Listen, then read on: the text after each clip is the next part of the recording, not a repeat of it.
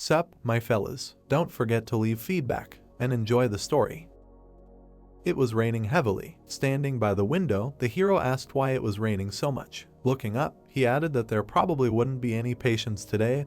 Everything seemed gloomy. People were walking under umbrellas, swinging a fly swatter. The protagonist asked what kind of flies were flying in such weather and then thought that it was raining and there were no patients. Sitting down on a chair, he added that if it was raining outside, then there were 0 patients. That's the phrase they use in their industry. That's right, he was a physical therapist, or more precisely, a chiropractor, to be more professional. The man turned around and said that he should come here and put a heating pad on his back. The thought occurred to ordinary people that he was simply sticking on electric heating pads. Chuck grinned and said that he would examine him first. It was said that he made them happy when he took them off after a long time of use. The patient looked down and said that he was terribly busy, so he should just quickly apply everything, to which the hero replied that yes, okay. Raising his hands, the protagonist thought that however, even for muscle pain, menstrual pain, and nerve pain, no matter how severe the pain, it was possible to provide treatment with just a pair of hands. A rehabilitation center appeared.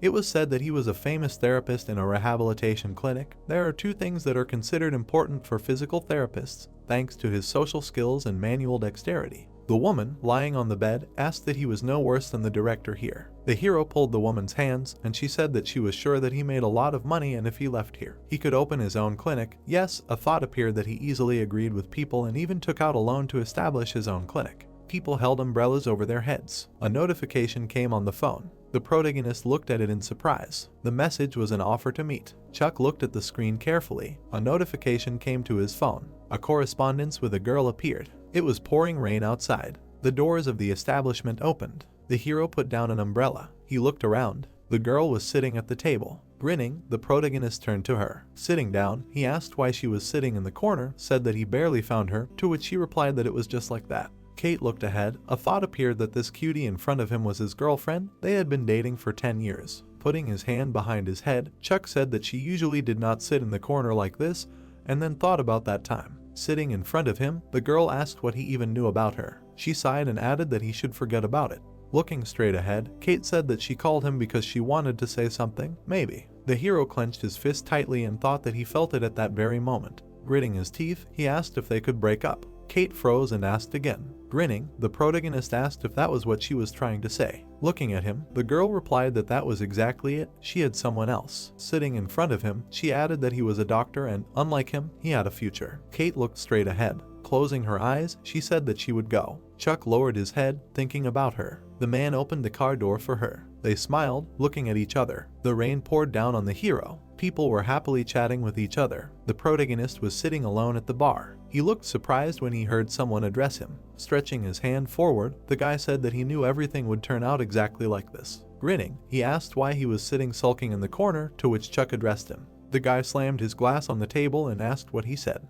Gritting his teeth, he added that he was saying that Kate was cheating on him, so he asked her to break up again. The man turned around in surprise when he heard that he was also very talented. Wasn't he? He had his own clinic and position, to which the hero replied that he should be quieter. The clock was hanging on the wall. The protagonist was stopping a taxi. Closing his eyes, Nate said that there were so many girls there, to which Chuck replied that yes, let him climb in already. Looking straight ahead, he said that it was so cold. A view of the clinic opened up. The hero swung and wondered what kind of flies were flying in such weather. Frowning, the girl said that this was exactly it. She had another man. A tear ran down the hero's face and he thought, what a miserable life. He looked at the falling star. The protagonist looked away and thought that his life was so miserable, maybe he could at least make a wish. Raising his head, he added that he should become the best physical therapist to earn a lot of money, right? Honor.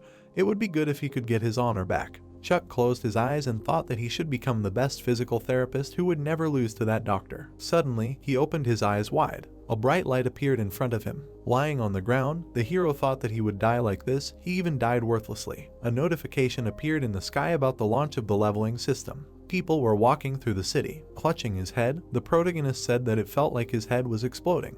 Putting his feet on the table, he added that he drank too much yesterday. The police dragged him. Gritting his teeth, Chuck said that it was so shameful. He looked in amazement and thought that but what he saw yesterday, a shooting star. Getting up, the hero added that no, moreover, today's guest. A sound was heard from behind the door, and the thought appeared that he had come. Smiling, the protagonist said that he was welcome. Sitting on the couch, the man said that his back was hurting him terribly, let him look at it, to which he responded approvingly. Gritting his teeth, the patient said that he pulled his left hip while carrying things, and the pain did not go away no matter what he did. Taking his hand, Chuck said that he would take a look, let him come here. He was examining the man's back when suddenly a notification about the quest appeared. Looking at it, the hero asked again in surprise. He quickly rubbed his eyes. The protagonist froze in amazement. He fell to the floor and asked what kind of nonsense this was. The man sat silently in front of him. Turning around, he asked why his lower back was so bad. Stretching his hand up, Chuck shouted that he did not see the word over there. The patient looked around and asked what words, where, was he kidding, what was written there? The hero pointed at the notification in fear. A message about his abilities appeared.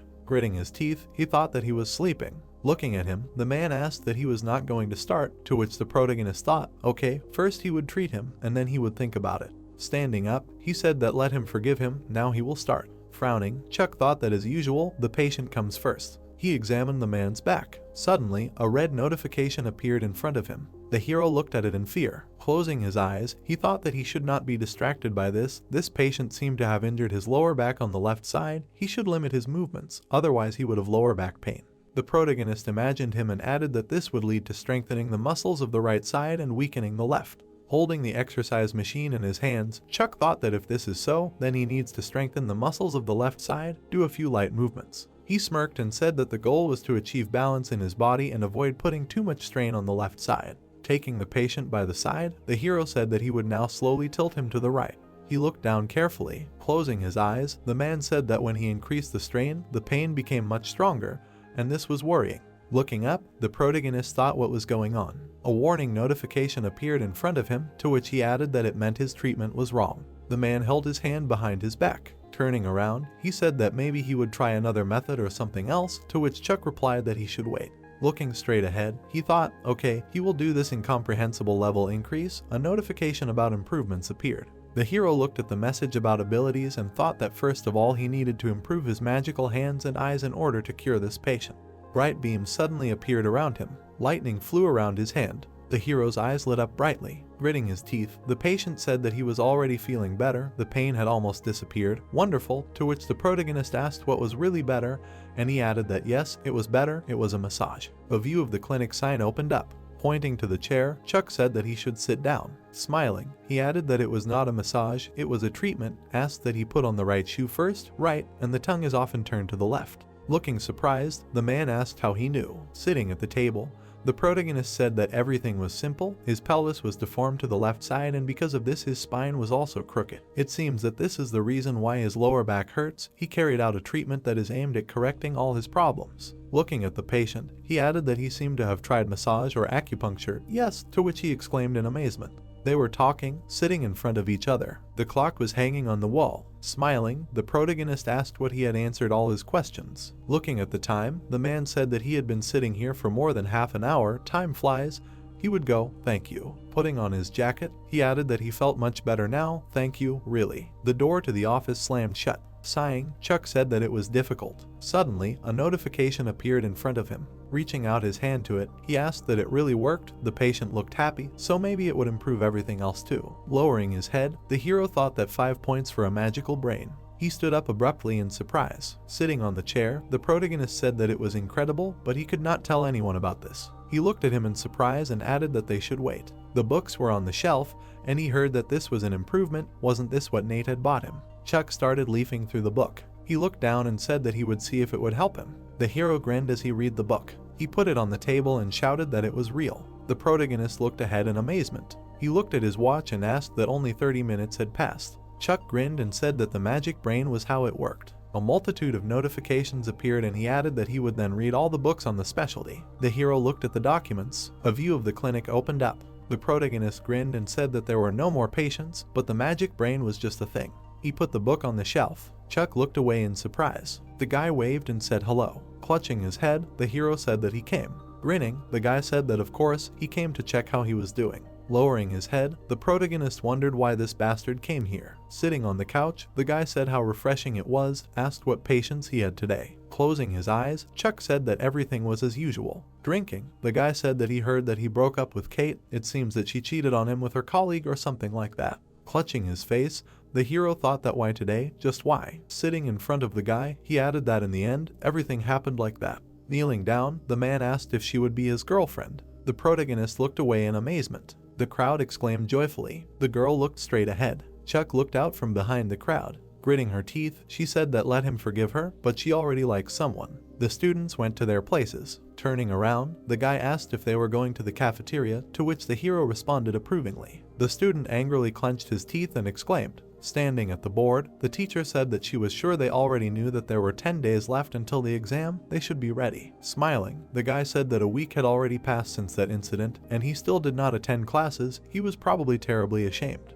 A view of the high school opened up. Students were walking from classes. Grinning, Kate asked how the exams went, to which the hero turned to her. The girl looked at him happily. The protagonist froze in bewilderment. Kate slightly opened her mouth. She was smiling, standing in front of him. Frowning, the girl said that this is exactly it. She had another one. Looking at the phone, she added that she would go. The man grinned, looking at her. Chuck froze, being in the establishment. Clenching his fist, he thought that it had been 10 years already. Sitting on the couch, the guy asked what he had heard. He had broken up with his girlfriend, to which the protagonist replied that rumors really did fly fast in just a day. Grinning, he added that it seemed that the guy was driving a foreign car. Let him look at him. He stayed in the hospital, despite the fact that it was dirty and miserable, but he always had money on his card. Looking straight ahead, the guy thought that things would be better for him since he had a clinic. What was that? Raising his hand up, he said that if there was a lot of money, then girls were not a problem, to which the protagonist replied that that was enough. He understood. Smiling, the guy asked what he would do with the loans, said that it should not be like that, and they would just work together in the hospital where he worked.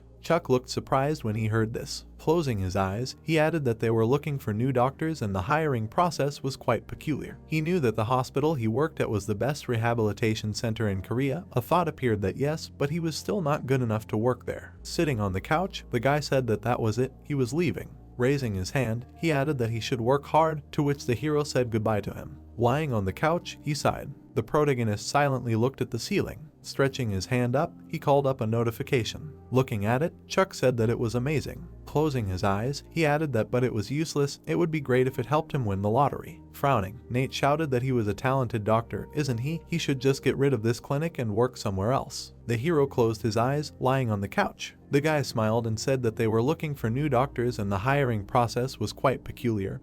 He knew that the hospital he worked at was the best rehabilitation center in all of Korea. Looking straight ahead, the protagonist thought that with these skills, it was possible. He started typing on the keyboard. Sitting at the computer, Chuck thought that it was worth trying after all. The books were in the box. Grinning, the hero asked why he came, said that he came so quickly, thank you. Sitting in front of him, the man said that his credit status was fine, to which the protagonist thanked him. Looking at the documents, he thought that it was both good and sad at the same time. A new message came to his phone. Smiling, Chuck thought that it was done. He did it. A message from the hospital appeared. The hero was waiting for the subway. Looking straight ahead, he thought about what the peculiar hiring process meant. He did not give details. How annoying. Clenching his fist, the protagonist added that he had even closed the clinic, so everything should go well. Suddenly, he stopped abruptly. Chuck looked away in amazement. Standing in front of the hospital, he thought that it was simply huge. All the best in the country, of course, should stand out. Looking up, the hero thought that he would end this. Grinning, the girl said hello and asked how she could help him. Looking at her, the protagonist answered that he had an interview here today for the position of a physical therapist, where he needed to go. Pointing to the side, the girl replied that he should go up to the 7th floor. The HR department was there. Chuck pressed the elevator button. Looking up, he thought that this hospital looked like a hotel. The elevator arrived at the 7th floor. The hero's eyes widened in surprise. Looking at the line, he thought that they only had one vacancy, but why were there so many people here? The woman frowned and said that they were starting the interview. They would start with the more experienced doctors, let them come in when she called their names. Sitting on the chair, the protagonist thought that it was a relief. It seemed that there were so many people here because there were so many newbies. Looking at his watch, he added that only the first group had entered, but so much time had passed. The elevator arrived on the 7th floor. The girl was breathing heavily and thought that it seemed that she was late. The interview had already begun. Looking at the hero, she asked if she could sit next to him. Smirking, Chuck replied that yes, he could wait here, to which she thanked him. Looking away, the hero thought that she was nervous. With wide eyes, the girl asked if he could forgive her again, but the interview had already begun. The protagonist turned her head and answered that yes, but first they called the experienced doctors, to which she said that I understand, thank you. They sat in silence, waiting. Looking down, Chuck thought that because of her he himself was starting to worry. Suddenly he looked at her in amazement and asked again. The girl looked at him in bewilderment, hearing the address. Handing over a bandage, the hero said that it seemed she might need it. There was a blister on her foot. Looking at him, the girl replied that thank him very much. She was Amanda. She hoped that they would both pass the interview and work together at the hospital. Closing his eyes, the protagonist said that of course he hoped so too, and then thought that she thought that he was one of the newbies. Going out into the corridor, the woman called the doctors. Chuck stood up, hearing his name. Looking at him, Amanda asked that didn't he say that they call the experienced ones first. Turning around, the hero answered that yes, and what, to which she asked what and where he was going. He grinned, hearing this. Clenching his fist, the protagonist said good luck, hoped they would both be accepted. The girl extended her hand to him. Chuck walked forward, wondering if he would pass this peculiar interview or whatever it was. The door to the office began to close. The men looked straight ahead. The hero stood before them. Thomas frowned and said that starting from the left end they had therapists, and said their names. The doctors looked at him and said yes. Adam gritted his teeth and said that promising positions did not require such things as self-introduction. Sitting at the table, he added that they would get to the main thing. The doctor's eyes widened in amazement. Looking straight ahead, the protagonist thought that this was a kind of interview. Holding the remote control in his hands, the man said that this was a treatment plan for a patient with paralysis resulting from a stroke. Asked how they would treat this patient. He would give them a minute.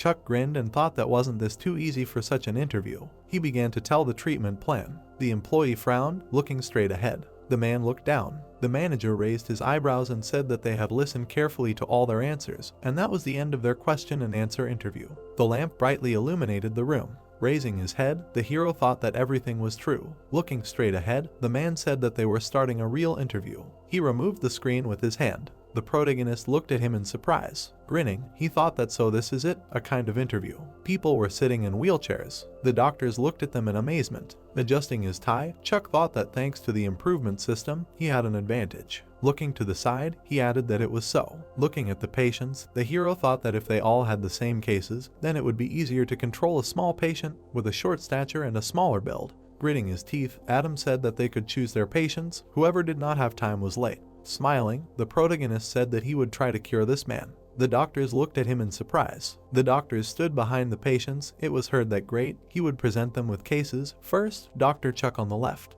After looking at the documents, the manager said that the patient in the past liked to actively play billiards. The man was sitting in a chair. It was heard that but now, due to immobility, he cannot straighten his elbow. The goal of treatment is to help him play billiards again without extraneous discomfort. Bella looked straight ahead, listening to that in the center her patient is a truck driver. Now he is unable to hold the steering wheel, because of which he cannot drive. The goal of treatment is to return him to his job as a truck driver. The man stood still, hearing that, and finally, Dr. Joe, his patient has difficulty moving due to limping. The goal of treatment is to make him able to walk independently. Looking at his watch, Adam said that the time is now 3:45. He gives them 20 minutes, they begin. The hero's eyes lit up and he thought about billiards. Sitting down, he asked that it was possible to find out his name, to which the patient introduced himself. The protagonist grinned and said that he would be able to stand up. Looking straight ahead, the man thought that the other doctors had already started the treatment. How much longer would he talk? Raising himself, he said that yes, his legs were fine. Looking down, Chuck said that great, let him imagine that this couch was a pool table and try to take its playing position.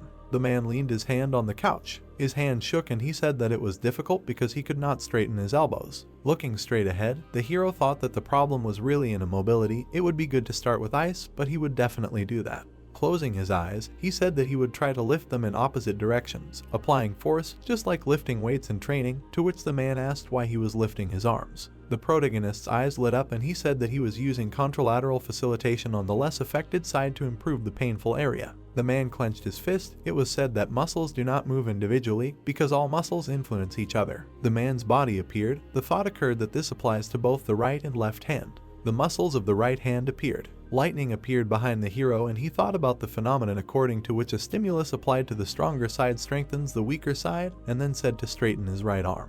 Lightning struck the muscle. It was said that this technique is called cross-training. Chuck grabbed the patient's hand and he shouted that he could straighten his arm. He raised it up. The man looked to the side. The manager looked ahead attentively. Looking straight ahead, Adam said, "Okay, time is up. They did a great job." Looking at the hero, the man thanked him, to which he replied that he thanked him for his cooperation. Suddenly, the protagonist looked up in surprise. A notification appeared behind him. It said that he had completed the training. The hero raised his hand up and thought, "Not now." The patient grinned and said that he couldn't believe that he could move his arms again. Chuck looked forward happily. The man looked at him carefully. He put his hand to his face and thought, so it was Chuck. The protagonist clenched his fist. An announcement about successfully passing the interview appeared. The blue sky appeared. The managers were talking among themselves. Smiling, Adam said that he recommended Dr. Bella for the position. Stretching his hand forward, he added that she had done an excellent job at the interview, and more importantly, since she already worked for them, she would have a great relationship with the doctors, which would be an added bonus. Raising his eyebrows, Thomas said that he agreed. The fact that she was from their hospital was also a positive factor. Looking at the hero's file, he thought about it. The men sat silently at the table. Putting his hand to his face, Jack asked what they thought, but Dr. Chuck seemed quite interesting to him. Adam smirked and said that Dr. Chuck was certainly good, but Bella had been with them since her internship. Thomas looked away and said that Dr. Bella had done just as well as Dr. Chuck, hadn't she? The head doctor looked straight at him and said that but she was from their hospital. He frowned and added that if they were choosing from within, there would be no need to interview at all. The manager looked at him. Thomas froze when he heard that. Jack looked straight at him and said that he would ask again, between Chuck and Bella, who had done better. The man looked down and thought that he had already answered him, but he didn't think she deserved the top spot. Sitting at the table, the head doctor asked that wasn't the phrase "a just society" a key phrase in the modern world. As he left, he added that promoting employees from within was great, but they would prioritize skills, let them discuss it, and let him know later they would choose between Dr. Chuck and Bella honestly. The hero started the computer. He grinned and thought that it was already 15:00. Suddenly, the protagonist looked at him in surprise. He froze in amazement. The entrance to the conference room appeared. The manager closed his eyes and said that they would finally make a decision. Frowning, Thomas asked if he would really end everything like this, said that he thought. He told Bella that he would give this position to her. Looking at him, Adam asked what he could do, said that they should follow the director's decisions. Leaning on the table, the man said that then. The doctor's files appeared, and he added that they might recruit an 11th group of interns. An announcement about the selected candidate appeared. Raising his hands up, the hero shouted that he had passed. Lying on the bed, he thought about how incredible the leveling system really was. The protagonist stood up abruptly and said that for sure, a leveling up. He looked at his ability level. Chuck smirked and said that only 15 points can improve the magic hands. Putting his hand to his face, he thought that it was interesting what a magic face and mouth are, but they can be useless if they are increased. Stretching his hand forward, the hero shouted that he should have a balanced character, a magic mouth, a magic face. He looked at the notifications. A glow appeared around him. The protagonist raised his eyebrows. It was said that he turned into an incredible handsome man. Looking in the mirror, he asked what the face had changed. Chuck clenched his fists and said, "Okay, the magic face and mouth are in action." The blue sky appeared. Looking at his reflection, the hero asked if he was too happy. Walking forward, he thought that a week had passed since receiving the invitation.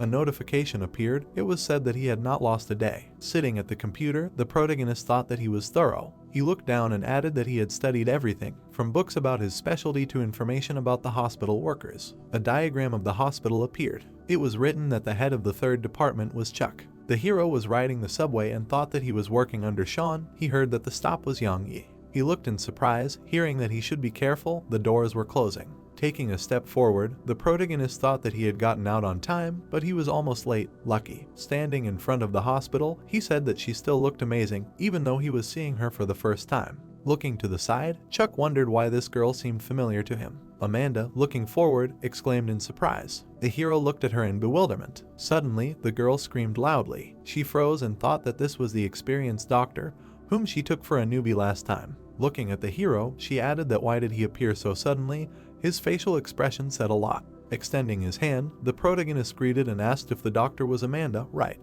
Lowering her head, the girl said that she should forgive him. She did not expect to see him here. Waving her hands, she added that last time she was rude. He looked so young, that's why she thought he was also a newbie. Chuck grinned and replied that it was okay. It happens, maybe they would, to which she responded approvingly. The elevator was moving on the 2nd floor. They stood in it silently. Suddenly they looked at each other. The hero looked away. The girl was examining him carefully. Suddenly the protagonist raised his eyebrows. He cleared his throat, and Amanda thought that he was so handsome. People were sitting in line on the 7th floor of the hospital. Looking away, Chuck thought that this was probably the 11th group of interns. Sean left the office. Extending his hand, he asked that the Dr. Chuck, right? To which he replied that yes, it was him, and he was the manager Sean. Lowering his head, the man asked how did he know? To which the hero replied that he saw his photo on the hospital website.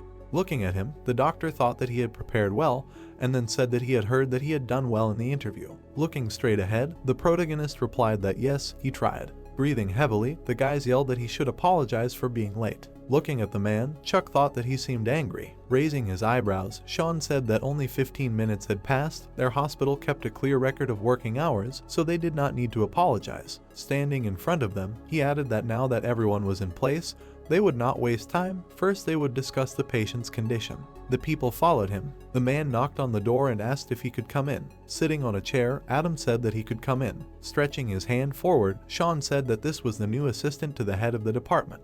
Bowing, the interns and the hero said that they were glad to meet him. Looking to the side, the man said that Assistant Chuck was the one who carried out the treatment perfectly. Looking at him, the protagonist said that he thanked him and then thought that he seemed a little annoyed with him. The doctor waved his hand and said that it was already 9 o'clock in the morning, so they should go and begin their work. Sean bowed and said that he understood. Pointing to the side, he said that it was now 9 o'clock, they would greet the other doctors and begin. The interns looked up and responded approvingly. Suddenly, the main treatment room opened. Looking at it, the hero exclaimed in surprise. Treatment devices appeared, and he thought that it was a device for dynamic assessment of posture disorders. The protagonist looked at the improved support bandage. In front of him were robotic crutches. Chuck's eyes widened in surprise, thinking that they could not imagine such equipment in the physical therapy center where he worked before. The man clapped his hands sharply. Looking straight ahead, he said that yes, and now they were gathering in the second physical therapy room. The intern stood in front of him. It was said that on March 2nd, the routine of Myeong-sun Hospital began. Sean stood in front of the doctors. Holding the papers in front of him, he apologized in advance for being a bit meticulous on this first day of March. Sean said with a serious expression that he heard about an incident with a patient who got hurt because of a doctor's long nails. It was just outrageous. He wanted them to take care of their nails and be careful. He watched the guys discussing how patients should also think about their nails. Theirs were even longer than theirs. Snapping his fingers, Sean said that he needed them all to cooperate and try their best to avoid complaints from patients and the staff of the department. He calmly offered to show them how good they were with his skills. The guys unanimously shouted that they agreed with him. Looking at the papers, Sean noted that they would discuss their dinner next time. He pointed to the guys and asked them to say hello to their newcomers and told them to introduce themselves. Chuck bowed and said his name, noting that he was the assistant to the head of the 3rd department of the emergency room. The doctors looked at him in silence. Raising his head, the protagonist wondered if they were particularly happy to see him. Sunlight enveloped the hospital building. Sean looked at the doctors and asked the newcomers to make sure they took good care of everything, and now they could get to work. The guy raised his hand and asked Chuck to wait a second, and the plot introduced us to the head of the 3rd department of the emergency room, Mike. They came to the break room. Mike handed the protagonist a folder with documents, saying that this was a list of patients for whom the previous assistant was responsible.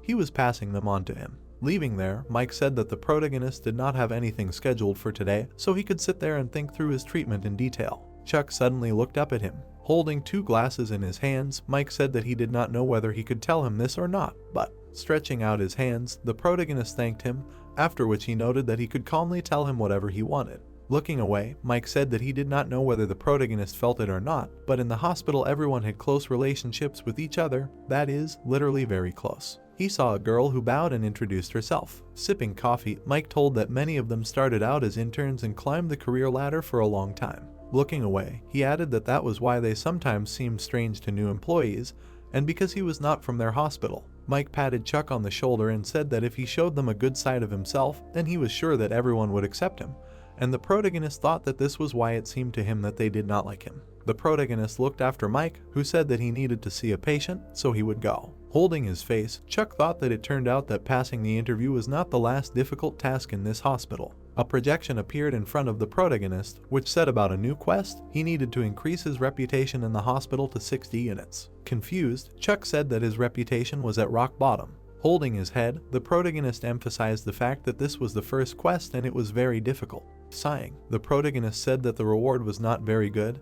He did not know why he got a job there. Chuck remembered Mike smiling while he was saying that if the protagonist showed them a good side of himself, then he was sure that everyone would accept him. The protagonist's face was serious. Holding the documents in front of him, Chuck began to think about how he could show himself a good side. The protagonist glanced at his watch. Mike looked into the office and asked if the protagonist had lunch. He pointed at the guys and said that they were interns of the 3rd department. Looking at the girls, Mike introduced them as Bella and Monica. Holding the back of his head, Chuck greeted them, adding that he was looking forward to working with them. An awkward silence froze between the guys. Closing his eyes, Mike suggested having lunch together. They came to the cafeteria. The boys placed the trays of food on the table. Getting up from the table, Bella said that she would go because she was not very hungry. Lowering her head, the protagonist wondered why they all disliked him so much. The puzzled guy asked if Chuck remembered Bella, noting that she had also been at the interview and sat next to him. The protagonist remembered how they sat next to each other. He chewed his food and mentally asked if Bella hated him for preventing her from getting a promotion.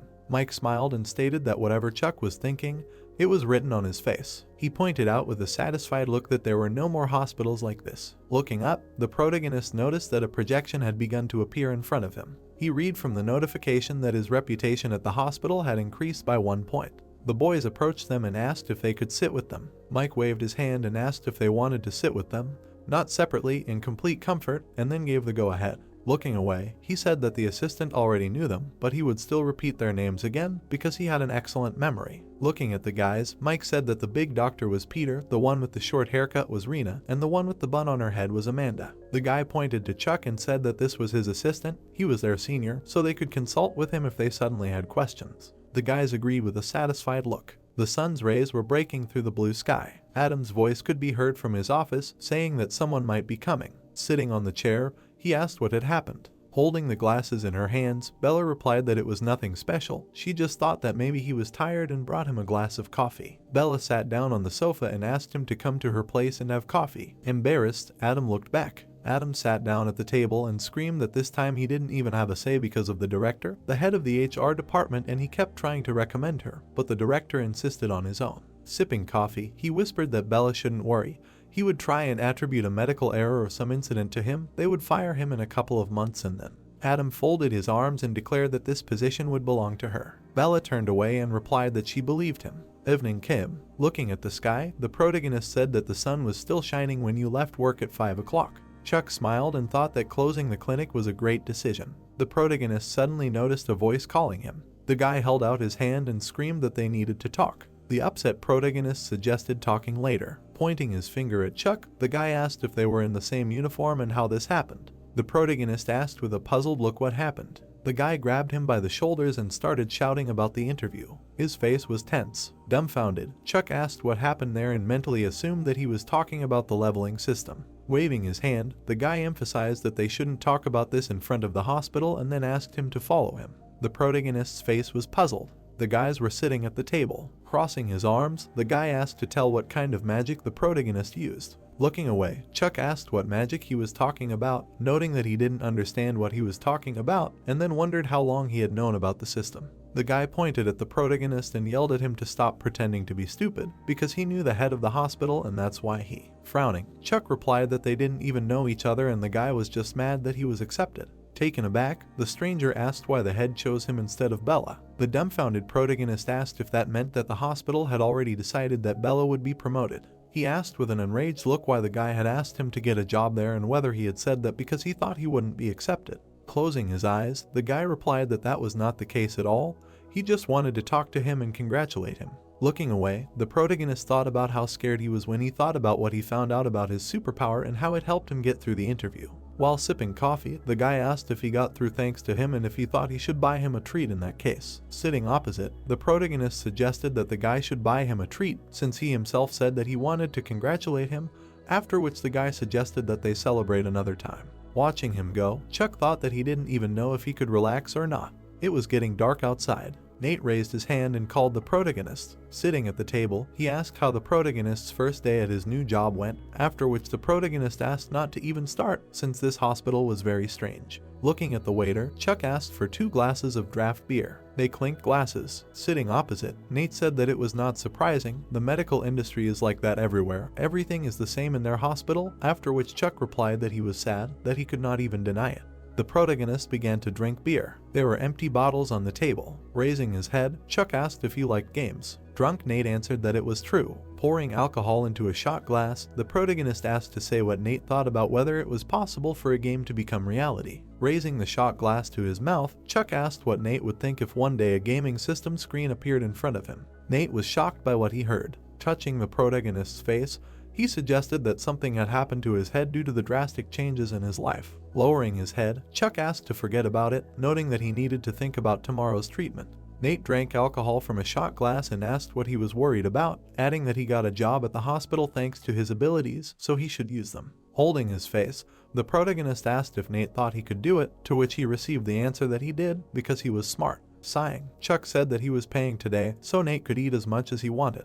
The guy said with a satisfied look that it was obvious that the protagonist was paying. Their voices were heard from the establishment. A car pulled up to the cafe. Smiling, the stranger said that everything had been going so well in the past few days, he hoped it would continue. He said with a satisfied look that he had been released from the army, and now he just had to wait until he was placed in their hospital. An evil grin appeared on his face. Looking at the road, the guy asked if this pathetic loser thought he could handle him, adding that it was good that everyone fell into their place. Kate got into the car. The guy suddenly turned around. He noticed the guy. The smug stranger cried out that he always looked at him with such an expression on his face. This is his place. The car quickly drove away from there. The plot takes us to the main treatment room, which was brightly lit. Chuck was studying the documents. Looking at his watch, the protagonist thought that the patient should come now. Suddenly, the door began to open. A woman rolled a man in a wheelchair. She looked at the protagonist and said that this was his patient, Ron. Smiling, Chuck introduced himself by name and said that he was now responsible for his treatment.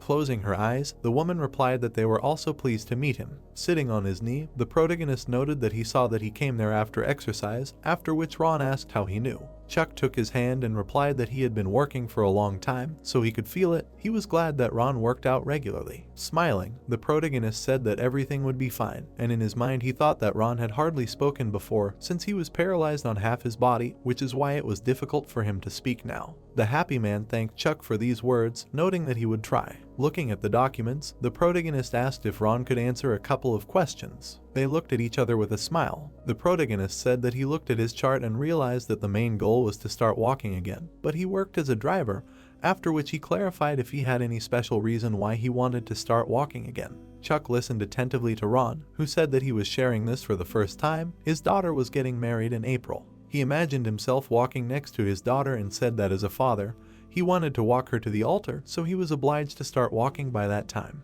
The man folded his hands. The enthusiastic protagonist congratulated Ron on his wedding and then said that he would definitely be able to walk and that he would try to help him. Ron began to cry from these words. Holding a cane in his hands, Chuck asked if he had used it before. Ron tried to walk, leaning on the cane, and said that it was still difficult, but it was already getting easier. The protagonist's eyes suddenly began to glow. Chuck analyzed the man's leg and concluded that the problem was that he leaned on his toes, not his heel. The protagonist presented the structure of the leg and suggested putting forward a hypothesis that the hamstrings and calf muscles had structural problems due to their pathological contraction. Standing next to Ron, the protagonist thought that he knew exactly how to cure this patient and would prove this hypothesis. Holding the man, Chuck asked him to try to bend over and stand up. Ron's leg began to tremble and he stated that they did not reach the floor. The protagonist smiled and said that it was great and then asked if they would start treating them. Holding Ron's leg, Chuck thought that he would start with the anti-gravity muscles first. The protagonist examined his feet.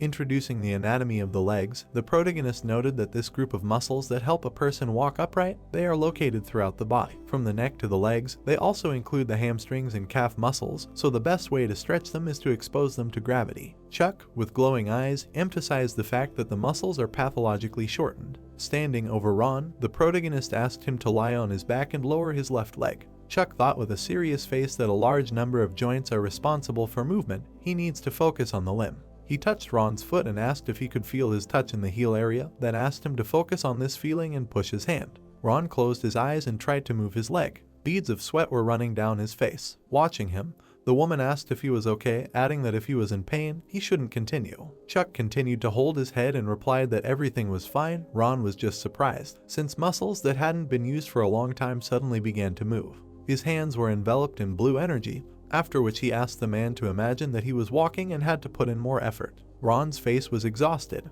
The protagonist was releasing streams of energy into his leg. Smiling, Chuck noted that he had succeeded. With the help of his magic hands, he had managed to restore his calf muscles. The protagonist began to help him stand up and noted that he would ensure him, so he should not be afraid and should try to walk. Ron began to walk. He noticed with a frightened look that he was able to take a step. Chuck stood in front of him and said that he would help him, and he could not worry and stand firmly on his foot. The man silently lowered his gaze. The woman watched him. The protagonist's face was calm. Ron fully stepped on his foot. He began to walk. Holding him, Chuck said that he was doing well. Ron was surprised by what was happening.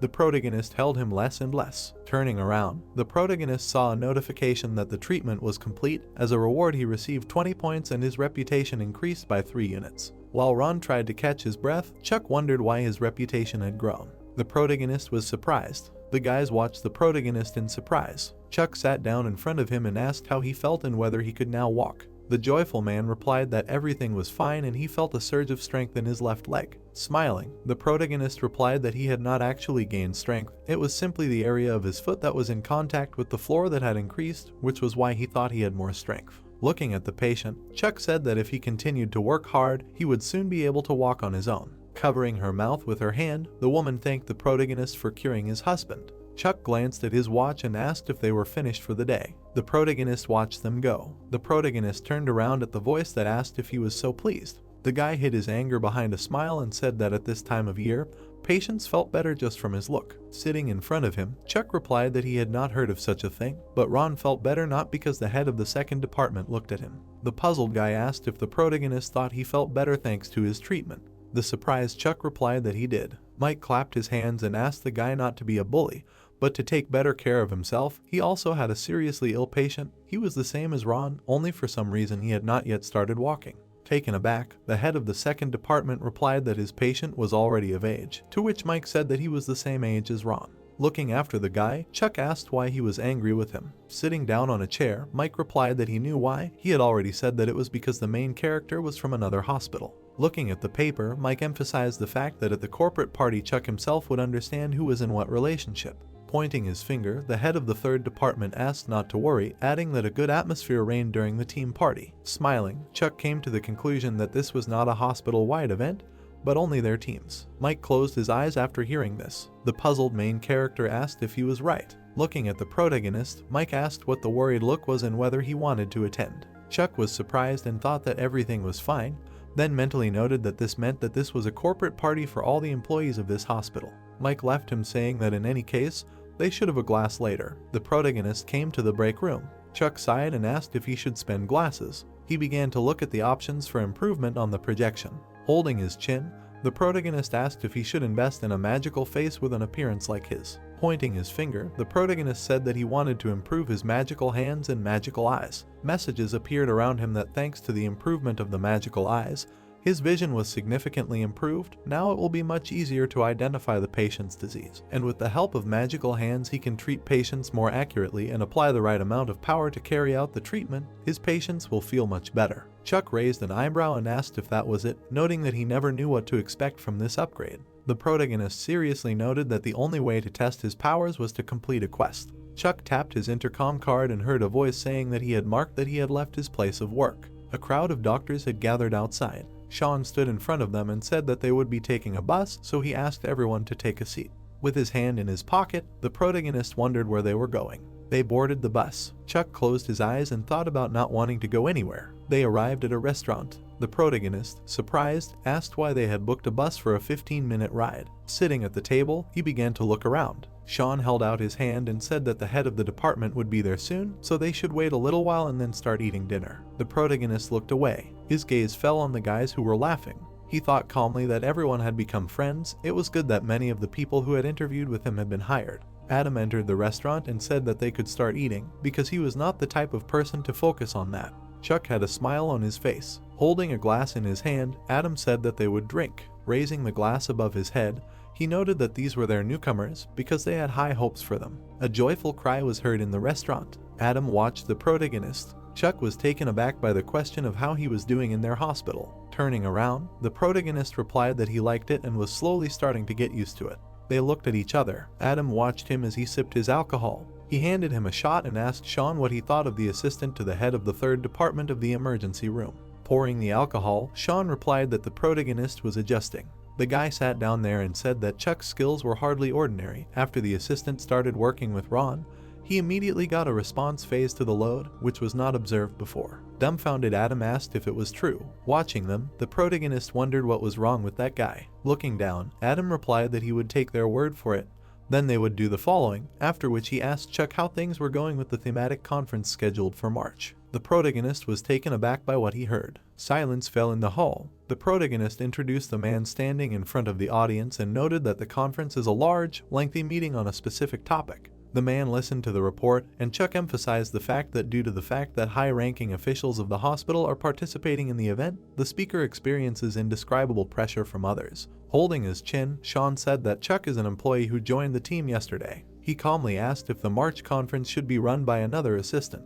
Adam adjusted his tie and asked where Sean's flexibility was. He replied with satisfaction that he just wanted to give the main character a chance. He had a smirk on his face. Chuck replied with a serious expression that he would give it his all. Adam, pleased, replied that the main character was an ambitious guy and a real man, and then proposed a toast to that. Holding the glass in front of him, Chuck thought that he had the feeling that Adam had been waiting for this. The guy raised his glass and exclaimed who the 3rd section assistant was. The guys raised their glasses in delight. There was a noise in the room. Adam sat in front of the woman and asked if she had said that she had broken up with her boyfriend. He pointed and noted that he was like a brother, telling her to take a closer look at that therapist. Adam pursed his lips and said that he might have a baby face, but he had a great build. Mike touched Chuck's shoulder and asked if he was thinking about the March conference. Turning around, the protagonist replied that Mike had scared him. Monica sat opposite him and said that it was written all over his face. Looking at him, she noted that he was pretending not to understand anything, after which she asked him to let her guess what he was thinking.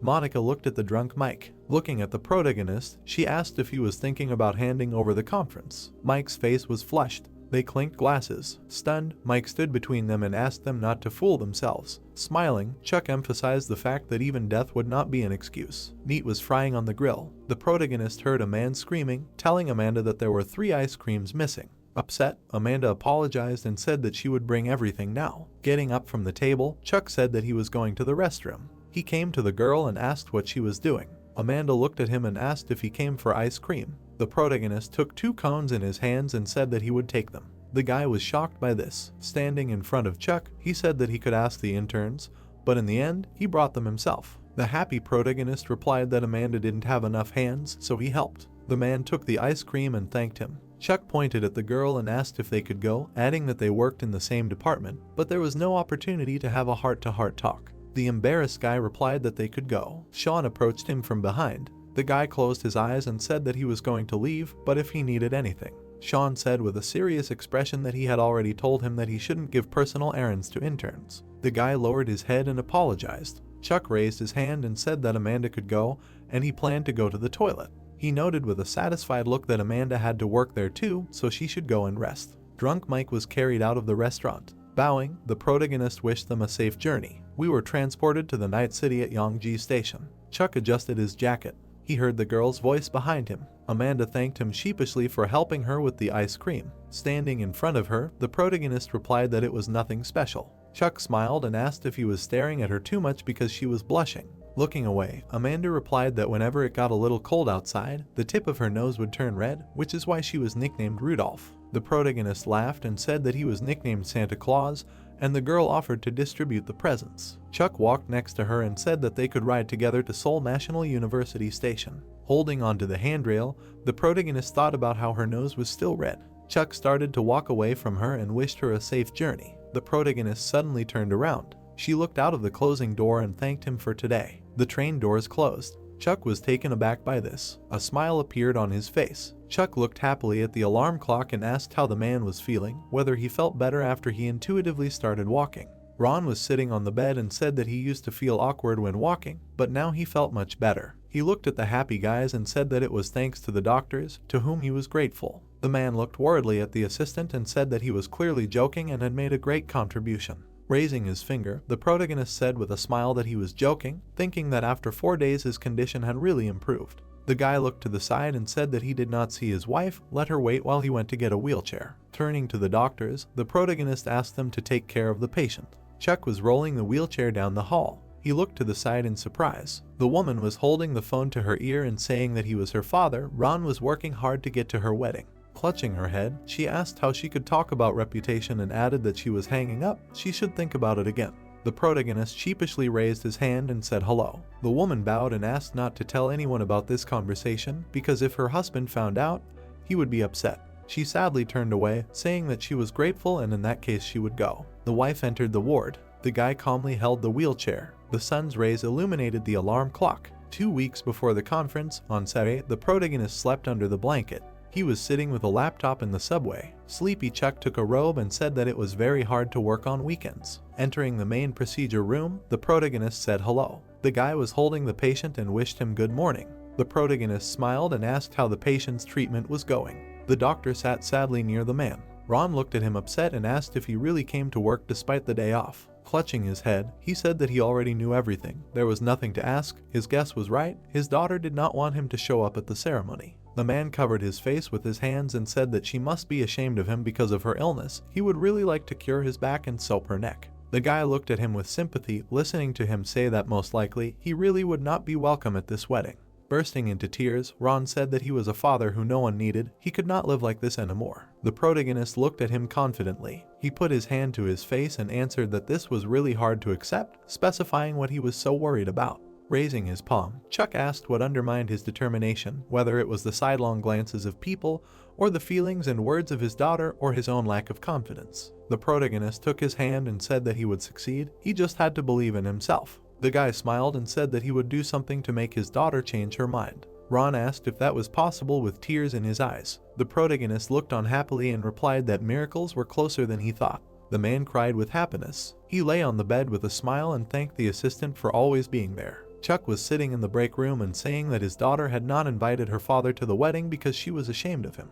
The guy clutched his head and thought about dedicating this conference to Ron. Pink clouds filled the sky. The protagonist was sitting at the table with a laptop. The plot takes us to the day of the conference announcement in the small auditorium of Myeongsun Hospital. The protagonist was walking across the stage. Opening the laptop, Chuck thought that he should not be nervous and should just present his work. He glanced at the conference presentation on the case of this patient.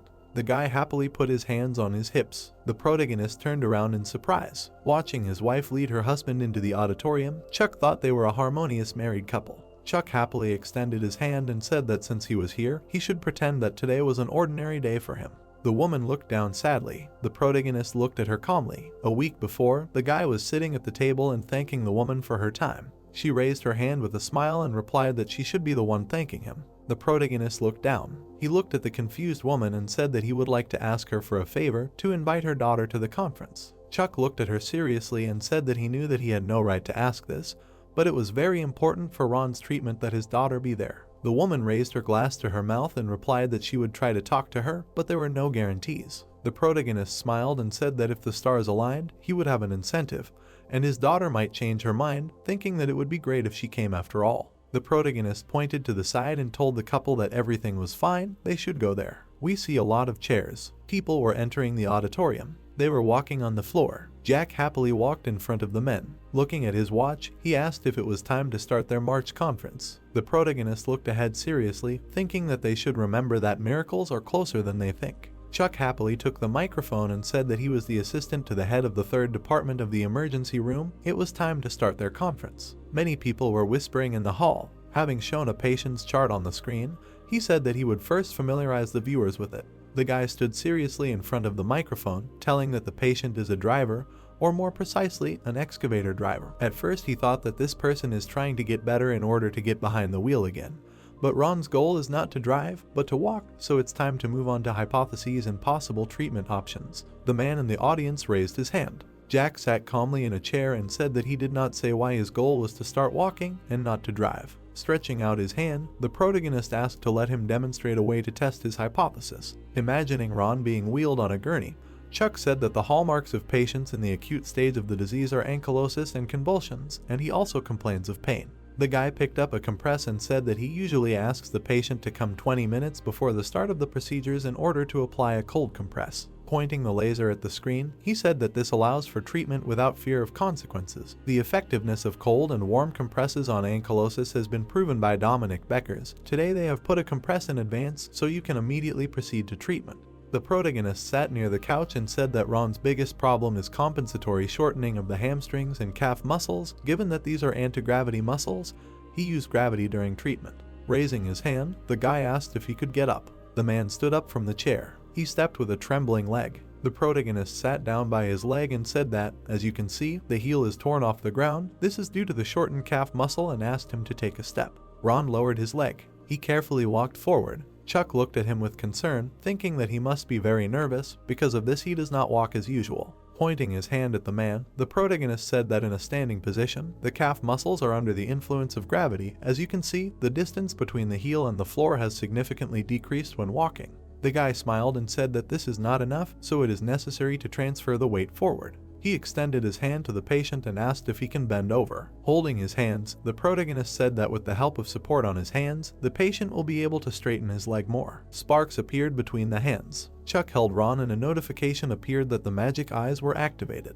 Hugging his hand, the system reported that the magic hands were activated. The man stepped on the floor. The protagonist smiled, thinking about what almost happened. It was not in vain that he pumped up the magic hands to the 3rd level. Ron lowered his trembling leg. He stepped completely on the floor. The guys in the audience screamed in shock as the heel touched the floor. Jack put his hand to his chin and said that it was amazing. He couldn't believe that such a result could be achieved in such a short time. The guy stretched out his hand and asked the patient to walk again. Ron calmly walked across the stage. Adam watched carefully and thought about what was happening. His gait changed just from one touch. The protagonist looked away in surprise. The woman was standing next to her daughter. Smiling, the protagonist thought that she had come.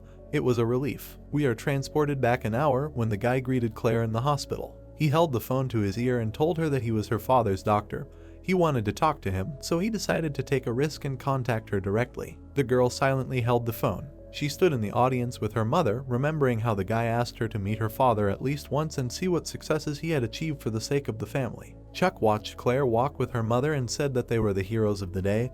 We need to go back to what he was talking about at the very beginning.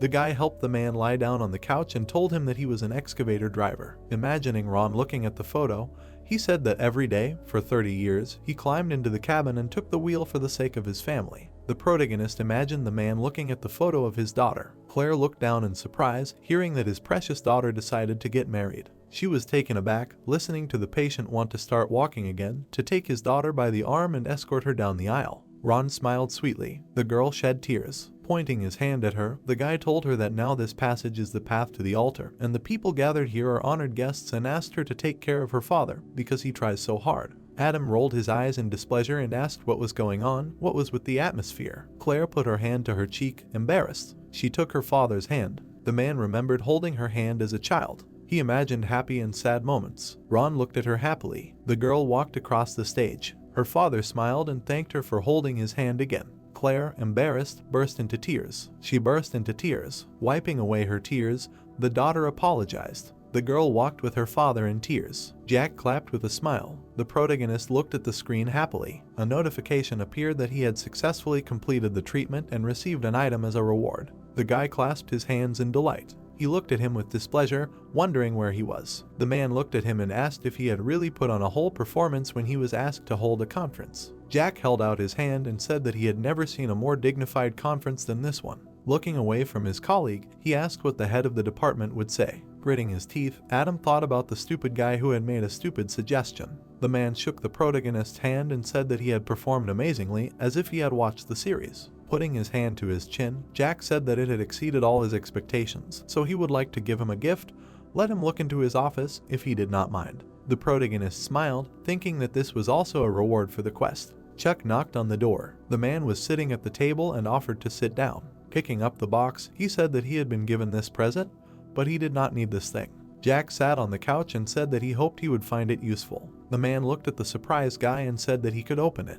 The protagonist opened the box in confusion. He looked inside. Chuck looked down in surprise. There was a digital watch inside. The doctor crossed his arms and said that if he didn't like it, he could just say so and then he would give him something else. The guy raised his hand in shock and said that he liked it, asking if it was too expensive. The man smiled and said that he just didn't know how to use them, so he didn't need them, asking if it wouldn't be better to find a new owner for them rather than let them lie around and gather dust. He held out his hand and said not to be shy and take them. The protagonist looked at the notification in surprise. Jack was happily sitting on the couch and said that he didn't have to get up, everything was fine, he didn't think it was some kind of unusual gift. Scratching the back of his head, the protagonist sheepishly thanked him and wondered if this was really his reward for the quest. He didn't think he would get such an amazing thing. Chuck bowed and said that he would go and was grateful for the gift. He exhaled in front of the screen. The system reported that the guy received a smartwatch as a gift, healing points increase when worn. The protagonist looked up, thinking that this is not an ordinary smartwatch. If he received another gift, the reward would change. The protagonist looked at the notification that depending on his choice, the item received as a reward may change, but the function of the item will remain the same.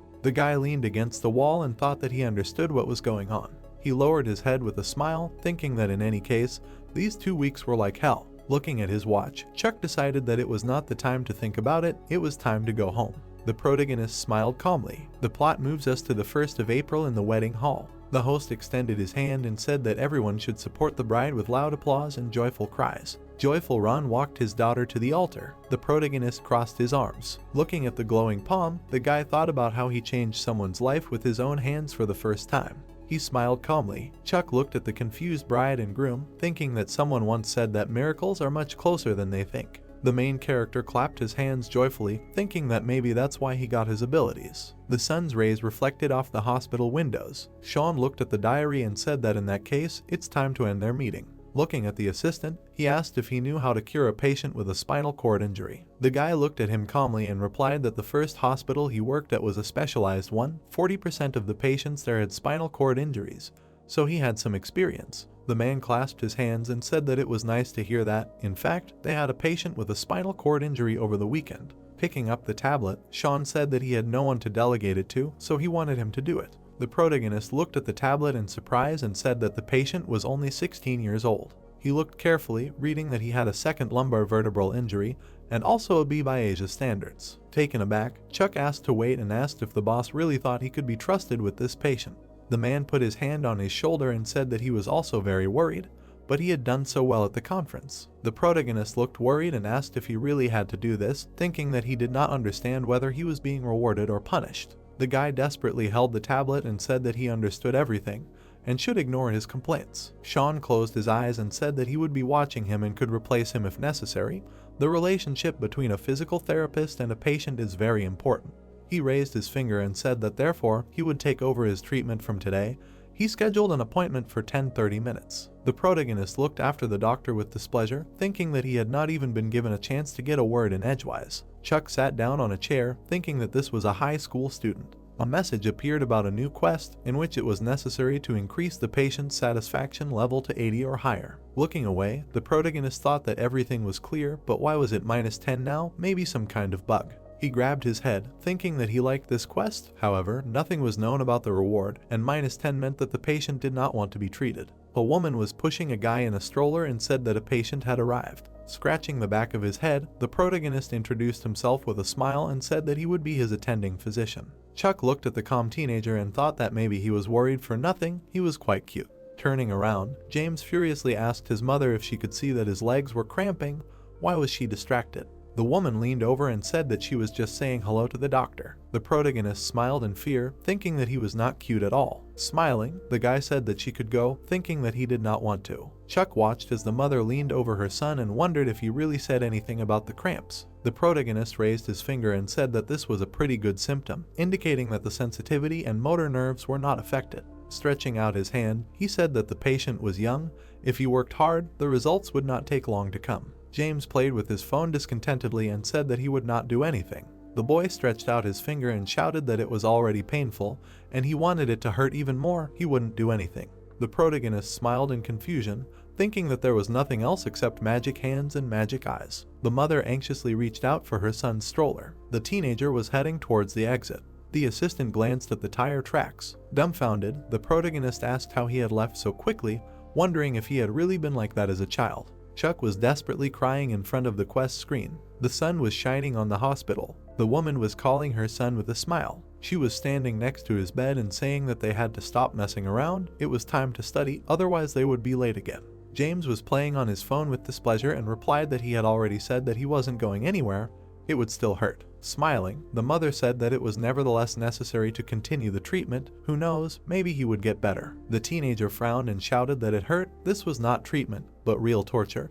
But if he did nothing, the cramps would not give him peace either. He turned away and asked to leave him. The woman stood next to the bed and said that he did not need to do anything, let him just say hello to the doctor. The guy looked at the phone indignantly and replied that then she would push the stroller. A notification appeared that the patient's satisfaction had dropped by 2 units. When it reached -20, the quest would fail. The protagonist looked desperately and thought that in 4 days he would fail the mission. James propped his cheek with his hand and cried out that he would never do anything. Holding the tablet, the protagonist thought that this guy had a good motor nerve reaction, and he could achieve great results in rehabilitation at such an important time. He bowed to the woman and asked her to be careful on the way back. Chuck sighed heavily, thinking that they could have achieved greater success if the patient had motivation. Failing the quest would definitely face unpleasant consequences. Opening the folder, the guy thought about the next patient wanting to receive quality treatment because of insurance problems. The protagonist stood over the lying girl and told her to say if it hurts. He watched as the girl was taken away in a wheelchair. The system reported that the patient was satisfied with the treatment.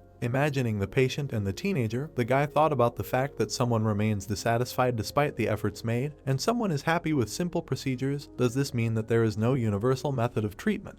The protagonist looked surprised. Stunned, Chuck clenched his fist. The protagonist happily raised his hand, thinking that everyone needs an individual approach, and he treated him in a stereotypical way, so he found a hint that will allow him to complete the quest. Trays with food stood on the table. Mike sat in the cafeteria next to the assistant and asked how he was enjoying today's patient, since it was clear from his look that he was a problem. He patted him on the back and said that he didn't know how to handle children, he always had to give in to them. Monica pointed at him and asked if he really handed her a high school girl just because she was a teenager. Mike panicked and took the food, saying that she was a girl, she probably wouldn't be comfortable with a male doctor. He glanced to the side and told the assistant to watch how she was handling him. Jack stood in front of the people with a smile. The girl brought her chopsticks to her lips and said that they said his son had arrived. Rick raised an eyebrow and asked why the protagonist was there. Chuck held his spoon in surprise. The protagonist looked at him and said that he wanted to ask why he was there. The guys pierced each other with their eyes. Embarrassed, Mike took the tray and said that he and his girlfriend had eaten, so they would go first. The guy smiled and said that it must be fate. He didn't think he would meet him here. Standing near the table,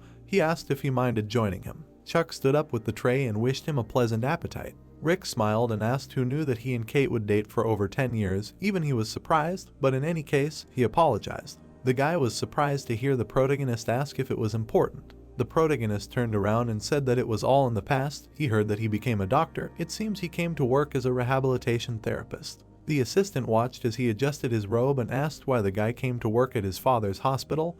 Didn't most graduates get jobs at university hospitals? Rick closed his eyes with a smile. The guy left with the tray and said that he was glad to see him. Tired, Chuck sat down on the couch. Holding the coffee, Monica asked if the man was really the principal's son and how they knew each other. The protagonist took the glass and told him that they went to the same high school and went to the same club. The guy smiled and said that they were not close friends, thinking that they were more like enemies. Looking away, the girl said that it was not surprising, since his appearance instantly changed the atmosphere. The protagonist sadly lowered his eyes, wondering if he should quit. Meanwhile, Jack looked at the tray and asked why his son was not eating. He brought the spoon to his lips and told him to eat so that nothing would go to waste. The man lowered the spoon and said that he had been talking to the physical therapist for quite a while. Rick looked at him and replied that since he noticed, he was his classmate from high school. Taken aback, the guy asked if he really remembered all the physical therapists by name. Jack smiled and said that he was embarrassed to admit it. But no, he knew the name of Chuck's assistant. Thanks to him, the conference was very interesting. The son sat quietly and said that he did not know how well he had run the conference, asking if physical therapists were not just people who did something at the direction of their doctors. Adam was wiping his mouth at the table. Jack looked at the guy and said that this was a rehabilitation clinic. Here the physical therapist was more important than anyone else. The man looked at him seriously and said that this place was different from the university hospital. The guys sat silently at the table. Rick closed his eyes and said that he was sorry, said without thinking he would remember. Jack smiled and said that if everyone ate, then they could go. Probably everyone needed a short break. The son looked at the man happily and said to go first. It was impossible to leave so much food. The guy sat alone at the table, frowning. He thought about why he got a job here and not at the university hospital, impudent and sharp-tongued. Rick clenched his fist furiously, thinking about how Chuck was really annoying him. The guy lowered his eyebrows angrily, thinking that if he just said something, he would be fired immediately. But this was a weak punishment. He bared his teeth, deciding that he would bother him and torment him day after day. We are transferred to the street. The girl, her mouth wide open, says that she is incredibly tired. Imagining angry looks in her head, she thought that she does not want to go to work because the other newbies scare her. What is wrong with these interns? She is upset, lowering her head, wondering if she will be able to survive today. Suddenly, the protagonist appeared in front of her, who greeted her with a smile. The girl looked at him and said hello in response, and Chuck said that she was early today. They continued walking. His girlfriend said that interns should come 30 minutes early. The protagonist replied that they also returned from work later. If he had any questions, he should ask. He would help as much as he could. Then he looked away, saying that he was at an interview then. Smiling, he added that she said that if they both were hired, she would definitely return the favor. How about treating him? The girl lowered her head in confusion, was about to say something. But suddenly the protagonist, smiling widely, replied that he was joking. He should be the one treating her. This week the doctor and he decided to have dinner together after work. The girl, smiling widely, thought that she was taking back her words about not wanting to go back to work, and then replied that she understood everything. They continued to stand on the road, chatting nicely. We are transferred to the hospital. The protagonist looked at his girlfriend in surprise. Suddenly he saw a girl sitting at the table. Turning to his colleague, he said that it was okay if he left her. He needed to look somewhere. She answered, okay. Coming closer, Chuck asked that she was the patient's guardian. He pulled out a glass of coffee. The girl, looking at him, asked what brought him here, to which Chuck answered that he decided to take a break for a cup of coffee. And why was she here? His interlocutor answered that her son was still sleeping, her husband was looking after him, and she was waiting for her shift. The protagonist moved a chair, asking what he understood and if she minded if he sat down. The girl answered that of course. Chuck looked ahead in surprise, asking what she was doing. His interlocutor, looking at the book, answered that she was studying how to properly care for the sick. The protagonist, smiling, answered that it was amazing, to which the girl said that she was simply studying it out of helplessness. Lowering her head, she added that her son was no less worried, but she also could not find a place for herself. The protagonist extended his hand to her, answering that she should not wind herself up. Let him tell her how the boy usually spends his time. Does he like something? A hobby, for example. The girl raised her head, answering that if we talk about hobbies, then games on the phone. Now he only plays them. Before he also liked basketball. Hearing this, Chuck frowned in fear. The girl took out a phone, saying that he played on a team when he was younger, but then quit because of his short stature. Then she pulled out a phone with a picture of a boy. Chuck said that he seemed to be a good basketball player. The woman asked how he knew that. The protagonist imagined a great athlete in his head, answering that only the strongest player on the team could wear his jersey number. The girl, smiling broadly, replied that he had a keen eye and he was not mistaken. The boy really played well. Even the coach wanted him to become an athlete. Chuck, lowering his head, thought that if so, maybe he should teach his patient wheelchair basketball, but first he should make friends with him. He, crossing his arms, asked if he could ask her for a favor. We are transported to some time later. Chuck examines the boy, asking if he slept well. The boy answers that he does not know. The protagonist lifts his leg, adding if he feels better. The boy answers that he does not know. Chuck, examining the patient, thought that he was surprisingly polite, and then he turned to him, saying that yesterday a friend recommended him a game, and he decided to try to play it. It turned out to be more interesting than he thought. In the end he lost all night. It is called Nine Rangers. Hearing the name, the boy looked ahead in surprise, after which he put the phone down and, looking at the doctor, asked how much he had walked. Chuck answered that, it seems, 33. Hearing the answer, the patient smiled sarcastically. The protagonist, looking at his interlocutor, asked that he also knows this game and what level he is. He already has a 4-star character. The boy pulled the phone forward, and Chuck looked ahead in surprise. The guy smiled, adding that he has 3 5-stars and he has reached level 51. Then he introduced his dead heroes, adding that after level 50 even 5-star characters die easily, about 4 stars. Chuck scratched his head, asking that then he would have to knock out characters again. His patient answered that he just needed to create a new account.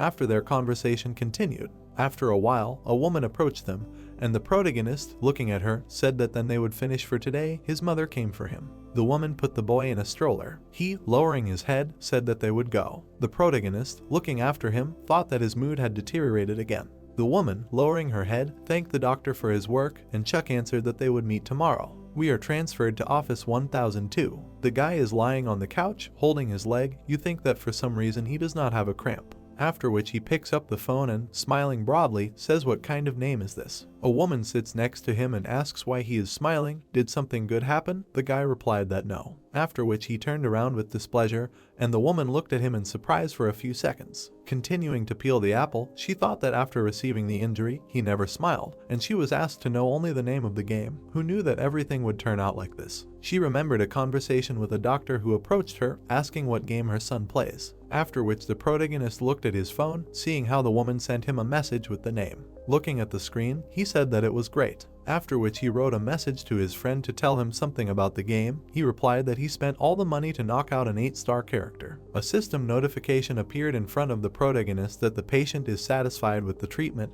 As a reward he receives 12 points. At the moment he has 121 points. The patient's satisfaction has increased by 5.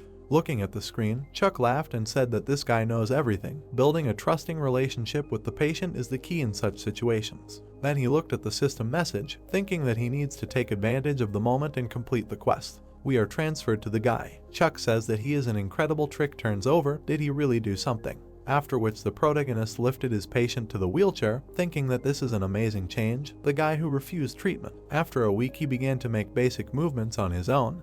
This became possible because he listened to the recommendations of the physical therapist. The patient dangled his legs from the couch. Someone told him that in order to move from the bed to the chair, you need to rotate your pelvis. If he falls, complications can occur, so he needs to concentrate. The guy said okay. Then with shaking hands he tried to sit up. Then a second later his body was in a wheelchair. Chuck came up to him and clapped his hands, saying that he did a great job and that he was a good boy. He extended his hand, adding that even if he was afraid of falling, he should still turn his pelvis, and the most important thing was that he did it himself. The patient's face lit up with happiness. Smiling, he asked if his friend had reached level 50. Chuck replied that they would finish for today. The guy laughed and said that it meant that he hadn't reached it, and the protagonist replied with displeasure that he had almost made it. Then he waved his hand at his new friend, thinking that even without looking at the system window, he could tell that he had achieved remarkable results in such a short period of time. Then Chuck opened the system window, saying that now he could look. He looked ahead in surprise for a few seconds, wondering if he was really dreaming. In front of him was a system window, which said that the patient was satisfied with the treatment. It remained to collect at least 30 points or more. Chuck smiled, thinking that he assumed that he would fail this quest, but with another 30 points, he could complete it.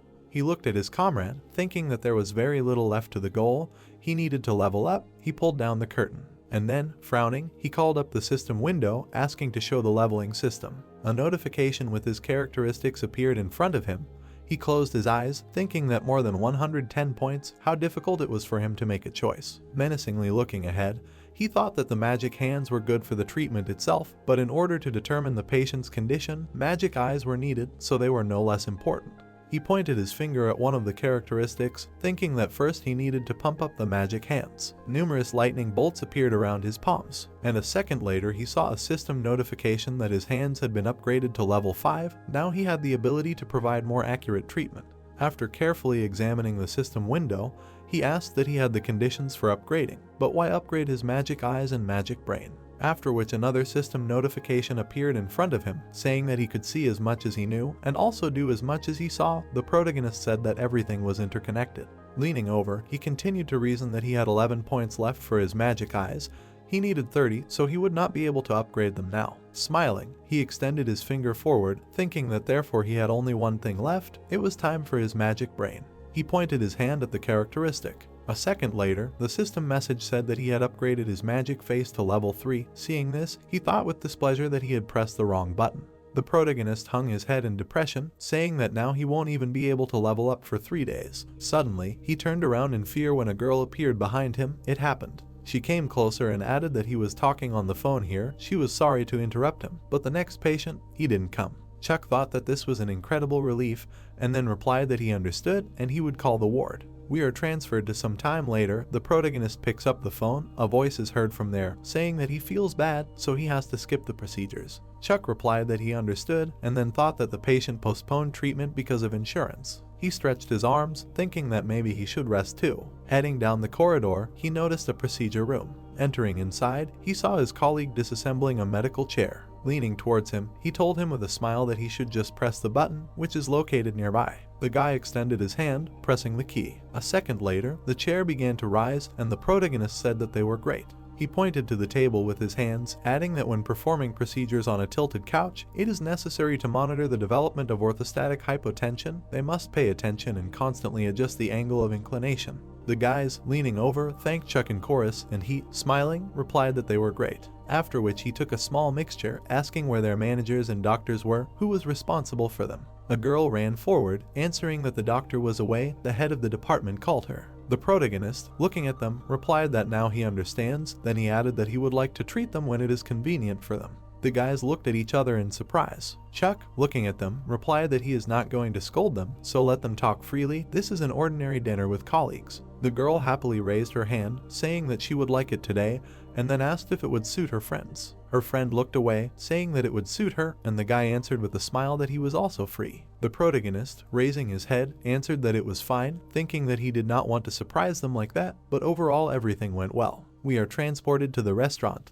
Chuck raises his hand, asking for pork slices, soju and beer. Smiling, he imagined the guy in his head, saying that the slices are from different parts of the pig, so you can try a little of everything. For example, he has a friend who only likes brisket, while he likes neck more, and the slices have both. The guy, turning around, said that he also likes neck more, and Chuck answered that then they better not eat from the same plate, otherwise the neck will be eaten, and the brisket will remain. Turning to his friend, he replied that he was joking, and then asked what kind of meat they liked. The guy replied that he liked the neck too. The girl blushed, saying that she liked the brisket. The guy, taking the utensils, replied that then she should eat with the doctor. Suddenly, the protagonist snatched the utensils from him. Smiling, he said that he would fry, and the guy would be on standby. The guy, holding a bottle in his hand, saluted. The meat slowly began to fry. Someone said that the conference that Chuck held was amazing. The girl extended her hand, adding that the other interns also wanted to learn a lot from him. She looked at her friend, adding that she should help. After all, she talks about Chuck every day. The protagonist, smiling, thought that it seemed like he was being praised. However, the atmosphere in the team had changed thanks to the leveling system. His career was going uphill. Then he raised his hand, saying that he needed to talk about them, whether they were having difficulties at work. The guys lowered their heads. The girl, disappointed, looking down, said that she did not think that working in a clinic was so different from university. To be honest, it seemed that 4 years of training were in vain. The protagonist brought the device to the meet, answering that this is exactly why they are interns. Everything happens for the first time. Now it is difficult for them, but they will definitely get used to it. He put a few pieces on the plate, adding that he does not think that they studied in vain. One way or another, knowledge will help them. He looked at his upset colleagues with a smile, asking if he said something wrong. Why did they all suddenly fall silent? The girl thought that it would be better if Chuck was the leader of their group. Then she pointed her finger at her friend, asking why she is so silent. Usually she is different.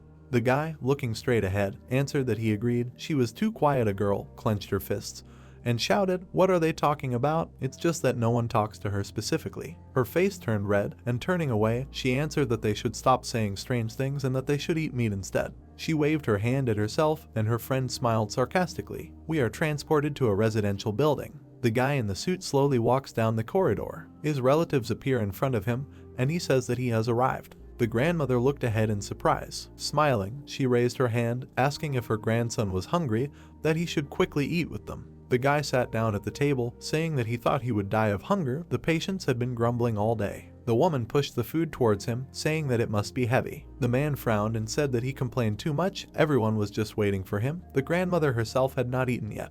The woman looked menacingly ahead, asking why he was so strict. He was still too harsh with their boy. Smiling, she looked at the guy, adding that he remembered her friend who had an art gallery. He answered yes. The grandmother, looking away, continued saying that his granddaughter returned to Korea after studying abroad. She was 3 years younger than him. Would he like to meet her? The guy picked up a piece of meat, asking if she was beautiful. The woman replied that she thought his grandmother would not have found out about it in advance. The guy did not lower his head, replied that he could meet her once. The woman replied that that was great. Suddenly the guy's phone buzzed. He frowned and lowered his head, and then, turning around, asked if there was a photo. He would like to look at her once. We are transported to a village. The girl bends over and pulls out some cabbage. She sits with her head down. Suddenly the protagonist approaches her and says that a water delivery has arrived. The girl, looking at him, asks that nothing serious happened when he arrived. He replied that it must have been hard for her just now, because the sowing season is in full swing. The girl opens her mouth wide and says that she hasn't even bought any meat, and then calls her husband. The man turns around menacingly. The woman approaches him, says something upset, and the protagonist replies that his father just has that kind of character. What can you expect from him? Chuck continues to smile, and the woman shouts for him to at least say hello, to which her husband replies that they can do that over dinner. The protagonist thinks that these two haven't changed at all. We are transported to a house. The man is lying on the floor in dirty clothes. Chuck approaches him, asking why he is sitting on the floor and not on the couch, to which his father responded that he should look at him. The protagonist sat down on the couch, asking if he was done with the seating. He responded that it was none of his business. Chuck looked ahead in surprise, and silence fell in the room. Then the protagonist, turning away, imagined his mother in his mind, thinking that he just needed to help her. Then he lowered his head. With his power, he saw his father's sore muscle, thinking that they were so tense, and the trapezius muscle on the right side was raised. The man grabbed his shoulder. Looking at him, Chuck told him to wait and he would give him a massage, to which his father replied that it was not necessary. The protagonist, having lowered himself, grabbed him by the shoulders, answering that he should take advantage of the fact that his son is a physical therapist. The man answered that why do something that he had not done before, let him finish already. Chuck continued his father's painful points, after which he raised his eyebrows in surprise, thinking about his parents' shoulders. He carefully examined the man's back, seeing a huge number of muscles, thinking that they had always been so wide. He remembered how his father looked before, thinking that his muscle mass had become larger due to rural life. Then he frustratedly grabbed his chest with his hand, thinking that he did not know that his parents' shoulders had become like this. The man asked that he would do something. The protagonist, smiling, used several of his skills, and lightning appeared around his hands. He thought that first he goes to the herb point. He put his fingers in the right place, thinking that this is it. Then his face turned pale and he thought that he seemed to have pressed too hard. He needed to be gentler. Suddenly the man answered to continue. Chuck looked ahead in surprise, asking what he had just heard, to which his father answered to do the same. If it hurt, he would say. The protagonist, smiling, answered that it would still be better if he started more smoothly. The man answered that it didn't matter, to which his son told him to wait a minute. Chuck, frowning, thought that great, now he needed to maintain the pace and force of the pressure. He needed to knead the deep muscles of the back. The lightning on his hands increased, and he continued to knead his father's back. The man exhaled in displeasure. Then he opened his eyes wide. He, smiling, was able to relax, saying that he felt better. We are carried to the dining table. The woman, looking at her son, says that why does he have such a face? He needs to eat more. Chuck thought that this is just a magical face that is still undergoing changes. Then he brought the bowl to his mouth, when suddenly his father asked how things were at the center. Chuck replied that in fact, he closed the center and got a job at the hospital. His parents looked ahead in surprise, and the protagonist continued to say that this is the best hospital in the country. He has a good position and his retirement is guaranteed. The competition is, of course, high, but he still managed to become an assistant to the head of the emergency room.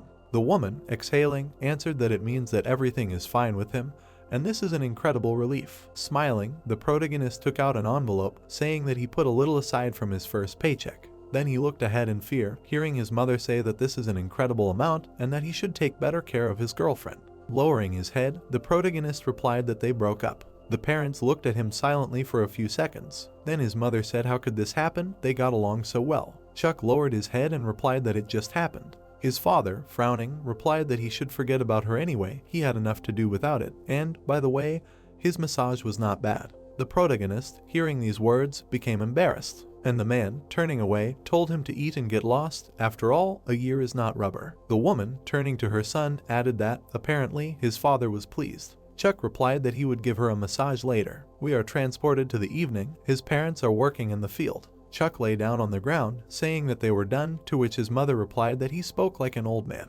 We are transported to the hospital. The protagonist squints his eyes. Then he does some warm-ups, and his patient asks what he is doing.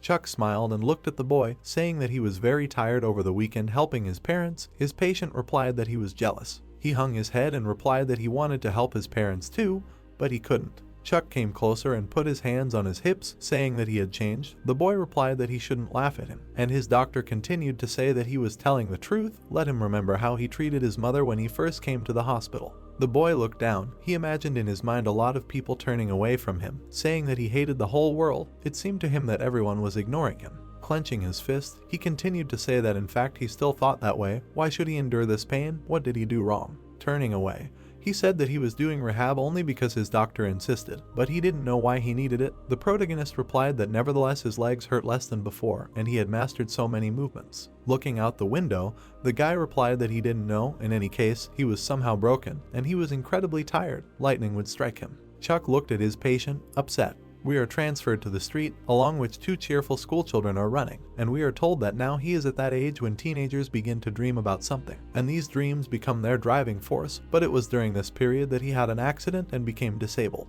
Chuck imagined the patient in his head, thinking that he could understand him. Then, looking at the boy, he told him to look. He pulled out his phone, and the boy replied that the doctor was able to reach level 50.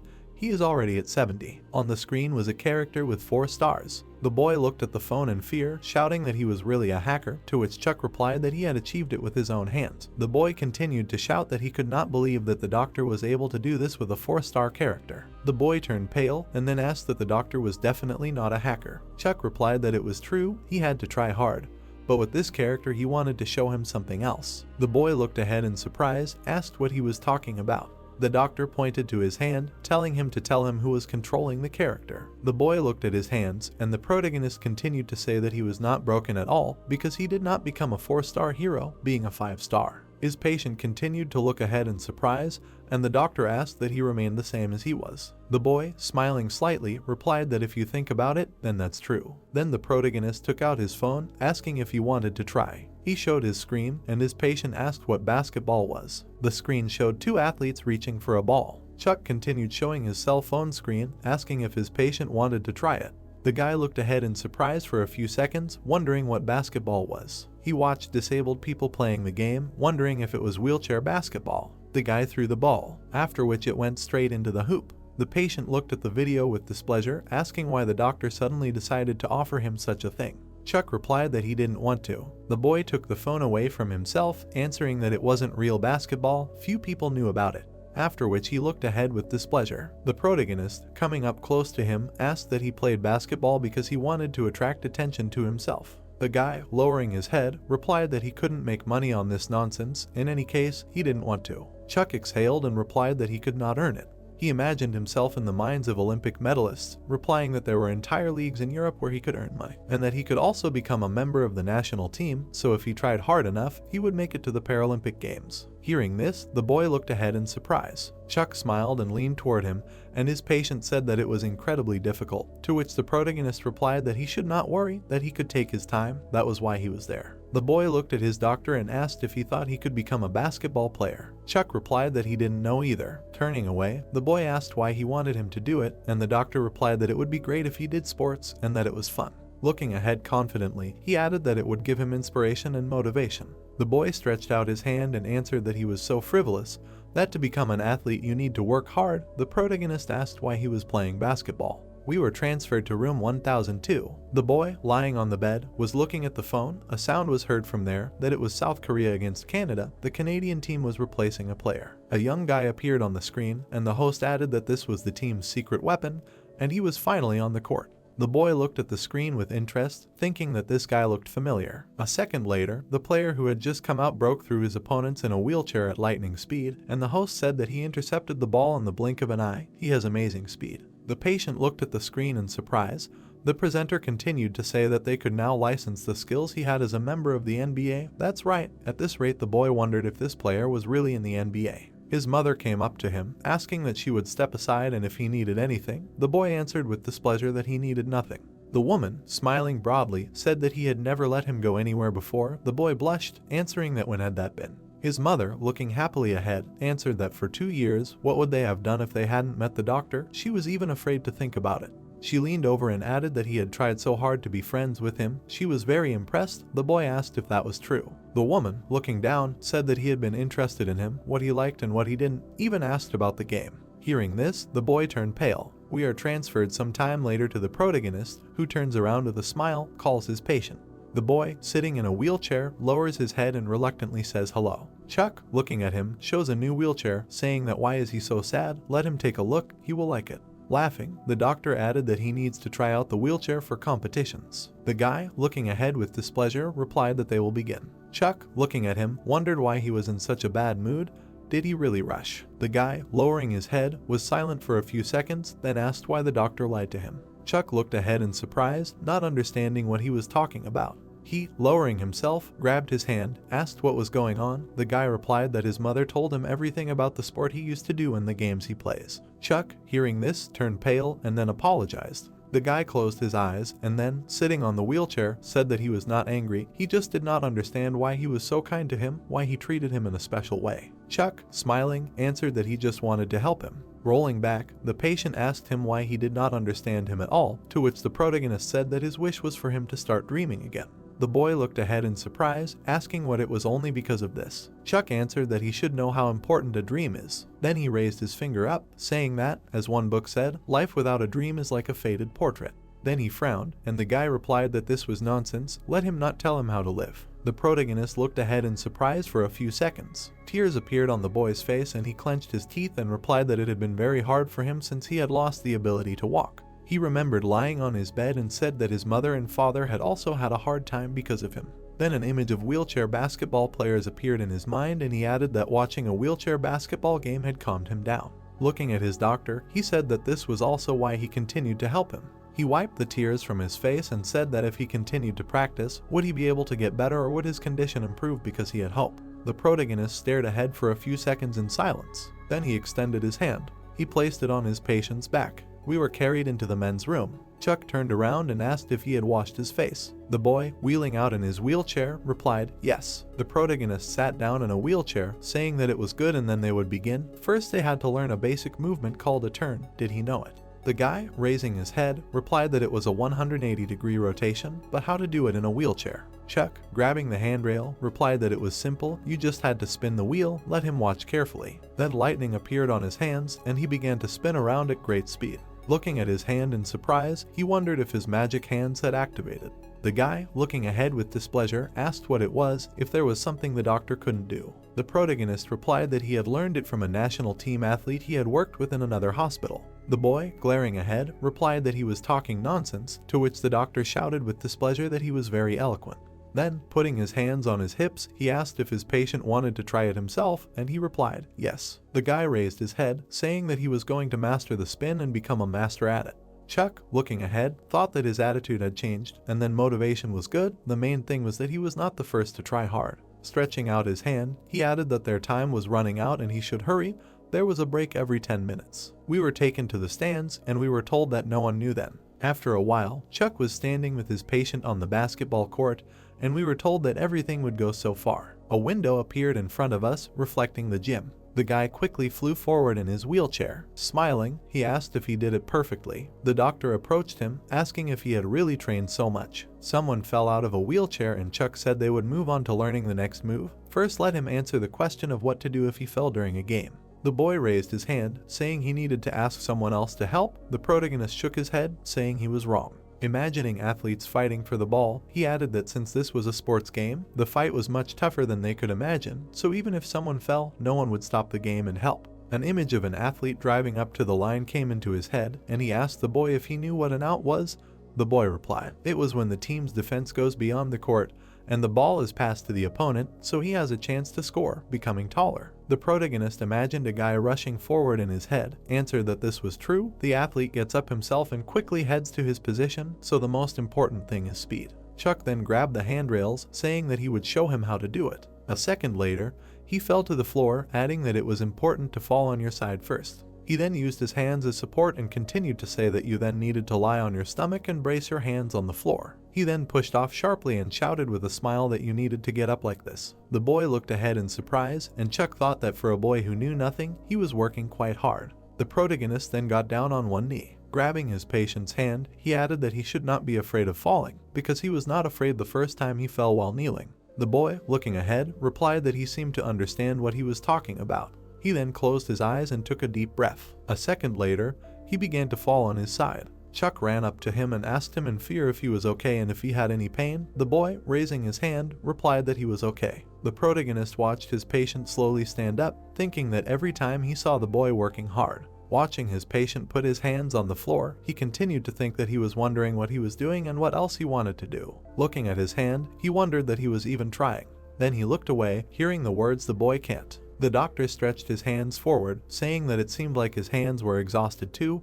They needed to finish for today. This time he tried really hard. The results would be visible soon. We were transported to some time later. The boy's mother was pushing the wheelchair forward, and the boy said that tomorrow he would show him the perfect lift. Let him wait. A system notification appeared in front of the protagonist, saying that the patient was satisfied with the treatment. As a reward, he received 10 points. Chuck waved his hand, answering that the satisfaction had already reached 60. He bent down, thinking that he had become friends with him, so 20 points remained. Suddenly, someone stepped into the room. A man appeared in front of him, who asked that it seemed that the rehabilitation was going well and that they had already finished. Chuck, bowing, greeted the director, to which he replied that it seemed that his colleague always tried to find an individual approach to each patient.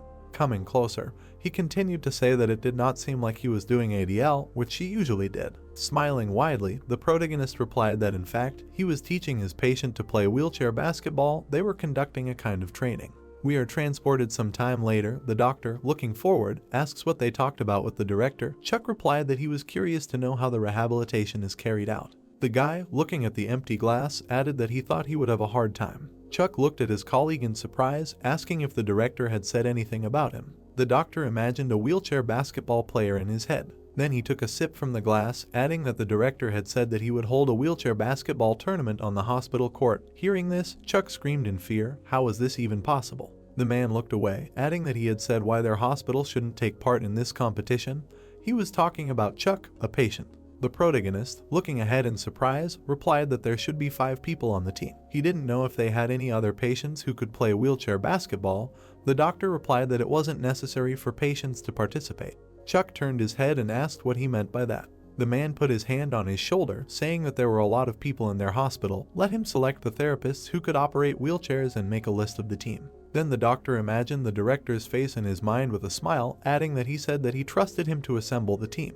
Chuck, lowering his head, said that this could not be. Then suddenly his eyes widened. Turning around, he asked that if only patients could participate in this competition. The doctor raised his glass, saying that he had looked into the information. In South Korea, there are 20 wheelchair basketball teams. 9 of them have players who are not disabled, so there will be no problem. According to the director, they should use this opportunity to promote their hospital, hold a fair, and use the proceeds for something good. The protagonist, frowning, asked what would happen if his patient refused. The doctor stared ahead for a few seconds. Then he made a strange gesture, saying that the director had already arranged everything, to which Chuck replied that this was great. The man put his hand on his shoulder, telling him not to worry and to keep working in the same spirit. In any case, no one was going to win. Let him just use the chance to draw attention to their rehabilitation department. The doctor, looking menacingly ahead, asked that the competition would take place in 3 weeks on Saturday. He would have enough time to prepare. Chuck grabbed his face with his hand, saying that with his permission he would go to the break room before the next appointment. She replied that it was good. He had a lot of work ahead, so let him rest. The protagonist, disappointed, trudged down the corridor. The doctor, taking a sip from his glass, thought that sooner or later the wind of change would blow into the hospital. Chuck saw a system message in which he was told that he had a new quest and he needed to take part in a wheelchair basketball competition. Then, smiling broadly, he extended his finger, shouting that first the director and now this quest. It was as if everyone wanted him dead. Frowning, he shouted in displeasure that why the reward was not shown, on whose side the system message was. Then a message came to his phone. He turned his head in surprise. On the screen was a message from the head of the paid complex that he would help him. We are transferred to the doctors who are standing in front of the wheelchairs. The man, looking ahead, says that he did not want to call them so suddenly, but they decided to take part in wheelchair basketball, which is held by their director. Hearing this, the doctors turned pale, looking ahead displeasantly and shouting that this cannot be. They are already overwhelmed with work, and now there is basketball. Suddenly, they looked ahead with a smile when the doctor said that all participants receive an increase in annual leave, as well as a small prize, so he will pretend that he did not hear it. The girl looked ahead with displeasure, and the doctor continued to say that basketball skills are, of course, important, but you need to focus on controlling the wheelchair. The guy, smiling, thought that they were talking about help like that. He meant it. Wheels of the wheelchair appeared in front of us. The doctors, looking ahead with displeasure, tried to move. One of them looked away in surprise. A second later, his wheel came off and he began to fall. The doctor, approaching him, said that he had been working as a physiotherapist for so many years. Looking at his colleagues, he continued to say that anyone can ride forward and backward. Is it really all they can do? The protagonist raised his hand, saying that he could try. He, lowering his head, added that if you lean on one side and keep your balance on it. A second later, he began to spin around at great speed. The doctor, smiling, said that it turned out that the assistant controls the wheelchair perfectly. The boy turned around and frowned in displeasure. After a while, everyone started training, and we were told that after a short training session, A list appeared in front of us. The doctor, looking at the book, said that there were 5 people here and they were short of substitutes, after which he asked if anyone wanted to take part in the competition as a substitute. The boy raised his hand, answering that he would like to. Chuck, frowning, thought that he was not that kind of person. Why did he suddenly do this? The doctor, looking ahead in surprise, answered that he was doing pretty badly if there was some special reason why he wanted to take part in the competition. The boy put his hand on his chest, answering that he really wanted to help the boy fulfill his dream. Then he looked menacingly ahead, thinking that if he was a substitute, he would not have to go out on the field, in which case he would still get a raise. The doctor wrote something in the book, answering that good, they should try. A field appeared in front of us, on which the players were depicted, and we were told that with the help of the head of the paid department, they had recruited the necessary number of participants for the competition. The captain and center are the assistant to the head of the third department, the shooting guard is a patient, the point guard is an intern, and so on, and the 6th player is the assistant to the head of the first department of the emergency room. We are transferred to office 1002. The boy, with his head down, looks at the screen. Then, looking ahead, he asks what his mother would like to do. She looked away in surprise and asked him again. And then, smiling broadly, she answered that he thought about his mother after he recently played basketball. She wants to help him do what he wants. The boy answered with an eyebrow that this is only good for him, and he is talking about what she wants. The woman answered that it is true. She and his father are happy when he smiles. What is his desire? The boy, with his head down, answered that he wants to go back in time before he got into an accident. He clutched his blanket, replying that if he could, she would continue to work at her job and his dad wouldn't have to sit up all night after work next to him. Suddenly, the woman hugged him tightly. Tears came down her face and she said that she and her dad were happy to be with him. He shouldn't blame himself. The guy hung his head, replied that it wasn't his fault. Imagining Chuck holding out his hand to him, he thought about everything his mother had said about how they really wanted him to start dreaming again. Then he closed his eyes. Hugging his mother, he said that he was fine and that he would work hard. They were moving us to the hospital in the evening. Chuck held the ball in his hand and thanked his coworkers for being able to come after work. The guy, hanging his head in displeasure, replied that of course, it was all great. Stretching out his hand, he added that it wasn't too much to have training after work. He thought they liked it. The boy hung his head down in displeasure, and the guy continued to talk about what was wrong with this basketball that they had to do all this. The fat man, turning his head, replied that there were athletes among the patients, so he did not think that such training was bad. Looking at his friends, he added that they also gave an increase in vacation. His colleagues agreed with him. The protagonist, picking up the ball, said that since their opinions did not coincide, then they would begin training. Then they simultaneously raised their hands, shouting that they would begin. The doctors began to prepare, playing wheelchair basketball. There were 20 days left until the competition. The boy, exhaling, said that with such preparation, it was pointless to play. Chuck, looking ahead, wondered if they would succeed. He began to knock the sword on the ground, saying that they would start from the basics. First they needed to get used to dribbling. The doctors began to slowly try to move and control the sword at the same time. One of the boys opened his mouth wide, said discontentedly, "What to do here?" He stuck out his tongue and then added that next time he shouldn't be called. Suddenly, someone scored a goal. The doctors applauded and the boy smiled broadly. The protagonist was pointing a laser pointer at a board with a field on it. The doctors and the patient were listening attentively. The protagonist sighed in displeasure when he saw that one of their players had left. Someone had managed to hit the ball into the hoop. There were lightning bolts around Chuck's hands. He looked up in surprise. A notification appeared in front of him that his magic hands had been activated. He thought that his ability could be used not only for healing, but also in sports. Suddenly, a ball flew towards him. A second later, it hit him on the head, and the boy, smiling broadly, said that the doctor had missed the pass. The doctor chased after his patient. After a while, they were sitting on a bench and resting, and the boy said that Chuck looked like an old grandfather. The protagonist turned around and asked if he was having fun, to which he replied that he was good after all. Leaning over, Chuck replied that of course, but he should remember something. Looking at his patient, he added that regardless of whether they win or lose, there are many ways to have fun. The boy raised his head and asked discontentedly why he was so good to me.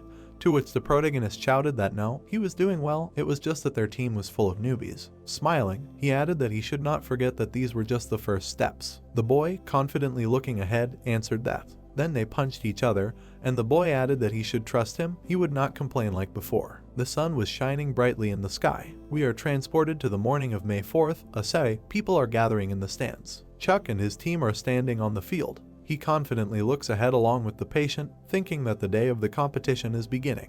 People were gathering in the stands. Chuck and his patient looked ahead. Their opponent raised the ball above his head and threw. The rest were warming up, moving in different directions, after which everyone left the court, and then it was announced that the competition would soon begin. The spectators should go to the basketball court. The boy sighed heavily. Chuck, smiling, looked at him, saying that everything would soon begin, to which his comrade replied that he was nervous. The protagonist looked at his team, who were looking in different directions in fear. Closing his eyes, he laughed. Hearing the doctor's words that they were nauseous and that they should try, he wondered if everything would be okay. Then the director appeared in front of him, raising his hand, calling them. The protagonist came forward, smiling. He and his colleagues greeted the director. The man, looking forward, said that he was very grateful to them for agreeing to participate in the competition despite the day off. Raising his fist, he added that they were almost like real athletes, they should try. Then he hugged his colleagues and the patient, adding that they should be careful and do their best. Then they stretched their hands forward. The boy looked ahead in surprise, and the protagonist smiled widely. Then they raised their hands, shouting forward. The referee threw the ball up. Someone managed to intercept it in the air. The fat man stretched his hands out in front of him, and the protagonist managed to receive his pass. Then he quickly moved forward with the ball. He threw it back to his other hand, and a second later, he threw it into the hoop. A moment later, the first goal was scored. The guy approached his friend, saying that he was a good boy, and the protagonist added that he had made a great pass. The scoreboard lit up. The boy threw the ball, hitting it straight into the hoop. Someone shouted that it was a three-pointer. Then the guy clenched his teeth and wiped the sweat from his face. Some time later, he threw the ball again. Someone managed to touch it with their hand. Chuck turned around and said that everything was fine.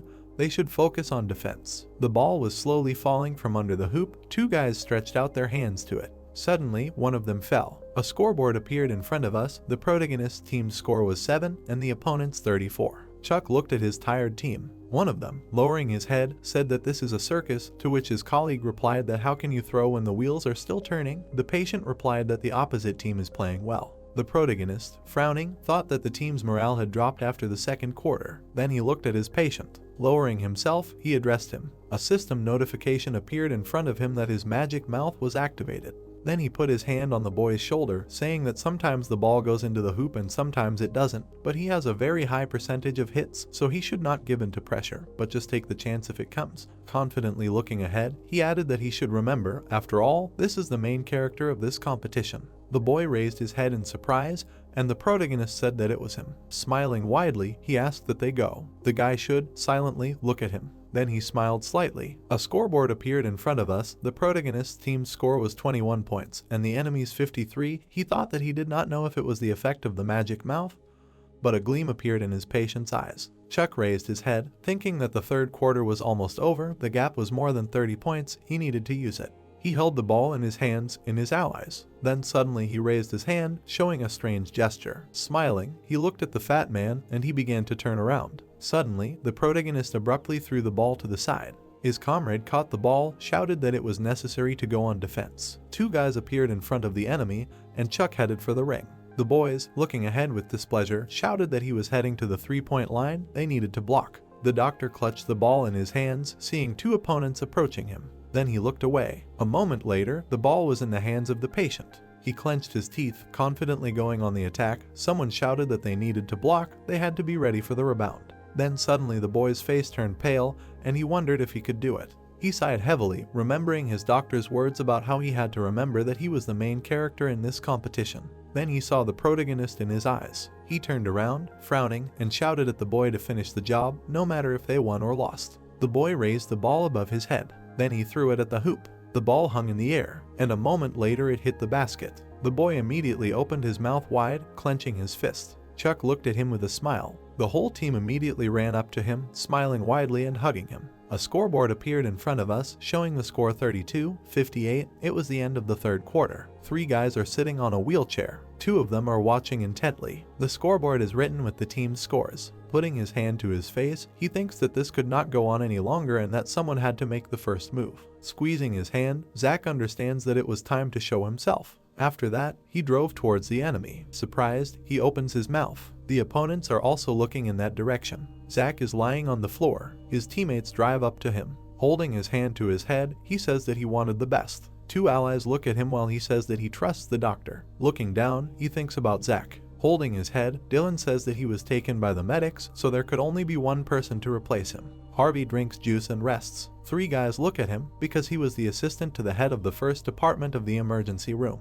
Opening his mouth, he starts yelling, asking them to get ready. Pointing his finger at himself, he asks if they are talking about him. Looking at Chuck, he realizes that he can do it because he needs to do cartwheels and throw the ball. Smiling, Harvey realizes that this is a great opportunity to prove himself. Raising his hands, he thinks that he will wipe the nose of loser Chuck. The ball is near the hoop. The fans scream and raise their hands. Putting his hands on his hips, he laughs while the others clap and raise their fingers because Harvey will do everything possible to be recognized by the head of the department and the director. Crying, he sits on his knees. Then he starts smiling. Opening his mouth, he yells and asks for a game. Then his eyes close. The score on the board has changed. Bowing his head, he says that he cannot say anything, but the others suggest that he give it his all. Opening his mouth, Chuck says that he should have gone to practice more often.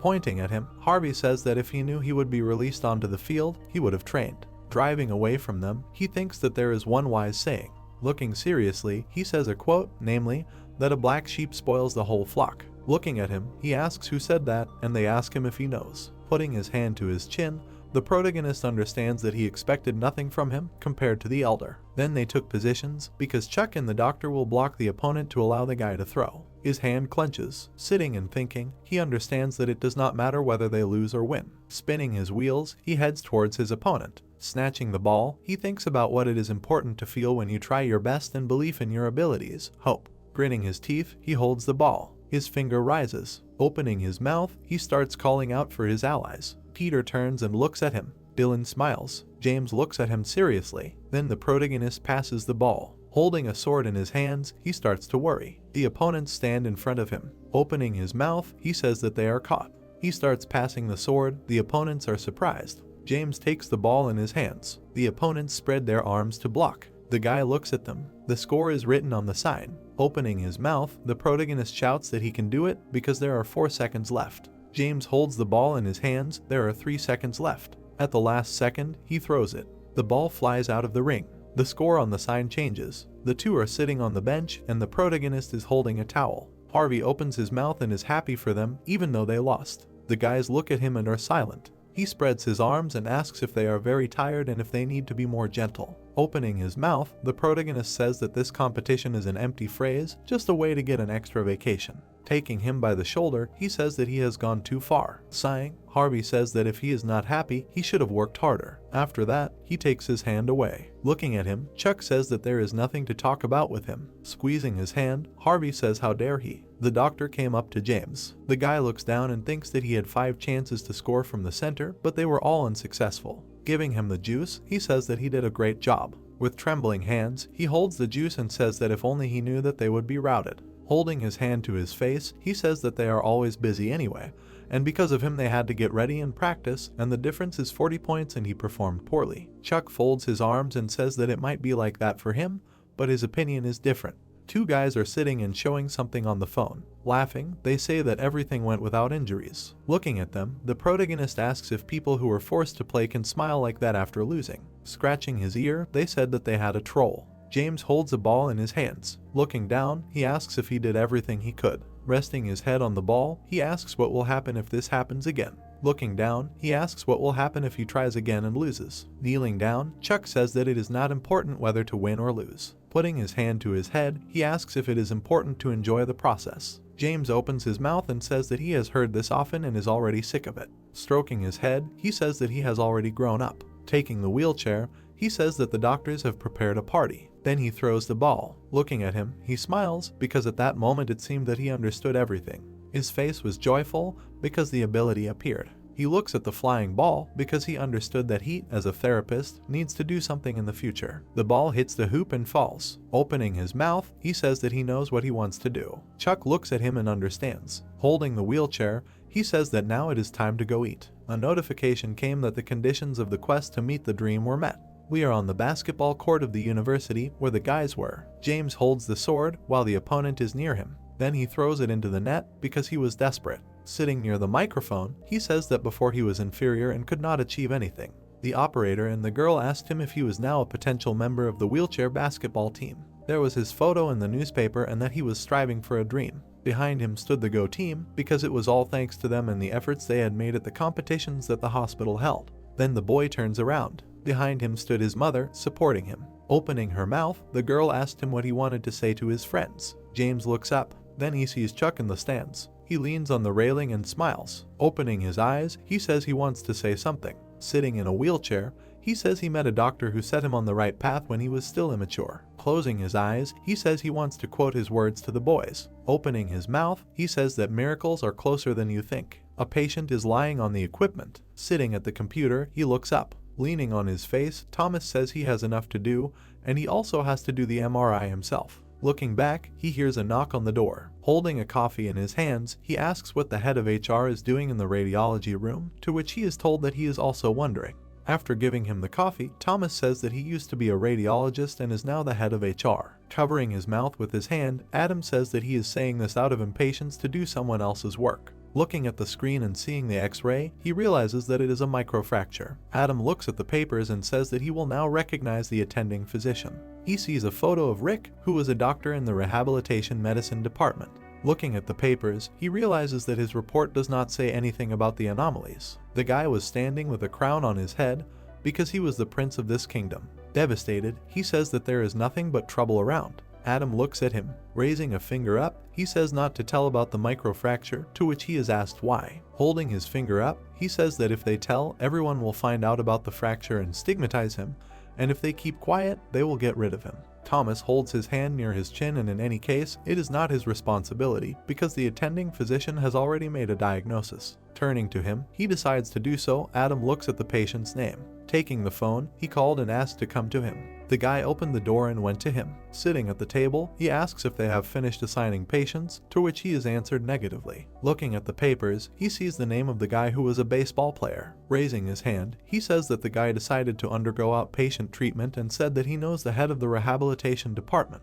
Holding his hand near his chin, Adam asks if they should take him in for treatment, to which he is told that he is already with another doctor. Opening his mouth, he is surprised and asks who he was assigned to. Chuck stands and smiles. The guy standing next to him says that the patient was assigned to the main character. Exhaling, he says that this is a personal matter and therefore asking him was too dubious, which is why he turned to the assistant of the 3rd department of the emergency room with a request. Leaning on his face, he asks to continue. Looking at the papers, Adam says Rick's patient with hemiplegia caused by a stroke. A smile on his face begins to rise. Opening his mouth, he says to assign this patient to Chuck. Spreading his arms, he asks if he will have too many patients. Looking displeased, he asks that the opinion of the head of the rehabilitation medicine department is listened to, but not to his and in general in which department he works. Starting to shout, he is told that from the therapeutic, and he replies to do as they say. Adam raises his hand to his chin and thinks that if he leaves everything as is, then the main character can take his place. Standing next to him, he understands that he needs to take away the opportunity. Sean is sitting on the couch when Chuck comes. Holding his chin, he asks if he knows the guy from the Happy Hawks. Opening his mouth, he says that he is the star of the team.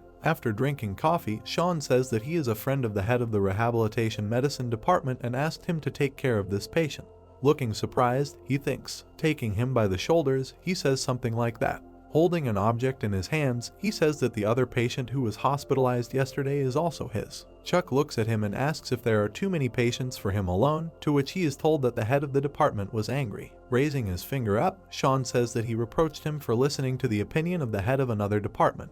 A screen appeared near the main character. Sean says that whales fight, shrimp die, and one of his patients is discharged. Looking at the screen, he thinks why a quest appeared in such a situation. Getting up from the couch, he says that he will go. Reading the screen, he sees the award. It was a promotion. Chuck opens his mouth and is surprised. Tyler the athlete was one of the Lucky Hawks, a star who is currently playing in the second team due to a drop in average. Holding the phone in his hands, he understands that if there is a crisis, then it is about him, and the more information about the patient, the better. Looking at the phone and the sheets, he understands that Tyler has been suffering from this disease for a long time and the condition is not very serious. It was written that there was a slight pain in the pelvic area and no abnormalities were found in the MRI. Taking his chin, they called him. Eugene is sitting in a wheelchair.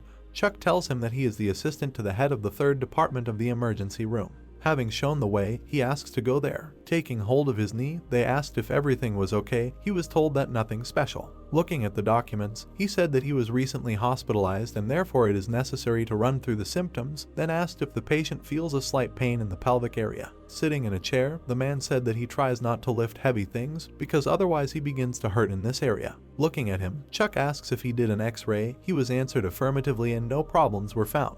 Pointing to the table, he asks to lie down there. Starting to get up, his hands began to tremble. Holding the man's hand, he carried him to the table. Taking his leg, he says that he moves it. He was told that it hurts. Looking surprised, the protagonist asks if he can take off his pants. He is answered in the affirmative because he does not care anymore because they give him injections every day. His eyes are shining. Magic eyes are activated. On his hip it glows red.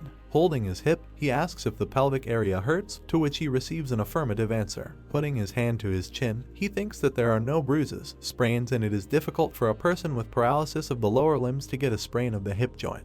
Holding papers in his hands, he suspects that he has a microfracture and it is better to do another X-ray. Folding his hands, Eugene says that he did an X-ray at their hospital before admission and the attending physician said that there are no problems, but Chuck insisted on a repeat examination. The wheelchair user went to another office. Adam came up to him, asking what happened. He was told that the patient may have a fracture. He looks at him in surprise. Starting to tremble, he wonders how he found out about the fracture. Pointing his finger at it, he asks if it was his doing, because nothing is written in the card. Opening his mouth, the protagonist says that he slightly raised and lowered the patient's legs. Folding his hands, Adam says that according to the attending physician, everything was fine. Clutching his head, he is told that accidents happen unexpectedly and therefore need to be checked. A window popped up that there was a quest in which it was necessary to turn a crisis into an opportunity. Closing his eyes, he said that he understood. Someone called on the phone. Taking it in his hands, Rick says that he is from the rehabilitation medicine department. Holding the phone in his hands, Christopher asks about the patient. Holding papers in his hands, he says that he was hospitalized today and was with him in the morning. He was told that a request was received from the physiotherapy department, saying that he suspects a microfracture. Taking the phone from his ear, he asks who the attending physician is. Taking hold of the mouse, he starts looking at the images, saying that he will call back a little later. Then he holds the phone. Holding his head, he wonders how dare physiotherapists give instructions to rehabilitation medicine doctors. Then he looks at the image. Opening his mouth, he wonders what this is. Thomas sits on a chair and says that they need to increase the number of radiologists, otherwise he will soon die from the amount of work. The door opens and Rick comes in, asking if there is a radiologist. The man looks at him in surprise and asks what he is doing here. Lying on the floor, he asks what brings him here. Looking at the screens, Thomas says that the chief is on vacation and is replacing, and there were a lot of patients. Looking uncertainly, he understands that if they find out about his mistake, it will be a shame.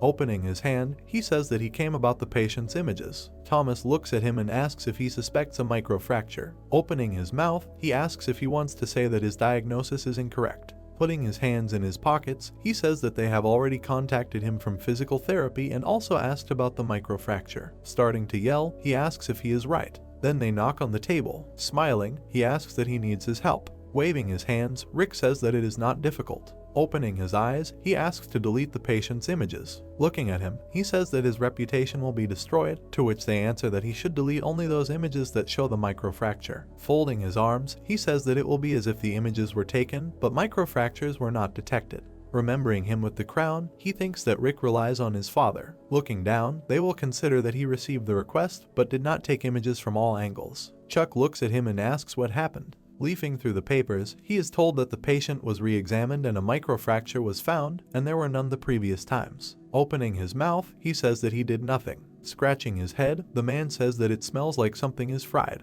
Rick, folding his arms, says that it is difficult to determine whose fault it is. Holding his chin, he says that if he had the pictures on his hands, they would have identified the culprit. Opening his mouth, the protagonist thinks about the pictures. Exhaling and taking the guy by the shoulder, he says that in any case, he needs to write a report. Sitting down on the couch, he is told that he needs to find someone who will be responsible for what he did. Putting his hand to his chin, he understands that if he writes a report, the blame will fall on him. Without a smile on his face, he wonders if they want the responsibility to fall on him. Remembering his partners, he understands that this will not work. There are many people around Adam. Opening his mouth, he begins to shout and ask why the atmosphere in the procedure room is like this and who was negligent. Sean puts his hand on his shoulder and says that the incident did not happen during the treatment. Turning to him, he asks who will take responsibility. Looking ahead, he calls the protagonist and asks if he wrote the report. Opening his mouth, he says that he hasn't yet. Looking at him, he says that there is no need for it. Adam was surprised and decided to ask again. Pointing his finger at him, he asks why he is contradicting him. The girls are watching this and thinking about what to do. Starting to scream and spit, he asks if he wants to say that he is being unfairly accused. Chuck takes out his phone and shows the X-ray. Taking the phone in his hands, he says that it has already become known because there was nothing serious. Then he looks at the X-ray. Opening his mouth, he begins to be surprised because the pictures should have been deleted. Holding the phone in his hands, Adam asks where he got it because these pictures were not there. Remembering the pictures, he says that he took it from another hospital. Sean raises his hand and asks what it means, and they tell him that yesterday they asked the patient to call the hospital where he was previously treated and they sent him the pictures, admitting the mistake. Holding the phone in his hands, he asks to send the pictures before he is discharged. Chuck raises his thumb and says that they apologized and saw a microfracture, but clarified that the fracture was not their doing. Sean looks at him, saying that since they could not confirm the information here, they turn to outside help. Adam comes up and says that this is great work. Raising his thumb up, the protagonist is happy that everything is resolved. Opening his mouth, he says that he did a great job. Leaving, he asks that everyone is great. Amanda comes up, saying that this is a great idea. Peter comes up and puts his hand on his shoulder, saying that last time it was a drama, this time it is a detective. Closing his eyes, he says that it was as if he was finding out the cause of someone's death. Looking at him, he says that it is possible to shoot a blockbuster. All the guys were standing near him. Then the screen appears. His friends are wondering. Opening their mouths, they ask him if everything is okay. A quest was written on the screen because the previous one was replaced with a new one. Peter begins to shake him to wake him up. Starting to cry, Chuck wonders why this is happening to him. We are in the hospital. Putting his hand to his chin, he thinks that at present the required satisfaction rate is 5 patients. He approaches the VIP room. Opening the door, he enters it. There was nothing else there because this is the VIP ward of Myeongsang Hospital. Adam screamed because initially this was his exclusive procedure room, he had to use it. Opening his mouth, he asks to come in. A man is standing near the door because the VIP status had to be assigned because of the former best striker of the Happy Hawks. Tyler is standing near the door. Chuck puts his hand on his chest and says that he is the attending physician, and the patient says that it is not bad here. Closing his eyes, he thanks for the compliment. Opening his mouth, he says that he wants to be honest. Sitting on the couch, he said that he came on the recommendation of a friend and if he does not like the treatment, he will leave. Then the main character starts to take something. Taking the bat, he says that they will probably meet tomorrow. Raising his hand, Tyler says that he is harsher than he thought. Extending the bat, he asks to swing a couple of times. Taking it, he says that this is the first time a physical therapist has offered such a thing. Holding his shoulder, he asks him to move away. Then he swings, his back begins to hurt. His face changes dramatically. Turning to him, he does not know what this will give. Chuck's eyes lit up because the first blow was powerful. Looking at him, he asks if he feels pain in his back. Tyler opens his mouth and asks how he knew what his problem was, since he had been to many hospitals but had never seen anyone like him. The man in glasses says that his balance is lost and that his free agent contract is expiring soon, and that if he continues like this, it will be difficult to get a new contract. He puts his hand on his chest and asks not to tell the club, since he will definitely come up with something and come back. The man in glasses says that he does not know how long the treatment will take. He looks at him in surprise and realizes that the hospitals he had been to before told him that he was fine. He puts his hand on his chest and realizes that this physical therapist will help. Chuck raises his finger and says that the symptoms indicate overuse syndrome and that in that case, he needs to rest. He takes the doctor by the shoulders and says that it is quite difficult. He looks down and says that he is now a second-tier player and understands that rest is necessary for health, but if he takes a break from training, it will be difficult to return. Chuck opens his mouth and says that there is another way to strengthen muscles through strength training. Raising his hand, he says that when people think of strength training, they think of exercises to build muscle mass. Thinking about the human body, he says that it has about 600 muscles, of which about 400 are stabilizer muscles that maintain posture. Swinging the bat, he is told that he only strengthens the muscles he needs to train. Holding his hip, he is told again that his muscles cannot work at full strength if his stabilizer muscles are weak. Looking up, Tyler asks what he should do. Holding the objects in his hands, the protagonist says that he will strengthen his muscles using the tense relax method that maintain posture. Standing next to the guy, he says that when you hit, you need to return to your original position the moment you start to feel the first signs of pain. Holding the bat, he says that if he continues, it will hurt more, so he is asked to be patient. The rubber band is attached to the bat and also to the door. Taking the timer, Chuck says that we tense up for 8 seconds and relax for 15. Tyler begins to do the exercise. Coming up to him and holding his hips, he says that he will have to swing with the same force with which he moves his pelvis and no more. Grinning his teeth, he understands that this is more difficult than training. Writing down on a piece of paper, Tyler understands that the therapist moved with him but did not sweat. Standing next to him, he asks if he is used to such training. Having changed into a uniform, the protagonist says that he served in the Marine Corps. Opening his mouth, he says that you need to tense up. Then he swings the bat again. Sweat was pouring off him and he was shaking. Having wiped his chin, he is told that now he needs to relax. Smiling, he says that now there is a 15-second break and they will continue. The program itself was going smoothly. Holding the bat in his hands, he did not realize that he was working more and more confidently. Sitting down on the couch, Tyler says that it is not that easy. Clapping, Chuck asks if they are done for today. Taking the bat in his hands, he asks to swing without a rubber band. Holding his hand, he swings it. Then he swings it again. Opening his mouth, the guy says that he does not feel pain. Raising his finger up, he says that this is a temporary effect and in the future, thanks to therapy, he will really feel almost no pain. Widening his eyes, he understands that the doctor identified the problem at a glance and immediately found a solution and could not miss it. Raising his hand, he asks if Chuck can become his coach and give twice as much as he receives. A notification popped up next to him. The screen says that if he accepts, the previous quest will be cancelled. Opening his mouth, he understands that he received an offer. Tyler takes his hand and says that if everyone knows that he was his physical therapist, then his reputation will grow and give him more money. Looking at him, he thinks that he can get more than working as a doctor. Remembering himself from the past, the protagonist understands that earlier he would have accepted the offer out of a desire to succeed, but now he understands that nothing comes easy. His hand became electrified because it would be wrong to use strength for money. Then he remembered James, and also himself in a shirt. Closing his eyes, he says that he will refuse. Looking surprised, he says that nothing can be done and they will see each other tomorrow. Smiling, Chuck says that he already talked about tomorrow. Clutching his head, he says that they will meet tomorrow. Leaning over, the protagonist says goodbye to him.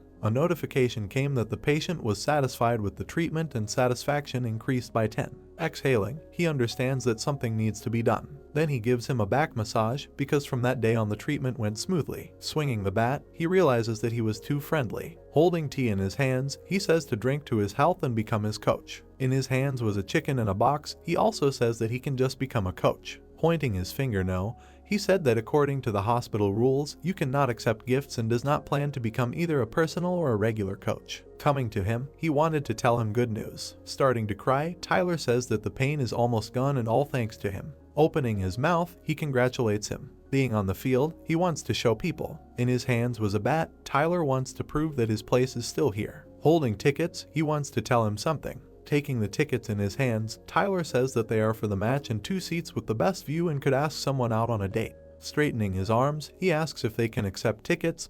The doctor replies that he will definitely come. A notification came that he received 20 points as a reward and the quest is completed. Chuck, happy about this, realizes that he has completed the quest. Standing next to Tyler, he thanks him for the tickets and will definitely come, but now he needs to take his leave. Walking through the hospital, he realizes that he used to think about a career that could have come to an end. Remembering the doctor, he thinks that Chuck made him train as soon as he saw him and also refused a fortune. The protagonist stands and writes. Then the guy leaves the hospital. A man sits in the bushes who takes a picture of him. There was news on the phone that a guy from the Happy Hawks was spotted at a rehabilitation clinic and was supposed to return this month. In the comments, they wrote that it would be better for him not to return. Looking at the phone, the protagonist wonders when the article came out. Suddenly, Tyler starts calling him. Holding the phone to his ear, he asks if he saw the article. Opening his mouth, Chuck answers in the affirmative and asks if he is okay, to which he received an affirmative answer. Standing by the sea, he said that returning to the first echelon would not be so easy and the current match foreshadowed not a return, but retirement. Looking down, he said that he might not be a baseball player anymore. He began to wipe away tears with his hand. Starting to cry even more, he thanks him because he can try to come back. Holding the phone in his hands, Chuck asks not to say stupid things. Looking down, he asks him again. Remembering how Tyler trained, they tell him to think about treatment. Swinging the bat again, they tell him that he can do it again. Looking up, they ask him what kind of experiences there might be and let him show what he is capable of. His mouth was slightly open because he was thinking about these words. Smiling, Tyler thanked the doctor. Opening the doors, he thinks that people will definitely appreciate the efforts. Behind him were his colleagues, who offered him a cup of coffee. Holding a card in his hands, Chuck says that they can pay with his card. The 4 of them are sitting at the table. Amanda strokes Rena's head because she felt like she was lagging behind everyone else. Holding tickets in his hands, the protagonist is thinking about who to go to the game with. Rena opens her mouth and asks what kind of tickets he has. She is told that the athlete gave her the ticket and the game is tomorrow. Smiling, she asks him if he has decided who to go with, to which she receives a negative answer. Pointing to Amanda, she says that she offers to take her because she likes baseball. The girl is surprised. She is asked to try. Putting her hands on the table, Chuck says that apparently she likes sports. Looking embarrassed, the girl answers in the affirmative. The tickets had a date written on them. Chuck suggests that they all go together, to which everyone agreed. Smiling, everyone decided to go. Rena did not like it. There was no one on the field, but there were spectators. Tyler looks down because it is time to return to his seat. Then he opens the door and goes. The audience was watching the baseball game with great attention. The faces of the guys from the teams were serious while the announcer was saying that the long-awaited match between the Happy Hawks and Fighter Z would start on May 25th. Tyler pulled his glove on his hand, and the guy said that the camera lenses caught a player who had not shown up on the field for a long time, although the fans did not greet him very well. The angry spectators were shouting that he should get out because everything hurt. Looking at the papers, the commentator asked if it was true that he had gotten into the second tier for a reason, to which he received the answer that a scandal had recently broken out about Tyler hiding health problems. Chuck and his friends were sitting at a table and watching the match. The reporter stood in front of him and asked if the guy would say anything to the disappointed fans. Standing in front of the girl with the microphone, Tyler answered that he had read the comments under the article. Closing his eyes, he noticed that he saw people demanding his departure, how they called him a chicken, not a hawk. Taken aback, Tyler said that they could laugh as much as they wanted. Pointing his finger, he noted that today he would make them change their minds. Watching the upcoming match, the commentator said that nevertheless, it was clear that Tyler was very nervous. While the guy was holding the bat in his hands, the guys were discussing that this was his third hit. After 2 strikeouts, it was heading towards a grand slam. If the Hawks failed to score,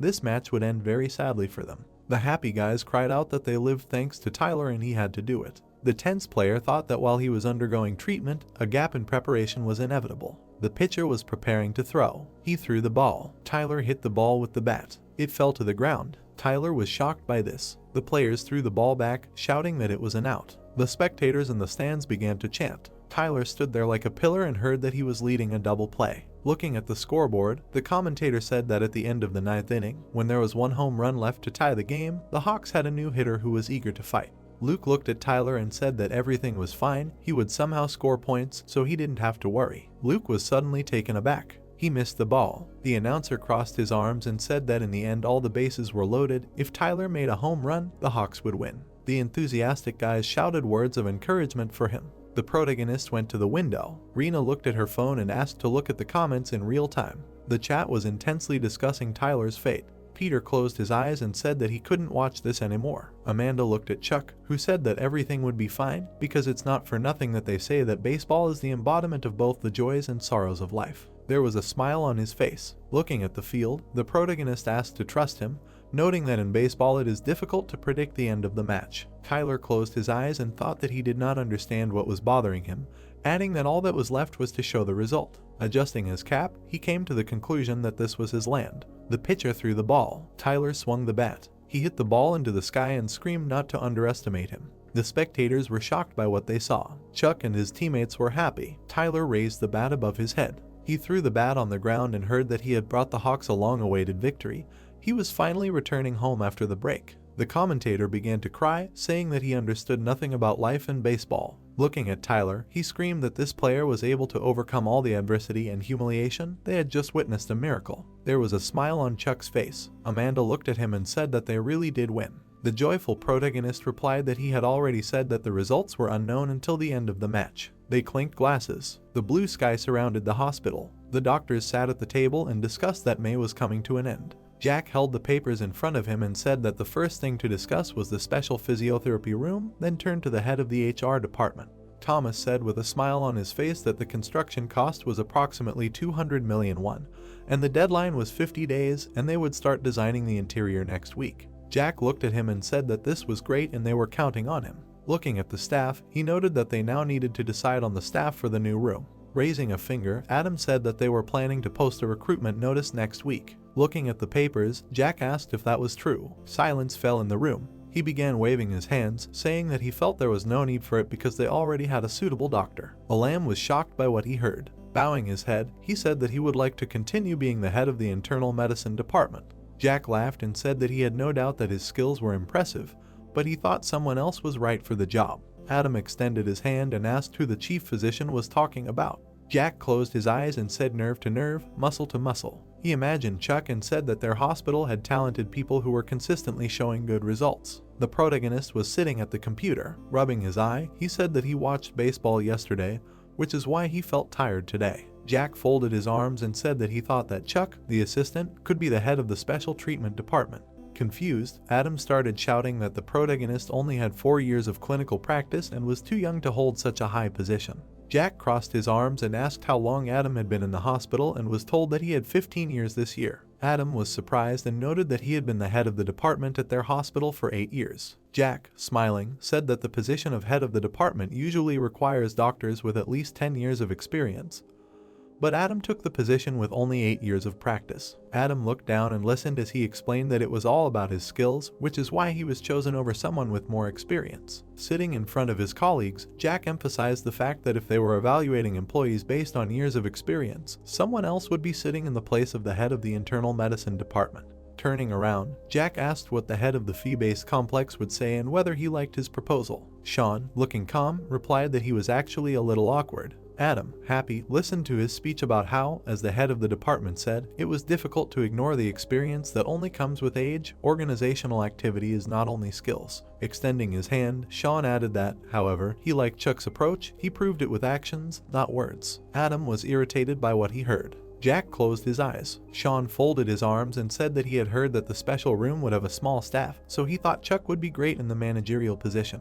Jack put his hand on the protagonist's shoulder and said that they would like him to head up the special physical therapy department. The protagonist glanced at the notice that he could get a promotion as a reward for completing the quest, and then thought that the reward for the quest was working in the special physical therapy room. Jack looked at him intently and asked if he had a different opinion on this matter. The protagonist waved his hand and said that he did not. Chuck, smiling, replied that this was a great opportunity to provide more beds for patients in their hospital, but it would have too much of an impact on the patients. They needed to hire more physical therapists. Jack hugged him and said that of course they would provide the manpower and would not burden him too much. He took the protagonist by the hand and said that since he found out what he needed, he would go because he needed to finish all the preparations, after which he called him the head of the special department. Clenching his hand into a fist, Chuck thanked the head doctor. Jack sipped coffee. He noted with a satisfied look that it was a holiday on their street, too. Jack suddenly grabbed his head and dropped the mug. The girl looked into the office and asked what happened. Kneeling, Jack replied that everything was fine. She took the phone and said that she would immediately inform Dr. Rick. Wiping blood from his mouth, Jack said that this was not necessary, because he himself was a doctor and knew his body better than anyone. Sitting in front of the girl, he noted that Rick was proud, but weak. If Rick found out about his condition, he would start to worry. Jack saw blood on his hand. Adam threw away the documents and cried out that he was a shameless fool. Thomas came to him and asked if Adam was angry. Thomas winked at him and pointed out the fact that Adam looked depressed, so he came with good news, but since he didn't want it, Adam became interested and asked what news Thomas was talking about. Thomas smirked and asked if Adam had shown interest right away. He asked with an angry look if the man was angry about Chuck's promotion. Adam looked away and tried to lie that he wasn't. Thomas held out his hand and asked why and if it was because of what happened in the radiology room. Thomas tried to calm the angry Adam and asked him to be honest, because then he would help him. The head of HR smiled and noted that he was not trying to play on his weaknesses, but on the contrary, he was trying to help. Adam sat down on the couch and replied that he was concerned about the main character's promotion, after which Thomas revealed that he had spoken with Dr. Rick several times. Adam, surprised, asked again if Thomas was talking about the head doctor's son. The man introduced Chuck and Rick and said that they were classmates. As far as he knew, they didn't get along very well. Apparently, these two even hated each other. Looking at Adam's puzzled face, Thomas noted that even though he didn't say it directly, he shared a secret.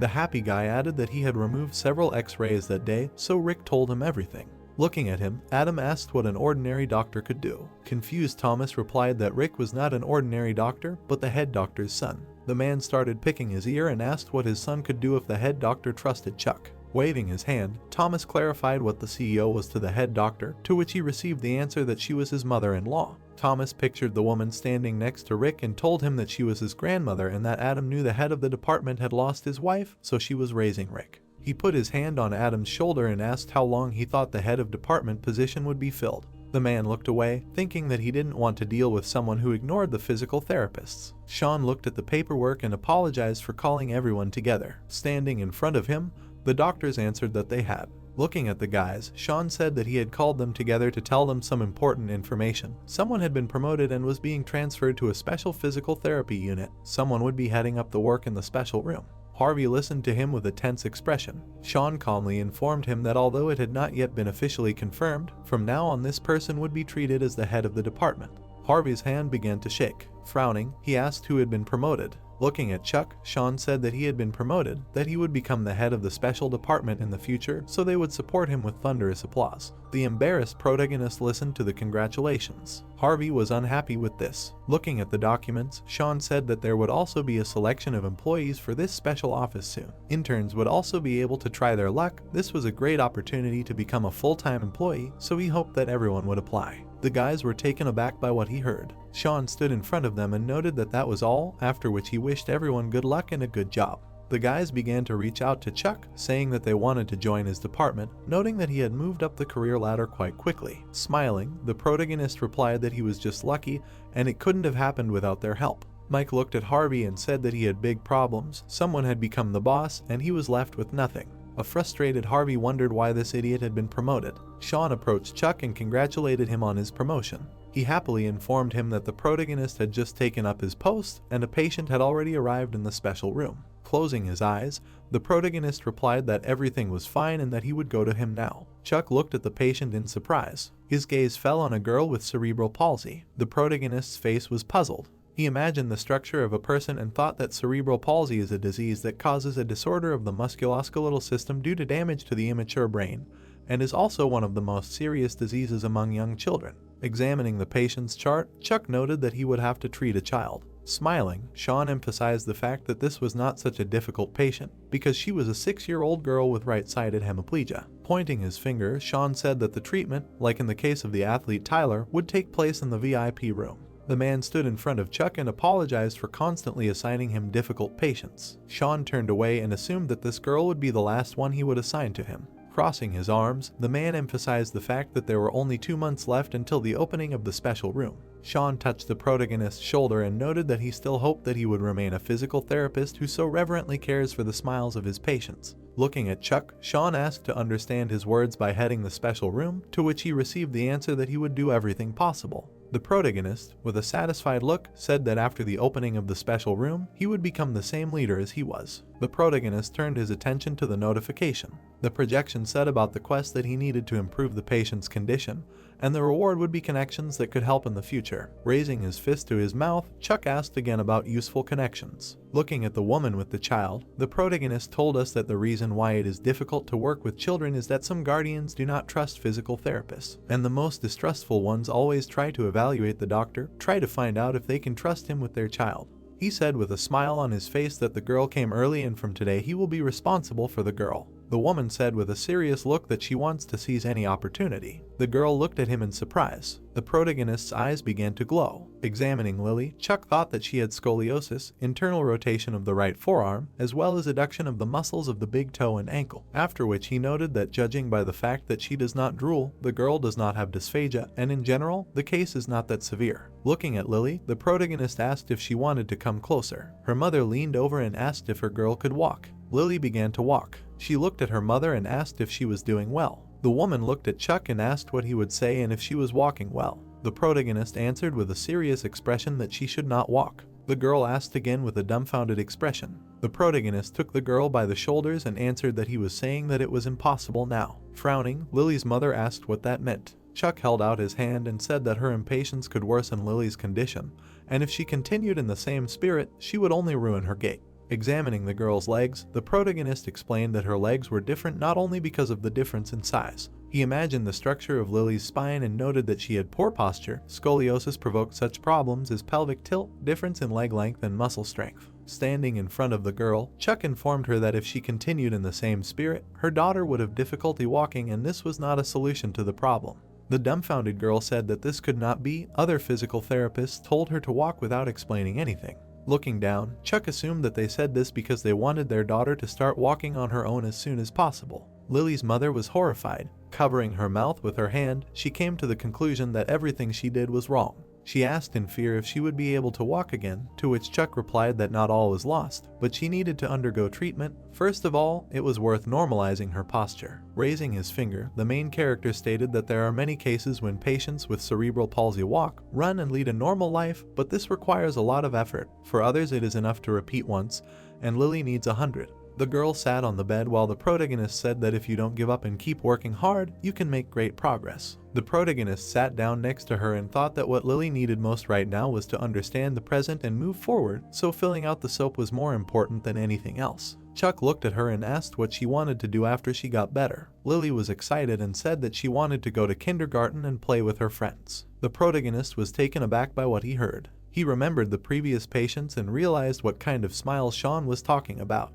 He was standing in front of the girl. The protagonist patted her on the head and said that Lily would definitely go to kindergarten and he would help her. Chuck wrote down her goal of going to kindergarten and playing with her friends. Leaving the office, the protagonist said that they would see them tomorrow at the same time. Looking after the woman, Chuck called out to her. With a smile on his face, he asked her not to be upset and to come tomorrow. The woman looked at him silently. Stretching, the protagonist stated that he needed to learn more information about treating children. Looking at the book on the table, Chuck assumed that it was not suitable for Lily's case. Holding his chin, he said that he should definitely try. The protagonist began to warm up. The puzzled protagonist emphasized the fact that even the magic brain is not easy to figure out. Looking at his stats, Chuck thought that if he gained another 29 points, he would be able to improve the magic brain and then he would be able to unlock the ability to improve the magic hands. Holding the book in front of him, the protagonist noted that in this case, the only way out is to study, so he will read a little more. Chuck began to fall asleep while reading the book. He lowered his head. Sitting on the couch,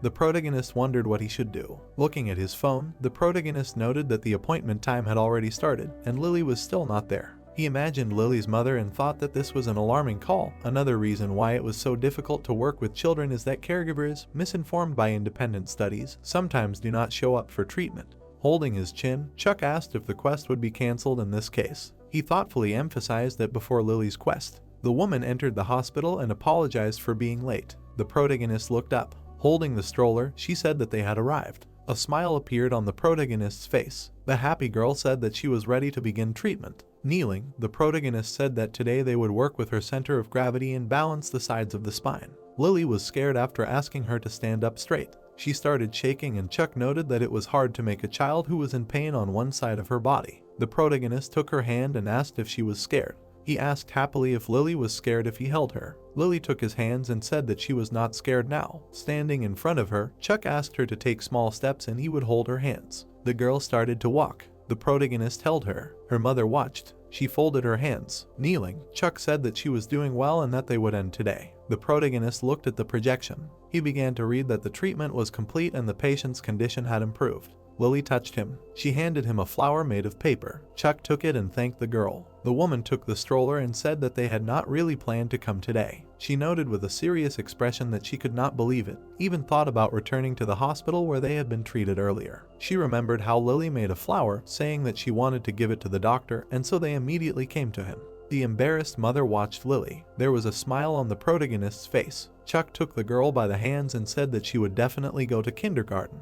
The joyful girl called the protagonist. Watching her, the protagonist told us that after that he checked her condition and filled out a soap. Touching Lily's leg, Chuck asked if it hurt there, to which he received the answer that everything was fine. Holding her chin, the protagonist thought that the girl did not experience such severe pain on the contralateral side, as it was during the first diagnosis, in which case it should be noted that the difference between the healthy and damaged sides was reduced. Looking at Lily, the protagonist clarified whether she could stand on both legs and whether it was difficult. The frightened girl asked if Chuck would hold her hands. The protagonist stretched out his arms and asked her not to worry because he would support her. The train was moving at a high speed and the protagonist noted that he had gone to study over the weekend to understand Lily even more and help her. Chuck began to yawn. He got off the train. The protagonist sat down on a chair and said that it was worth coming earlier to get a good seat. Chuck turned his attention to the voice next to him. The guy pointed and noted that this was their first meeting since graduation, noting that he was Ted from Savon University. Looking at him, the protagonist replied that they hadn't seen each other for a long time, and then wondered why Ted was there. He imagined Ted walking arm in arm with Havry. Smug Ted said that he was there as an assistant to today's lecturer. He really liked him, so he kept trying to drag him into pediatrics. Sighing, Chuck said that he worked at the hospital. Ted laughed and replied that everything was fine and not all physical therapists could work in good clinics. Closing his eyes, he noted that he was very lucky. He came there as an intern and was immediately hired as a permanent employee. Chuck turned away and heard him say that interns had a hard time living in this clinic, but becoming a full-time employee was no joke. Amanda came there saying that she did not think she would meet the protagonist there. Chuck was surprised. She sat down next to the protagonist. Holding the back of his head, Ted said that he and Chuck studied at the same university. He pointed his finger at the protagonist and asked if he was already an assistant, to which he received a positive answer. Puzzled, Amanda said that their hospital was quite famous. They were from Myungsung Hospital. Dumbfounded, Ted asked again. He imagined Harvey's face and emphasized that it was the best rehabilitation clinic in the country. A happy Amanda told him that Chuck was currently an assistant, but would soon be promoted to head of the department. Holding his chin, Amanda offered Ted a drink of water because he was sweating heavily. The guys sat in silence. The main character looked at the girl and asked if she did it on purpose. Clenching her hand into a fist, Amanda cried out that the problem was that Chuck was too kind, and if necessary, he should not allow himself to be offended. He was hurt by Amanda's words that avoiding the problem was not the best solution, and if he did not like it, then he should say so. Raising her head, Amanda said that she came there because she liked pediatrics, so she tried not to miss lectures, and the main character suggested that this was a good decision because it was difficult for female doctors to work with adults. Closing her eyes, Amanda said that it would be nice, but she did not have the opportunity to choose her patients. Raising her hand, the girl cried out that she had a question. Amanda extended her finger and asked how a patient with a stroke differed from a patient with a heart attack. The protagonist, holding his face, replied that it was a rather difficult question. He had asked himself this question in his second year of practice. He imagined people throwing a ball. Looking at the girl, Chuck explained that people can usually throw a ball from a lying, sitting, and standing position. He was not saying that this was the right answer, but only his opinion. Patients with a heart attack can do the same. If they can do one, they can repeat the other. This is usually called motor learning. The protagonist imagined how the picture of people throwing a ball was crossed out and noted that patients who had had a stroke could not do that. They could not repeat standing what they learned sitting, and sitting what they learned standing. Chuck was sitting next to her and said that the thing is that a stroke damages the brain, but a heart attack does not. Amanda raised her hand and said that she had more questions. The room fell silent. The guy stood in front of the microphone and noted that they would begin their lecture on pediatrics. Chuck looked at the paper. Amanda held a pen in front of her mouth. The guys went outside and noted that the sun had already set and that it was a long day. The girl looked at the protagonist and asked if he felt sorry for wasting the weekend on studying.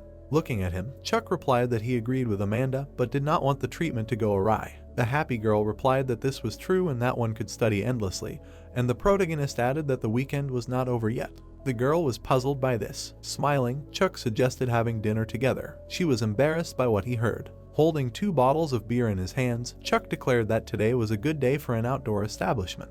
The guy looked at Amanda, who was drinking alcohol, and asked her what had happened, and she answered that nothing special. Nate was also with them, watching what was happening in shock. The protagonist's friend looked straight at him, thinking that he was his senior at the university, and the girl thought that he was her boss. The guys were very awkward about the whole situation. Suddenly, Chuck, with a smile on his face, asked to be introduced and said that it was Nate and that they studied at the same university, and Amanda, who heard this, greeted him, imagine, like an intern from the hospital. Nate, awkwardly scratching the back of his head, greeted her, imagine, like Chuck's favorite. Putting his hand on the table, the guy in glasses asked if this was really his new girlfriend, and the guy, dumbfounded, answered negatively. Touched, looking straight at him after hearing this, Amanda wondered if he was talking about it too confidently. Then the girl remembered how they admired the sunset together and thought that they were just talking. Visualizing their trip to the baseball game together, Amanda noticed that they also drank together. Remembering how she and Chuck happily communicated with each other, the girl realized that this is where it all ends. Returning to reality, Amanda looked away, offended.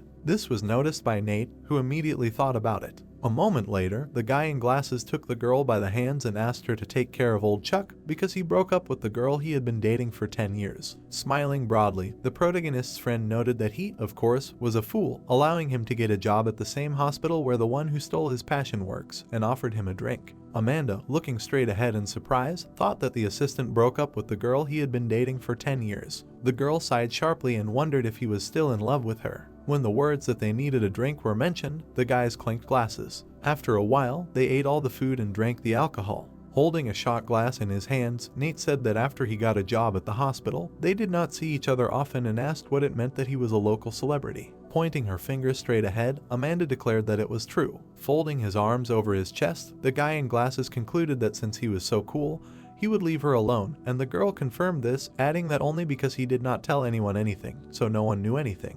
Chuck, looking puzzled, suddenly announced that it was late and suggested that they go home. Smiling broadly, his friend said that he was very grateful to him for today, and he was surprised that he was grateful at all. Pointing his finger upward, the guy in glasses explained that because of him he closed his center and got a job at the hospital, because he had told him to close it and find himself a girlfriend. Hearing this, the guy grabbed his friend by the shirt with displeasure. Looking straight ahead in surprise, Amanda asked what the assistant meant by having his own medical center and thought that perhaps that was why he was entrusted with working in a special room. Holding her boss's hands, the girl said that she had decided and would work hard to work with him in a special room. With an air of complete seriousness, Amanda added that she wanted to continue learning from him, like today, and Nate, who had approached her, asked who had invited whom to dinner today. After his question, the protagonist slapped him on the back of the head. Holding his head, the guy in glasses tried to come to his senses. Then, unpleasant sounds were heard directly from the establishment where the boys were drinking, and Chuck could not believe why he threw up and asked the owner for forgiveness. The story moves to the moment when the boy looked at the documents and thought that a week had passed since his training, and Lily's treatment plan was divided into 3 stages. Looking at the little girl who was standing on 2 platforms, the protagonist reasoned that the first stage was the perception and acceptance of the affected side. Watching his patient, Chuck told her mother that from this day on Lily could slowly start walking, and she was very surprised by this while he realized that the second stage was straight posture. Looking at the values on the scale, the boy asked to look at the dial on the right, which shows 9.7, and on the left, which shows 9.9. Then he explained with a serious expression that if the difference was attributed to differences in development, but who now the girl can maintain her balance on her own, so she can gradually begin to walk. Clutching her face with joy, the woman expressed her gratitude and could not imagine what they would do without him. Suddenly, her phone vibrated because her husband was calling her. Holding the smartphone in her hands, Lily's mother apologized, explaining that she needed to answer the call, and the protagonist agreed with this, noting that she could not worry about her daughter. Answering the call, the woman with a displeased look asked what happened, and was he really only now talking about this, asking to wait a minute. Then Chuck watched her until the door was closed. Squatting down next to the little girl, the boy asked that she continue to be treated with the doctor, and so she said that mom was arguing with dad again. The protagonist, looking straight ahead in surprise, wondered what she was talking about.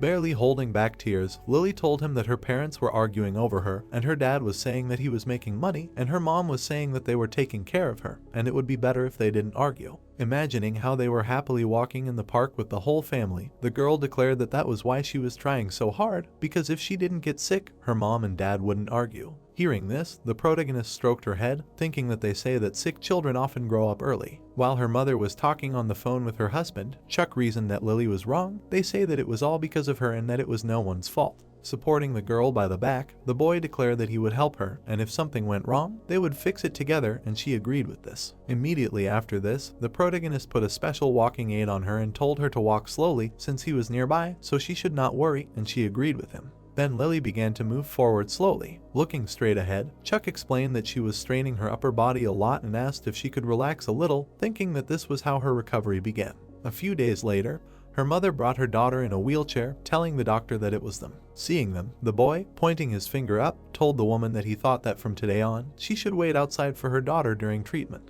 Sitting down next to the sick girl, the protagonist explained that today they would also walk, but he was afraid that she would rely on him if she was near her. Then Chuck asked her to walk for 30 minutes, rest, or drink coffee, and Lily's mother, looking puzzledly straight ahead, said that she did not even know if this was normal. At that very moment, the sick girl, looking full of enthusiasm, told her mother that she wanted to get better as soon as possible, and her mother was glad that she cared about her. Opening the door, the woman declared that if the doctor said so, then so they would do, so she would go have some coffee and wished her daughter good luck. Joyfully waving her hand, Lily asked her to come back quickly. Looking at his patient, the boy thanked her for her help, and she giggled happily. Squatting down next to the sick girl, the protagonist declared that now they were starting to stand and walk, well, just doing exercises is very boring, so he prepared something. Immediately after this, Chuck began to tell Lily everything. She listened enthusiastically. Puzzled, looking away, the sick girl asked that if she did this, mom and dad would be happy. With a look full of seriousness, looking straight at her, the boy gave a positive answer. With a hopeful look, Lily wondered if they would argue more. Clenching his hand into a fist, the protagonist once again confirmed her words. Hearing this, the sick girl, with a look full of enthusiasm, declared that she would do it then.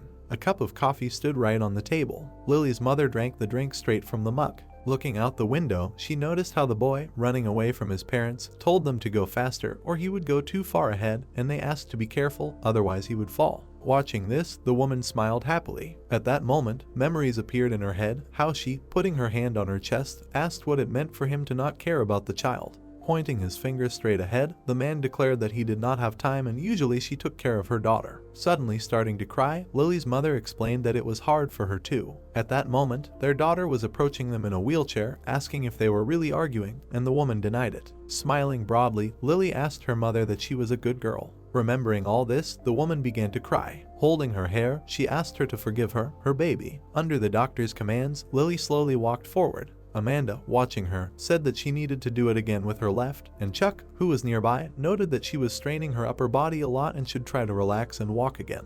With an appearance of complete concentration, the sick girl tried to follow the doctor's instructions, and he said that she was leaning too much to the left and asked her to tell him what they did some time ago. Hearing this question, Lily, perplexed, lowered her gaze down. Touching her nose, the girl explained that everything was fine and there was no need to rush, offering to try one more time. Smiling broadly, the sick girl agreed with this. Folding his arms across his chest, the boy declared that he thought he had done the right thing by asking her for help, and Amanda Gavrillo, who had heard this, told the assistant that she was only too happy to help. Watching Lily, who was slowly walking forward, the protagonist reflected that thanks to the treatment, her gait had noticeably improved, and even though they had helped the girl, such a result was only possible thanks to her work and perseverance. Thoughtfully looking straight ahead, Chuck realized that this was not enough and that there had to be something that would melt the ice in her parents' hearts. Looking at the girl standing next to him, the boy asked her if she thought the family would be harmonious after the treatment, and she was very surprised by what she heard. A little embarrassed, Amanda suggested trying to hold an event where everyone could share their feelings. Looking straight ahead in surprise,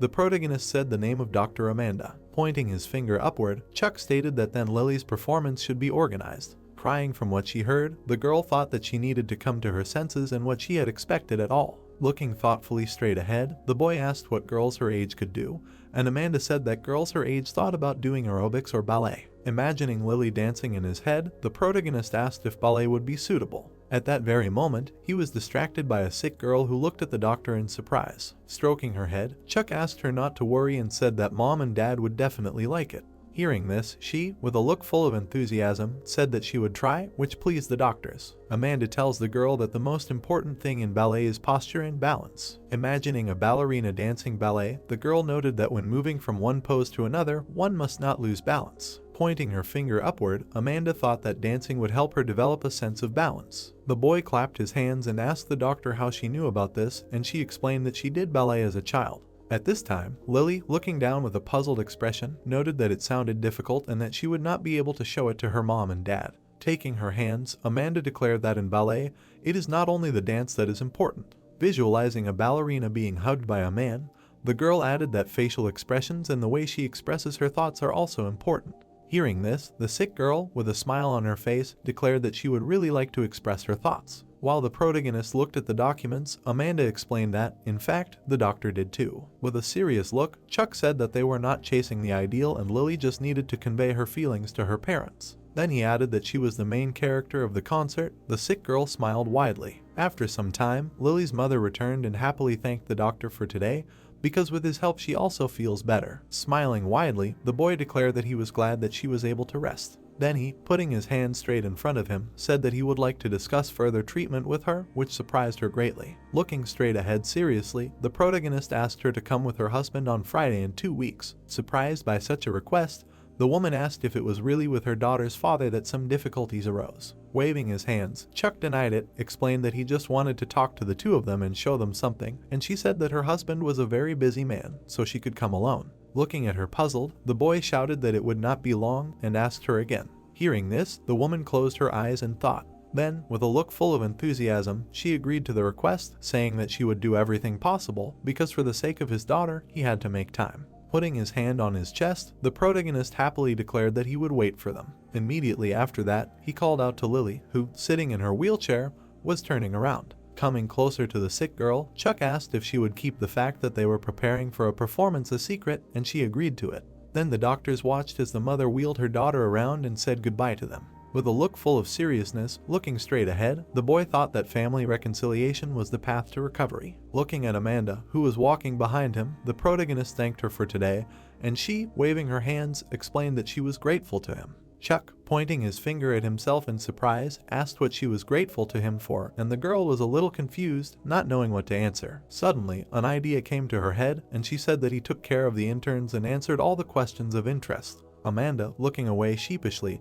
added that he was always considerate and kind and very cool. After that, the girl coughed and said that in any case there was no need to thank her. Hearing this, Chuck became a little embarrassed. Amanda smiled broadly, saying that she was glad to help him. Visualizing the image of Lily, who stood in different poses, the boy thought that 2 weeks had passed, and she was undergoing treatment more actively than adults. And, sitting down next to the sick girl, Amanda asked if it was difficult to perform the movement without handrails, and she declared that she could do everything. Stroking her head, the protagonist suggested simply imagining that there was something to lean on, and she was doing well, but she could achieve more than she agreed. Lily touched the doctors with her palms, while Chuck thought that the long-awaited Friday had come. The sick girl's mother was sitting in a cafe and drinking coffee. Suddenly, a man appeared behind her, asking if she had really left her daughter alone and was drinking coffee here. Looking at her with displeasure, the man said that she had said it was urgent, so he had spent a lot of time getting there. Turning her head to the side, the woman explained that the physiotherapist had asked him to come and also said that her rest was part of the girl's treatment.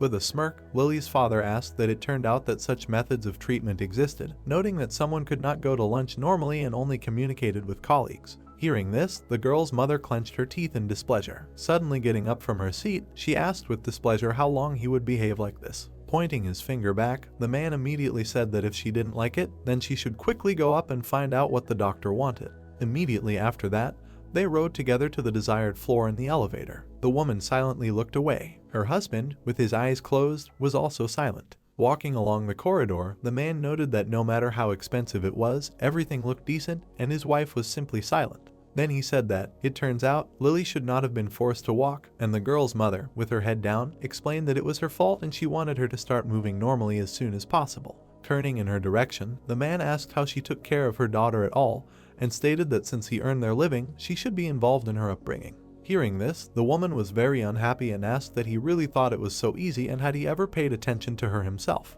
Looking menacingly straight ahead, her husband said that he was the head of the family and, in order not to be a bad father, he had to earn money. Leaning forward a little, the girl's mother concluded that she also wanted to be a good mother to her daughter. Standing right in front of her husband, the woman explained that she was very nervous, which is why she wanted her to go as soon as possible. At that moment, the door to the office opened and the doctors introduced Lily, saying that they were welcome to her concerts. Seeing this, the girl's parents were extremely dumbfounded and simply remained silent. Seeing their reaction, Chuck was puzzled and greeted them, wondering if they would be able to complete the treatment. Lily's parents sat, turning away from each other. The sick girl looked at the doctor upset and said that mom and dad had argued again, and Amanda explained that everything was fine, her parents would be happy to see what she had prepared for them. Stroking her head, the girl asked that she believed her and offered to give it her all. Chuck watched all this from the side. Pressing a button on the remote control, the boy said that this was great and offered to begin.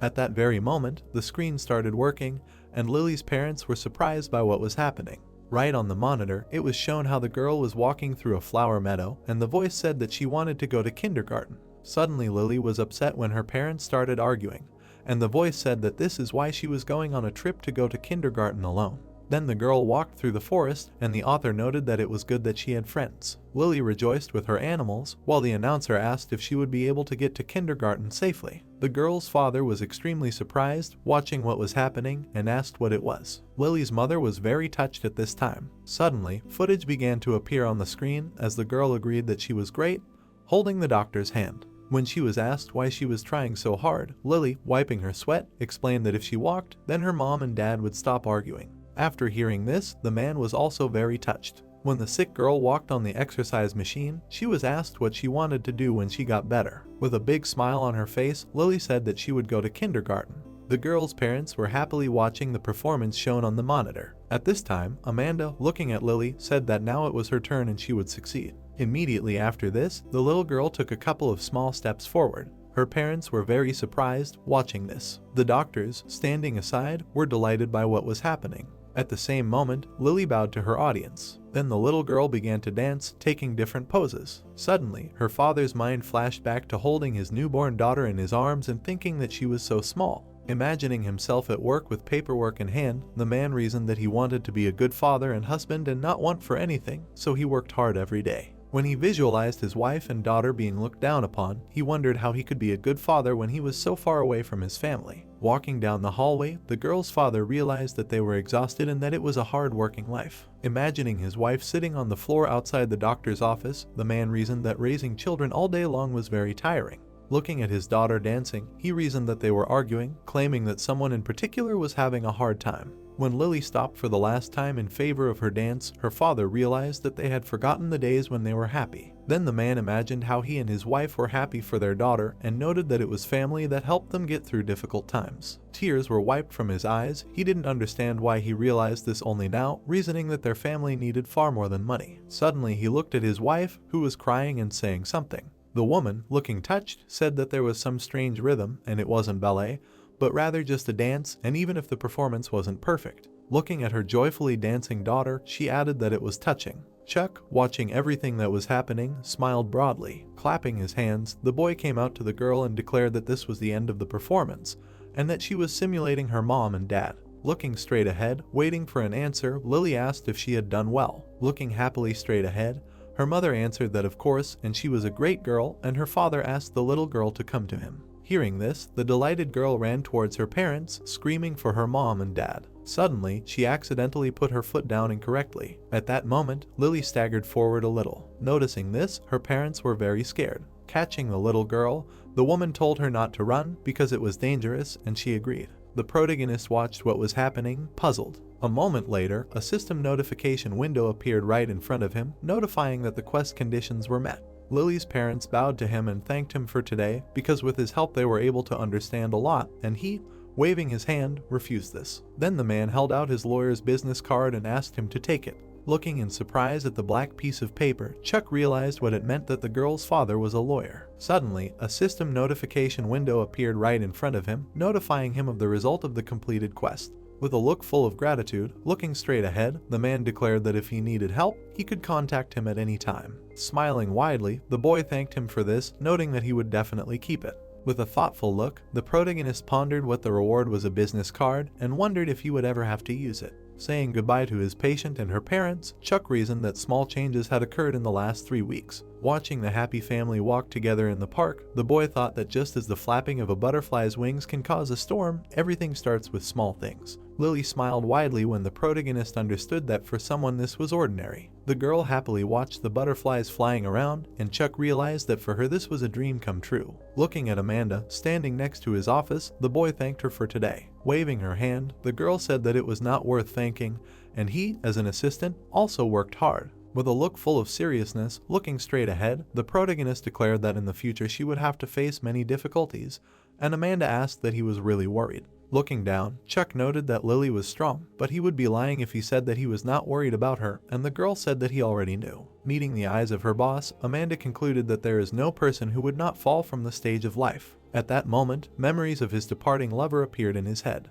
After what happened, he could only cry, looking at the starry sky. Remembering this, the boy declared that this was true, and the main thing was to rise again. These words of his pierced Amanda's chest like a love arrow, and she confirmed them. Then the guys stood silently next to each other. They continued to be silent, looking straight ahead. The girl suddenly became embarrassed, thinking that this was very awkward, and he said it so calmly, suddenly noticing that they were walking shoulder to shoulder and when they managed to come so close. Immediately after that, Amanda looked to the side. She looked puzzledly at the real assistant in front. At the same moment, the girl noticed that an unknown woman was standing right in front of them. Sighing haughtily, Kate asked what he was doing there and was he really working.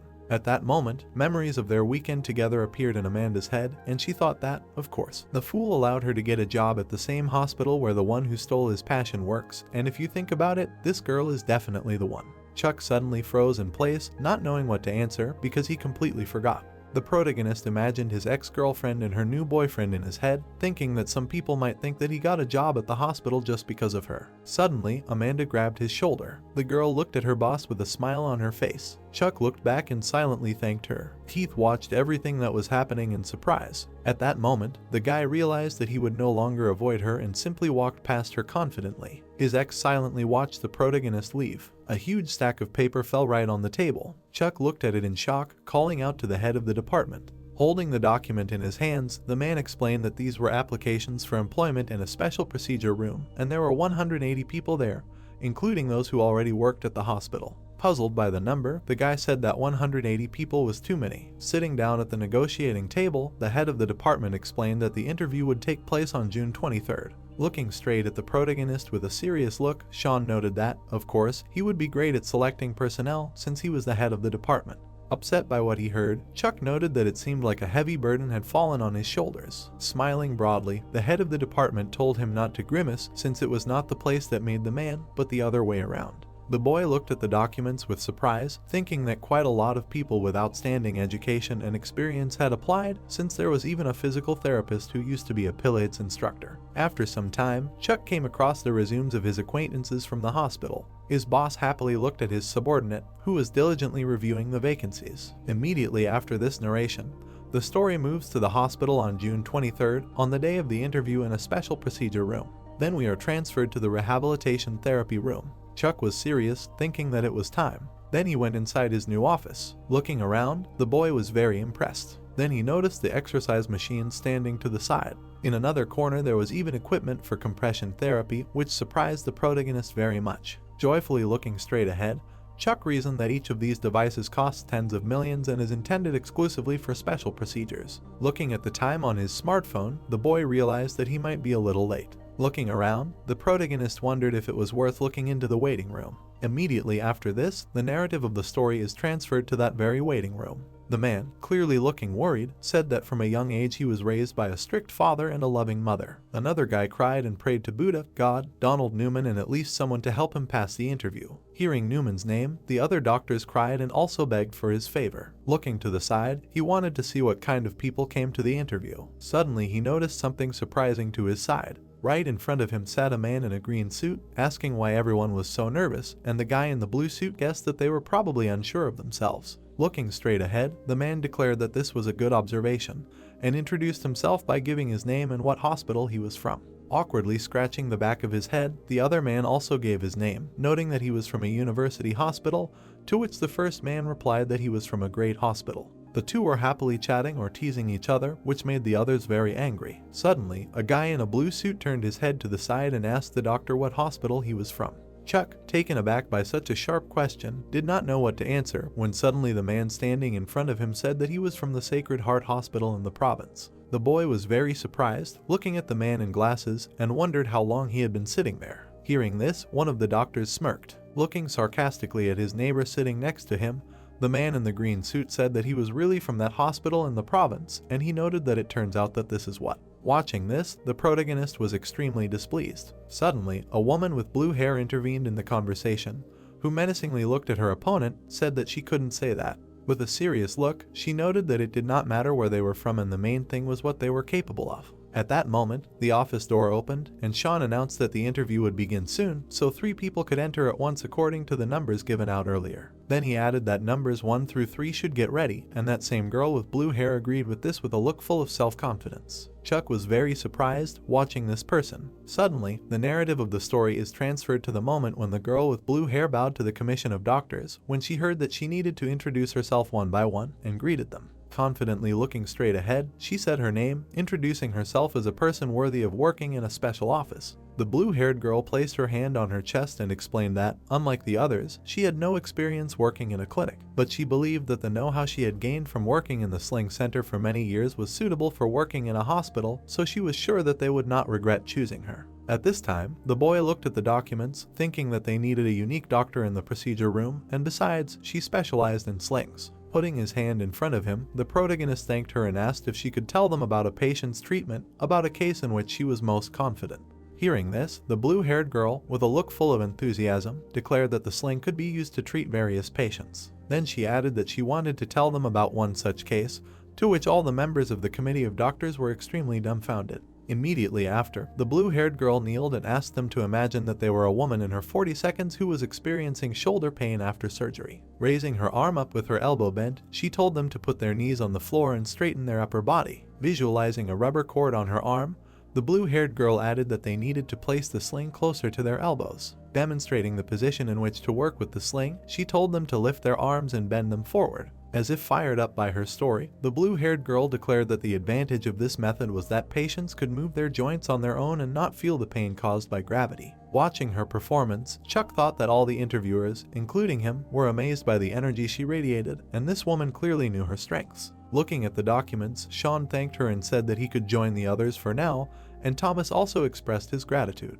Immediately after that, the boy looked at the documents, intending to find out who was next. Suddenly, he was very surprised, thinking that these were the same people. A moment later, asking for forgiveness for the intrusion, the same three guys talking in the waiting room entered the office. Standing next to each other, they greeted the committee of doctors. Seeing them, the protagonist grinned. As if enveloping himself in evil energy, Chuck offered to begin the interview. Looking at the ceiling, Chuck asked number 4 to begin. Hearing this, the man in the green suit with a smile on his face greeted everyone and said his name, saying that he graduated from the university and currently works at the university hospital, starting to talk about his good qualities. Hearing this, Thomas was happy, thinking that this university is a prestigious university, so they should accept him. Immediately after that, he started writing something on his evaluation sheet. The guy with glasses looked away in confusion, while Thomas was thinking that the person on the other side graduated from an average university, and as a person, he was kind of shady. He looked at the head of the HR department sitting next to him, who was thinking that it would be more profitable to choose 2 others than this one. The protagonist was clearly unhappy with the current situation, but simply kept silent. Looking through the documents in his hands, Sean thanked the speakers and asked the next ones to come in, when suddenly Chuck interrupted him, asking him to wait for the head of the dense complex, because he had a question. Grinning maliciously, the guy noted that, as he looked, they were focusing on the university and expecting a bright future, asking if they had any reasons that prompted them to contact this hospital. Hearing this, Sean looked at the protagonist in surprise and asked the head of the department what he meant, and the dumbfounded Thomas asked what came over him. A little confused, the man in the green suit answered that he did not quite understand what he wanted to know and wondered if he had really heard their conversation in the corridor. Miserably closing his eyes, Chuck declared that he was glad that they decided to pay attention to the hospital, but nevertheless decided to apply because they wanted to get on staff and did not work under a contract. Directing his serious gaze forward, the boy asked what, or if he was wrong, which greatly surprised the doctors. The 2 speaking guys were caught off guard, realizing that they were missing. Leaning slightly towards the protagonist, Sean asked the head of the department what was going on. Then Chuck, directing his menacing gaze forward, said that while in the waiting room, he overheard some interesting conversation. The head of the dense complex looked straight ahead in confusion after hearing this, saying that this is how it is. Immediately after that, he crossed out their names on the list of those they were hiring. After what happened, the 2 of them bowed their heads in displeasure, and the third one just sat silently in his place. Holding a document in his hands, Sean asked the guy if he could tell them about the treatment of patients in whom he was most confident. Hearing this, the man adjusted his glasses and declared that he had cured a patient with a stroke using bubble bath therapy. Surprised by what he heard, Chuck thought about this type of treatment. Imagining in his mind 2 old people in love, the boy thought that bubble bath therapy was a treatment method created by the bubble bath couple, a physical therapist and a doctor, in the 1940s. Visualizing a boy riding a special ball, the protagonist reasoned that this method allows you to correct your posture and restore muscle tone through restraint, support, and stimulation. Imagining a doctor helping a patient do exercises, Chuck added that this allows you to perform precise and correct movements. With a thoughtful look, the boy reflected that if PNF therapy helps improve the condition by encouraging correct movements, then bubble bath therapy is aimed at suppressing incorrect movements. Closing his eyes, the protagonist immersed himself in thought. What is better, to hone the movements according to established standards or to make adjustments and make it so that the person is comfortable in everyday life? Realizing that it would be great if it was possible to combine the benefits of these 2 methods. Suddenly, as if out of nowhere, a system notification window appeared with a quest to combine these 2 methods. Chuck looked at the system notification window in shock, studying the information in it. Down the boy realized that this was his own method of treatment. Shaking his head in denial, the protagonist realized that he needed to focus on the interview. At this point, Sean was happily expressing his gratitude to everyone. Then other doctors entered the room, and Chuck thought that after they had listened to all 180 applicants, Peter and Amanda came to them at the end, and the boy added that the interview was over. Looking straight ahead, the protagonist thought that the work in the special room was just beginning. After the interview was over, the committee members studied the documents of the selected candidates. Moving his hand to the side, Thomas asked what would be better, and maybe it was worth holding a meeting. Holding the papers in his hands, the head of the paid department agreed with him, because they have a lot of good doctors, so he thought that they need to somehow reduce the number of people. Pointing his finger upward, the head of HR noted that this was true, because he had already noticed doctors who graduated from excellent universities, so he thought that some doctors were suitable for them, and he called out their names, asking what they would say. Puzzled, looking straight ahead, Sean mentioned the incident with those two. Looking away with displeasure, Thomas asked what was wrong. Well, they said something in the hallway. But so what? Education is important, so you can't miss them. Suddenly, looking menacingly straight at him, Chuck declared that, of course, what happened in the waiting room could have been a mistake, but that was not the main thing. The guy, looking completely serious, announced that the special office did not need highly educated doctors, but therapists with extensive experience in a certain field. Looking displeasedly straight at the head of HR sitting in front, the protagonist noted that he himself knew this, and the latter, waving his hands, confirmed his words. Looking straight ahead, the head of the paid complex would ask the head of the department if he had found any good doctors yet. At the same time, Chuck would enthusiastically announce that he had given high marks to Dr. Mary and Dr. Charlie. With his hand outstretched, the boy would say that the girl was good at slinging and the boy was good at using bubble bath therapy. Hearing this, Thomas would ask about Charlie, when Sean would interrupt him and remark that he liked the two of them too. The head of personnel would be very pleased with what was happening, while the head of the paid department would say that he thought Mary was pretty strong and thought she could support patients without any equipment, and he hadn't expected much from Charlie, but it turned out that he had been studying bubble bath therapy diligently. Looking straight at the real boy in front, Sean would suggest that they do as he thought, since they were only there to give advice, so he shouldn't worry so much, which surprised him. The protagonist smiled guiltily and apologized for relying on them too much. Then, smiling broadly, Chuck thanked them for their advice and suggested forming a good team. Immediately after that, the story's narrative shifts to July 1st, when the boy looked at the system notification window, saying that since he had accumulated the required number of points, he could level up.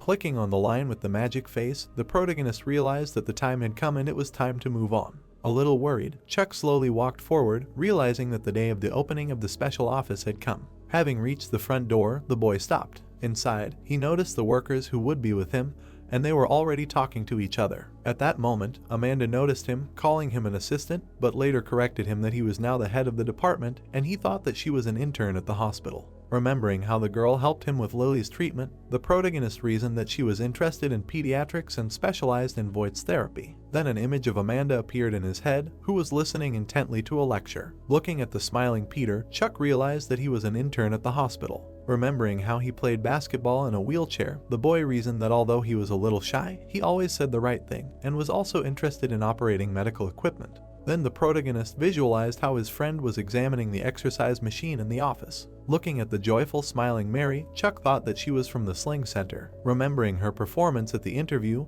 the boy thought that she was a certified Pilates trainer and specialized in sling therapy. Images of a girl with blue hair demonstrating exercises also popped into his head. Seeing a guy with glasses standing with them, the protagonist reasoned that this was Charlie from the Sacred Heart Hospital in the province. Visualizing his image at the interview, Chuck thought that he was practically invisible and had high knowledge of bubble bath therapy. Then he remembered how Charlie told them about his experience of treating a patient, adjusting his glasses. Joyfully clenching his hand into a fist, Chuck realized that with these doctors, any patient was within their reach. Suddenly, a system notification window appeared right in front of the guy. This notification system contained information that he had received the quest Life from Scratch in order to correct mistakes. Very scared after what happened, the protagonist wondered what kind of patient would visit the special room on the day of its opening.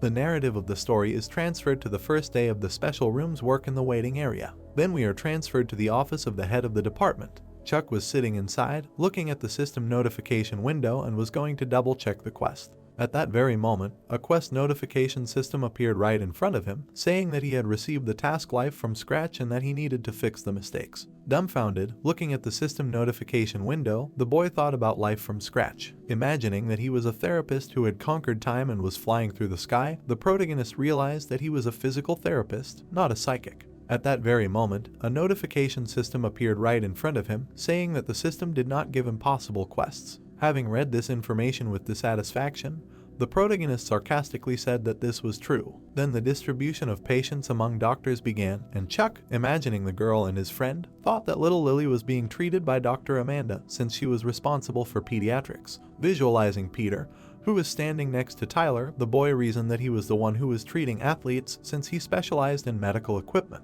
Remembering the images of Mary and Charlie, the protagonist thought that the first was responsible for a patient with disabilities due to shoulder surgery, and the second for a patient with hemiplegia caused by a stroke. Then he looked at a piece of paper and talked about the last patient. Below the information about this person, it was written that the treatment should come exclusively from him, and he realized that he could not transfer this patient to others. Smiling happily, Chuck thought that this was good, and then this distribution would be left. Suddenly, looking out from around the corner, Amanda came to him, telling the head of the department that it was time to go home. Hearing this, the boy looked at his watch in surprise and could not believe that it was already time, saying that he was going. Coming out of his office, the protagonist saw his employees who were telling the head of the department to hurry up because they were already hungry. Immediately after this, the narrative of the story moves to a cafe. The guys sat down at one table and were getting ready to have dinner together. Suddenly, noticing Chuck, someone asked if it was really him. Two girls looked at him with admiration, saying that it was a coincidence and that they were also having a corporate dinner. With a smile on his face, looking in their direction, the guy asked if they were from the rehabilitation department.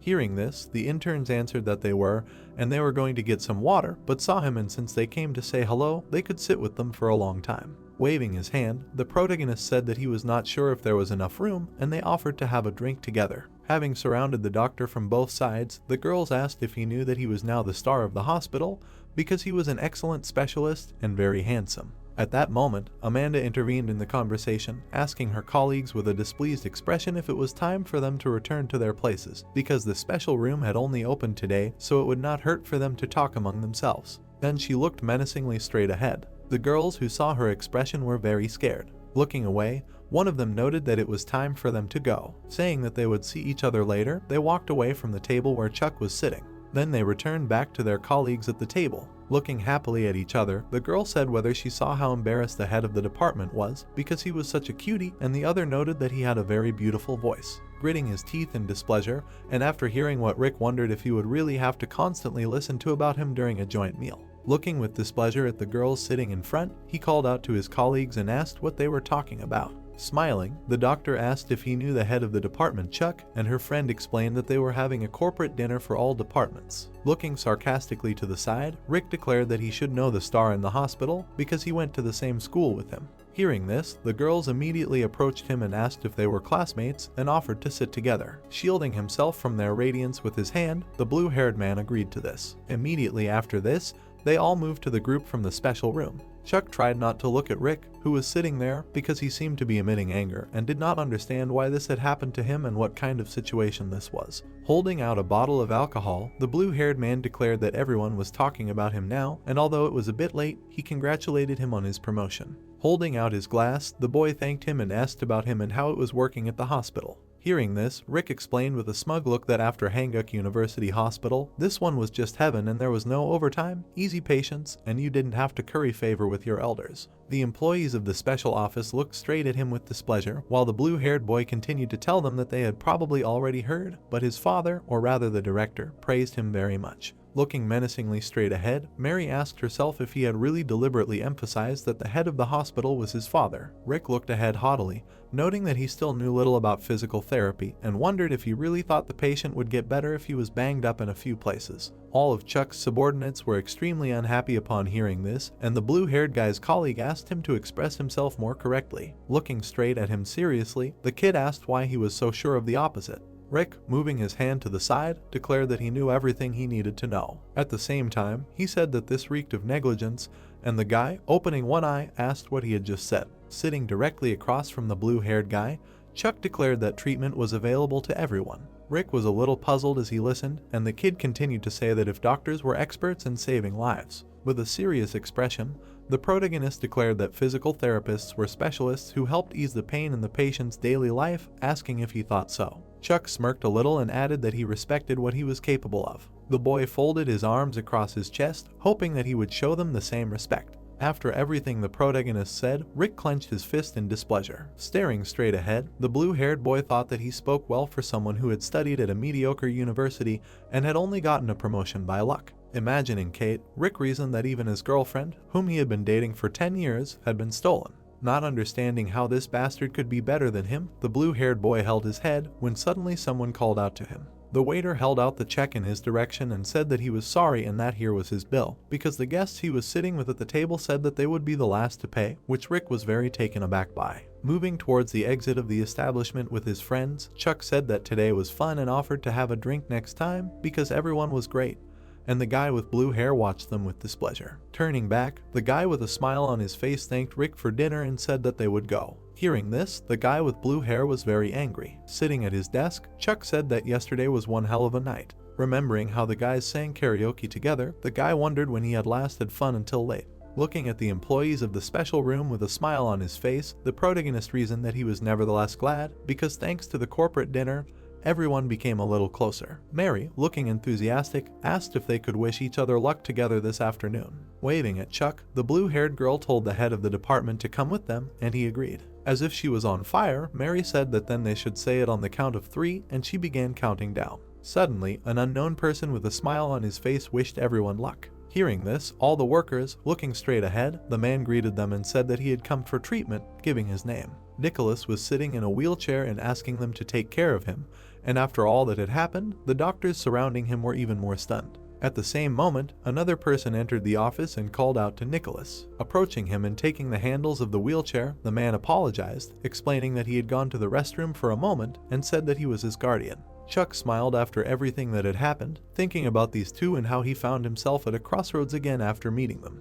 Chuck held the patient's paperwork in his hands. Looking straight ahead in amazement, the boy thought that Nicholas was 21 years old and had cerebral palsy, a diagnosis that had been made. Saying that 15 years ago, the protagonist watched as his caregiver laid his son down on the couch. Looking straight ahead seriously, Chuck asked if it was true that it had been a long time since the disease had developed. Looking at him puzzled, the man explained that he had been getting worse lately and that it was becoming more difficult to perform his daily rituals with each passing day. Placing his hand on his chest, the boy explained that, to be honest, the condition was worse than he had expected, but nevertheless, he would do his best. At that moment, a smiling Nicholas would join the conversation, asking his father not to worry, because it's not for nothing that they say that the wait will pay off in full one day. Looking at the man standing next to him, the protagonist would declare that he was indeed a very happy person. Approaching his son, the man would explain that, despite his illness, he was the brightest child of all, and he would note that this was all thanks to his father. Hearing that they relied on him, Chuck would say that it was mutual. Immediately after that, the boy began to massage his patient's leg. Activating his ability, the protagonist would think that with the help of this patient, he was trying to figure out how to help Lily and, as expected. Despite the boy's hand, Chuck would receive notifications from the system that the muscle fibers were twisted and bent in the wrong direction. Looking at Nicholas's leg, the boy would learn from the system that the pathological stiffness practically did not allow any movement.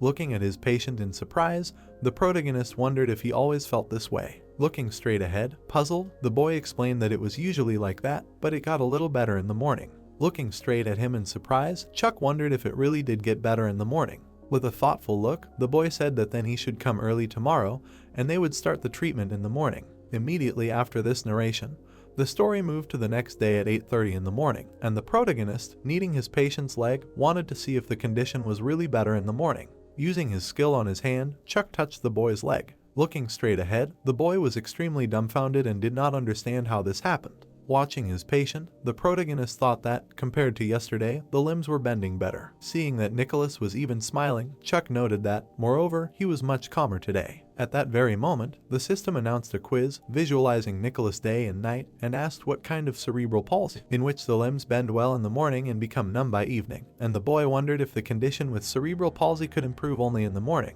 Clutching his head, the protagonist realized that this was strange, but he did not yet understand what exactly. Smiling broadly, Nicholas said that he thought that yesterday's treatment had worked. Looking straight at him in shock, Chuck asked if he really thought so. Having finished seeing his patient, the boy told all his subordinates what had happened. Peter scratched his cheek in surprise, asking if it was really a symptom of cerebral palsy that got better in the morning, and Charlie, standing next to him, adjusted his glasses, saying that she had never heard of such a thing. Suddenly, Mary would join the conversation, pointing her finger up, asking what if it really wasn't cerebral palsy. Hearing this, all the doctors in the special room were extremely dumbfounded and fell silent. A moment later, they would inhale and start laughing, and Peter would say that it couldn't be, while the girl with blue hair would ask if it really couldn't. Amanda would raise her hand up, saying that maybe they should take an individual approach to Nicholas and not treat him as a patient with this diagnosis. Hearing this, Chuck would think about a solution with an individual approach. Immediately after this, the story moves to the next morning when the boy meets Nicholas, who is leaning on a special device and says that since he is in good shape today,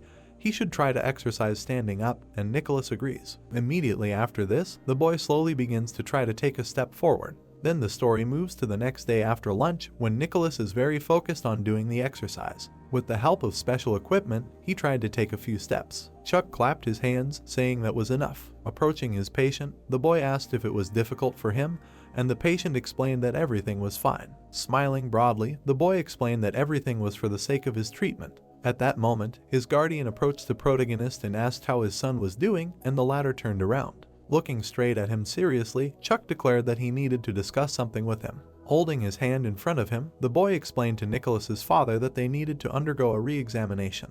Looking straight at him, dumbfounded by what he had heard, the man asked why they should do this and what tests he was talking about. Looking at his patient's documents, the protagonist explained that, in his opinion, Nicholas did not suffer from cerebral palsy and therefore asked them to undergo a re-examination. Hearing this, the boy and his father were extremely surprised. Looking at his patient, Chuck explained that it was true that he had difficulty controlling his movements, but the symptoms he was experiencing were different from those present in cerebral palsy, so they did not yet understand why his condition improved in the morning. Dumbfounded, looking straight ahead, the guardian asked him if he really meant to say that his son might not have cerebral palsy at all. Pointing his finger upward, the boy noted that, of course, he could be wrong, since the probability was 50/50, and still asked why they did not undergo an examination. Hearing this, the man looked down in confusion and simply remained silent. Nicholas was also very surprised, not making a sound. Putting his hands directly on the boy's shoulders, the protagonist said that he understood his excitement, but the results would have to be left to the will of heaven, so he should relax and think carefully. Then he added that they should report their decision to the reception desk and they would give them a referral, and Nicholas, puzzled, looked down, listening to him. Suddenly, the boy looked forward and asked his father that he would also undergo a second examination. The man looked at his son with joy and said that of course he would and asked him not to worry. Imagining Jack in his head, Chuck thought that the director of the hospital personally carried out the examination, since he was interested in the case of Nicholas and his father. Visualizing how the boy was undergoing examinations, the boy reasoned that after various studies, a new result had been obtained. With a smile on his face, Jack asked to be completely frank and stated that his son did not suffer from cerebral palsy. Hearing this, the man looked forward in shock and asked if this was true. Upset, looking down, Nicholas asked that if it was not palsy, then what? Looking straight at him, the hospital director explained that he had a genetic disorder called Sagawa syndrome. Imagining human DNA in his head, the protagonist reasoned that Sagawa syndrome was a rare hereditary disorder caused by the GCH11 gene, which leads to a decrease in the production of the neurotransmitter dopamine. Introducing the pills that the boy in the wheelchair was taking, Chuck explained that it occurs in 1 in 12 million people, and the symptoms are similar to cerebral palsy and Parkinson's disease, but it can be easily cured with medication. Pointing his finger upward, Jack announced that in other words, he will be able to walk. The hospital director also said that if you combine physical therapy and drug treatment, you can achieve a complete recovery.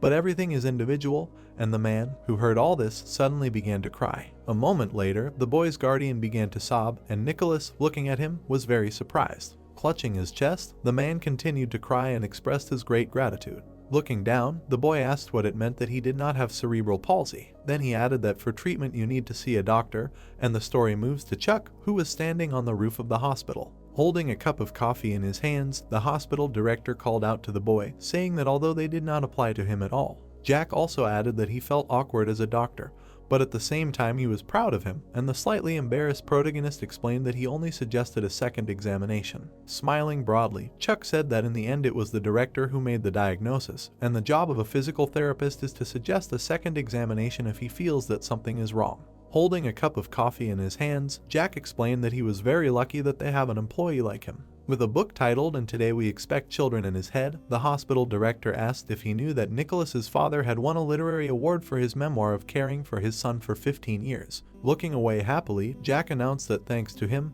his efforts had paid off. Looking at the system notification window, Chuck said that he knew what would happen next and mused that the quest was not yet complete. Looking straight ahead, the boy noted that perhaps it was too early to talk about the ending. Suddenly, the narrative shifted to the boy's father, who was standing with a sign near a different hospital. Right on the sign, it was written that his son had lost 15 years of his life due to a misdiagnosis, and he was asking Jino Hospital to pay compensation. The narrative shifted to someone's office. On a shelf, there were several commendations. There was also a framed diploma. On the bookshelf stood a photograph of Nicholas and his adoptive father. The boy looked straight ahead, upset. He held a note in his hand in which his father addressed his beloved son. Immediately after that, Nicholas's mind in the studio flashed back to the moment when the guardian learned of his son's misdiagnosis, when the man cried and expressed his great gratitude. Holding your hand, the man wrote notes to forgive the poor father, who, instead of rejoicing at his improved health, biting his lip, the man continued to cry, adding that he had experienced anger and rage over the years. Looking discontentedly straight ahead, he wrote that they say that if you do good, then one day your efforts will be rewarded. At the same time, the man's mind flashed back to how he stroked his son's head. Imagining in his mind a watch that breaks the glass into pieces, he wrote that as a father he cannot forgive them. Nicholas's guardian stood with a sign near the hospital and added that those who stole 15 years of his son's life. Immediately after this story, they are transferred to Chuck, who is working with his patients and thinking that the main method of treating Sagawa syndrome lies in restoring the level of dopamine in the brain to normal. Filling out a document about Nicholas's condition, the boy reasoned that there was no need for a physiotherapist and from now on his treatment would consist of taking medications. Looking at the boy, the protagonist thought that as a physiotherapist he was only completing the examination. Coming closer to his patient, Chuck asked what happened to him, and he only silently looked down. Waving his hand, the boy noted that if it was difficult for him to talk about it, then it was okay and he did not need to force himself. He also added that he asked because he could not concentrate on the treatment, it seemed to him, and Nicholas continued to silently look down. The boy plucked up his courage and replied that his father had staged a picket outside the hospital where he had been diagnosed with cerebral palsy 15 years earlier. Recalling his guardian arguing with people in suits, Nicholas said that the day before yesterday, it seemed, there had been an altercation with the administration. At that moment, one of the people in suits pushed the man. After that, the boy's father fell right to the ground. As a result, Nicholas's guardian now walks around with a cast on his leg. With a smile on his face, the man asked how his son was feeling. Tears suddenly began to appear in the boy's eyes, and he said that his guardian always said that you need to be patient and hold on, even if it is difficult, because life will definitely reward you generously for it. Recalling his joyful self from the recent past, Nicholas said that this is why he always smiled and thought that one day he would get better, or rather, he felt that it would be easier for him if he thought so. Chuck was very surprised, looking at his patient, while he declared that he now understood everything. Imagining his father pushing him in a wheelchair, Nicholas said that all this time he was able to endure only because someone shared the pain with him. Clenching his hand into a fist, the boy concluded that his father had done so much for him, but he could not do anything to help him. Looking at his doctor with tears in his eyes, Nicholas added that he no longer understood why he lived in this world. After listening to him, the boy hugged the boy. With a smile on his face, looking straight at him, the protagonist asked that maybe they could try something.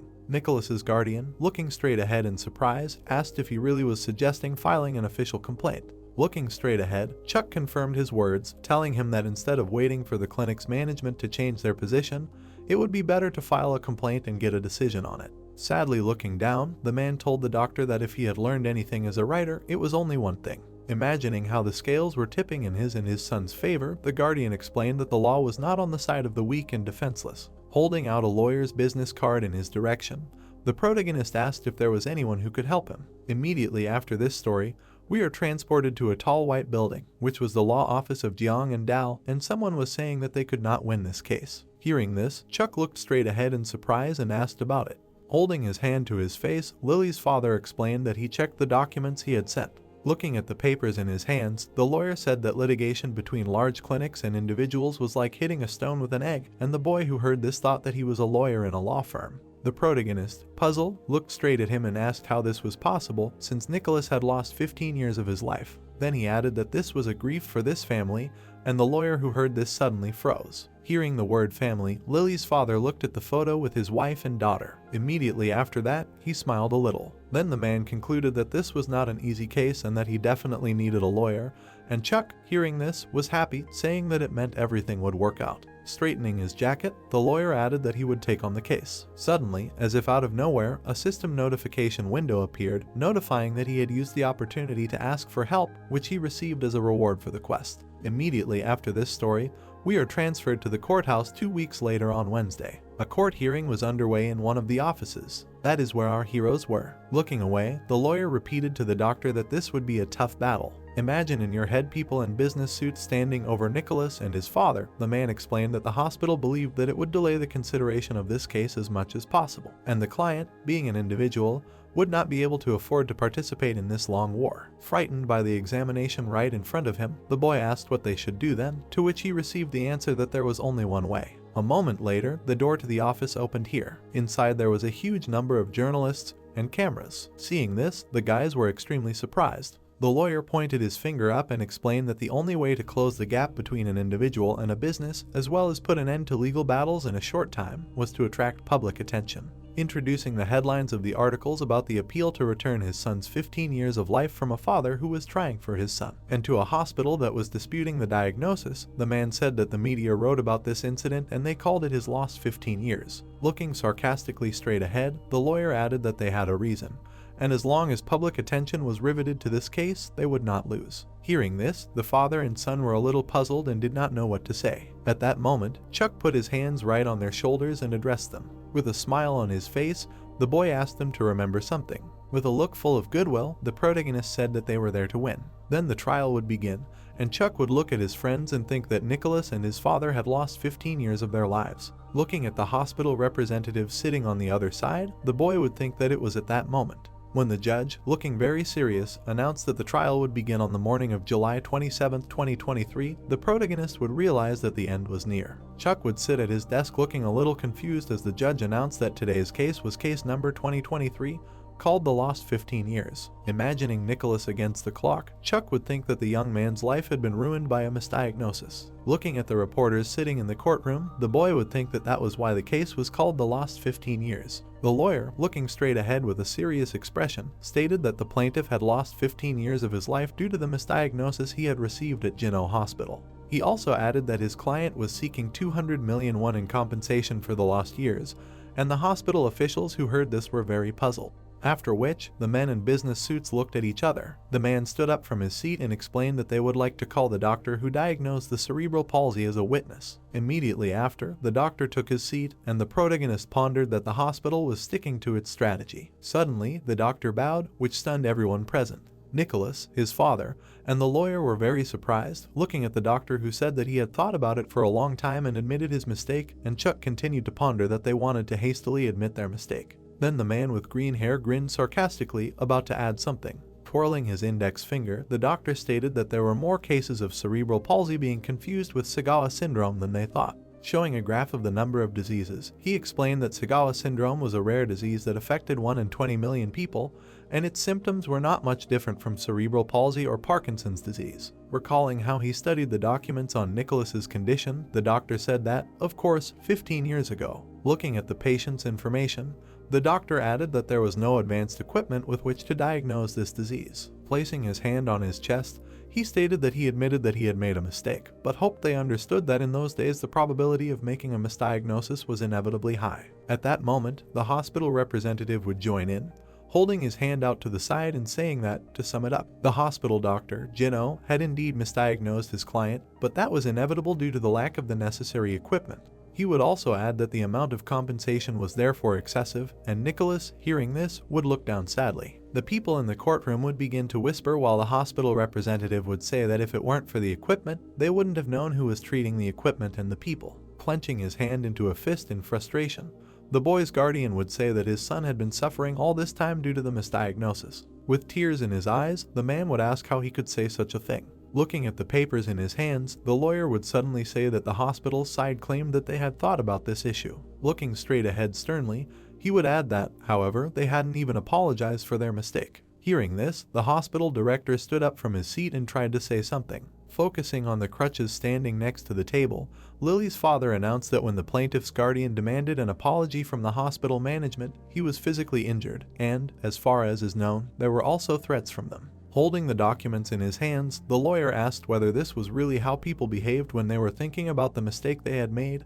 and to provide a medical certificate as evidence. The hospital representative looked at the director in fear and said that he had not told him that the man had been threatened. Looking puzzled at his assistant, the director said that he had asked the guys to calm him down, but they had apparently gone too far, and the assistant asked what he was thinking when he came to the courthouse and what he was going to do now. Seeing their reaction, the lawyer smiled, thinking that he wanted to go all the way. At that very moment, he would raise his hand and address the honorable judge and declare that he wanted to call as a witness the physical therapist who had determined that the plaintiff had been misdiagnosed. When Lily's father announced the head of the department, Chuck, he would rise from his seat. With a look of complete seriousness, the boy would say that he would tell the truth and nothing but the truth and would not hide anything. The people sitting in the courtroom looked at the protagonist in surprise and could not believe that a rare disease was discovered by a physical therapist. At this time, the lawyer, holding his hand to the side, asked the witness that he was the physical therapist who treated the plaintiff Nicholas, and he answered that everything was correct. Then Lily's father asked if it was true that he had made an incorrect diagnosis, and Chuck, looking straight at him, answered that this was indeed the case. Looking straight ahead, the lawyer asked how this was discovered.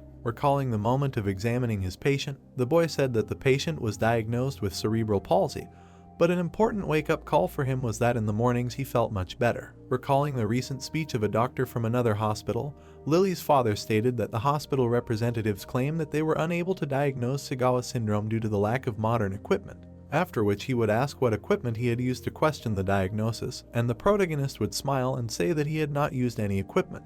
Showing everyone his hands, Chuck would explain that only they had been used. Upon hearing this, the people in the courtroom would immediately begin to whisper. At the same time, the hospital representative would stand up from his seat and ask what it meant that Sagawa syndrome had been diagnosed with the help of a physical therapist's 2 hands, and would point out that a physical therapist could not make diagnoses. The boy would shake his head from side to side in denial and say that he was right, and that the hospital director had made the diagnosis after the patients had undergone an MRI. Frightened, trying to prove his case, another lawyer would say that it meant that they had used medical equipment, and a modern one at that. Suddenly, he looked towards the esteemed judge and, addressing him, said that the witness had just admitted that Sagawa syndrome was diagnosed with high-tech equipment with their bare hands. He also added that it was a disease that could only be diagnosed with modern equipment, and Nicholas's guardian, upon hearing this, was very unhappy. Immediately after this, the hospital representative announced that the plaintiff would also have to admit the fact that 15 years ago, their clients had difficulty diagnosing the syndrome, and the director nodded his head approvingly. Looking thoughtfully straight at him,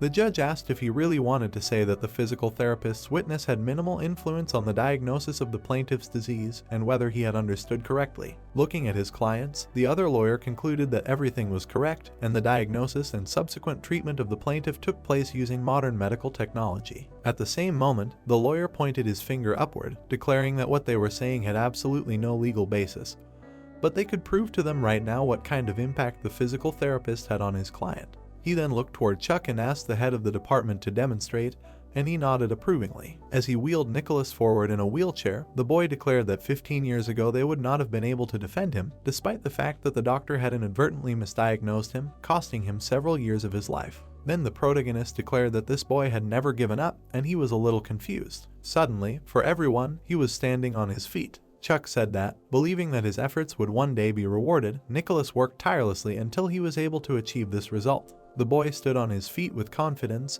and the boy declared that what they were seeing now was proof of that. Immediately after this, the people in the courtroom began to whisper and could not believe that he stood up, because he could not move for 15 years, and could physiotherapy really be so effective that it allowed him to stand so confidently? At the same time, Nicholas, with his head down, said that when he learned that his disease was curable, he was overcome with despair. Remembering his sad look at that very moment, the boy said that it seemed to him that many years had been wasted. Imagining in his mind a clock on which time was rapidly increasing, Nicholas declared that, as if this was all a nightmare, he also wondered what would happen to him if he really had cerebral palsy. Smiling broadly, the boy declared that, however, it does not matter, the past 15 years or a bright future, and if a person dear to him is nearby, life will always be filled with meaning. A doctor from another hospital, hearing about a life filled with meaning, was very dumbfounded. The doctor listened with a guilty expression as the lawyer explained that Sagawa syndrome could be cured with medication, but rehabilitation and physical therapy were necessary for Nicholas's future life. When Lily's father spoke about his past, lost due to untimely prescription of medications, the hospital director gritted his teeth in displeasure. Introducing the father, who happily hugged his son, the lawyer stated that a bright future was available to him thanks to physical therapy. Menacingly pointing his finger forward, the man announced that Nicholas had found a new life. After all these words, Chuck smiled happily. The reporters sitting in the courtroom, hearing this, were alarmed, and the boy watching them thought that the court hearing ended in victory for Nicholas, and the court satisfied the plaintiff's demands for compensation. While the cameramen were filming the scene of Nicholas crying and being comforted by his adoptive father, the protagonist reasoned that, given the testimony of the hospital representatives about the difficulties of diagnosing Sagawa syndrome, looking at the touched people in the courtroom, Chuck said that the amount of compensation would be 150 million instead of 200 million won. The TV showed the very moment when the guardian comforted his adopted son, who was crying after the end of the trial. The members of the special cabinet watched everything that was happening on TV, and Mary noted that it was touching, and Peter said that he was very glad that everything ended well. Holding a book about a miracle therapist in his hands, Charlie said that he heard that a documentary was made based on the recently published book by Nicholas's father. Looking at this very work in his hands, he declared that it was called Miracle Physiotherapist. Chuck held this book in his hands with a smile on his face. Leaving it on the table, the boy asked how about going out for lunch and received a positive answer. The notification window of the system notified about the successful completion of the treatment and receiving 220 experience points as a reward and the opportunity to become famous. Right on the floor lay several bags, and whose shoes were these? The girl looked at the screen of her smartphone at an e-book about a miracle physiotherapist. She looked at her phone with an interested look, talking about this very doctor. It was clear outside, and someone said that everyone dreams of starting a family. Bright light entered the room, and someone said about a cozy home. A fluffy animal was running around the room, and someone called it cute. Chuck smiled and held a cup in his hand and asked if the girl was awake.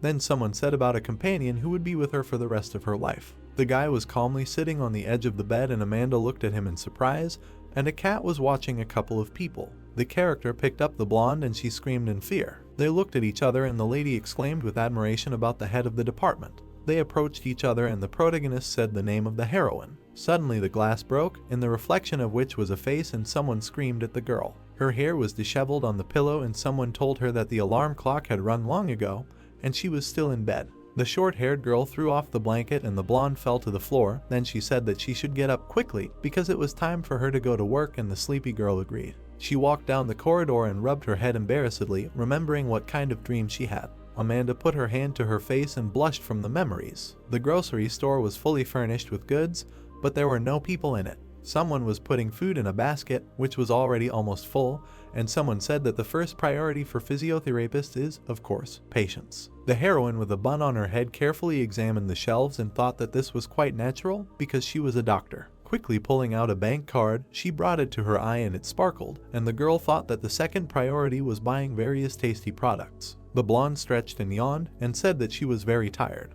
Noticing something, she winked and began to look at it in surprise. She saw a guy with a red head and a cap, and they were seriously discussing something. Amanda looked at the girl who was focused on something and wondered who she was. Someone tapped their long red nails on the table and asked what exactly was going on. The redhead asked curiously if her interlocutor should be at work. Rick spread his arms out to the sides and calmly said that she was still rude, and he asked what else he could talk about besides money. Molly started shaking with displeasure, and someone asked her why it was so hard to wear something normal to the cafe, and someone said that in any case, she was not a luxury item. The girl dug her nails into the guy in anger and screamed that he had called her to get into a fight, and that if anyone heard them, they would think she was angry. The dark-haired man held his reddened cheek and said that they needed to get down to business. He seriously asked if the redhead needed money. She looked at him with admiration and joy and asked again. The man raised his finger and told the video blogger that he had everything ready, and all she needed to do was mention a few words on her channel. The heroine tensed up and thought about how she had taken it lightly at first and wondered how everyone else had everything, so how could she be worse? We are shown one of the girl's videos where she talks about visiting a famous establishment in Hongdae that serves puddings, and she also thinks that she made good money on vlogs,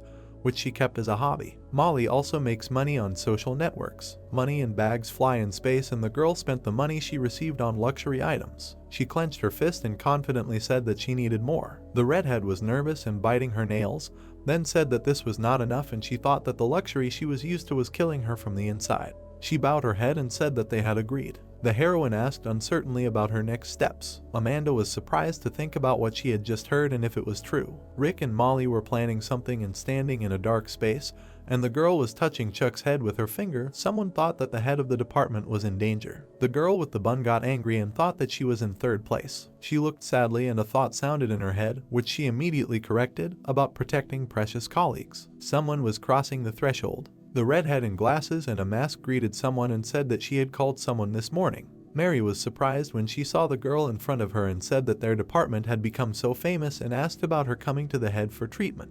She offered the heroine to go through and she thanked her. The doctor was sitting at his desk and seeing the patient. He asked her with interest that she had come because of back pain. The long-haired girl took off her sunglasses and confirmed the guy's words, and he suggested examining her first. Molly stood with her back turned and someone was thinking that she was slightly tilted to the left, but this was not serious. Most likely she was one of those people who trained a lot. The protagonist thought that in general there were no special problems, but did she really experience severe pain? With interest, he asked the redhead about when she usually had a body part hurt at night or when moving. The girl tensed up when she heard this question and stuttered that when she moved or when something lifted her, the pain was very strong. With a smile on his face, the hero said that she did not have any special deviations, but since she was experiencing torment, they would begin treatment to stimulate the trigger point.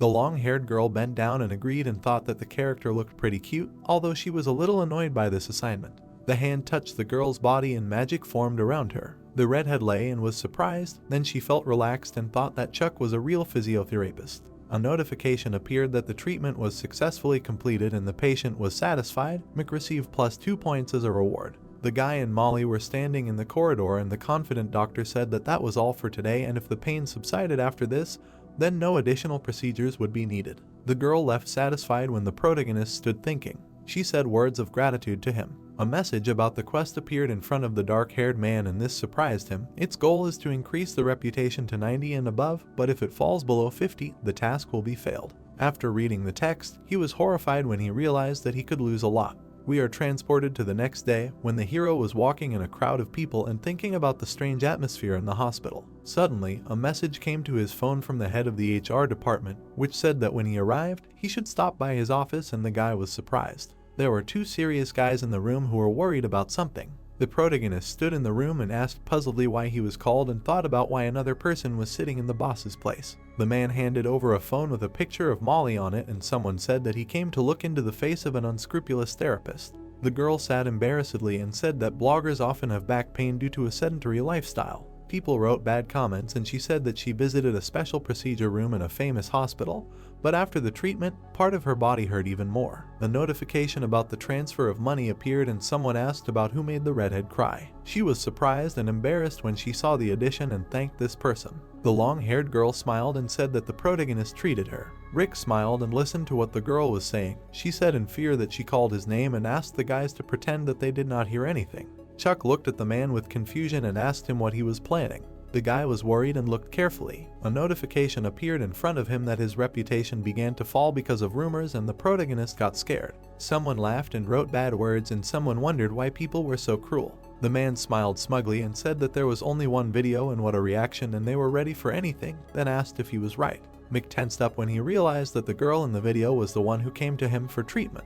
He remembered that she didn't have any problems. Rick stood contentedly, putting his hand to his face, thinking that he couldn't imagine that everything would work out so well and that he would only have to say something and Chuck would be fired immediately. The self-confident guy sat on the throne, leaning his elbow on his hand and talking about someone kneeling and asking for forgiveness, and then maybe he would think of saving him. The brunette standing behind the man seriously told the dark-haired man to raise his head. He pointed to the open door and said that the protagonist had left a couple of minutes ago, and the man was surprised. An awkward silence arose between them and someone thought that he had probably made a mistake with the line. Nervous Mick walked between people and notifications appeared above him that his reputation was gradually deteriorating.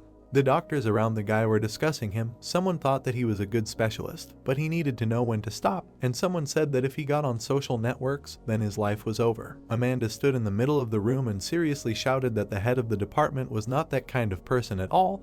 He was the one who cared about patients more than anyone else. The guy stood next to the girl and looked at her in surprise and wanted to ask something. Some guys stood and whispered that Chuck's team was covering for him, and the couple looked at them worriedly. The girl tried to say that she knew everything and that it was a conspiracy, but she didn't have time to finish who was behind it all. as the young man interrupted her and said that everything was fine. Smiling, he said that if they defended him, they themselves would be criticized. The heroine tried to stop him, but he started to leave. Someone put a hand on the shoulder and called the blonde. She turned around and, upset, saw a guy in glasses shaking his head. She sadly lowered her head and tears appeared in her eyes. There were 4 people in the room and they decided that they could definitely do something. Molly was sitting on the couch and thoughtfully looking at her phone. She looked somewhere. The guy was standing and listening attentively to what someone said about him finally showing up, and he was considered quite famous. Adam furiously asked why the protagonist had only just arrived and he ordered him to apologize right now. The character lowered his head and calmly said that he had made no mistakes during the treatment, so he was not going to apologize for something he had not done.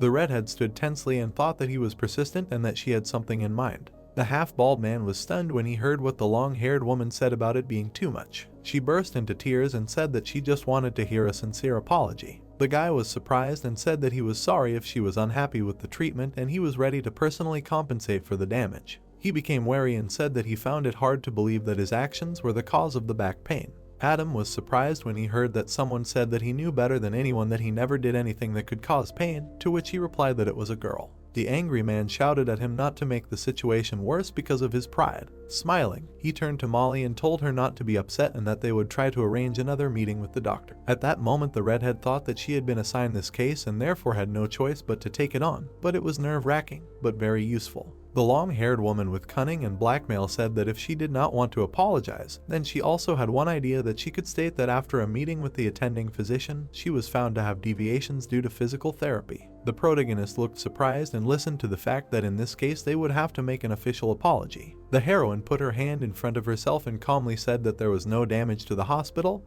and she did not name anyone either. Rick cried out contentedly that this was excellent and asked clarifyingly that now he would only have to give her a diagnosis. The girl stood anxiously and listened to what the man was telling her, that he thought she was just stupid and greedy for money, but it seemed she even liked it. To these words, the redhead asked about when they would transfer the rest to her. The dark-haired man sat and looked attentively at the phone, then said that right now. Molly exclaimed with joy and smiled, raising the device above her head, and she said that he was the best. Waving his hand, the doctor told the long-haired one to leave and stop demanding anything. To these words, the heroine turned around and walked with discontent.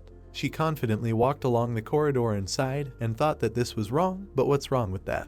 The girl imagined with her eyes closed that bills and coins were falling on her and thought that at least she had money. The inspired lady dreamed that for the first time in a long time she would be able to visit a clothing store. Suddenly, someone from the dark room grabbed her by the shoulders and pulled her from behind. She screamed. She was sitting in a dark room and was sad, talking about something. In front of her was a group of physiotherapists who were standing and smiling, and one of them asked about them going crazy. The redhead looked at them in fear and screamed about what they were doing, and she assumed that the doctors were kidnapping people. Amanda laughed loudly and asked that this was even better than blackmailing a doctor. The frightened blogger cringed in fear and stuttered, asked what they wanted to say. A group of people indignantly asked if it was true that Molly got money for setting up the head of the department, and they said that it was too much. The surprised girl did not understand how they could know about this, and someone said that he was also in the cafe that day. The long-haired girl looked excitedly at the girl with a bun on her head and listened to her asking about how she thought the blackmailer had a recording of their conversation. Spreading her arms to the sides, the blonde sighed and said that it was illegal. Shaking her finger, the long-haired girl said that they had no evidence, so she would not say anything, and someone called her name. Amanda leaned over and smiling asked if the girl thought the head of the department was guilty, and she asked to answer honestly. The redhead looked at her interlocutor with bewilderment when she said that conscience is more important than money, and Molly repeated these words, thinking about them. The doctor looked with hope and smiled, thinking about the blogger. The heroine looked at her in surprise when she thought about what was most important to her. The long-haired girl spread her arms out to the sides and calmly said that of course it was money and that was all there was to it, and the physiotherapist turned away with displeasure. Mary stood there seriously, looking at her phone, when the girl said sadly that it was even better this way and that Molly had no conscience. A couple was sitting at a table in a cafe and discussing something. The redhead, frightened, screamed that they had said the same thing, that they had no evidence, and that someone had said that she hadn't taken any photos. The girl with the bun on her head stood next to the serious man and they were agreeing on something, and someone said that he had managed to ask the owner to provide the CCTV footage. The angry man was nervously searching for something on his laptop, and behind him stood a happy girl, and someone was saying that he had to report that her boyfriend was with another lady, and the worker had immediately found the footage he needed. A smug Amanda confidently said that she didn't know for sure, but the video could spread among people, which in turn would prove the innocence of the head of the department. The redhead leaned over and, upset, wanted to say something. She stood up and hopefully suggested that maybe they would consider themselves even. The girl looked forward and said that the head of the department should have been here. Chuck looked forward and realized that he just wanted to be alone and think about what happened. The girl stood with her back to the guy and realized that she should have relied on people like him. The girl stood and looked forward along with the protagonist. Chuck smiled and thanked her. He looked forward and asked what he needed to do. Then he raised his hand and knocked. The doctor was sitting, pressing his hand to his face. He looked at the protagonist and asked why he came in. Chuck looked forward and asked to listen to his explanation. The doctor's face changed. He did not understand what he was talking about. The protagonist stood with his arms folded and said that he knew about his conversation. The doctor stood up in horror, gritting his teeth. Chuck exhaled, keeping his hand on his hip, and said that he should have, surely, discussed all this sitting in front of him. The doctor gritted his teeth and looked ahead. He lowered his head and realized that the girl complained of a sore back. Chuck looked ahead and did not understand what they were talking about. The doctor raised his head and did not understand that they were going to tell his father about this. Chuck stood with his hands on his hips and said that he was sorry. The doctor gritted his teeth, and he asked him not to worry and to collect his thoughts. He stood, clenching his hands into fists, and realized that everything was not going according to plan.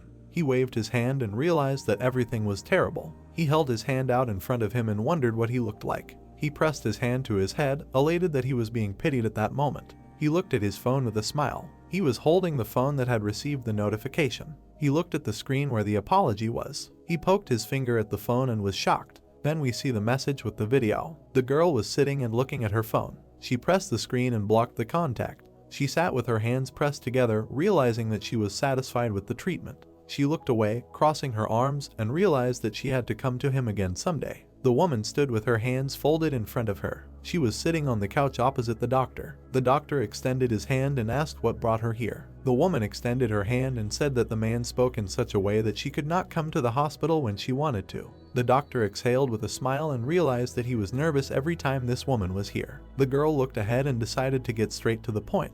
Then we see the protagonist with his comrades, and the doctor understood that there was nothing to say about him because they were selected together with specialists in their field. The girl sat with her hands folded and understood that there was still one spot left in the procedure room, and she knew one good specialist. The doctor extended his hand and asked what she meant. The girl pointed her finger forward and said that in the States, everyone did this because it was about employment with the secret services. She looked at the doctor, who said that even with this, there were formalities. The doctor pressed his hand to his tie and said that if all the rules were broken, everything could collapse to the ground, and since that was the case, he should fire him and put another doctor in his place. The girl looked forward and asked if he really thought that she just recommended that person. Then we see a man with a brilliant figure because he worked in New York and was only able to return to Korea this year. The woman sat with her hands folded and realized that she was saying all this because she was worried about herself. The doctor lowered his head and lost in thought, realizing that at times like these, employees were needed the most. He looked ahead, pressing his hand to his chin, and understood everything. The woman nodded her head with a smile. She looked to the side and realized that such a principled person like him did not want to appoint him as an ordinary employee, and it was not even a matter of inventing a convincing reason. The doctor nodded his head and realized that he would not deny it. He looked ahead and imagined a guy in a uniform and a man with a girl in front of him. The woman exhaled and realized that the physical therapist was required to treat. She turned around with her eyes closed and decided to go about her business. The doctor looked ahead in surprise. Then we see how the door opened and the girl decided to meet other employees. Then someone stepped forward. The girl looked to the side and greeted the man. The guy adjusted his tie and realized that they were still not in the know. Then he fixed his hair and introduced himself, calling himself a physical therapist who was soon to join the team of the special department. He spread his hands and said that he lived in the States for a very long time, so he did not understand Korean culture well. Then we see how the phone vibrated. Then we see a screen with messages. The guy smiled widely and was glad to meet you. Then he stood, pressing his hand to his chin, because after graduating from the Faculty of Physical Therapy at the university and receiving the qualification of physical therapists in New York, he returned to South Korea, working in a rehabilitation clinic at New York University. Chuck looked at his phone and realized that he had excellent data. The guy with a smile immersed in his thoughts and did not understand why such a person did not want to be appointed as an ordinary physical therapist. The girl stretched her hand to the side and realized that this was the head of the department. Chuck with a smile looked forward and realized that it was the director who arranged for this man. The guy put his hand on his chest and said that from now on they will be working in one team and so he would be glad to meet him. Then he looked ahead and realized that this whole place was very different from the perfect one he imagined. Then we see the guy waving his hand. The girl stood in shock. The girl covered her face with documents. The guy looked ahead with tears in his eyes. The girl exhaled with an uncertain look. Then we see the guys sitting at the table, and 4 years ago the party for new students at the university was open. The girl was drinking a drink from a mug. The guy with blonde hair stood up. He looked to the side, pressing his hand to his face. Then he folded his hands on the table and introduced himself. He looked to the side with a smile and realized that he was now a graduate student. Then he looked at the girl again with his hands folded and started talking about the professor. The girl was sitting on the phone and the guy was trying to get her to talk. Then we see her holding the phone with an unpleasant face. Then we see a message from a guy who asked to have a few drinks with him. The guy was holding his phone with a smile and was lost in his thoughts. He looked at the phone screen and realized that the girl had replied to him. Then we see a screen of the message where the girl was thanking him for all the care he had shown her, but she was not interested in him at all as a guy and she wanted to focus on her studies, and to be honest, she did not think it was good manners to offer her such an offer in the middle of the night. The guy was holding his phone in surprise. Then we see a message asking what she meant by this message. Then tears started streaming down his phone. He was holding the phone and started crying. He realized that it was true love. He stood with his back to the girl and looked forward. He realized that even after this incident he could not forget her and the pain, and many people said that his affection had gone too far. Then he grabbed the girl's hand. He held her hand with a smile on his face. The girl looked away and said that they had not seen each other for a long time. Chuck greeted the guys with a smile. The guy held his hand near his chin and said that she was his dear friend with whom he was in college. Chuck extended his hand and lost in his thoughts, realizing that he had just heard a request for help, and first he needed to get acquainted and also start working hard, starting from today. The guy stood next to the girl with a smile and looked forward. Then he exhaled and continued to stand, watching the guys, realizing that he could be near her all day. Then he extended his hand in front of the guy and asked why the decompression procedure took so long. He went to the door and extended his hands. The girl was lying on the couch and looked forward. The guy looked at his comrades and asked if this method did not imply establishing contact with the patient. The blonde guy looked forward and said that their first task was to carry out treatment in accordance with the diagnosis, and he did not have time to strain himself so much with each patient. The green-haired guy looked forward and said that, however, in that case, there should have been no progress in the treatment. The blonde guy, folding his hands in front of himself, said that if the therapy lasted longer, the hospital would be able to get more money. Chuck looked forward, said that their special division gave priority to the complete cure of patients, and they did not discriminate against anyone and paid due and diligent attention to everyone. He looked forward and said that he did not know how they worked all this time in the States, but since they were now part of his department, they should refrain from their statements. The blonde guy spread his hands and said that in the States there is one expression. He turned his head and said that it was none of his business, and also that it did not relate to him in any way. The protagonist sat at the table. He put his hand to his chin and immersed himself in thought, understanding that the doctor made a diagnosis and the physical therapist carried out the current treatment. He remembered the guy coming to the door and realized that there were no problems with the treatment itself because he acted much faster and more accurately than the other doctor, and the guy was actually quite capable. He extended his hand forward and realized that, however, if the physical therapist was not able to listen to the patient,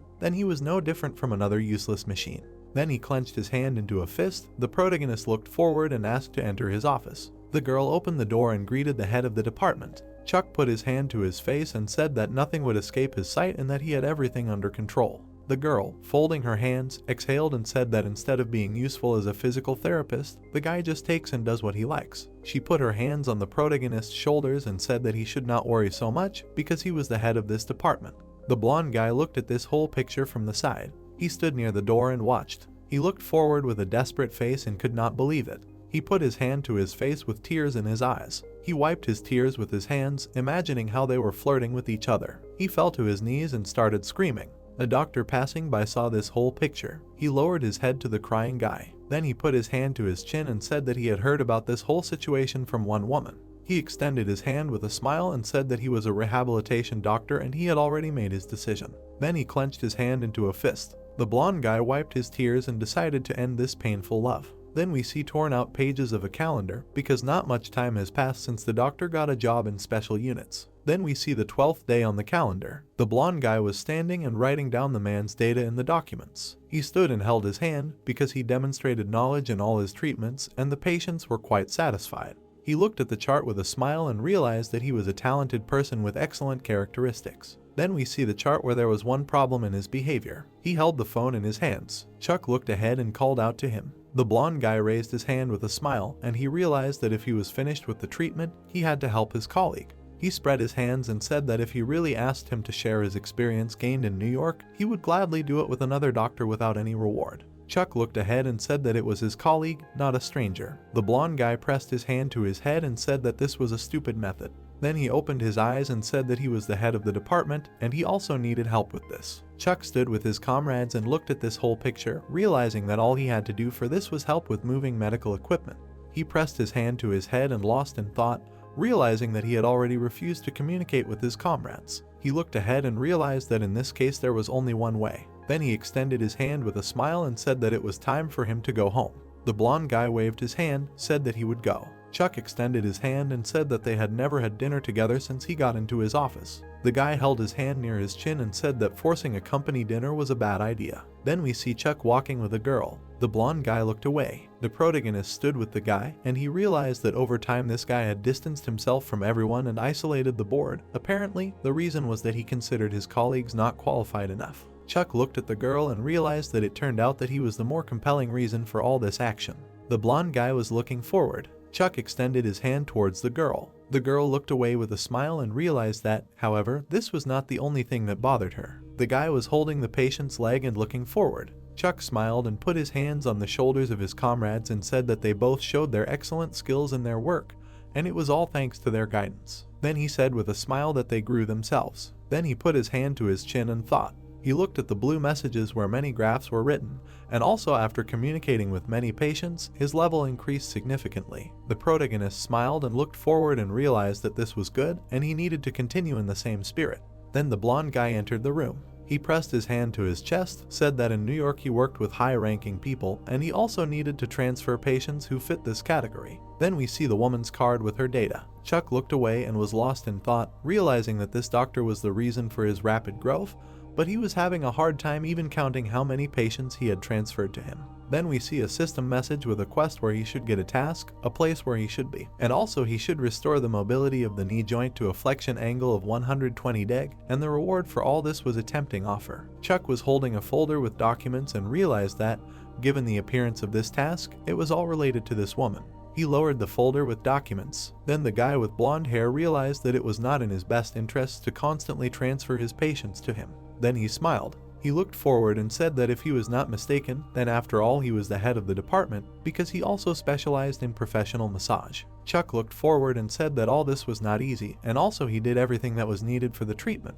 The blonde guy put his hand out and said something that he said well, but honestly he should have looked at it a little differently. The protagonist looked ahead and realized that there were many other treatments besides massage, such as ice therapy. Chuck put his hand to his face and said something that he knew about this method, but he thought it was a little non-acupuncture. The blonde guy put his hand to his head and said something that he had always felt that these types of therapies were lowering the quality of his department's service, and there were other options for all of this. Then he looked ahead, holding his hand to his head, and realized that he thought it was all pretty good, because these types of conversations were helping them improve. Chuck sat back and asked if acupressure was lowering the quality of the service. We then see him massaging a girl. Then he started pulling the guy's arms. Then he began to knead the muscles of his hands, because this term comes from the Latin word that translates as rubbing, stroking, and kneading, and in essence it is to stimulate muscle tissue through physical stimulation. Then we see how the guy was giving a massage to a man, and he also massaged his back, because this method has proven its effectiveness not only in ancient Rome, but also throughout the world.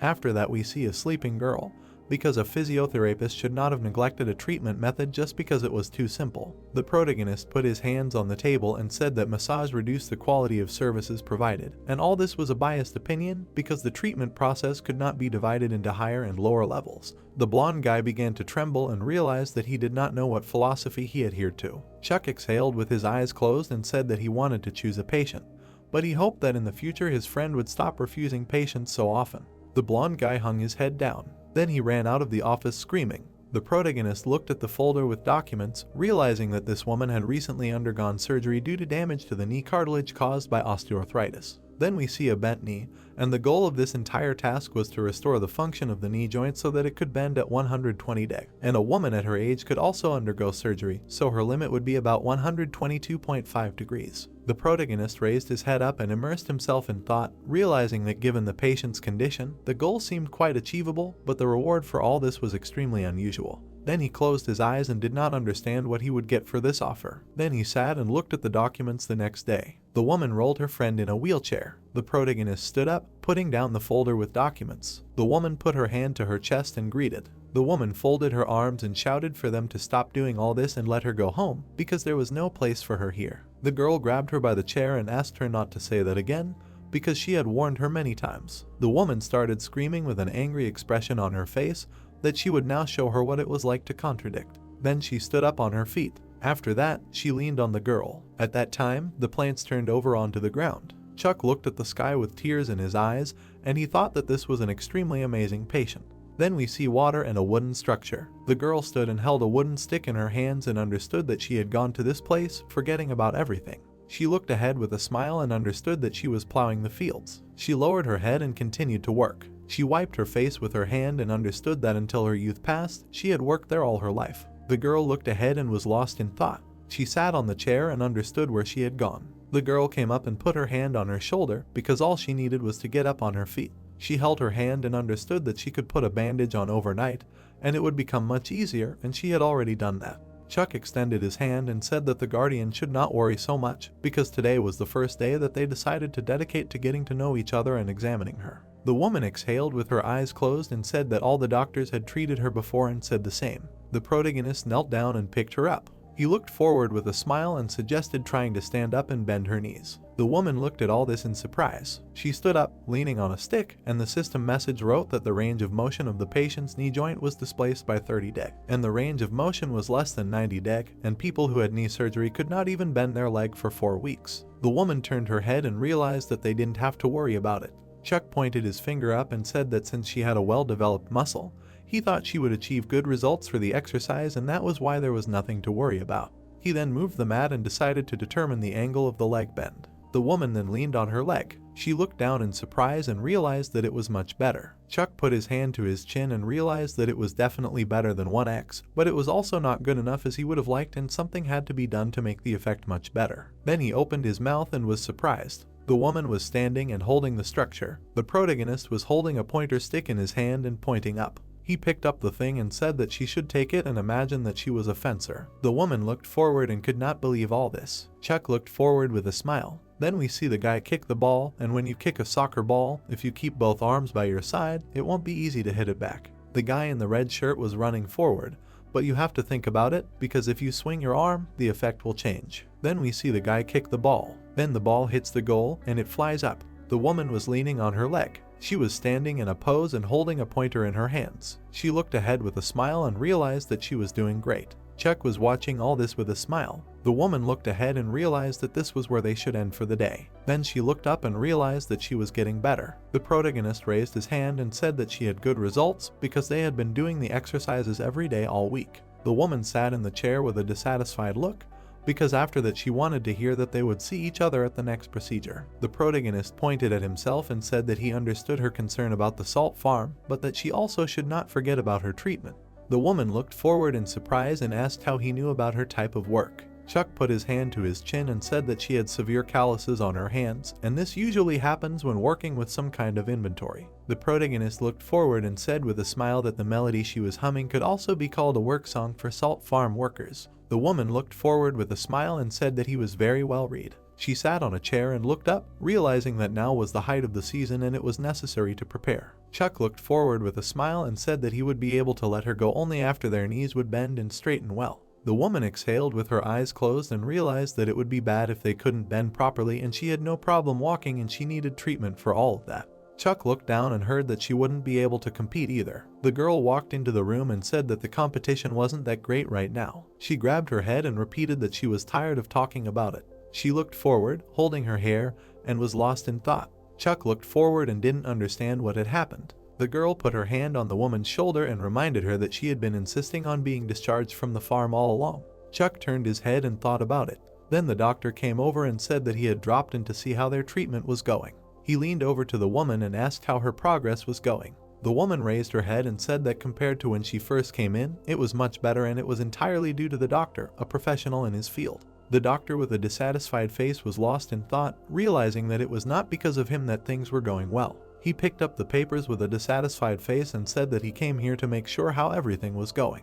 The protagonist looked forward and asked what he was talking about. The doctor looked forward and said that the patient's evaluation after knee surgery should be good, and when testing was done properly, such results were very difficult to achieve. Chuck held out his hand and said that it was so, but usually things were different. But the case with this woman would be completely different. It should be considered unique because she had enormous muscle strength. The doctor spread his arms out to the sides and said that he was the boss here and he knew his patients better than anyone. He looked at the woman and she asked if her muscles were weak or not. Then she opened her mouth and shouted that she had worked on a farm all her life. The doctor pressed his hand to himself and listened to everything that was said to him. Chuck looked forward in surprise. The doctor looked at the dissatisfied woman. Then he gritted his teeth and exhaled, realizing that he had to go look at the chart again.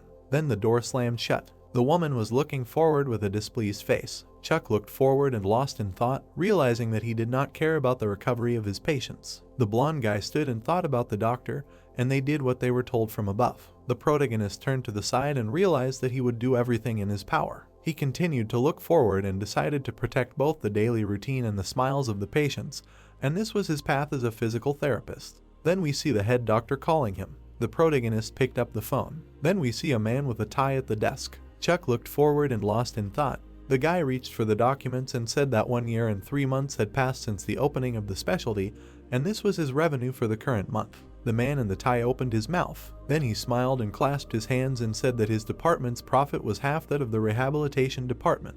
Chuck smiled and pressed his hand to his chest and realized that the rehabilitation department could also provide care to 40 people, and 6 doctors from the special department provided care to 20 people. The protagonist took the piece of paper in his hands and realized that his income had grown over the past year. He remembered how he stood with a piece of paper with his comrades, and during all this time they had done their job perfectly. He put his hands forward and was very happy. He smiled, realized that it was his merit. Then his face changed, and he remembered the blonde guy. Chuck stood next to his comrade and realized that thanks to such talented people, the reputation of the special office grew every day. The man in the tie looked forward and said that he was worried that his adaptation might be delayed due to cultural differences. The protagonist stood with his arms crossed and reminded that he chewed well and he had good skills for this job. The man held his hand behind his head and said that it was worth celebrating, because he had only been in the US for 3 years. The blonde guy stood and held his hand near his chin. Chuck looked ahead with a sad face. Then we see the phone turned on. Chuck looked at the doctor at the table. The protagonist lowered his head and realized that it was a friend his mother had introduced him to. He looked ahead and she said that she had recently returned to Korea after studying abroad. He lifted his head and lost in thought, realizing that he doesn't know if he's taking him for a fool or if they really didn't know anything. The guy in the tie said that he was a little distracted and the reason he called him here was different. Then he held out his hand with an envelope and asked to accept it as a reward for a good job, because this document allowed him to get a free medical examination, and he could also bring his family members, and it was also designed for 3 people. Chuck took the envelope with a smile and thanked him, because he would definitely use it. Then we see a white car on the street. The guy and the girl were sitting in the car. The girl pressed her hand to her face and asked if he was going to go back to the hospital. The guy looked ahead and said that this was exactly why she had to get to the station herself. The girl looked out the window and realized that when they first started dating, everything was completely different. The guy was standing next to the girl, and over time their relationship got much worse and the guy became more dismissive and looked at him, and even dates were limited to movies and dinner. The girl looked at the guy and knew that she would have to make time to talk about their relationship anyway. Then she clenched her fist and made a face. She looked at the guy and screamed. The man looked ahead in surprise and asked why she was so angry because he had just changed lanes. The girl pressed her hand to her face with a sad face. Then we see a lot of cars on the road. The girl looked out the window and realized that they couldn't move forward. The guy with glasses looked ahead and said that it was dangerous because they should have waited for the cars to pass. The girl closed her eyes and lost herself in her thoughts. Then she opened her eyes and didn't understand why she remembered it. Then there was a bright thing near her feet. Then we saw a burning traffic light. The girl picked up the thing. The guy looked away and realized that his grandma had forgotten it when he was giving her a ride. The girl opened the lipstick and asked who used it. She gritted her teeth and started getting angry. The guy looked away and reminded her that she had thought everything was suspicious, but it wasn't. He kept looking forward. Then the girl got out of the car. She was walking away from the car. Then someone stepped forward. She was looking forward with tears in her eyes. Her face was sad and she was calling her boyfriend names. Then she bumped into the guy. She looked forward in surprise. Chuck put his hand out in front of him. He turned around and called out to the girl. He turned his head and pressed his hand to his chest and said that they couldn't pretend they didn't know each other. The girl walked forward and said that she was really tired. She remembered hugging him because they had been happy for 10 years. Then she turned around and with an angry face said that he didn't know why she decided to break up. The plot moves us back several years to a sunny day. The protagonist raised his hand and asked to move it a little more to the left. The guy watched as the sign was being installed and said that it was great. Hugging his hand, Kate asked how the work was going. She smiled sweetly, telling him that today was the opening day of her boyfriend's doctor's office. She couldn't help but come. Putting a towel around his neck, the man happily said that this young married couple had an idol. The protagonist sheepishly looked away and replied that they were not married yet. The girl smiled and asked how she was feeling. Chuck looked ahead enthusiastically and said that everything seemed somehow unreal. Kate stood with him in front of the building and asked if everything would work out. Grabbing her hand, the guy replied that everything had always worked out for them. We are moved 3 months later to the hospital lobby. The protagonist was reading a book. Smiling, he greeted the guest. The protagonist watched the girl enter and said that it turned out to be her. Kate looked at the dark office. She stood anxiously near the guy and asked him to tell her honestly how many patients there were today. The girl crossed her arms, hearing that there was no one. Putting her hand to her head, Kate said that they should at least find an investor. All the centers in the area operate due to investments from large companies. Chuck sat in a chair, confused, listening to how he can't even earn enough to eat now. If this continues, it might be better to close the center. Lowering his head, the guy answered with a smile that it hadn't been that long since they opened. The protagonist took the girl by the hand and said that despite the fact that the company doesn't make much money, he likes it. Even though it's unremarkable, people still drop in sometimes. Kate looked at him calmly, hearing how he offers to wait a little longer. Grabbing the guy's cheek, she said that if he continues to be so nice, she'll fall for it. The girl lowered her hand and said that since he had already decided everything, there was no point in dissuading him. Putting the bag on the table, Kate said that he hadn't eaten yet. There was nothing special here, but let him eat and continue reading. The protagonist took the food and answered with a smile that he would definitely eat it. Jumping up from his chair, the guy asked if she had just arrived and was already leaving. The girl sighed heavily. She was walking towards the exit and said that she had urgent business. Chuck remembered how he stood there confused with the bag, thinking that they had parted ways soon after that. Kate stood on the street discontentedly and said that he was the only one who was happy with everything, asking if he even knew how hard it was for the people around him. She sadly lowered her eyes and said that he didn't even listen to anything. Being a good guy, he knew nothing about the world. The protagonist stood calmly, thinking that if he had been more competent then and if he had failed, everything would have been different. Wiping away her tears, the girl said that he looked quite respectable now. Kate looked at him seriously and said that he must have had a great experience in this hospital. She walked past him, saying that she was really bad, so there was no need to feel sorry for her. The tears were the result of her choice. The guy was taken aback, hearing that he had chosen the place where he was and the people around him himself. The girl walked behind him, telling him that, unlike the time when he opened the center based on someone else's opinion, now he was doing what he really wanted.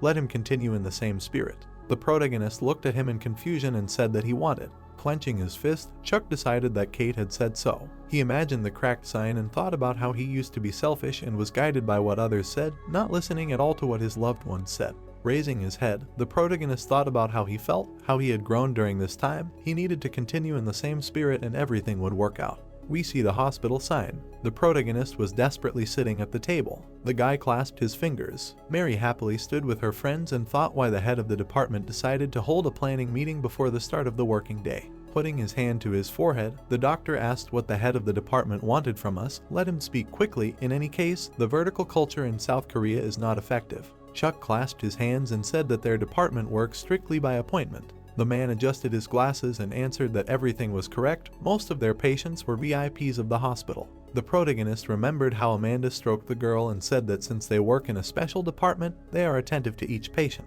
He imagined how the doctor extended his hand to the woman and said that they listen to their stories and do what they really need. The guy closed his eyes with a smile and said that he would like to make the special department exactly such a place. The girl clasped her hands in delight and called the head of the department. Jeremy scratched his ear and thought that he knew how to give speeches, so he was trying to say that he wanted to be the main character. Putting his finger to his lips, he listened that the same thing applies to the patient Macy, who is undergoing treatment and is eager to continue working despite the constant pain. The protagonist put his hand on his chest and asked what the salt farm means to her, adding that they should figure it out themselves. Dumbfounded, Charlie put his hands on the table and asked if they would really do it. Chuck sat seriously at the table and announced that they were going to help at the salt farm on the weekend. The guys were standing in front of his table. He waved his hands in confusion and said that, of course, he was not forcing anyone. Unfortunately, he He did not have a car, so he was just looking for someone who could keep him company. Jeremy was taken aback, thinking that he was crazy about the salt farm. Who would go to that hell in such heat?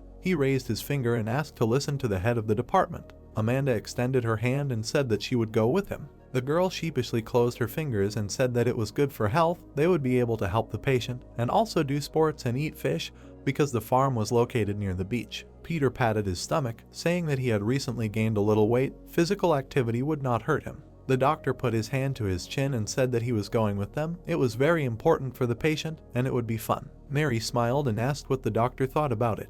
The girls watched as the guy ran out of the office. Jeremy walked down the hall. He was desperately crying, wondering why Amanda agreed to this. Was it because of the head of the department? Falling to his knees, the doctor wondered why they should waste their precious weekend on this salt farm, and all for the sake of some old woman. The guy burst into tears, thinking that the people here were somehow strange. The main character happily stood in front of the guys. Turning around at the knock, he allowed them to enter. Mike waved with a smile. The guy looked at him and asked what brought the head of the third admission room here. Putting a finger to his cheek, he embarrassedly said what he really wanted to do. The man raised his hand to his chin and replied that everything was clear, so they decided to help at the salt farm for the sake of the patient.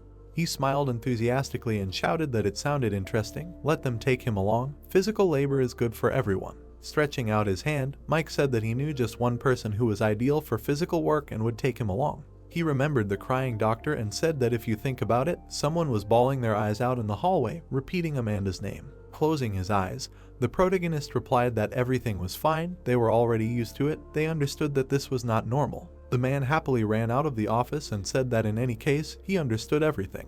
The girl stood with the guys with a smile and said that it was time to get back to work. Chuck sat down at the table. The protagonist clasped his hands. Looking down, he thought about the fact that even if he said so, would they succeed? The guy imagined happy parents with children and wondered if they would cause harm with their uncoordinated decision. Clenching his fist, the protagonist thought about the fact that one thing was clear: treating patients came first. He leaned his hands on the table and said that they would take the risk. The car was driving down the road. Chuck stood near the car in shock. Smiling, Amanda asked him to look at this farm, asking if it looked like a snow field. The protagonist looked ahead in surprise. He stood in front of many swimming pools and said that it was true. The girl looked into the trunk. She smiled and told the head of the department that it seemed like the others had arrived. Raising her hand near the guys, Mary shouted that they were here. The guy turned around in surprise, hearing her ask what about the head of the ward department. The girl raised her finger and said that she heard that he would arrive separately. A message came from him that he would be there soon. The car pulled up. The man was coming out of the door. Mike happily raised his hand and said hello. Smiling, he said that he could smell salt. He hadn't been to the sea for a long time.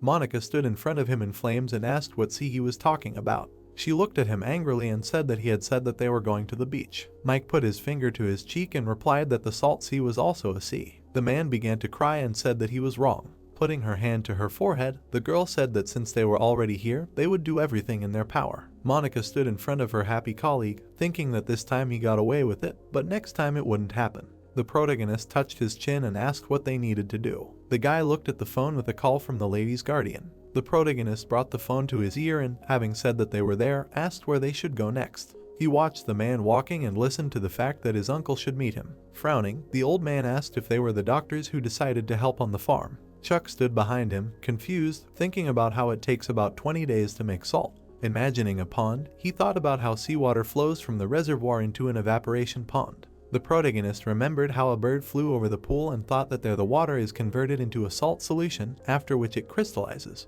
Pushing the salt away with a tool, the guy thought about the resulting crystals raked to the edge of the pool. The protagonist watched as the water dripped into the salt, thinking that then it was up to the wind and the sun's rays. This is how natural salt becomes sea salt. Mary leaned over the tool and said that her back hurt. Peter cried behind his colleague and said that if he bent his back again, he would have to make an appointment in their office. Chuck, closing his eyes, said that Charlie's glasses were covered in salt. Tired Monica held the instrument, asking what to do if everyone was feeling ill. Raising her hand, she asked if the doctors of the department could compete with the team of the third department of the emergency room. Mike raised his hand with a smile and said that if they only applied themselves a little, he knew that she would shine here in this atmosphere of agriculture. Turning away from her, the man said that he was wrong. Mary wiped her chin and asked how Mrs. Macy would continue to do this since she was ill. The boy was scraping salt at sunset.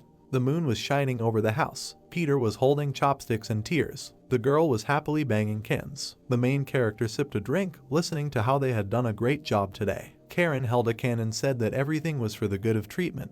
But work on a salt farm is quite difficult. Her mother, like the head of the department, is one of those people who are difficult to understand. The protagonist turned to her with a smile and replied that he believed the lady had been farming all her life. Imagining Macy with a tool, the guy said that many who saw a woman at work immediately thought of stubbornness. He imagined her drying herself with a towel and telling her that this farm was her whole life. Chuck imagined the woman taking her daughter's hands and telling her that the place where memories were kept was a treasure for her. Karen looked at him with admiration. Looking out at the sea outside the window, she said that such a thought had never occurred to her. The woman smiled and said that she thought his approach to treatment was special, as if he was trying to heal not only the place that hurts, but something bigger. Karen bowed to the guy and said that she would look forward to meetings with the head of the department in the future. The protagonist sipped a drink on the balcony, thinking that the path he had chosen was his alone. He lowered his head, thinking about how, however, something was still missing. He thought he could find the answer here. The girl approached the surprised Chuck and asked if something was bothering him. Amanda smiled sweetly at him. Leaning on the railing, the protagonist asked what she was doing here. She was standing on the balcony and saying that everyone was having a lot of fun. The protagonist closed his eyes and said that he was not used to playing while drinking alcohol. He leaned on the balcony and said that he had something to think about. A few days ago, Rick, crossing his arms, called the guy. He was standing in the hospital and asking if he was really going to work at the salt farm. Putting his finger to his chin, the guy said that after becoming a physical therapist, this was the best decision, maybe he should move there altogether. The protagonist turned around and said that he should stop. This decision was made in order to better understand the patient. Rick stood in front of him in the hallway and told him that he always thought it was nonsense. Let him just pretend to be a good guy and put the profit in his pocket. He frowned. Chuck looked at him worriedly and replied that he did everything he could for his patients. The protagonist was taken aback when he heard the guy ask if he was going to help everyone who came to the hospital. It was impossible to treat everyone well. Rick smirked and said that this already smacked of hypocrisy. Let him mean that they had their own system here. The guy looked down in tension, thinking that it was not such a dismissive attitude or insults that outraged him then. Looking at the sparkling hand, he thought that there were those who trampled on his desire to understand the patient's circumstances. But he was angry with himself for not being able to object. The girl took his hand. The protagonist looked at his colleague in confusion. Amanda smiled and said that in times of unrest there is nothing better than a night walk. She pulled him by the hand and told him to come with her. The guys happily walked down the street. The girl pointed her finger at the seashore. Chuck was sitting on a bench with his friend. Looking into the distance, the protagonist asked if she was interested in what was eating him. The guy looked down sadly and said that in fact, he was still not sure about his approach to treatment.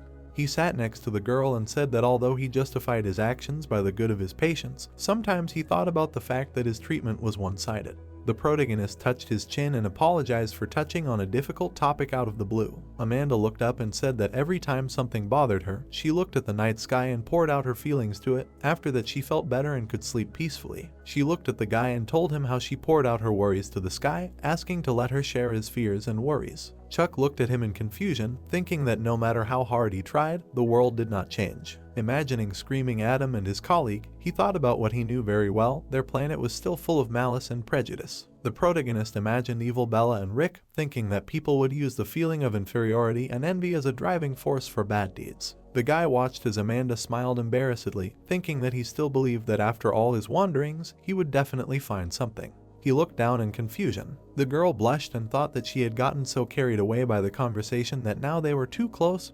What to do? The protagonist grabbed her head. Chuck kissed her tenderly. They clasped their hands. Mike was peeking around the corner and saying that the head of the department looked very worried. Monica smiled and looked at him and said that it was no wonder he was the center of attention. When you see something like that, it's not hard to guess what's going on. The man was hugging his lover and asking her to tell him he was cool every day. The sun was shining on the hospital. Frowning, Macy asked her daughter why she made an appointment for her so early. She was going to watch the show on TV. Karen smiled and said that they would probably rerun it. She would watch it then. The doctors asked to bring her as early as possible. They wanted to see her as soon as possible. Grandma was sitting in a stroller and telling him that they were strange young people. She wasn't sure that the patient wanted to see doctors, but the doctor definitely wanted to see the patient. Taken aback, she asked if that was the smell of salt. Macy sat in front of the farm, thinking about how the day she decided she wanted to live out the rest of her life on the salt farm. The old people from all over the neighborhood tried to talk her out of it, telling her she was a girl with a bright future ahead of her. Looking at her palms, her grandmother thought about how they told her she would regret her decision. She remembered moving the salt, thinking that she had really lost a lot: youth, time, health. Macy imagined holding a handful of salt and thinking that despite the resistance from others, going her own way was the most important and valuable decision she had ever made. Grandma remembered her daughter smiling at her. She imagined her hugging her tightly. With tears in her eyes, Macy said they had been there. Karen leaned over and asked her if she liked it, if it was a great gift. Her mother smiled and said it was wonderful. The protagonist sighed happily. Looking down, the guy thought that it was enough to doubt his own strength. He needed to trust himself and follow the chosen path. Amanda leaned over the sheet of paper on the floor. She remembered how the doctor kissed her. The girl blushed and apologized. The protagonist raised his hand in embarrassment and replied that everything was fine. Covering his mouth with his hand, Chuck thought that he could not look her in the eyes. Amanda put her hand to her cheek, thinking that she had gone crazy. No matter how much she drank, kissing the head of the department was too much. The protagonist stood next to her, confused, thinking about what now, whether they were dating, because no one confessed their feelings to anyone. Imagining himself crying on his knees, the guy thought that they did not have time to talk, because the next day they returned to the hospital. Karen stood behind her mother in surprise and asked if something happened, because he blushed so much. The protagonist waved his arms and replied that the air conditioner must be acting up today. Raising her hand, the woman said that she actually wanted to tell him something. She looked at the doctor and said that they also had a gift for him. Taken aback, Chuck asked what kind of gift. He looked at the bags of salt. The protagonist looked at him in surprise, hearing that it was salt produced on their farm. Crossing her arms, Macy said that they should not be shy. There was a bag for everyone. Mary stood in front of her colleagues in delight and asked if they could really accept such a gift. The guy sheepishly touched his cheek. Looking at the bags, he said that there were only 5 of them. The grandmother smirked and replied that those who do not work, do not eat. She looked at the shocked doctor and said that the young man did not come to help. Raising his hand, Peter asked if maybe they should divide it equally between everyone, pouring from each bag. Jeremy turned around in alarm and shouted that he didn't need it at all. The protagonist looked ahead in surprise. Looking at the laughing Macy, he thought that he hoped that someday he too would be able to become a person who would smile at the people dear to him. A notification popped up that the conditions of the quest "The Place I Should Be" were met. The plot moves us several months ahead, where the grandmother was moving salt. She held the tool and listened to her daughter calling her. An unhappy Karen stood in front of her and said that enough was enough, let her use modern equipment. What if she gets injured again and ends up in the hospital? Macy smiled and replied that everything was fine, she didn't have to worry. Touching her knee, she said that those doctors treated her well. The grandmother crossed her arms and said that her daughter didn't have to worry, she was keeping herself in check and wouldn't neglect her health and would sometimes visit the clinic for examination. Taking her daughter by the hands, Macy said that she should be healthy so that she could spend more time with her. Karen smiled through her tears. They were standing on the wet floor and her mother was saying that now they would work some more before the sun went down. Meanwhile, Chuck was standing at the table in front of the guys and telling them that it was raining outside and they should be careful on the way home. The protagonist took the folders, thinking that at first he wondered how he should treat patients. Smiling, the guy reflected that he then realized that the key to success lies in understanding the patient. He looked at the notification from his mother on his phone and asked why she suddenly decided to write. The protagonist carefully read the message that the results of their examination had arrived. Polyps were found in death. She was worried about what would happen to her if her father got sick. Fortunately, they were removed with an endoscope, so she need not worry. Crossing his arms, Chuck thought that they both seemed to be in good health. He was glad. The protagonist leaned back in his chair, wondering if he should buy something as a token of gratitude. The man looked at the teapot and said that it was time for him to have a medical examination. Jack picked up his cup and said that lately, no matter how much he slept, he was still tired. Maybe there was something wrong with his liver. In any case, he was glad that the polyps were discovered in advance. The guy sat on the couch with a smile and replied that it was all thanks to him. Let this tea be gratitude. The man put the cup down and said that the medical examination was only a small reward for the work he had done. It was not necessary to thank him, but gratitude is devalued when you approach the issue too carefully. The protagonist brought the cup to his face and said that someone said that he needed to make every effort to finally achieve the goal. Jack remembered how his wife lay in tears and asked him to do everything possible and take care of their son.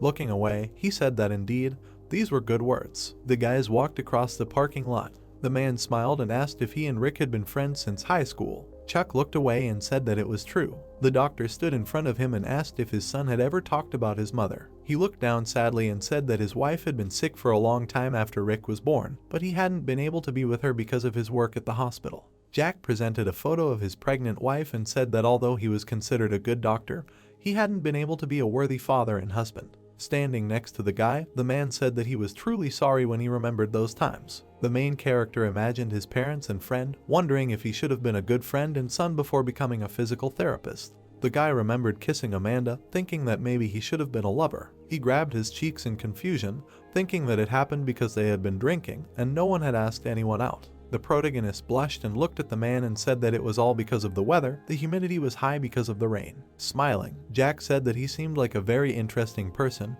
It was not easy for him to talk about it with other people, but it was quite comfortable to be around him. He stood in front of the car and said that since he had a lot of things to do, it was unlikely that they would meet like this again, so he wanted to ask him for something. Recalling his son as a child, the man said that Rick had been lonely since his youth. Even though he showed off that he was doing well, inside he was still a child. Jack calmly looked down and said that he knew that he was rude to him. That was putting it mildly. A person should not behave like that, it was his own fault. The guy stood there seriously, listening to the man understand that it was inappropriate to talk about it, but he hoped that he did not hold a strong grudge against Rick. Looking at the calm director, the protagonist said that he did not hold a deep grudge against him. Chuck stood in front of him in the parking lot and said that he could not tell him about it before, but in fact, he was never friends with Rick. He put his hand to his chest with a smile and said that he could not become his friend, but he believed that he could change. The man looked at him in surprise, hearing that the same thing happened to him in this hospital. Jack smiled sweetly. He opened the car. The director put the keys in the guy's hand and told him to take it. The protagonist looked at him in shock and asked if these were not the keys to the car. How could he accept this? Putting his hand on the car, the man asked if he went to work by public transport, saying that initially he wanted to give it to Rick, but someone could find a better use for it. He extended his hand with a smile and asked if he hadn't said that he needed to make every effort to finally achieve the goal.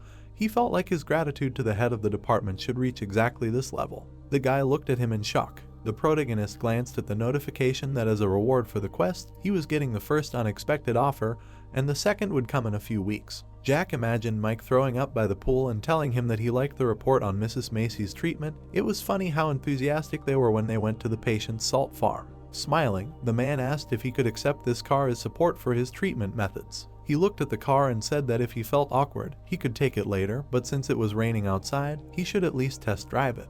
Jack walked away from the happy guy and asked him to be careful on the road. Chuck got into the car, taking the wheel. The protagonist thought about giving a car to an employee like him unexpectedly, even if it was burdensome, but he did not experience negative emotions. The guy smiled and thought that it was not that he did not want to improve relations with Rick. Since the director asked him, he would not put much pressure on him. The protagonist drove along the rainy road, thinking that only if he did not think of something again. Holding the piece of paper in his hands, he understands that it is much better this way. Smiling, Jack hopes that he can help the head of the department. Clutching his head, he cries out. The man covers his face, and he himself sat on a chair. Looking at the piece of paper, he understands that he is ashamed. The paper says a suspicion of a stroke, although Jack has problems with neurology. Sweat ran down his face, while he himself thinks he asks to wait until his son gets back on his feet. People are sitting at the table and eating. Opening his mouth, the guy says that the payment should be appropriate and if an order came from above, he would understand everything. People are holding bags of salt. Thomas sits at the table with his arms folded. Jeremy was not upset at all because he was cool. Closing his eyes, he says that no sane person would agree to something like this. Putting a hand on his shoulder, they tell him that it would be better to improve relations with those who could help with the work. Adam closes his eyes, saying that he looks like him in his youth and then also cared only about achievements. Looking at him in surprise, he says that he is not bald like a man. Adam starts screaming, asking if he knows how to cure alopecia. He coughs into his hand, then the man says that in any case, when people like him try to figure everything out, they do not come to anything good. Remembering the volleyball team, he asks how it is possible to participate in a basketball competition and take care of patients at the same time. Opening his mouth, Adam says that the doctor knows that the problem is in Chuck and he is constantly doing nonsense. Rick looks at him, saying that everything has its limits and even the actions of the father. For the sake of their hospital, they must get rid of the object of criticism. Clutching his head, he says that the head of the department accounts for a significant part of the hospital's revenue and the director is favorable to him. Sitting at the table,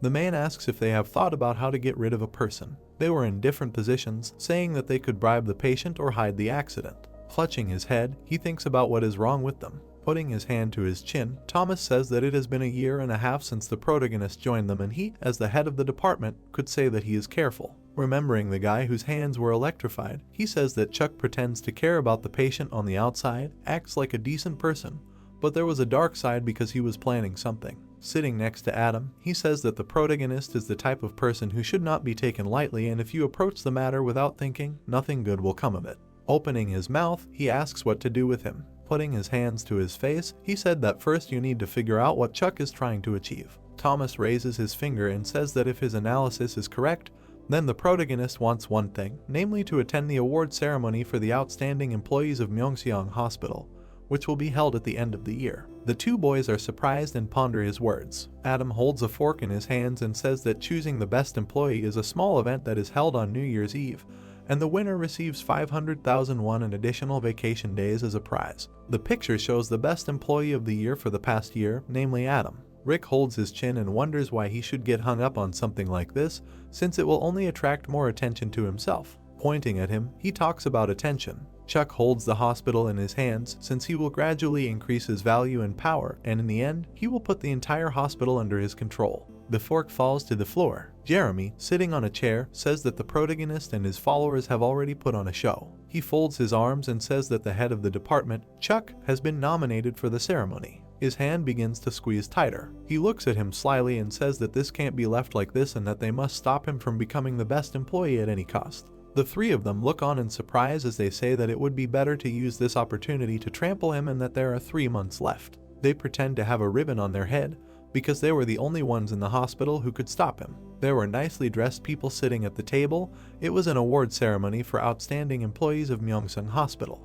The cloth also had the reason for the ceremony written on it. It was for those who had worked at the hospital for quite a long time, and this event was fleeting. People were standing with glasses because the selection of outstanding employees of Myeongseong Hospital is a major event that attracts the attention of the entire medical industry. On the board were candidates for the title of Best Employee of the Year. Because Myeongseong Hospital is recognized as the best rehabilitation clinic, this event is an opportunity to become famous. Chuck straightens his tie because he is nervous. He was holding a glass. They asked him if he was worried. Amanda was standing in a white dress. She said that this year they approached the preparation of the New Year's party with great fanfare. The two of them clinked glasses. The girl said that he should not worry because everything was obvious. Looking at him, she said that she would definitely take the prize because she believed in it. 3 guys were sitting at the table, and Amanda said that many of those gathered believed in it. Holding his chin, he said that the probability was 50% and that there would be an exciting battle. Holding a bottle in his hands, Peter said that he took a sedative with him because it would help him calm down. Opening his mouth, he said that he was nervous as if his body was burning.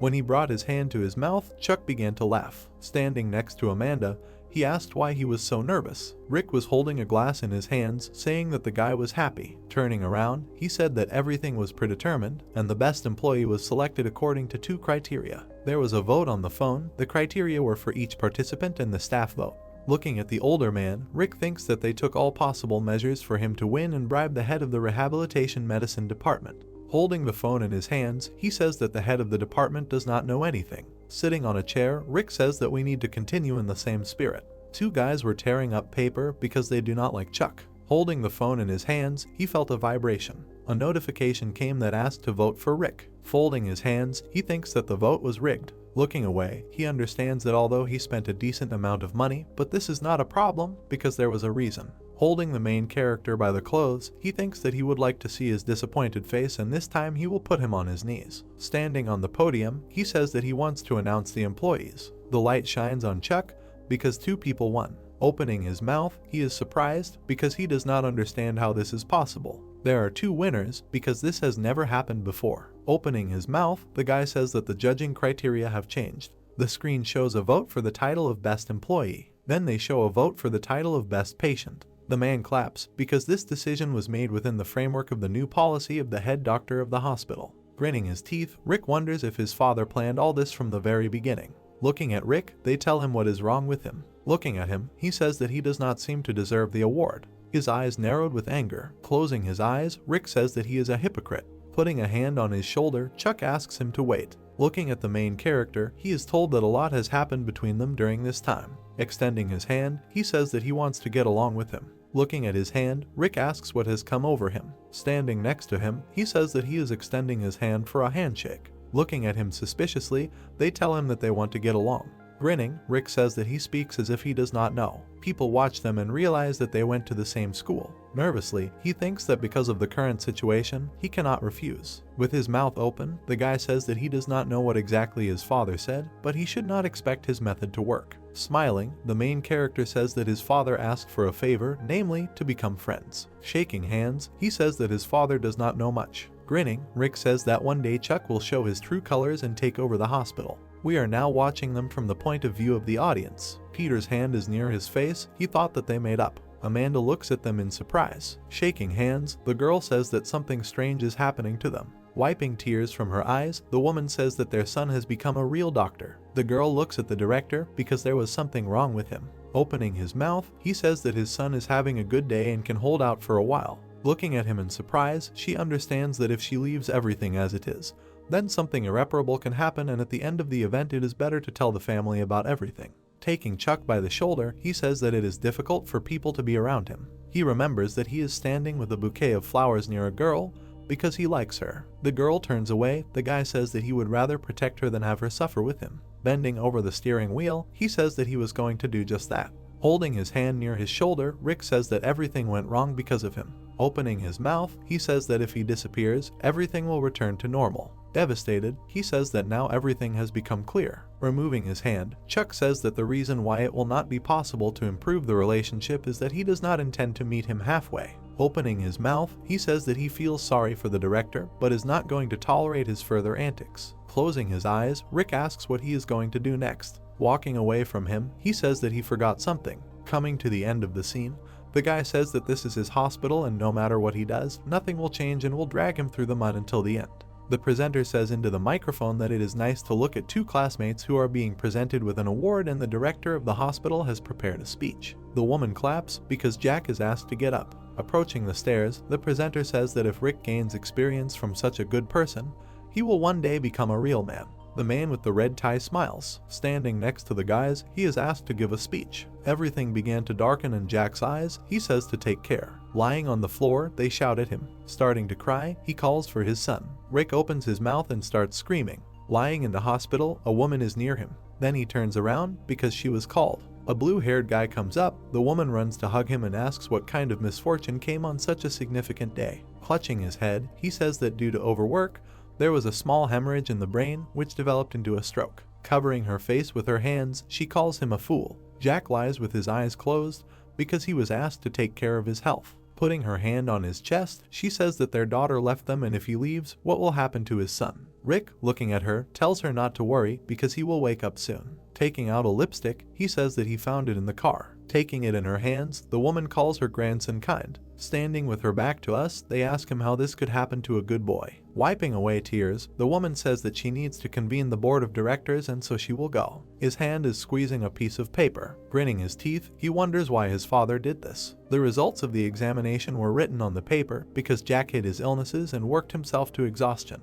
Putting his hand on his chest, the guy asks how he is a doctor if he cannot take care of his health. Looking at the hospital bed, he wonders whether Jack decided to rely on the main character, and if he is right, then there is an idea. Opening his mouth, he says that he will prove to him about people that they are not kind just like that. 5 guys are standing in suits. Joining them, Rick thinks that they should watch him. Jumping off the podium, he calls the director. A notification appears about an urgent quest in which you need to save a patient.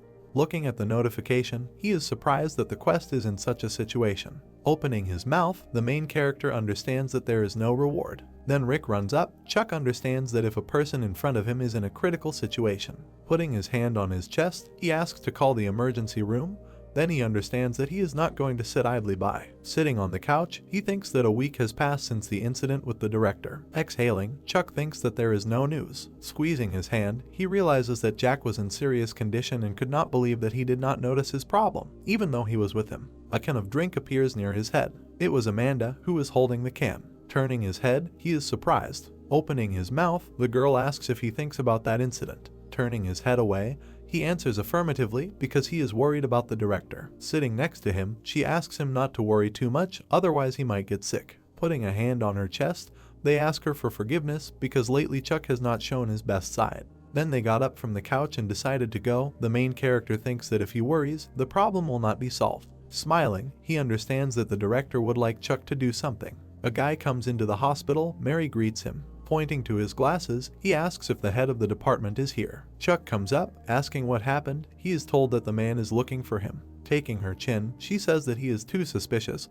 but it is not a fact that he came to demand money from the insurance. Looking away, he thinks that maybe this is a patient sent by Rick. A few days have passed since the director became ill, and the guy is already doing dirty deeds. Looking at Amanda, he says that he will talk to him and let him mind his own business. Closing his eyes, he asks to pay attention to the fact that they are not allowed to disclose the amount of the annual salary according to the labor code. Turning to him, he says that his shoulders are tense and he needs to undergo treatment to prevent the disease from developing. Smiling, Chuck thinks that among the patients sent by Rick, there were no people who asked questions so openly. Standing near the door and eavesdropping, the guys think if they should intervene. Steven opens his mouth and asks if his reputation is really earned due to his abilities. Looking at him, he says that just hearing is not enough. His hand begins to electrify because he decides to show everything in practice. Looking at him in surprise, they tell him that Steven has a hard time turning his head and that his neck on the right side often hurts in the morning after waking up. His hand still gets electrified, and the man decides to test his skill. Lying on the bed, he is asked to slowly turn his head. He opens his mouth in surprise because he does not understand what kind of force this is. Holding the patient's neck with his hands, Steven understands that it is getting easier. Exhaling, Chuck thinks that any patient needs proper treatment. Taking his shoulder, they tell him that they can finish for today, and if the muscle is pulled too much, it will continue to cause problems. Taking a piece of paper in his hands, he says that it is difficult to tear a whole sheet. Then he tore it because it was crumpled. Tearing the sheet, Chuck says that it is easier this way. Raising his finger up, the main character gives recommendations, namely, in order to avoid unnecessary stress, care is needed, and judging by the current situation, Steven will be able to solve the problem by changing his sleep habits. Pointing at the pillow, he says that you need to use low ones, because the most popular models on the market are often not worth the money. Looking seriously, Steven thinks that the doctor was able to understand the latent symptom and carry out treatment in a short time. Closing his eyes, Chuck asks to pass on something to Rick. The man understands that the doctor is a real specialist. Opening his mouth, he asks to tell that if the guy continues to send people, he will harm his image. Taking hold of his glasses, he says that the rumors turned out to be true. Looking surprised, Steven asks to introduce himself. Taking off his glasses, the man says that he is the administrative director of a sanatorium that is planned to be opened nearby. Listening seriously, they want to warn him of the danger. Opening his mouth, he asks what he means. Closing his eyes, Steven says that he heard a story about him. He remembers how two men who were his enemies stood behind him.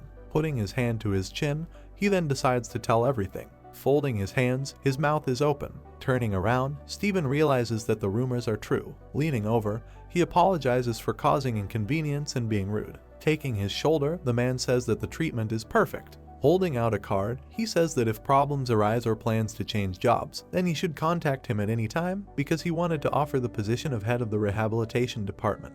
Putting his hand on his chest, Chuck says that there are unfinished business. Something was glowing near him because the protagonist takes full responsibility for his work. Closing his eyes, Steven says that since he has such a desire, there is nothing he can do. Then the administrative director leaves. Behind him is Jeremy. Chuck thinks that this was the first meeting with the person who will be the beginning of a new test. Looking up, he thinks that they will meet again someday. Behind the wall is a guy. The protagonist understands that the next meeting will lead to unexpected results that will determine his fate and the fate of Myeongseong Hospital. The head of rehabilitation therapy folds his hands under his chin. His name is on the side because he is taking over the position temporarily and intends to run the hospital more closely than before. Christopher, looking ahead, says that the hospital needs innovation and management. Chuck stands next to him because it has been several weeks since Steven visited the department. Christopher, with his mouth open, became the head of the rehabilitation department. Looking at the main character, he asks what is needed to maintain a leading position.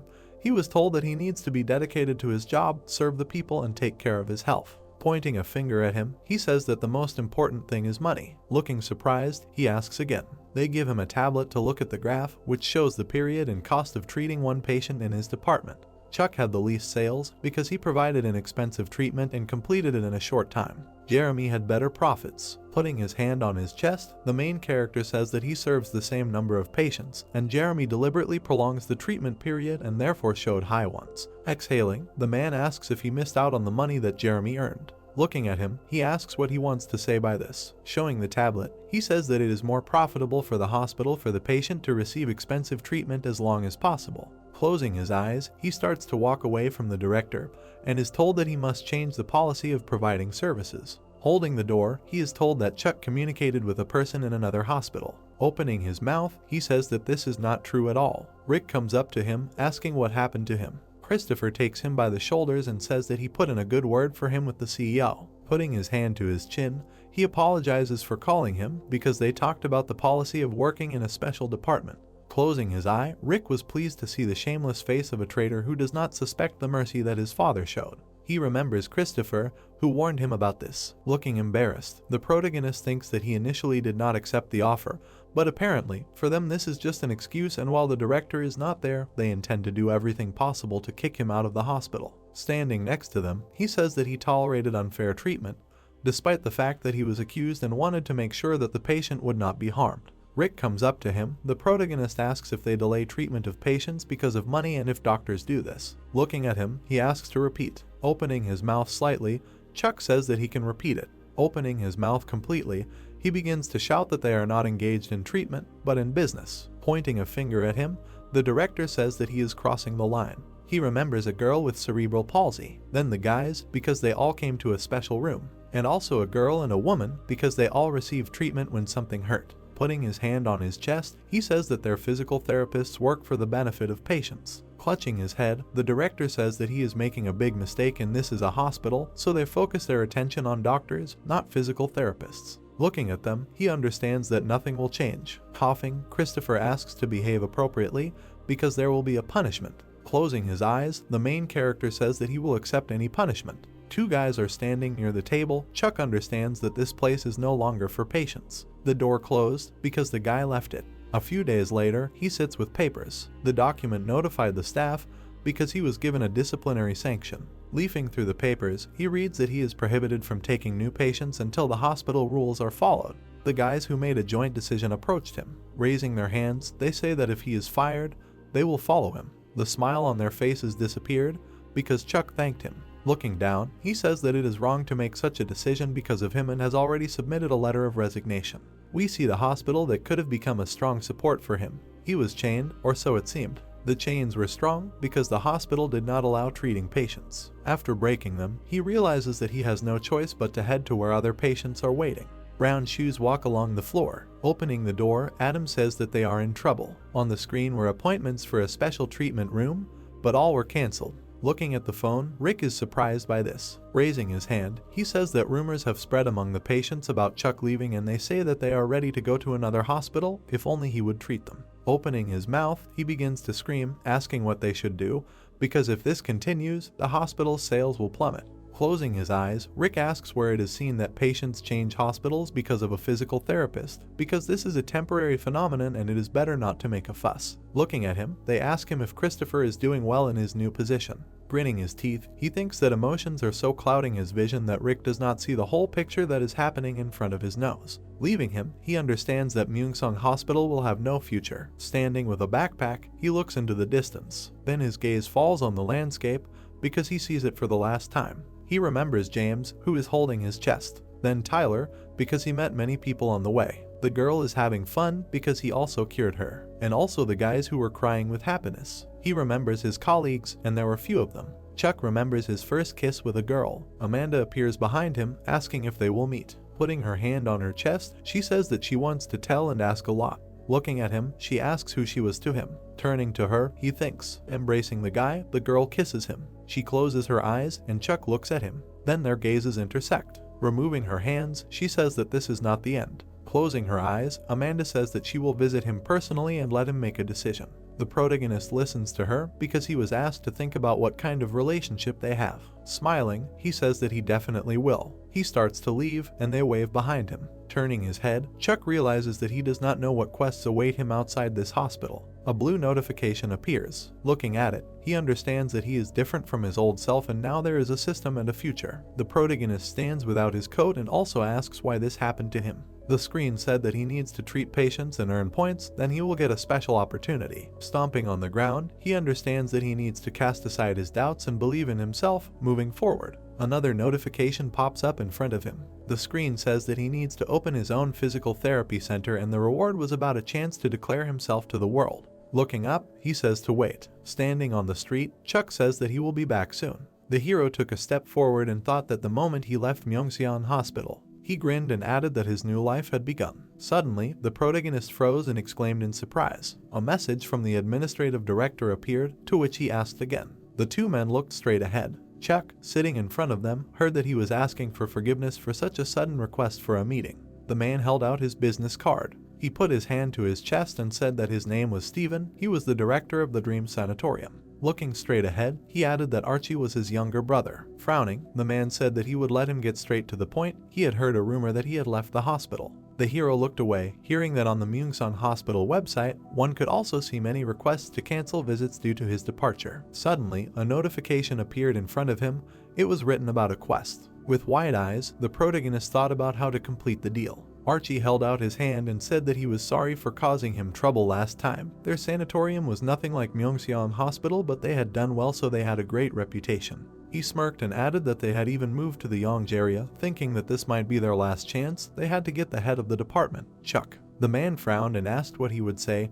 They would try to fulfill all his conditions, to which Steven asked that if it was about the position of physical therapist, maybe he had found someone else. The two men looked at each other. Archie gritted his teeth and shouted that why didn't he just keep quiet, to which the man replied that he was going to recruit someone without telling him. Looking at them, the protagonist thought that they really were brothers. He smirked and said that as they knew, it hadn't been long since he was fired, so it would be a bit hard for him to work at the hospital that was in Yangja. The man smirked when he heard that thanks for the offer, but he'd probably go. The protagonist looked surprised when he heard that. Then what about it? Raising his finger, Steven said that they were planning to open a center at the hospital. Looking straight ahead, he added that he could. Looking at it, Chuck heard that he wanted to work there. The law on medicine appeared. It was said that a physical therapist cannot engage in private medical practice. It is illegal, and you cannot use words like patient and treatment, since treating patients is a violation of medical law. People pasted a banner. The idea arose that, of course, you can take over the management of the center, changing a few words in the name. The hero swung a fly swatter. It was said that, nevertheless, there is a reason why many physical therapy centers, including his, disappear without a trace. A view of the premises opened up. The thought arose that it was all about patients, who are difficult to attract to unpopular medical institutions. Smiling, the man said that great. Initially they planned to open a rehabilitation center, so it would be great if Chuck himself headed it. Looking straight ahead, Steven said that they would like him to take over the work and management completely into his own hands. There is no need for a sign with their name or payment for the premises. The protagonist frowned when he heard that they would not interfere with his work either, which made him wonder how it had come to this. He put his hand on his chest and replied that it would be difficult to handle 10 patients daily, asking what they knew. Archie smiled and said that given his skills and reputation, he could handle it. Otherwise, they would not have asked him to join their institution, and he would not have to spend money to open a center, which he would say. Looking straight ahead, the protagonist replied that he liked it, but raising his head, he added that why were they offering such a disadvantageous contract for themselves? Putting his hand on his face, Steven replied that they were not philanthropists. He extended his hand forward and added that they simply believed in his abilities. The protagonist crossed his arms, and it was heard that he had taken the post of head of the special department shortly after joining Myeongseon Hospital, hadn't he, and had shown decent results. Looking straight ahead, the man said that according to their calculations, he would bring in a profit of at least 100 million won, and they would also gain a number of advantages by hiring a branch manager. Chuck looked surprised to hear that they also hoped that he would be able to prove his worth with such conditions. Smiling, the hero thought that he was worth it.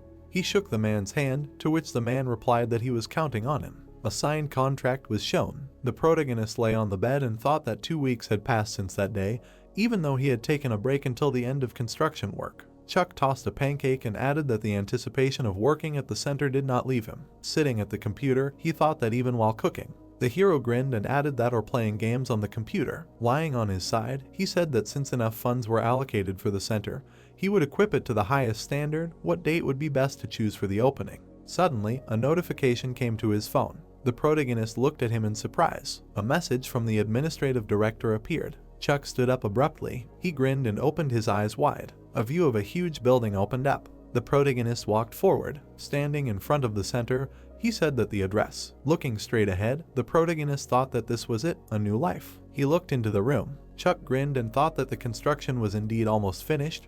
Only the interior and the sign remained. The room appeared, and he added that it was necessary to create a comfortable space in the waiting area so that clients could rest, although he did not know how many patients would come for an appointment. Exercise machines appeared, and the thought arose that a sling would be installed in that room. Looking straight ahead, the protagonist thought that although this was not the final version, he was already starting to like this center. Suddenly, someone put a hand on his shoulder and told him not to block the passage. Looking to the side, the protagonist said that he apologized. The man crossed his arms and asked who he was, and the guy added that there was still construction going on here, so entry was prohibited. Closing his eyes, Chuck said that he would be working here, so he couldn't resist looking inside, entered without thinking, let them forgive him. Looking straight ahead, the worker thought that he would be working here, so this is the man. Shaking his hand, the hero said that he was the director of this center. Chuck, he was told that the work was almost finished, so he came to see, to which he introduced himself in response. The guy threw the bag over his shoulder. It was heard that this boy behind was his assistant Harry, to which he asked what other boy. Grinning, the man asked that he wanted to walk and take a better look, said that they started from the floor, let him take a look at least with one eye. Suddenly he exclaimed in pain. Looking at him, the protagonist asked that he was okay, to which the foreman replied that nothing special, it was chronic. Chuck frowned when he heard that he had been treated at a famous physical therapy center, but he had not gotten better, to which he thought that this man. Oliver put his hand behind his head. The thought occurred to him that he was experiencing severe pain in his neck and shoulders, and his back also hurt. He looked away when he heard his name. Stretching his hand forward, the hero asked if he wanted to start a massage session right now. Looking at him, the man asked again. Smirking, the protagonist replied that it would not take much time, let him just trust him. The foreman closed his eyes and replied that there was no need, it was an old sore, it was too late to fix anything. The man sat down. It was heard that he had been working in the construction industry since his youth. Suddenly his neck began to hurt. The builder clenched his teeth. It was said that, and perhaps that was why he was constantly tormented by muscle spasms. This can most likely be called an occupational disease. The man looked away. The thought arose that he could not bear it any longer and went to the nearest hospital, but the man crossed his arms and said that he would not feel better even if he underwent physical therapy. Frowning, the protagonist thought that he clearly did not trust this section of medicine. He was probably prescribed the most common treatment, such as electrophoresis. The device was glued to the body, and he added that this method of treatment could hardly be called effective. However, since the patient did not suffer from sprains or bruises, the procedure did not give the desired effect. Oliver looked at his shoulder. The thought arose that perhaps he needed a different treatment, but in the local hospital, where there was a shortage of staff and equipment, this was the best solution. Suddenly, the protagonist looked away in surprise. Grinning, he asked if he would sit down, to which the man replied that no, he was at work. Looking straight ahead, he heard that everything was fine, let him sit down, to which he replied that such was his will. Chuck raised his finger up when he heard that it was useless, it was a chronic disease, to which he replied that they would still try, maybe he would feel better. Frowning, Oliver asked that they wouldn't make him pay later, to which the hero replied that it was free. Grinning, Harry said that he shouldn't, let him try it once, to which the man replied that he didn't know the saying if you like a free thing, you'll go bald. Putting his hand to his face, the hero thought about what he was saying, a chronic disease, in other words, a disease that causes discomfort over a long period of time. Grinning, he added that given the symptoms, progress from the treatment would not take long to come if appropriate measures were taken. Putting his hands on the man's shoulders, the protagonist said that they would first find the root of his problem. He gritted his teeth when he heard that he should turn his head to the right, a little more. Oliver exhaled. Hearing that now let him turn the other way, the thought appeared that he would feel better if he limited his work physical activity.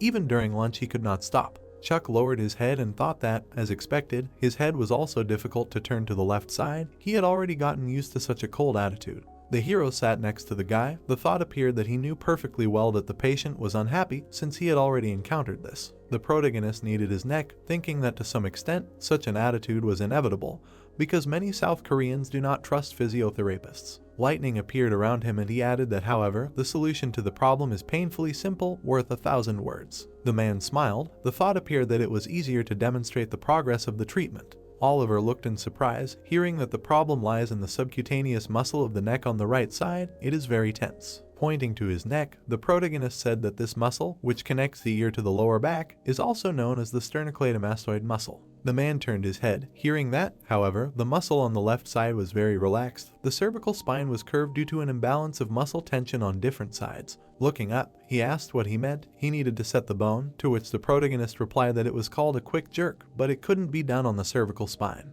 Chuck grinned and added that if you were careless, you could damage the arteries. Raising his finger up, he said that the curvature of the cervical spine was caused by the incorrect positioning of its muscles, so if you put them back in place, then the cervical spine would also stand where it should. Oliver closed one eye, listening to how in severe cases an operation might be required, but in his case it wasn't that bad, to which he replied that it was understandable, he was glad. Stretching his hand forward, the hero asked if he could alternately tilt his neck in different directions. Closing his eyes, the man thought that he had a beautiful voice. He listened to it as if spellbound, but it seemed that he hadn't done anything special, so what had changed? Suddenly, he opened his eyes in surprise. Oliver smiled and said how free. Looking at the hero, the man asked what he had done. The pain was gone. He was much better than before. Putting his hand to his chest, the protagonist replied that he had taken emergency measures, so starting today, they would be conducting treatment during their lunch break. The builder looked at him in surprise and asked that, really, he was, of course, grateful to him, but would it not cause trouble? Chuck grinned and replied that he would work more carefully instead. Frowning, the man thought that he had happily agreed to the offered massage, but physical therapy was not a cheap pleasure. Clenching his fist, he added that he should refuse, so he thought, but why open a center in such an expensive building? It would obviously go bankrupt. What kind of madman would pay so much money for physical therapy? Oliver lowered his head and thought that at least for such treatment and money is not a pity. Looking to the side, he shouted that he would definitely pay him for the treatment. His conscience would not allow him to do otherwise. Raising his hands, the protagonist replied that he should not worry about it. After all, he did very little. If he does not work, he will rust. Let him perceive this treatment as a way to maintain sanity. Grinning, the builder replied that if he says so, he will gladly accept his help. A view of the building opened up. It was said that several days passed like this and the center acquired its true form. The guy held a bucket in his hands. A thought appeared that the construction work went smoothly. Harry raised his finger up, and the hero thought that he also made his contribution. Closing his eyes, the guy said that the sign was really cool, to which he responded approvingly. Standing in front of the center, the protagonist asked that he agreed. The sign appeared, and he added that he liked it too. Chuck turned around when he heard that for the first time he didn't feel any physical or mental fatigue from work. Since he lived nearby, could he come to him for treatment after the center opened? To which he replied that yes, of course. Grinning, Harry asked what he would take with him, to which the man replied that children should not interfere when adults are talking, and he added that he was 23. He was already an adult. The hero raised his hands when he heard that this kid continued to be familiar. Who is this kid here? To which he replied that they should not quarrel, let them come together. They were his patients number 1 and number 2. The man put his hand to his face and said that in any case. Grinning, he added that thank you very much, he would recommend him to his friends and acquaintances. Stretching his hand forward, Oliver said that his nephew was a military man. He constantly complained of muscle pain. He would take him with him to the next appointment with him. Smiling, the protagonist said that of course, they should definitely come, and then thought that he hadn't known before that this meeting would lead to even more acquaintances. A sign with a month of discounts appeared. It was said that time had flown by. The 1st of October had arrived. The day of the center's opening had arrived. Chuck took a step forward. Looking straight ahead, he thought about why he was so nervous that he had arrived an hour before the opening. A girl appeared behind him, and the hero said that, unlike that period of his life when he opened the center on the whim of others, this time he would go all the way and do what he wanted, as Amanda had said then. The protagonist clenched his fist and added that he had chosen the path he wanted for himself. Grinning, he thought that it was time to cast aside his doubts and go all the way, because he was capable of it. There was a clock on the wall. The room appeared. It was the first day of the opening. Grinning, the protagonist thought that not much time had passed since his arrival. Since today is the first day, he needs to give it his all. The city appeared. 4 hours had passed. The protagonist sat silently at the table. Looking down, he wondered if everything would be okay. Chuck shuddered, thinking about what to do, even if today is only the first day, but he turned his head and thought that the sound was coming from the neighboring construction site. The hero looked out from behind the door. Suddenly, he exclaimed in surprise. Stretching his hand forward, the man shouted about him. He frowned and added that he was the first. People were sitting in the waiting room. Grinning, the protagonist thought what the hell was going on here. Bowing, Oliver asked how he was doing, to which he replied that he was here. Looking away, the builder said that he was talking about it. The man closed his eyes. It was said that after the last massage session, rumors began to spread among the workers. Oliver raised his hands up. It was heard that he had cured his old disease in one of the centers. People were talking among themselves. The thought arose that so that's what it was. Gritting his teeth, the foreman said that he wanted it to be only his physiotherapy center. Frowning, he added that if he didn't walk around and wag his tongue left and right. Closing his eyes, Harry asked why he was so greedy. Good things should be shared. Looking at him, the man said that he was a puppy. He closed his eyes, hearing that last time only he received treatment, and did not even say anything when he tried to ask for it with him. The man frowned, listening to what he wanted to say, that he wanted to take everything for himself. Since he felt better, then he should shut up and get back to work. Raising his head up, he shouted that physiotherapy, getting one massage does not mean getting treatment, you need to go through a whole course. The hero smirked, hearing that or he was wrong, to which he replied that everything was as he said. The protagonist looked at the people. The builders were sitting in the waiting room, and he thought that the adventure with opening the previous center failed for one big reason. Chuck smiled and added that he was too frivolous and thought that if he just succeeded, then everything would be fine, and did not worry about marketing at all. A view of the center opened up. A thought appeared that the power of word of mouth is great. Food was in containers. It was said that even a small favor for coffee or a snack made a good impression on the builders, who are now the basis of the customer base. Putting a hand to his face, the hero thought that now it is necessary to strive for the builders to continue to spread the word about the center in their circles. Looking straight ahead, he added that from now on everything is in his hands. The protagonist lifted the patient's leg. A thought appeared that unlike hospitals, where strict standards are set, Chuck was sitting next to the patient. He clenched his fist and thought that in this center, decisions were his alone. The hero grinned and added that he was free, and at the same time, he had a responsibility. It was light outside. The protagonist sighed and thought that even though it had been difficult, he had spent his time usefully. Looking at the notification, he added that at first he had been very worried about what awaited him, but in the end he had successfully completed the quest to attract more than 50 patients to the center. The door suddenly opened. Looking to the side, Chuck said that he would be sorry, but the center was no longer working. Suddenly, he looked at him in surprise. People entered the room, and he turned to them. The girl grinned and shouted that they were congratulating him on the opening of the center. Stretching his hand forward, the hero asked what brought them here, said that they were probably very busy. The guy closed his eyes and said that when they heard that the head of the department opened the center, they immediately rushed to him, asked what or whether it was better to call him the director of the center now. Adjusting his glasses, Charlie said that with such an area it is possible to receive quite a lot of patients, and the placement of the equipment is extremely convenient, and the girl said that the center is so big. Looking at them, the protagonist thought that he was embarrassed to see the guys after so much time, but he was glad that they came.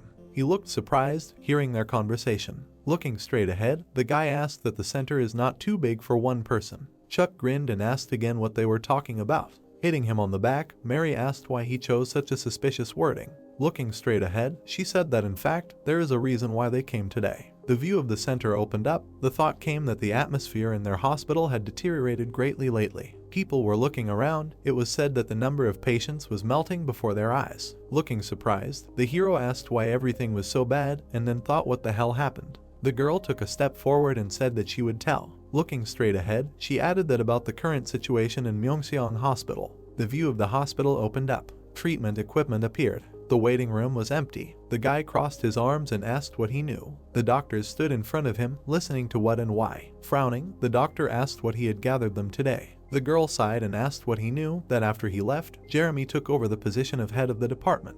Looking down, she added that as one could already guess, he was the reason for their visit today. The hospital appeared. It was heard that they knew. Looking straight ahead, the guy asked why he had gathered them today. Standing in front of him, the doctors thought that it was most likely because of the money. Handing over the document, Jeremy said that here was a table of sales for each physiotherapist. Frowning, the girl thought that as expected, he had gathered everyone to talk about money. Looking at the chart, she added that there was a reason why Jeremy had become so arrogant. The fact is that in recent months he had been outselling everyone in sales. The guy smiled. The thought arose that firstly, he used personal connections to attract people, provided them with special service and treated them with care. He adjusted his hair. It was said that using the authority of the head of the department, he provided assistance to his patients with the help of other physiotherapists. Patients receiving treatment from qualified doctors were satisfied. Jeremy closed his eyes. It occurred to him that since they were listed under his name, the sales were going to him. Of course, this behavior was causing problems, but Rick and Christopher were covering for him, so no one could object. The patient looked away. It was said that because the physical therapists did not have time to pay attention to their patients, their reputation began to fall. The girl frowned. It occurred to her that Jeremy's method may be good in the short term, but in the long run it undermined the patient's trust in doctors. The appointments in the treatment room appeared. It was thought that when Chuck left the hospital, some patients immediately canceled their appointments. People were talking among themselves. It was said that perhaps they felt a changed atmosphere in the hospital, and now that the number of people receiving treatment at Myeongseong Hospital was reduced. The doctors were standing in the office. It was thought that the efficiency of the work, with the exception of Jeremy, was inevitably beginning to fall since the physical therapists could not do their job properly. Pointing to the chart, the guy asked why they were so incompetent. Frowning, he added that he really didn't understand. Suddenly, someone tore the sheet of paper. Jeremy froze in surprise. Lowering her head, the girl asked that he involves them in treating his patients and still expects some results. Frowning, she added that she already helps with everything, let her not torment other doctors. Smirking, the guy replied that he did not think so. Amanda frowned. Hearing that Chuck was not here, now decided to turn her attention to him, to which she asked again. Putting a hand to her face, Jeremy said that it was not nice to openly pester the head of the department. Of course, this is one of the ways to survive in this industry, but lowering his head, he added that he was not stupid enough to get involved in a short-term working relationship, and then thought that he sought this position in order to publicly reject her. The girl smirked and asked what he was talking about, then called him trash. The guy looked at her in amazement. The doctors froze in surprise. Amanda closed her eyes and said that he had asked them not to torment the other doctors. Had she ever said a word about wanting to date a person suffering from an inferiority complex? The guy winced and asked what was wrong with her, to which she asked again that she really didn't understand. Since he had become the head of the department, everything had gone wrong. The girl smirked and continued that if he was the head, he should work. He thought people would tolerate his antics. Frowning, Jeremy said that but when this place passed into his hands, only like that, to which he was asked how long he was going to throw English words into his speech. He looked surprised, hearing that he had only been in America for 3 years. The doctors winced, thinking that she had said it. Everyone was really interested, but no one asked. The guy clenched his fist and thought about the girl. Gritting his teeth, Jeremy thought that his patience had come to an end. The guy ran out of the office, hearing everyone go away. Peeking out from behind the door, Jeremy said that if sales did not increase by next month, he would fire everyone. Looking at the girl, he added that especially Amanda, she should be ready. She smirked and replied that he spoke good Korean. The girl clapped and said that that was it. Smirking, she added that this is how things are in the special office. Looking at her, the hero thought that he would never anger her. Putting his hand to his face, he added that nevertheless, he was a little surprised, no matter how long ago he left the hospital, how everything could have changed so much there. Looking straight ahead, the guy said that they just wanted the patients to be happy and to feel like they were making a difference. Charlie sighed and said that however, that was impossible at the current Myeongsung hospital. Frowning, Amanda said that was why she wanted to say that. Suddenly, someone grabbed the hero's hand and shouted. Gritting his teeth, the guy asked what employees he needed, and the girl added that they would agree to a low salary, just let him take them, to which he replied that yes, it was not about the salary at all. The protagonist looked surprised to hear that he should give them a job, to which he asked again. Raising his hand, the guy said that they would go, and the girl added that he should definitely save a spot for her. Grinning, Amanda said that they would see each other again. Chuck waved his hand and thought that even if it was not their center, he was sure there would still be a place where they could get a job. Looking straight ahead, he added that but why do they want to work with him? Looking at his hand, the hero thought that although it would be nice. Clenching his fist, he added that here they can open up if there is a chance. He sat down on the couch and sighed. The protagonist raised his head and thought that what a hard day it was. He would never have thought that the center could run out of buns and coffee so quickly. Suddenly the door to the office opened. Chuck looked surprised and greeted the guest. Looking straight ahead, the girl asked if she could. Holding the strap of her backpack in her hands, she added that she could get an appointment right now. Grinning, the hero answered that yes, of course, if she wanted to get treatment, and then thought that she looked quite young. I wonder what was bothering her. Looking to the side, the girl said that well, it was not she who needed treatment. A person appeared behind the door. The woman was holding hands. It was heard that her grandmother. The grandmother was pushing a cart behind her. It was said that she lived with her. She grabbed her hand. It was heard that she had injured her hand a few months ago. The man was holding papers in his hands. The thought came that she had even gone to the hospital, and he asked why they didn't go to a large clinic. The girl looked down and said that they followed the advice, but it turned out to be too expensive. Looking down, she added that that's why the grandmother refused treatment and stopped visiting the clinic altogether. Standing in front of her, the protagonist thought that she had come to the center for the sake of her sick grandmother. Frowning, the girl asked him to tell her how much her treatment would cost. The protagonist grinned and replied that the initial appointment cost 90,000 won. If you buy a package of 5 visits, then a discount is provided, in which case the appointment will cost 80,000 won. The girl looked surprised and asked again. She looked into her wallet. The girl took out the money. She asked, wide-eyed, if it was possible to get treatment on credit or something like that. The grandmother smirked and said that it was fine, she didn't need it, to which she replied, what else? They came here because she was unwell. The woman lowered her head and said that she was still holding on, so if she was going to get treatment, then she should pay for it properly. Smirking, she added that they were asking for forgiveness, and Chloe said that they would definitely come back. Chuck, wide-eyed, said that they should wait. A book appeared. A thought arose that at that moment he remembered a fairy tale that he once read as a child, The Gift of Understanding. The man looked at the boy in surprise. It was said that when the little protagonist, who knew little about money, brought cherry pits instead of coins. The man grinned. The thought appeared that the owner of the candy store gave him 2 cents in return. Chloe looked down. The thought appeared that after some time, when the protagonist grew up, he gave money to the young customer who came to his shop in the same way. Looking at her, the protagonist thought that therefore the more he shares, the more he gets back, and then said that they should wait. Raising his hands up, he asked how old her grandmother was. Looking at him, the girl answered that she was 72. Grinning, the hero said that what a coincidence, to which she asked again. Holding the paper in his hands, he added that their center was holding a promotion in honor of the opening. Looking at it, Chloe asked that for people over 65 years old, the initial appointment is free. Frowning, she asked if that was true, to which the protagonist replied that yes, of course. Chloe smirked and added that why she only saw it now, there was no such information on the flyer. Chuck crossed his arms and replied that they must have missed something during the creation of the flyer, to which she replied that that was why she hadn't seen it,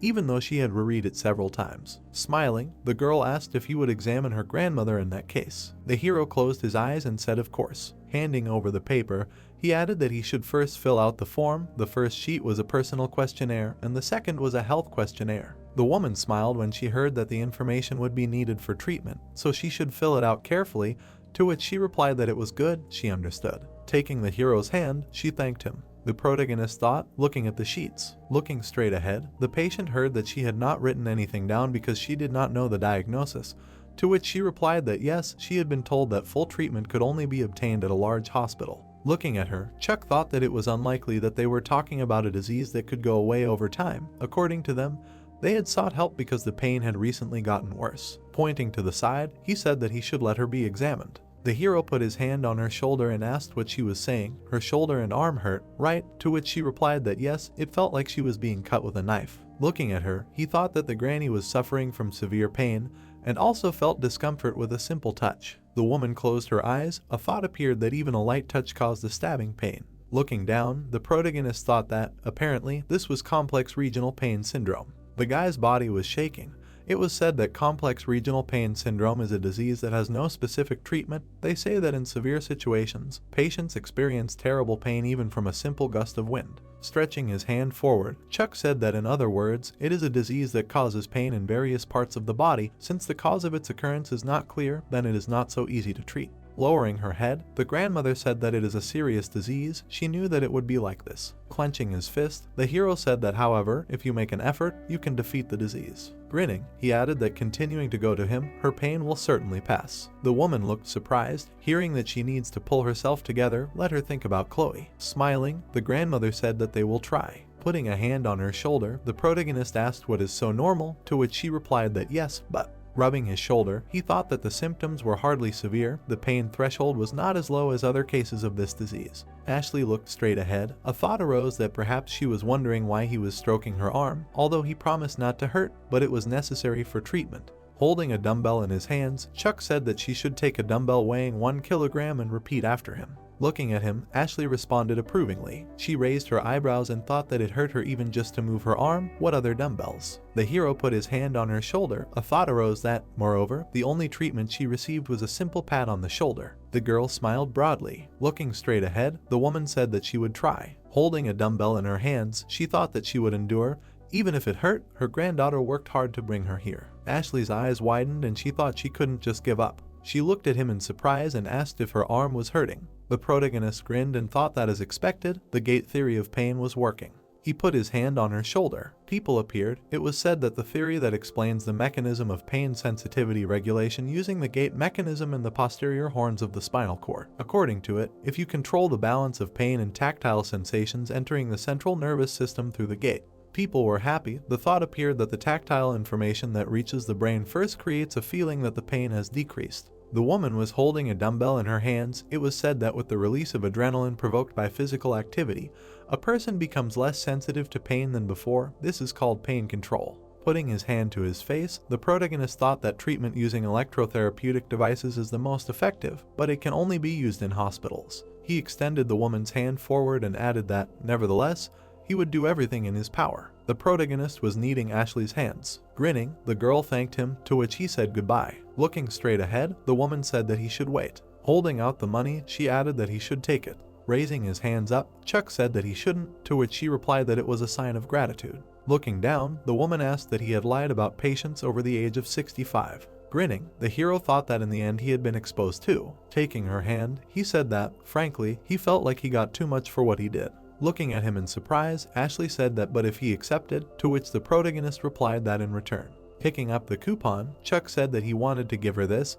He hoped that she would visit their center more often. Tears appeared in the woman's eyes. Standing in front of him, she said that thank you very much. The hero was doing a massage and thought that several days had passed since then. Fortunately, Ashley continued to go to treatment every day. Of course, the pain threshold had significantly decreased. Suddenly, he looked at the notification in surprise. A message appeared that the patient's pain level had increased, to which he thought that this. The protagonist frowned and thought that the pain threshold had increased so much. He looked in surprise and added that this sound. Chuck looked out the window. The woman was breathing heavily. A thought about her appeared. Sitting at the table, the girl exclaimed in surprise. Raising her hand, the hero said that he asked her not to strain her hand. Why did she continue to exhaust herself? Lowering her head, the woman replied that but she needed to work. Chloe looked surprised when she heard that she couldn't just sit on the sidelines getting treatment.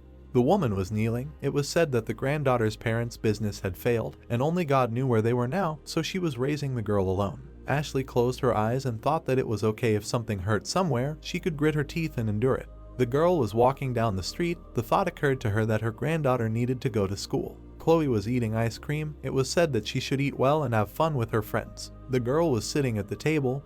The thought occurred to her that she should buy textbooks and complain about difficult assignments. Ashley closed her eyes and said that she would be very happy if she could enjoy life at her age. Chloe's eyes widened. She said that she was fine. Skipping school and working part-time was normal. First, she needed to take care of her health. The woman closed her eyes and said that he shouldn't worry about her, but rather think about his future. She took her hand. The hero sat in front of them silently. Looking down, he said that this is what happened. Putting her hand to her face, the girl asked what and how to do now. They sat in front of each other silently. Frowning, she turned to him. The protagonist froze, hearing that he wasn't going to sponsor them. Looking straight ahead, the girl said that he was too kind. Of course, these people didn't want to take advantage of him. Chuck looked down, listening to the fact that if he helped everyone and everything, he would be left with nothing. What would he do if he ran into a person with evil intentions? Standing in front of the guy, the protagonist said that he did everything possible for his patients, to which he asked that he would take care of the patients, and what next? The protagonist's eyes widened when he heard that he was going to help everyone who came to the hospital. It was impossible to treat everyone fairly. Putting his hand to his face, he replied that he knew, but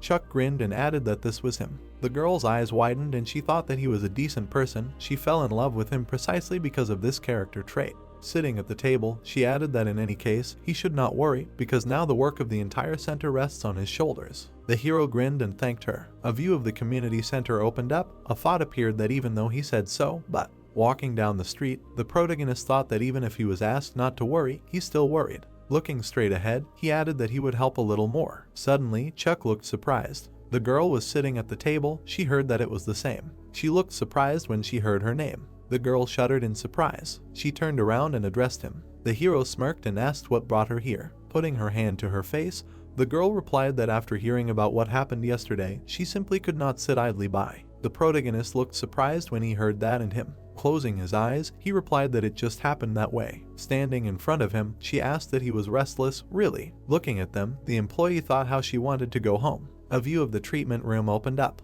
The girl was sitting on the couch. Looking at her, Chuck addressed her. She stood up. Hearing that something had happened, she looked tense, to which she replied that she was just. Lowering her head, Chloe added that she wanted to thank him. The hero opened his eyes wide and asked what was happening. Looking down, the girl said that he was providing treatment and assistance for free. The hero looked in surprise and thought how this was possible. He added, wide-eyed, that he thought he hadn't given himself away, and then heard that she knew everything. Chloe put her hand out and asked that the treatment was free because he was helping for a good cause, right? The protagonist stood in front of his grandmother, and it was heard that she had heard their conversation with his grandmother that day and decided to find out what was going on. Chuck closed his eyes and thought that it meant that he wasn't the one who had spilled the beans. The man was holding papers in his hands, and it was heard that they weren't at the hospital. Looking straight ahead, the girl said that they hadn't been offered such help by the city government and asked why he decided to help them. The protagonist turned his head to the side. Looking out the window, he said that when he worked at the hospital, he had a ward who looked like her. A guy appeared, and it was heard that the child was also going through hardships for various reasons, and he just wanted to help.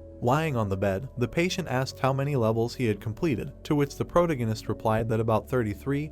It was heard that he was inexperienced then, but they had become close, spending time together. The guy was holding a ball in his hands. It was said that now this child had achieved his dream and was moving forward, watching him. James grinned. It was heard that he understood that children should smile and have dreams. The girl looked at him in surprise. He put his hand on her head. Chuck, standing in front of her, said that this is why. Closing his eyes, he added that he wanted her to grow up and become a wonderful adult who could share joy with others. Clenching her fist, Chloe responded approvingly. A view of the medical center opened. Raising his finger up, the protagonist said that she should not overexert herself until the treatment was finished, to which the girl replied that yes, she did not want to worsen her condition, and the woman said that yes, she understood. The door to the office opened. Looking away, the protagonist said that so, the next meeting. The girl entered the office and said hello. Twisting her hair on her fingers, she said that she accidentally left early. There was not much time left before the meeting. Could she stay here and they would go together? Chuck grinned and said that of course, let her get comfortable, to which she thanked him. Chloe and Ashley looked at them in amazement.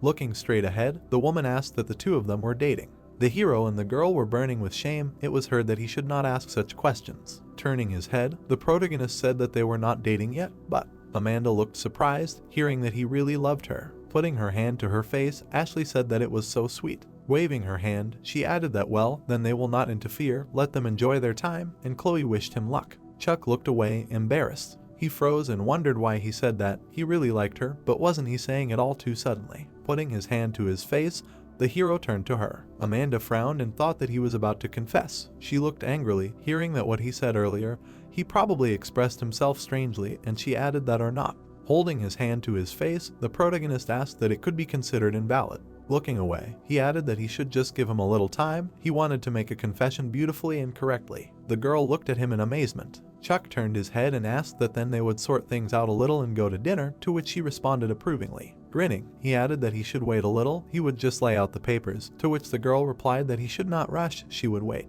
Looking at him, Amanda thought that the confession, now it will be difficult for her not to wait. The hero held papers in his hands, and she asked what he had, to which he said that these were recruitment announcements. The girl looked in amazement, hearing that their center already has a lot of people waiting, so they are looking for additional staff, to which she asked that the center is only 3 weeks old, and they already have so many patients. Closing his eyes, the protagonist said that they tried the recording system, but with such an influx it does not help. In order to help more people, they need additional hands. Putting her hand to her face, the girl thought. She smirked and said that she hoped that a good person would be found, to which he replied that yes, he hoped too. Chuck, looking at the woman, said that he thought there was no need to come every day anymore. Now it would be enough to visit once a week. Of course, let her not forget to continue doing the exercises he showed her at home. Closing her eyes, the woman replied that of course she would. The hero looked surprised to hear that, but it was strange, to which he asked again. Sitting on the couch, Ashley asked what he was saying, that she was better and she might not come anymore, right? So it must be good news, but for some reason she didn't feel so good.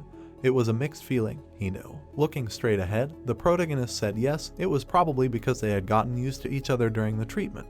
The woman looked surprised to hear that when saying goodbye to something, there was always a feeling of sadness, even if it was a good goodbye. Closing her eyes, she said that it was a goodbye. He said, yes, that's right. Raising his finger up, Chuck said that then they would start meeting once a week from Monday, to which Ashley replied that of course they would. Suddenly a notification appeared. It was said that his level of understanding had increased. A message appeared that he had reached a level at which 2 methods could be combined and a new method of treatment could be created. Grinning, the hero thought that for this he needed to score 100 points in both methods. Looking straight ahead, he added that okay, he would create a new method. A notification appeared in front of him. Looking at it, the protagonist said that he would name it. Grinning, he thought that MF, a miraculous improvement, a notification about a new method appeared. A view of a luxurious house opened up. Chuck was standing near the car. It was heard that this was not a miracle. The hero turned around, hearing that he was already here. Closing his eyes, he asked how he was doing, and then thought why he was here on his day off. A notification came to the hero's phone and he asked who it could be. A notification from his father appeared.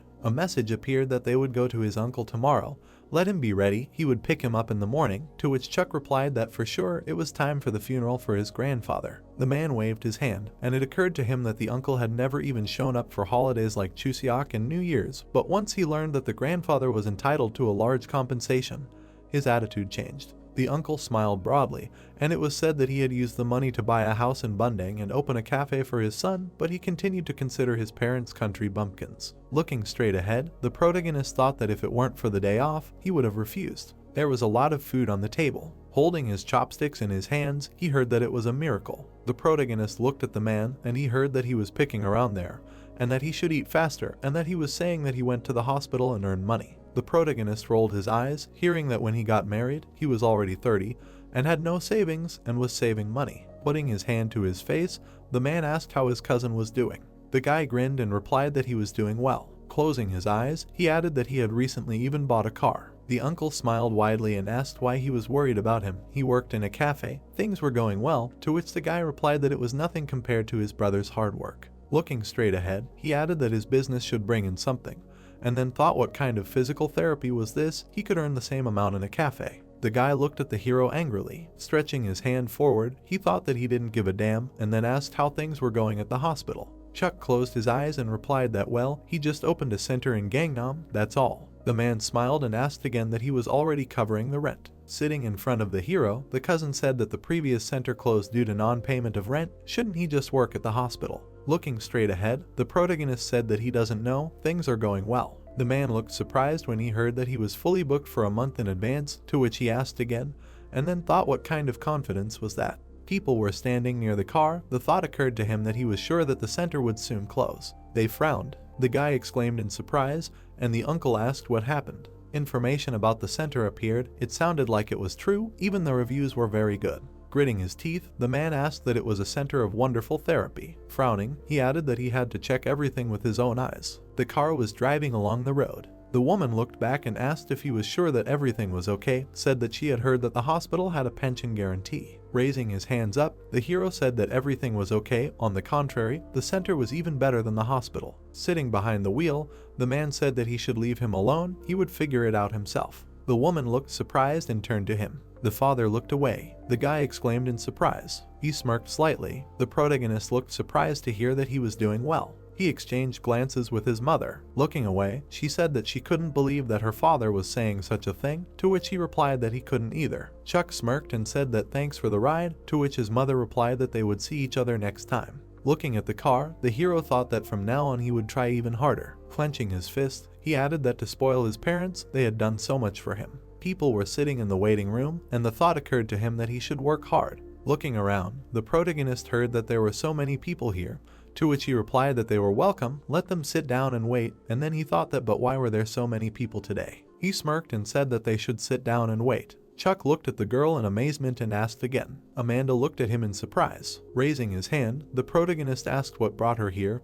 and then thought that they had a meeting planned. Smirking, the girl asked that they did not need a reason to meet, she came. Looking away, she added that she simply missed him. Amanda turned her head and said that it seemed that he was very busy, could he help with something? To which the protagonist replied that it was not necessary, and she added that he should trust him. Looking up, Chuck said that they were finally finished. Closing his eyes, he added that thank you, she saved him. The girl looked surprised to hear that, however, she really just missed him. Lowering her head, she said that well, actually. Handing over the document, Amanda added that she recently quit the hospital. The protagonist looked at the sheet in amazement. The girl sat on the couch. A thought occurred to her, why, at Myeongseon Hospital the salary is above average. Doctors appeared. The thought arose that good conditions and a guaranteed job until retirement. Looking straight ahead, the protagonist wondered if this was because of a conflict with director Jeremy. Lowering his head, he added that no matter how bad it was, the center was very different from the university hospital. Looking away, Chuck said that thanks for helping today, but the girl replied that she knew what he was thinking. Sitting on the couch, Amanda said that next to him she felt that she was developing as a physical therapist. She felt satisfaction from the work done, and she became confident that she could become better. Looking at the hero, she added that she did not want to live one routine.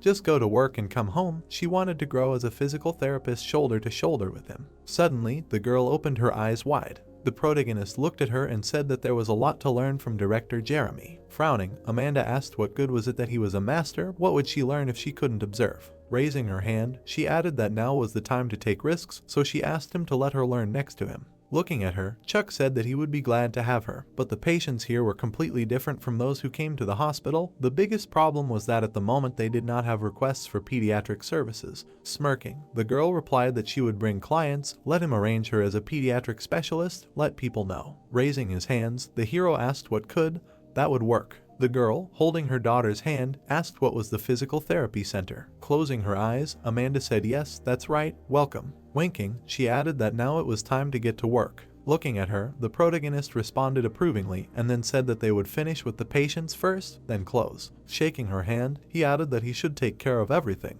Putting on the clothes, the girl said that the material was good, breathable. Chuck grinned and said that it suited her very well, to which she thanked him. Raising his finger up, he said that before they began, it was worth remembering. A medical law appeared. It was heard that never use the words patient or treatment, it is better to call it exercises, to which the girl replied that she understood. Grinning, the hero said that he should apologize for the expectations, to which the girl replied that it was okay. Looking straight ahead, she said that she saw his post on social networks, maybe he could help her daughter. The girl held her mother's hand. It was heard that he was engaged in weight control. Putting his hand to his face, the protagonist asked again, and she said that they would talk about it in more detail in the consultation office. Holding the child's hand, the girl said that she thought that everyone had baby fat, children were still growing. Looking down, she added that she was clearly overweight.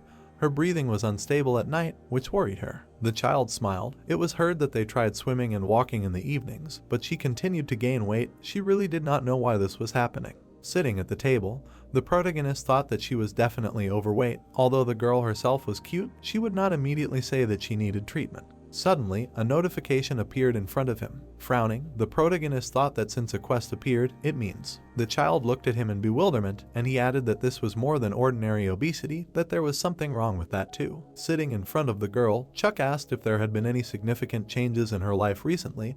Had she started eating more or had her surroundings changed? Closing her eyes, the girl said no, nothing. That was the strange thing, nothing had changed, but she had gained 10 kilograms. The hero asked again in surprise and thought that it was not surprising that a quest had appeared. A child appeared. It was said that usually their body itself maintains the correct weight, balancing calorie intake and expenditure. Since there were no stressful situations, the weight should have remained close to ideal. Putting his hand to his face, the protagonist wondered what the problem was then. In such cases, hypothyroidism is usually suspected.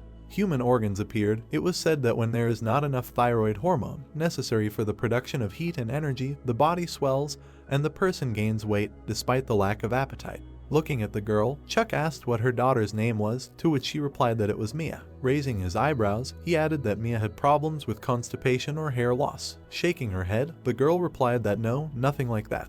Putting his hand to his face, the hero thought that then maybe Cushing's syndrome, but this syndrome usually occurs in people in their 30s and 40s, most likely not it. Frowning, he added that then. The girl looked surprised to hear that Mia had respiratory diseases, such as asthma or allergies to something, to which she replied that yes, a mild form of asthma. Sitting in front of him, she added that asthma could cause this, to which the protagonist said that he could not say for sure yet.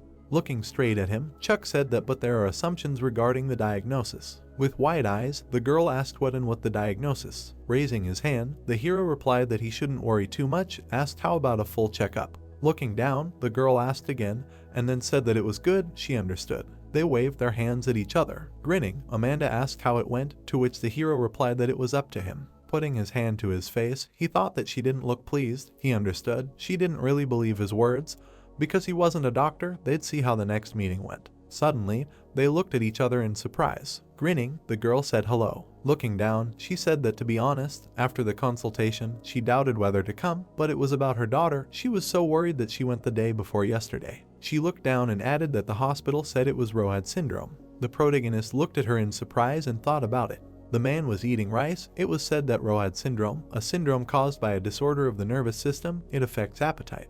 The child was lying on the bed. It was heard that this also leads to obesity, sleep apnea, and other conditions such as hypopituitarism. Putting her hand to her face, the girl said that this is a rare disease. Most patients die before reaching adulthood. The hospital also said that it is incurable. Amanda looked at the child. It was heard that the only thing that can be done is to lose weight, but it is almost impossible. Taking the hero by the hand, the girl added that he should help. Tears appeared in her eyes and she said that she had visited many obesity treatment centers, and only he suggested going to the hospital. Is there really no way to help her girl? Taking her hands, Chuck asked her to calm down. Looking straight ahead, he added that they would look for a solution together. Looking at him, the girl asked that it really existed. The protagonist smiled and said that there must be something they could try.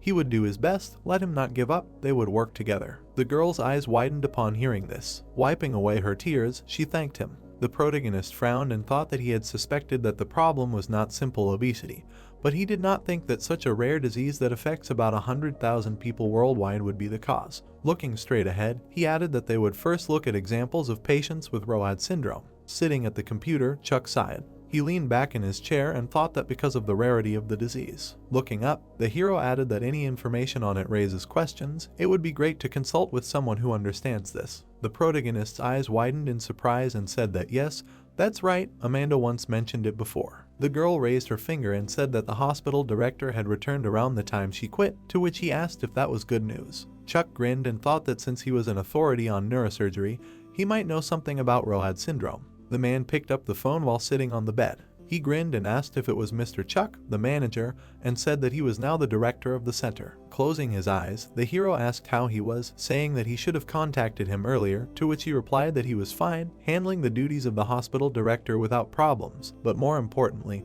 what he had called for. A computer appeared, and it was heard that he needed to know more about a disease and he hoped that he could help. Had he ever heard of Road syndrome? Putting his hand to his face, the director asked again and then said that he would be happy to help. The protagonist, looking straight, heard that but Road syndrome is a disease that is almost impossible to cure even in their field, to which he replied that it is clear. Holding the business card in his hands, the man said that however, grinning, he continued that if weight control is the solution, then he has a colleague who is researching brown fat cells. Chuck's eyes widened when he heard that he would give him his contacts, to which he thought that brown fat cells. A cell appeared. It was said that fat cells are usually divided into brown and white. People with a large number of brown fat cells are less likely to gain weight. Holding the phone to his ear, the hero thought that if it was about brown fat cells, it was worth a try, and then thanked the doctor. Clenching his fist, he thought about the fact that thank you, of course, he said that he never despised Rick, but Mr. Chuck's departure. Standing still, the man added that he was probably related to him. There was no shame in negative emotions. He was always honest, an amazing person. He looked straight. The protagonist looked puzzled when he heard that on the contrary, it was he who always felt guilty. He would send him contact information via SMS then. The girl entered the office and said hello, to which Amanda asked how they were doing. Smirking, she replied that thanks to them, they were doing well. They had undergone a short treatment to activate brown fat cells from the professor. Chuck smiled when he heard that their diet plan had helped her daughter lose some weight, to which he replied that this was great news, and that exercise contributed even more to the process. Raising his finger, he added that brown fat cells were like protein supplements in fitness. In the end, it was exercise that really helped the body. Information about the patient appeared. The thought arose that her height was 107 centimeters, weight 32 kilograms, excess weight is present, but considering the syndrome, this is already something. Looking straight ahead, the protagonist thought that in this case, stretching his hand forward, he said that from now on he would need her help, to which the girl asked again. She looked at the child, hearing that they would teach her the method of intermittent training. They would be easy for her. In other words, this is a game training, where exercises and rest alternate in several approaches. Sitting down, Chuck said that now they would arrange a competition with Mom. She should repeat the movements that they show, and if she does them better than Mom.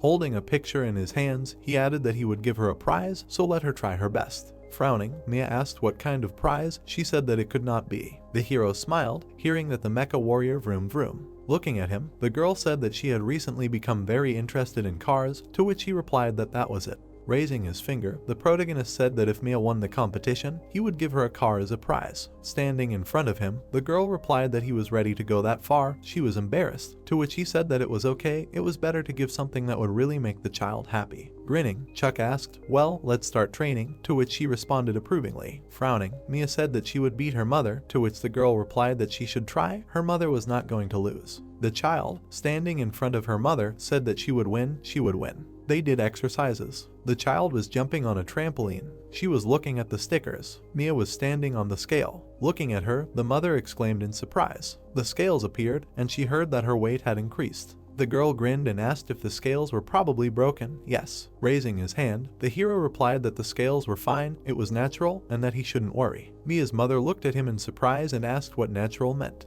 The protagonist handed over the paper and said that he should look at the documents. Holding the document in her hands, the girl heard that yes, she had become heavier, but as she could see, her muscle mass had grown, and that was even good. She grinned when she heard that. In addition, at her age, weight often fluctuated, to which she replied that yes, that's right, she had panicked too much. Looking at her, Chuck thought that Mia's mother had been so worried. Of course, it would have been better if the weight had decreased, and repeating the same exercises would not give the desired result. The protagonist clapped his hands, thinking that it was time to change something. He grinned and said that she had been training for a long time, her body had adapted to the old exercises, and that they would add new ones next week. The protagonist held the papers in his hands. Looking at them, he thought that he had tried to motivate her with gifts, but he had not expected that she would be so enthusiastic about training. The child smiled. It was said that after that Mia had successfully lost 2.5 kilograms, which seemed like a little, but in fact it was a tenth of her total weight. Putting his hand to his face, Chuck thought that maintaining regular training was difficult even for adults, so it was surprising that the child was putting in so much effort. Looking away, he said that the workday was almost over, asked that he could have dinner at a cafe today. Walking down the street, the hero asked what it meant that he needed to exit this alley and turn left, said that then turn left again, and he would come to the place. Scratching his head, he added that the route was so strange, when suddenly he heard a child's cry. Suddenly the protagonist turned around. Tears appeared in the child's eyes, and it was heard that it was Mia. Stretching his finger forward, the boy said that he was told that she was good at imitating a pig. Standing next to her, the child added that he should grunt. Mia closed her eyes, listening to how she really was like a pig. Grinning, the girl called her home. Mia looked away, and it was heard that the elders had arrived and were running. Suddenly the girl opened her eyes wide. Hugging the girl, she asked what had happened, what they had told her. Wiping away his tears, the child replied that nothing. The protagonist silently looked at them. The next day, he was writing down the girl's stats. Putting her hand to her face, Amanda said that it seemed that Mia was having a particularly hard time today, asked what she thought, what had happened. Looking down, Chuck thought that it seemed like she was hurt by yesterday's situation. How could they be so cruel? Looking away, he said that he would talk to Mia, asked that she take care of the others. Okay, to which Amanda replied that of course, let her do it. The child raised her head, hearing her name. Sitting next to her, the hero asked how she liked today's training, was it hard? Holding the car in her hands, Mia answered that yes, but still fun, she can do more. The protagonist looked at her in surprise. Putting his hand to his face, he asked that he knew the tale of the ugly duckling. Chuck grinned and said that when he watched her, he remembered this cute duckling. Frowning, Mia said that he was a swan, but no one knew it and he was offended, but that was because he had always been a swan and she was not like that. The chick appeared. It was heard that yes, the ugly duckling was a swan from the very beginning, but could she imagine how much effort this duckling had put in?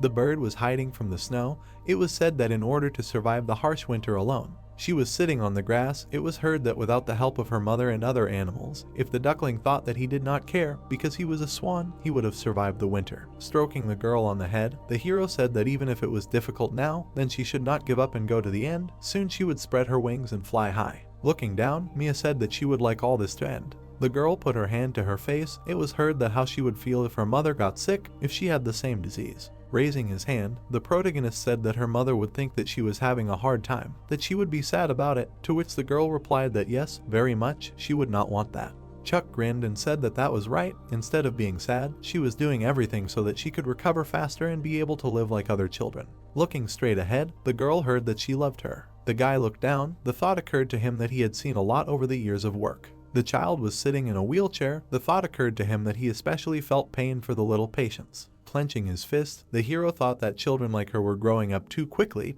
He wanted to help Mia, help her live and smile. He took her hands. The protagonist smiled and said that she would recover soon, that she should just trust him and follow his instructions. The girl opened her eyes wide. Hearing that everything would be fine, he would help her fly like a swan. Closing her eyes, Mia exclaimed joyfully. She was swimming in the pool. They were doing exercises with her mother. The blue sky appeared. A sign for a seminar appeared. Looking at it, Chuck asked if they would go. Holding the phone in his hands, he said that since the seminar started at 11. Suddenly, someone put a hand on his shoulder. Looking at the girl, the hero said that she was already here. Closing his eyes, he asked if she wanted to drink coffee. Pointing ahead, Amanda answered that it was so picturesque here, they could walk a little. Standing in the middle of the street, the protagonist said that it sounded good. Walking along the street, Amanda said that autumn was in full swing here, but near the center the trees had already shed their leaves. Holding a glass in his hands, Chuck asked that yes, the first snow would soon fall, right? He said that he would also be 30 by spring.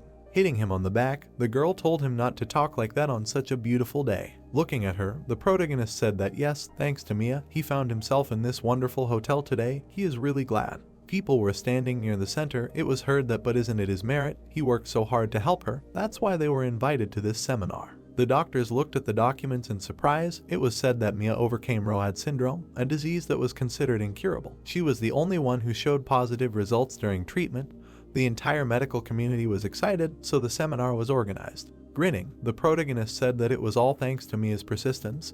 The main thing for him is that she is healthy, the rest is not so important. Amanda looked at him happily. Lowering her head, she said that she also wants to build deep connections with patients, to go hand in hand with them to recovery, like him, to which he replied that she will definitely succeed. Chuck closed his eyes and said that of all the people he knew, she cared about patients the most. Her eyes sparkled when she worked. Amanda looked at him in amazement. Walking forward, she said that they were late, they would hurry up. Entering the room, the girl said that there were so many people here. The man looked away and asked that this was the director from the center. Shaking his hand, the hero said that he looked good, asked how he was doing, to which the man replied that they had not seen each other for a long time, and he came with Mrs. Amanda. Looking at him in surprise, the girl asked that he remembered her name, how attentive. Smiling, the man asked that he could introduce him to this gentleman, to which the director asked that it was not him. Pointing to the protagonist, he added that this was Mr. Chuck. He worked in their hospital and was very capable.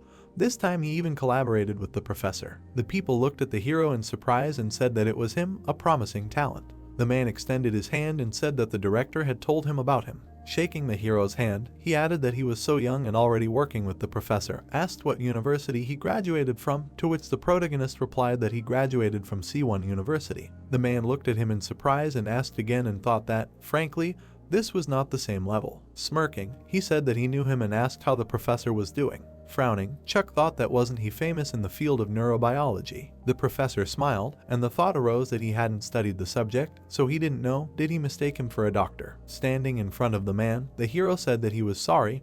He was a physical therapist, so he didn't know the professor, to which the director asked again. Standing in the crowd, the protagonist heard that he wasn't even a doctor. What was the professor thinking? Putting his hand on his shoulder, the man said, "Okay, that's enough." Smirking, the man said that Director Chuck, in his opinion, was the best, no, the best physical therapist in the country. The hero looked at him in surprise and turned to him. The people looked at each other. Looking straight ahead, the director said they were asking for forgiveness, and the other added that here was his business card. Amanda exclaimed in surprise, hearing that they should take him too. Now that everyone had met, they could come in. Yes, thank you very much. The people were sitting in the room. The man walked into the hall. Holding the microphone in his hands, he said that he was Professor Stanley. Today they would talk about brown adipose tissue, which could be called the brown revolution. The man clenched his fist tightly. He extended his hand to the side. The professor smiled and said that during his research he met a girl named Mia. She suffered from Road syndrome. People turned around when they heard her sitting there in the front row. Let them take a look.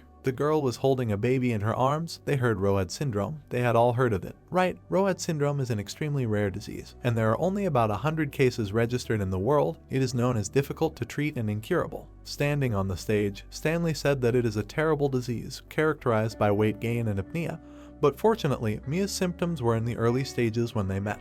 The girl was holding the baby's hand. They heard that she weighed more than 32 kilograms then, but now she weighs less than 26 kilograms, almost normal for her age. Smirking, the professor said that this change in her was possible thanks to brown fat tissue and the efforts of one physiotherapist. The hero looked surprised, hearing that this man was now with them in the audience, the director of the Tunguro Center. Looking away, the man asked what the physiotherapist was doing, and the girl added what he had done. The protagonist smiled, and it was heard that the meeting with Mia had taken place thanks to the director's initiative. Raising his hand, the professor said that he had not only assigned him a patient, Chuck had developed many exercise programs and was constantly communicating with the patient. Looking straight ahead, the hero heard that thanks to his efforts, the treatment had yielded positive results and laid the foundation for overcoming Road syndrome. The girl smiled. It was heard that Mia's treatment was not yet complete. They would continue the combined therapy and go together to recovery. Many parents were in despair. Grinning, the professor said that now there was a chance to overcome this syndrome. Stanley bowed and added that he asked them to continue their interest in brown fat research. With this they concluded their seminar. The hero smiled and clapped. Looking at the girl, he said that they had not seen each other for a long time, to which the girl asked how he was doing. Lowering her head, she added that when they first met, she felt like there was no hope. Knowing that their Mia had an incurable disease, this thought simply devastated her. Smiling, the girl said that but that day they met him, it was a real miracle. Looking at the child, she added that thank you for everything he did for Mia. They count on further treatment with him, and Mia thanked him. The protagonist looked at her in surprise. Grinning, he thought that probably many still do not take them seriously, consider them less important than doctors, but he does not think that he is doing the right thing. They happily communicated. The thought arose that he simply believed in the path that he chose himself. In the fall, a white car was driving along the road and someone said that he wanted to talk about it. Rick, upset, apologized to someone. Kate lowered her head down and said nothing. She clenched her hand into a fist and lowered it to her knees, and agreed. The girl turned to the side and calmly said that she apologized for interrupting someone and just leaving, and she believed that she should have behaved more restrainedly. The guy held the steering wheel with his hands and calmly said that he understood the long-haired girl and realized that he was also wrong. He looked at the passenger and smiling said that trust is built on mutual understanding and he would do everything to ensure that this did not happen again. The dark-haired girl looked out the window and was surprised by the offer that if she did not mind, then they could start over. The car was moving forward and another car was driving in front of it, and someone said that the man should look at him because something was wrong with him. The stranger held the steering wheel with one hand and covered his mouth with the other and said that maybe he drank too much and needed to quickly go home and go to bed. The vehicles were moving towards each other, and when someone opened his eyes, he irritably asked who was honking so loudly, but saw the car in front of him and screamed. Rick looked ahead in horror and screamed. The couple pressed themselves into their seats in fear and expected something terrible. Two parked cars were standing on the road and smoke was coming from them, and someone was shouting that someone should quickly call an ambulance. There were pools of blood on the asphalt and someone was rushing someone. The newspapers showed happy people and someone was talking about how many weeks had passed since the seminar on Raynaud syndrome, and the center had attracted a lot of attention, and because of this the number of young patients visiting the building had increased. Amanda was lying on the couch and sleeping. Chuck was standing and watching contentedly when someone said that Bella, who mainly took care of them, was overloaded with work. The girl was dozing and behind her was a guy smiling and thinking about what she had said, that she was coping and maybe it was worth expanding the staff. Two people were walking around the room and smiling, and someone was thinking about how when he worked alone, he did not feel such a load, but their center was developing. The long-haired girl opened her mouth and was silent. The protagonist leaned against the furniture and looked at the doctor, who was thinking about what was happening around her, and she asked herself about falling asleep, but then decided that the young man's gaze was more important. She peeked out of one eye and saw that Mick was leaving. The girl was sitting on the couch and was silent. Amanda pressed her hands to her chest and was nervous and said that she was scared because Chuck usually kept his distance at work. She got up and headed for the door, saying that it would be a little awkward when they met, and the long-haired girl wanted to quickly see what he was doing. The blonde looked out from behind the door and was nervous. The heroine was surprised when she saw something. There was a row of candles in front of her, and at the end there were flowers on the floor and a guy was standing. Turning sharply and noticing the girl, the protagonist got scared and called her name. The heroine looked closely at Mick and asked in confusion what it was, to which she received the answer that he wanted to make a surprise. Chuck coughed and calmly said that Amanda had caught him and he wanted to add some solemnity to the moment. He handed the lady a bouquet of gorgeous flowers. The dark-haired man got down on one knee and asked if the girl would accept him for who he was, and she stood awkwardly and said his name. The long-haired woman anxiously grabbed her chest with her hand and was surprised by something. The fair-haired woman stood with the protagonist and they laughed. The couple touched their lips to each other. The girl smiled contentedly, looking away. Tears came from the doctor's eyes from admiration and joy. She jumped into Chuck's arms and hugged him, causing the bouquet to fall. The heroine confidently said that she agreed. The two people looked at each other embarrassedly and smiled with happiness. They were sitting on the couch and the girl noticed that something was wrong with Mick, and it seemed to her that he was worried about something.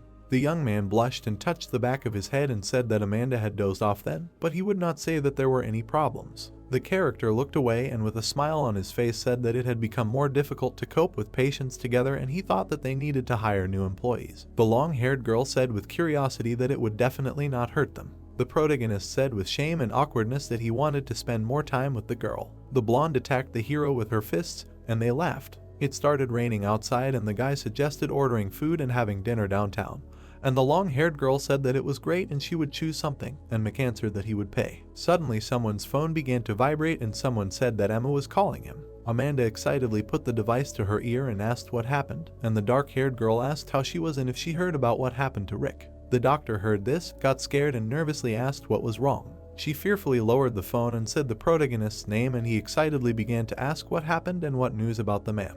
Chuck tensed up and was surprised to learn that he was in a coma. The guy was lying on a hospital bed and did not move, and an elderly woman was standing next to him. Someone was talking about a drunk driver driving in the oncoming lane, and it seems that there was a head-on collision with a car. The doctor was holding his head and was worried, and someone was talking about the passenger having only minor injuries, but Rick was still unconscious. Someone was running quickly along the road. Molly with a bandaged head was crying and shouting the dark-haired man's name. The man was lying with a bandage on his head and did not move, and someone called him. The girl fell to her knees on the floor and sadly looked ahead and said what happened then.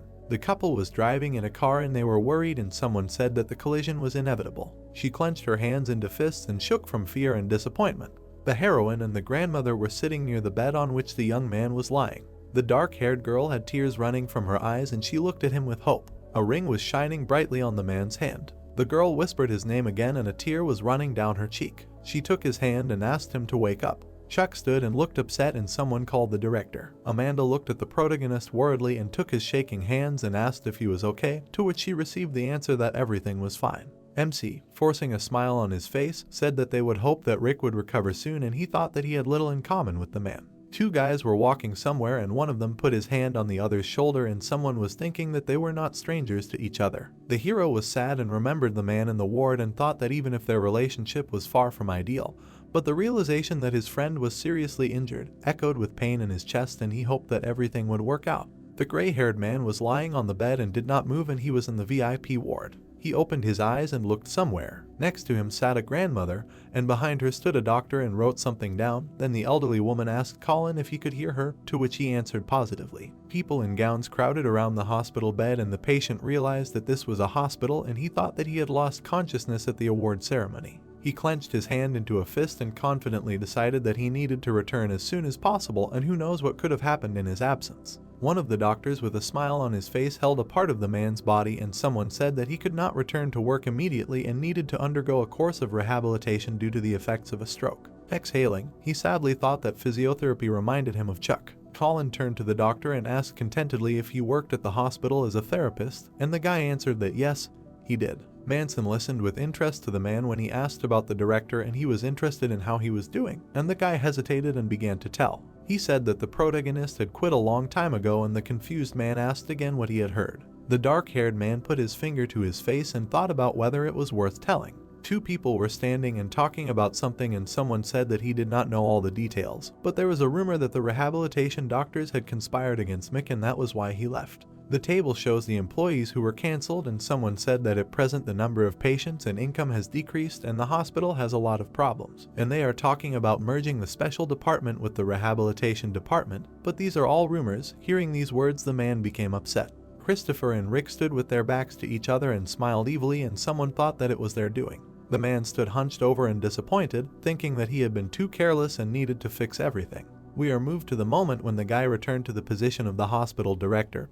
He enters the room and with a serious expression asked if his father called him. In the empty room behind the chair there was someone, and the dark-haired man called his dad. Colin exhaled in frustration and asked the young man if he wanted to tell him something. With bewilderment, the young man said that he did not quite understand what he was being told, and he asked how the man was feeling, because he had already been discharged. Angrily, the gray-haired man screamed the name of the hero standing in front of him. He spoke loudly with hatred about how he told him to prioritize the well-being of patients so that physical therapists and doctors work together. With rage, the guy remained silent and clenched his teeth and thought about whether the man really found out that he kicked Chuck out. The old man clutched his head and said that he didn't want to talk about it anymore, and he said that he was deeply disappointed in Rick. The guy was surprised to hear that he was suspended and told to think about his behavior, and the hero shouted for Colin to wait.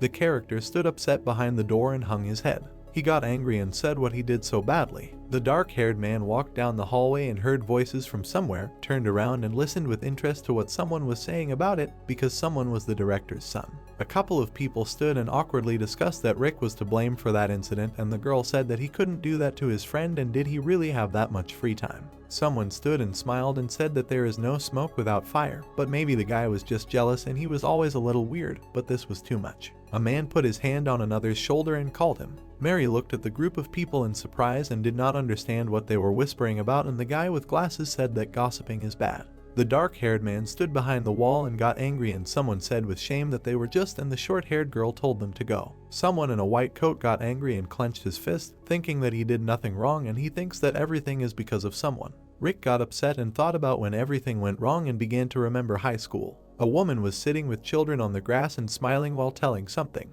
The girl looked embarrassed and someone said that they participated in a volunteer club. The young guy blushed and looked at someone and thought that she was beautiful, and someone shouted that Rick should be careful. The man stumbled and, scared, began to fall. The young man screamed in surprise. The guy was lying on the ground and not moving, and a young man with glasses ran up to him and asked if he was okay. The kids stood and laughed, pointing at the hero who was embarrassed. They said that he fell and told everyone to look at it. He got up and writhed in pain, holding a rag in his hand. The cloth leaned against his face and he noticed something and was surprised. The dark-haired girl nervously touched the cheek of the man who was looking at her with interest. Chuck was carrying a first aid kit and shouted about it to the guys, and they looked at him carefully and thanked him. 3 people stood and laughed, and someone thought that at that time the relationship between them was not so bad. Rick realized that he was better than the protagonist and he got scared. He was nervous and asked himself if he was really jealous of MC, but he immediately tried to refute it and thought about the fact that he was driven by jealousy. Someone took the lid off the lipstick. The girl looked away with hostility and said that something was disgusting.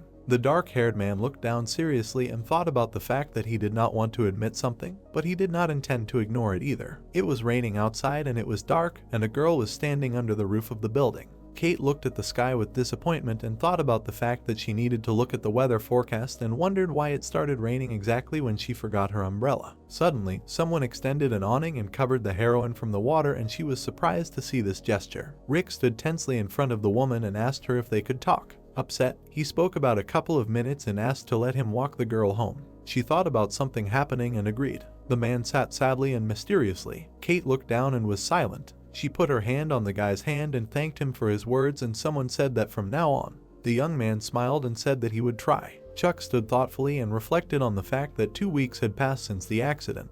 He rubbed his cheeks and decided that he needed to pull himself together because the center was developing successfully. The phone vibrated and someone thought. Steven wrote a message that he could offer a candidate for the position of administrator, and he asked if they could conduct an interview. The protagonist was glad when he saw the notification and said that it was just in time. Amanda and Chuck entered the room. The girl looked at him and asked if he had an interview now. The protagonist, with a smile on his face, answered that it was true. Suddenly the door opened. Folding her hands, the girl greeted Chuck and noted that she had come for an interview. The protagonist extended his hand and asked her to come in, adding that she had arrived early. The protagonist glanced at Amanda and said that she worked with them, mainly in pediatrics. They stood in the middle of the room and the protagonist explained that this was a consultation room where they communicated with clients. Lucy could sit wherever she liked. Amanda, smiling, said that Lucy looked so young that she almost mistook her for a student. The girl showed her biceps and said that she was short, but there was no need to worry, she was strong enough to handle any workload. The girl began to talk about herself. Chuck thoughtfully thought that she was very nice, calm, but at the same time playful and diligent. She seemed balanced and would probably cope with the job. Sitting opposite, the protagonist asked if it was correct that she had previously worked at the reception at the gym, to which he received a positive answer. Lucy put her hand on her chest and said that although she had never worked in a physical therapy center before, she was confident that she could handle it. Chuck was surprised and thought that people were usually nervous and made a lot of mistakes during interviews, but she presented herself professionally enough. Extending her hand, he assumed that Lucy really wanted to work at their center and then asked what prompted her to leave her previous job. The girl's face was serious. She remembered standing in front of a man and telling him that the gym where she worked did not offer permanent positions for temporary employees, so after 2 years she had to leave. She imagined the face of the director and said that then he told her about their center. She needed to find a job urgently, so she applied. Chuck looked at Amanda and asked if she had any questions, to which she replied that he had already asked everything she was interested in. The protagonist held his chin. Getting up from the table, Chuck said that they would go out to confer and asked Lucy to wait a few minutes. Standing in the hallway, the protagonist asked Amanda what she thought of Lucy, noting that they would be working closely with her. Closing her eyes, the girl replied that she seemed friendly and would be polite to customers, so everything would be fine. Sighing, the protagonist replied that he was glad to hear it, because she would make their work easier, so it was worth hiring her. Amanda suddenly turned around. They noticed that Lucy was talking to an old man who had an appointment for 11, but he had arrived early. The upset man asked the girl if he understood that he had arrived a little early because he had other things to do, after which he clarified whether they could see him now. Lucy, smiling, replied that the doctor was temporarily absent, so it was impossible to see him now. The angry old man began to shout that he was also busy. He was not late, he came early on purpose, so he should be treated now. Standing in front of him, Lucy said that she was not a doctor, but only a candidate for a job. She could not help him now, but she would certainly inform the management.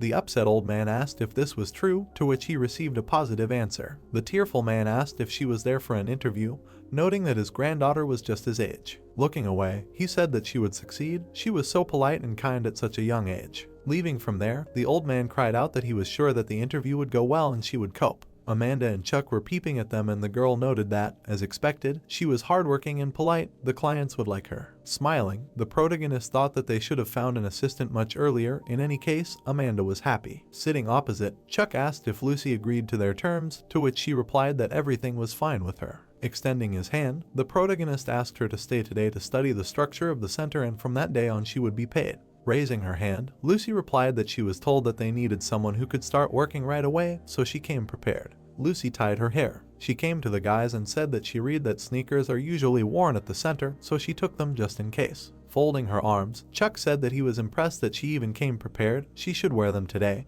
and he would give her the size of clothes and shoes later so that they could order her a uniform. Amanda watched her with delight. The protagonist noticed a patient and said hello to her. The woman entered the clinic and said that she had an appointment for 10 o'clock. Lucy met her and asked her to wait until she was called. The girl brought her a glass of water. Chuck came up to her and offered to throw a dinner in honor of her inauguration. The dumbfounded protagonist turned around. The guy was lying on the floor, putting on his glasses. He said that he had sent his resume and they were supposed to contact him, but he had not received an answer and decided to come. The guy was suddenly taken aback. He noticed Lucy. The stranger was embarrassed by her image. The guy began to tremble. Tears came from his eyes. Kneeling, he said that he really wanted to work at this center. The woman entered the clinic. The guys greeted her. Sitting at the table, Lucy asked to state her name. The woman raised her hand and said that she had not signed up, but had come because her daughter had recently had a bike accident.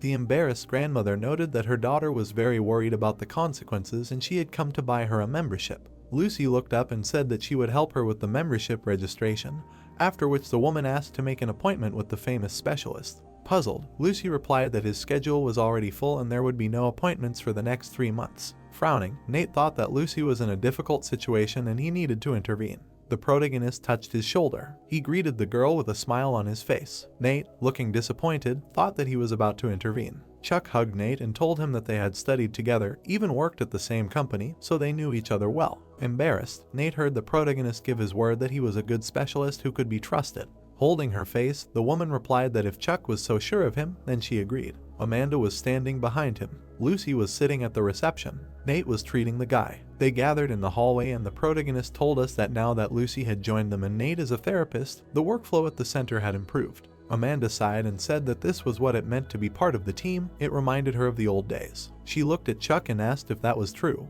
The protagonist's face was dumbfounded. He noticed an embarrassed Nate next to Lucy. The protagonist remembered the guy kneeling and screaming that he wanted to work at the center. Nate was watching the girl with a serious look. Dumbfounded, Chuck noted that he didn't care. The guy was standing in the coffee shop and asked the barista for 3 iced Americanos and 1 double iced Americano to go. He emphasized with a smile on his face that Lucy preferred it. The protagonist touched Nate's shoulder and asked to make 1 latte and an iced tea instead of 2 iced Americanos. The scared guy asked what they were doing there, to which he received the answer that they wanted to take something new. Covering her mouth with her hand, Amanda noted that she wanted something sweet. Nate covered his mouth with his hand. Looking at the guys, he asked how they managed to come to the center together, although they lived in different parts of the city. Embarrassed, Amanda and Chuck exchanged glances. Nate was taken aback by this. The guys held hands. The surprised guy asked if they were dating. He knelt down and said that he thought that he and the main character were close and he was very offended. Sighing, Chuck replied that everything was not like that at all, he just had slightly different priorities. Nate remembered the moments where Amanda and the main character were together and realized that he did not notice it.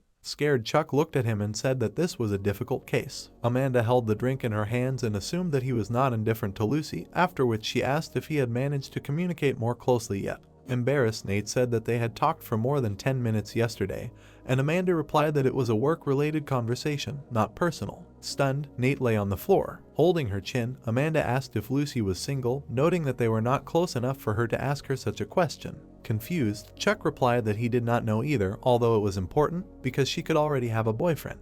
Nate began to cry and said that if so, then. The protagonist stood in front of him and said that he understood his feelings, but he could not interfere with such a thing. The guys with drinks returned to the clinic. Nate passed Lucy a double-iced Americano, after which the girl said that someone would visit the director today. Chuck pointed at himself and asked who it would be. He and Amanda exchanged glances. Lucy looked at them and asked if they were a couple. Amanda put her hand to her mouth and asked if Lucy was dating anyone. She winked at Nate. Surprised, Nate silently thanked her. Lucy waved her hand and said that she didn't have a boyfriend, she had so much work lately that she didn't really want to date anyone. Nate's glasses cracked from what he heard. Amanda stood in front of her and asked if Lucy was focused on herself right now, to which she answered positively. Chuck hugged Nate and offered to get back to work. He left there with a tearful look. Lucy held the glass in her hands. She silently watched Nate go. Holding her face, she noted that the coffee was delicious. Amanda was greeting patients at the reception. The guys were suddenly surprised. A girl with a child came to them. The girl ran to Chuck and called him a mentor. The protagonist hugged her and said that she had lost a lot of weight. He would have to hold her tighter so that the wind wouldn't blow her away. Looking up, the protagonist asked what brought them there today. Putting her hand in her pocket, the girl said that she had something for him. The girl handed him a drawing with the words that she was inviting him to the school play. It was a Christmas present. Surprised, Chuck asked if she was taking part in the play. The child imagined herself standing on stage and told her that she was playing the prince's horse because she was the only one who could lift him. The joyful protagonist replied that it was great and that Mia was doing well. He remembered how the girl twirled a hula hoop and noted that thanks to the weight loss exercises, her endurance had increased. Frowning, Mia said that the princess was also good, but without a horse, the prince would not be able to meet the princess, so she would definitely try. She pointed her finger at Lucy and said that next time she would play a beautiful princess like Lucy. The girl stroked her head and thanked her. Nate pointed at himself and asked her what role she thought would suit him. He looked at Mia with a smile. The girl's face was serious. Turning away, Mia said that he would play grapes. Amanda pointed at herself and heard the girl say that she would be a princess from a neighboring kingdom, and the mentor would be a prince. Embarrassed, Chuck asked again if he was a prince. The man snuck up on Mia from behind and asked who he was. The girl ran to her mother. Tyler shook the protagonist's hand, saying that he had heard a lot about their center, but was so busy that he could not come earlier. Tyler closed his eyes and noted that, in fact, he was invited to the award ceremony. None of this would be possible without him. Chuck put his hands in front of himself and replied that this was not true at all thanks to the man's efforts. Tyler looked at Mia and asked who she was, noting that he seemed to have seen her somewhere. He remembered a page of the newspaper and said that this was the girl who overcame Road syndrome. She looks much better and he is very happy for her. Kneeling down, the man said that the smile of this beautiful creature illuminates everything around. A projection suddenly appeared in front of Chuck. The protagonist read that he received 30,000 points as a reward for completing the quest. Smiling, the protagonist thought that he could now raise all his skills to level 10. He was surrounded by notifications that his abilities had reached level 10. Chuck looked at the message, which said that all the conditions for unlocking were met, skill levels could be increased to master level. There was a smile on his face. Looking at his former patients, the protagonist wondered how much happiness he could give to people. Clenching his hand into a fist, Chuck noted that if he reached the master level, he could become a real miracle physical therapist. Looking out the window, the protagonist emphasized the fact that he had a long way to go, but he would not give up. The protagonist waved his hand and said goodbye to Mia. Tyler crossed his arms and said that watching patients' lives change was what made him so passionate. Closing his eyes, Chalker replied that he was just doing what he had to do, and then asked what brought the man there. Tyler coughed and assumed that the protagonist had guessed that the athlete had come with a request. Tyler introduced the little kids and said that their team sponsored a foundation that annually organizes volunteer events for orphanages, and this year he would be participating as a representative and conducting baseball lessons. A tearful Tyler said that this was great, but there was one problem. At first it seemed to him that the students were slowly mastering the movements, but when no one could repeat them properly, he realized that he was doing something wrong. Standing in front of Chuck, Tyler noted that he was an easy learner, but bad at explaining things, and that he wanted to nurture young talents, which meant minimizing the risk of injury and providing quality training. The man grabbed the protagonist's hand and began to ask him to help him for at least a day. Smiling, Chuck replied that he would help him. Standing opposite, the protagonist said that he would come, and Tyler should just name the place and time. Leaving the clinic, the man said that he had no doubts about him. The event would take place on Christmas Eve. He would send him the details later. Chuck was scared when he heard Amanda's voice behind him. He began to tremble and turned around. The girl with a smile on her face said that gloves are essential in winter. The protagonist exhaled. We are transferred to December 24th when Tyler was teaching children to play. Chuck came there. The woman brought them hot drinks, saying that it was cold today. The protagonist took a glass and thanked her. He turned his gaze. Chuck noticed the children who ran past him. The woman looked at the girls and asked if they listened to the mentor, to which she received a positive answer. The protagonist was surprised. The girl pointed her finger at Chuck and said that the mentor was watching their stand. She introduced Tyler and said that her uncle said that it was because of his mentor that he continued to play baseball, that he was very attentive, a good doctor, and that he was called a miracle mentor. There was a smile on the protagonist's face. Chuck bowed to the woman. Looking away, she said that she had always been afraid to send her children to sports because of the risk of injury, but that the protagonist watched over them so carefully and ensured their safety. The woman looked at the girls and noted that they were happy. Lowering her head, she said that if only their father, who loved baseball as much as Tyler, had become an instructor. She bowed her head and thanked Chuck. The children said goodbye to the protagonist. Chuck looked at his grandmother and asked her to tell him how these children ended up there. The grandmother introduced the girls with their parents and told them that their mother was partially paralyzed after a car accident last year. She needs treatment. But her husband died in the accident. Their family is going through hard times. She is very limited in her abilities. Before the accident, they went there every week as a family. Closing her eyes, the woman noted that fate can be cruel sometimes. Touching his chin, Chuck thought about the paralysis of the lower part of his body. The protagonist opened his eyes wide and thought that he did not intend to derive personal benefit from these abilities, and since that day, little has changed. He remembered how a few months ago he saw a patient off. The man passed her with a displeased look and then asked if she visited Chuck's center. Puzzled, the protagonist replied that she did and then clarified why he was asking. Frowning, the man asked where she got so much money and whether he was treating for free. Stretching out his hand, he noted that it was obvious that she was barely making ends meet. The old man interrupted their conversation and said that he paid, so he can go. He would not have come if it were not for his daughter. Smiling, the man noted that only her granddaughter goes with her. Closing his eyes, the protagonist said that her treatment is sponsored. Clenching his hand into a fist, Chuck noted that some people think this is unfair. It is true, he understands that he cannot cure all the patients. The doctor with a satisfied look said that this is called hypocrisy. Looking down, the protagonist thought that he knows that his choices are not always right, and yet, even if it is hypocrisy, he wants to cure everyone. Tyler watched him. He with a tearful look said that this is a sad story. The man began to shake Chuck and asked him to help the woman, because he is the best physical therapist in the world. The dumbfounded protagonist asked to wait a second. He was suddenly taken aback. A task window appeared in front of him, which said that he needed to make the patient able to move independently. The reward would be a guaranteed level for promotion, a chance to be selected for a government grant and possibly meet other patients. Chuck stood there and noted that he didn't care, but if it was a grant for support, then it could help a lot.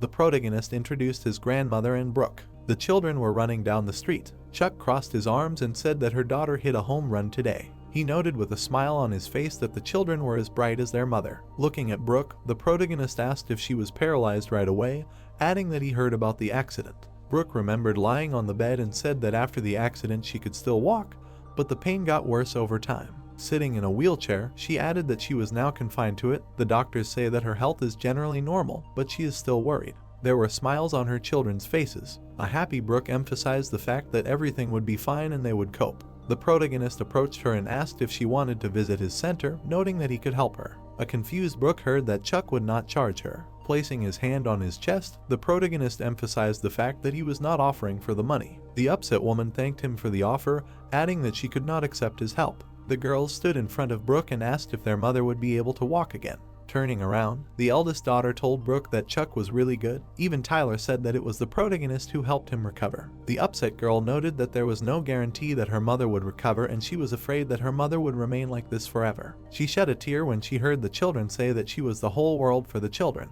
Closing her eyes, Brooke wondered what she should do if she did not have such resources. Looking at her, Chuck told her that he worked to help people. He took her hands and said that if she wanted, they could simply defer the payment for the treatment. He asked her to consider it a Christmas miracle with a satisfied look. Brooke was embarrassed by what she heard. Looking down, the woman accepted the protagonist's offer. The girls hugged her. Tyler began to cry from what he saw. The woman came to the clinic a few days later. Amanda approached Lucy and asked how Christmas was, to which she received the answer that she had a wonderful rest at home. The girl rubbed her nose and said that she had spent a fantastic Christmas. She remembered how she sat in a cafe with Chuck on the evening of December 25th. The protagonist put his hand in his shirt and said he forgot to give her something. Amanda was delighted to ask if it was a gift. She couldn't wait to see what Chuck was getting out. The protagonist put a bow on his head and said it was a gift. Looking away, the protagonist said it was a joke and he would give the gift back at home. Amanda was delighted and exclaimed that it was very sweet. Nate rolled Brooke into the clinic. She looked at her watch and said that she had looked on the website and that they were open from 9 in the morning, but she could come later if she wanted. Chuck, holding his hands in front of him, said that everything was fine. On the contrary, he was worried that they might not have enough time. Looking away, Brooke said that she had no right to complain since she was getting free treatment. He knelt down in front of her and asked her not to lose confidence. The protagonist calmly told her that he had promised to help her and that he treated all patients equally. Her negative attitude would not help their common cause, so she should not blame herself. Brooke smiled and replied that she would try her best and hoped for his help. Raising his finger, Chuck asked if she had brought what he asked for. The girl handed him the documents. The protagonist stroked her head and thanked her. Touching her chin, Chuck offered to take a look. He was suddenly taken aback and asked what it was. The protagonist looked at the spinal X-ray and said that the level of the vertebra is T12. Does the Asia scale really show D? Having imagined the scale with descriptions, the guy thought that the American Spinal Injury Association scale classifies the degree of spinal injury exactly like this. There are 5 stages, from complete damage of level A to the normal state of level E. He touched his chin, thinking that if the level is D, then the motor and sensory nerves should be relatively preserved. Even with an injury at the level of the thoracic spine, some motor ability should be preserved. Looking at the confused woman, the protagonist thought that after the accident she could walk, but now she cannot move without a wheelchair. Chuck pointed to the hospital bed and asked her to move there. Brooke looked calmly and said that she agreed. She leaned her hands on the couch. The doctor's eye began to glow and he thought that at least she was able to get up. The position was unstable, but it was better than complete inability. The protagonist examined her leg, thinking that nevertheless muscle weakness was present, but why? The guy raised his hand in shock, thinking that it was really because of the lack of neuromuscular rehabilitation. Watching the patient sitting, he thought that it was quite possible it was worth checking. The protagonist imagined a guy with a cane, thinking that neuromuscular rehabilitation was like teaching a blind person to navigate the terrain. It teaches how to use their muscles, alternative methods. Having lifted the woman's leg, Chuck told her to try moving her legs like this, let her follow the direction in which he moved them. The protagonist looked at the tense woman and said that she was doing well, let her follow the movement, she will do better. By imagining the structure of the leg, the guy thought about the quadriceps used to straighten the legs and the hamstrings used to bend them, being trained. He imagined the muscle and thought that people often assume that the thigh muscles are one big muscle. The protagonist remembered the anatomy of the leg, thinking about how the quadriceps are made up of 4 separate muscles. By imagining the structure of the back of the leg, Chuck thought about how each muscle functions differently depending on the angle, allowing you to straighten the knee. This also applies to the hamstrings and other muscles of the leg. The doctor held the patient's leg, thinking that neuromuscular rehabilitation is needed to control individual muscles, like modeling clay. The protagonist imagined clenching his fists and thought that from now on he is a master potter. The guy smiled as he bent the patient's leg. 20 minutes later, he wiped the sweat from his forehead. The protagonist held out his hand and said that she should now try to stand up, this time without support, using only the strength of her legs, thinking that only 20 minutes had passed since the start of the therapy. Brooke looked down sadly and asked if she could try to stand up already. Chuck smiled and said that she could trust him, that if something went wrong, he would catch her. The woman clenched her fist and thought that she agreed, otherwise, what was the point of all this? She stepped on the floor through the pain, thinking that if it didn't work out, it would be okay, but if she managed, it would be great. Brooke stood on the floor in shock, thinking that she was already distributing her balance better, but her legs weren't strong enough. She began to fall, confused. The doctor put his arm around her shoulders and asked if everything was okay. The protagonist stood with her in front of the children and said that even this was already significant progress. The guy closed his eyes and smiled and said that he didn't think there was any reason to worry. At this rate, she would soon be able to walk again. The daughters looked at her happily and asked if it was true. The protagonist put his hand to his chest and suggested trying for another 15 minutes. Watching the woman bend her leg, he reflected on how the lady had been diligently undergoing therapy since then for a week. Chuck watched her sit on the edge of the bed and thought that at first even sit to stand on her own had been difficult to do, but with persistence she had learned to stand up on her own. The doctor glanced at the standing patient with the children, thinking that by the end of the week, with light support, she had regained some of her strength. The woman raised her hands happily. The protagonist watched as she laughed, thinking that at their first meeting she had barely spoken and seemed very depressed, but now she had become more active, smiling more. The guy looked at her happily, thinking that this was a relief. Brooke smiled at her daughter. Imagining the man leaving, she thought that she would like him to see this. The woman recalled the protagonist standing with his grandmother and thinking about how she had failed to tell the children the truth. Everyone thought he had died in the accident. She imagined a family photo with her husband, thinking that he had actually left them when his business went bankrupt and, in despair, abandoned their family. Remembering how sadly she had looked down, Brooke thought that it had been very difficult then. She felt like she wanted to end it all. The woman imagined crying and wondering what would happen to their children. Imagining her daughters sleeping, she wondered what their fault was. The patient remembered wiping tears from around her children and thinking that every time she felt down, she thought of them. Imagining herself frying meat with a smile, Brooke thought about her day job as a supermarket clerk. She imagined herself soaping a plate, thinking about her nights washing dishes in a bar, struggling to survive. The woman remembered crossing the street at night and thinking about how she had tried to find happiness and overcome all of this. The patient imagined herself walking down the street and saying that she was never alone. Brooke hugged her daughters and thought about how her beloved children were always there for her and she would try even harder for them. The woman watched the doctor write on the tablet and silently thanked him. Chuck put his hand to his chin and thought about how just a little bit more and the basic treatment would be completed, how lucky they were to get it done in time. The protagonist looked at the screen and thought about how this task was going faster than the previous ones. He looked at the laughing woman and wondered why he was so anxious. He looked at his watch and decided that he hoped it was just because of stress. The protagonist flexed the patient's leg and said that now she should focus on the sensation of which parts of her legs were involved. The woman gritted her teeth in pain. The doctor held the leg in confusion and asked what happened. The patient's limb began to tremble. Brooke, in tears, asked what to do with such terrible pain. The protagonist looked at her in shock, thinking that their exercises were regular with the same load. Why did the pain appear today? What was the reason? The woman bared her teeth. The guy leaned towards her in alarm and asked what happened, where it hurt. He looked at her in confusion, thinking whether he could have made a mistake. Straightening his leg, the protagonist thought that the pain was in the calf. Chuck raised the limb and asked if it hurt there. The patient raised her head in fear and said that she did not understand what was happening at all. It felt like her whole leg hurt. The daughter ran to her in tears. The doctor helped her sit up and said that it was time to finish for today. They would leave the leg alone so as not to injure it again. Watching the children cry near their mother, the protagonist said that they needed to rest and track the moment of pain, and later let her tell him about any changes. The guy lifted the patient's leg and thought about how they continued to treat Mrs. Brooke, doing exercises for another week. He watched her sigh heavily, thinking about how her recovery had slowed down. It seemed like her condition had worsened. The protagonist crossed his arms and asked if she was sure that there had been no discomfort since then. The woman smiled and said that everything was fine, nothing like that. Chuck looked at her worriedly and said that he thought that she was far from fine. Her leg was hurting all over again. The woman sat sadly on the couch, listening that she had to be honest. Brooke closed her eyes and said that it was true. The patient looked forward seriously and said that in fact, the pain had not gone away. That day she had really gotten better. Remembering how she had been shaking on the bed, she said that the pain had returned the next day. The woman sat in front of the doctor and said that it had gone away just as quickly. She thought it would stay that way, but the pain returned periodically. She did not want to hide it.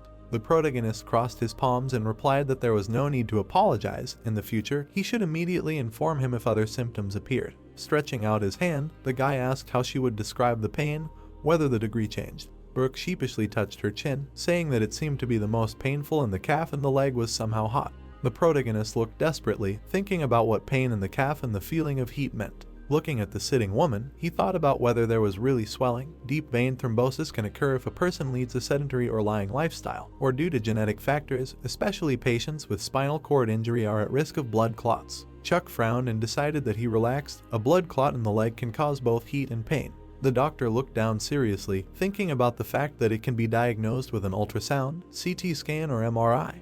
Remembering how the patient raised her hand, the protagonist thought that the cost was appropriate. The guy put the phone to his ear and asked her to wait a little. Archie held the papers and answered on the phone that he did not expect to receive his call at this time. Did something happen? Smiling, the protagonist said hello and said that he needed to consult. He looked away and said that one of their members of the center, a patient with PSM, seemed to have developed a blood clot in his leg. The man held the phone in surprise, listening to them say that they would like to conduct several tests, but the woman's financial situation is difficult. Chuck calmly stood in the hallway and asked how much it would cost to diagnose a blood clot. Sitting at the table, the boss said that as far as he knew, a blood clot can be detected using vascular ultrasound or MRI, but it is very expensive. He is not sure whether a CT scan will show a blood clot. Blair stood in front of him with a folder and said that if they inject contrast, the CT scan should show it. Looking at the man, the girl said that if there are heart problems, there may be side effects. Archie smiled and said on the phone that they can refer the patient to their hospital.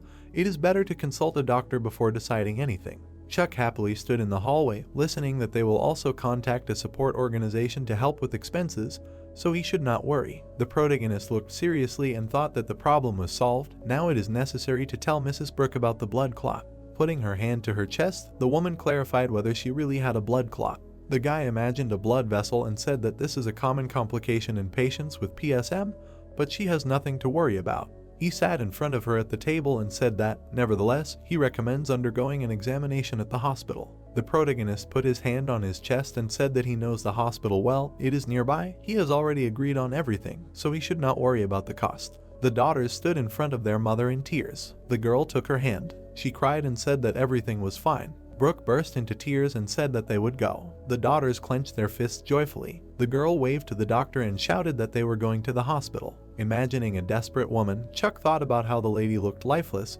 but now she was interested in her treatment. This is wonderful. 3 hours later, the guy looked at Brooke's messages that everything was correct. It turned out to be a blood clot. They said that they usually check for this right after the incident, but it seemed that hers had developed recently. If not for him, she would not have found out about it.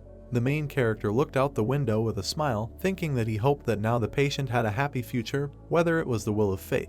The guy imagined how the man was talking on the phone, thinking that thanks to a wonderful meeting, Mrs. Brooke regained her ability to walk and her case attracted attention. Remembering the arrested criminal, he thought about how they passed on information through a social worker. An eyewitness who saw the transmission informed the police the criminal, who had been wanted for a long time, was caught. The protagonist watched as the woman smiled, thinking that she had received a significant amount of compensation, perhaps due to the newfound peace of mind. Her condition improved instantly. Chuck stood behind the wheelchair in the hospital, thinking that finally the day had come when the patient would try to take her first steps. Raising his hands, the doctor asked her not to worry about her so much. Brooke frowned, thinking that her legs had become much stronger. She knew it. The woman stood up on her feet, thinking that she had not walked on her own legs for a long time. Would she be able to do it? She stood in front of the doctor and wondered if someone needed to insure her just in case. The patient walked forward in shock, thinking that however, now she believed in herself. The girls smiled sweetly and called for their mother. Touching her cheek, the protagonist decided that it seemed like he had worried in vain.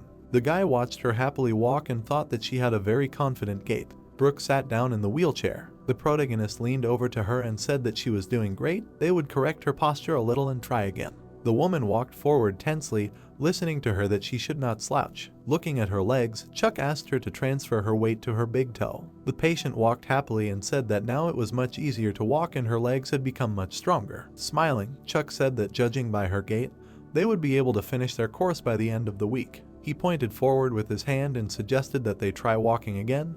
This time they would go to the finish line. The daughters held the ribbon with smiles. The woman looked at her seriously and thought that now she felt confident, she had strength. Brooke stepped on the floor. The daughter frowned. The woman walked tensely toward the tape. The girl burst into tears of joy. The patient raised her hands joyfully. The daughters hugged their mother in tears. The guy looked at the screen in surprise. The system reported that the conditions for completing the task were met, and as a reward he received the opportunity to be selected as a leading partner. Smiling, the main character thought that although there was a risk of thrombosis, he was glad that everything had been resolved safely. Behind him stood a girl saying that they were calling him. The guy put the phone to his ear and thought that as soon as he was distracted by the reward, everyone at once decided to call the center. He looked at the photo in the newspaper and told us that the Hawks Foundation, having learned about Ms. Brooke from the athlete Tyler, decided to interview them. The girl looked at the clinic's certificate. She happily held it and said that their center was recognized as a leading partner. Looking at the disgruntled Amanda, the protagonist said that he felt a little awkward, but I'm sure there are people who do much more good than he does. Nate gave a thumbs up and said that he shouldn't say that, the director definitely deserves it.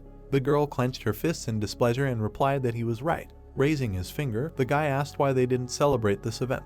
Chuck smiled and raised his card and replied that he was in a good mood, so he would treat her. The guys happily raised their hands. The doctors were walking down the street. The protagonist looked at the woman in surprise. Brooke lifted her helmet. She looked ahead, confused. The man pointed his finger at her aggressively. The woman bowed after him. Brooke looked ahead, upset.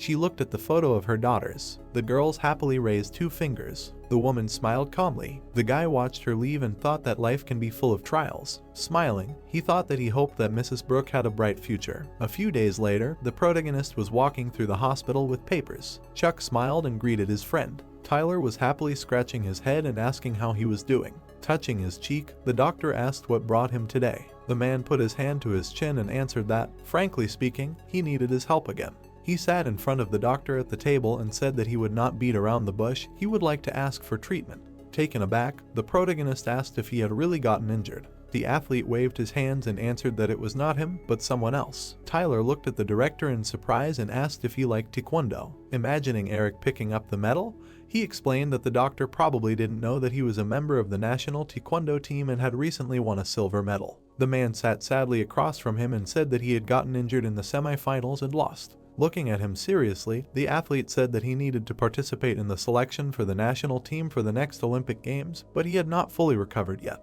The guy touched his cheek and asked if he was really being forced to participate in the selection even though he was not ready. Clutching his head, Tyler said that he could not go into details about the association. The protagonist imagined newspapers about corruption and thought about how news about abuses of power in the association had been surfacing more and more often lately. The man clenched his fist. Frowning, he said that he knew the director was busy and also understood that he could not just drop everything and help his friend. The athlete looked down desperately and said that he understood this perfectly well, but this person was important to him. Chuck put his hand to his chin and thought about not knowing all the details. The doctor took his hand and said that he shouldn't worry. The protagonist smiled and said that he had some free time, so he could conduct an examination, didn't make any promises, but would do his best to make it before the selection. Tyler happily clasped his hands and said that the director really was the best. The guy looked at the notification in surprise. The system reported that a task incredible impact had appeared, the goal of which was to increase the level of injury recovery to 80 or higher before the selection began.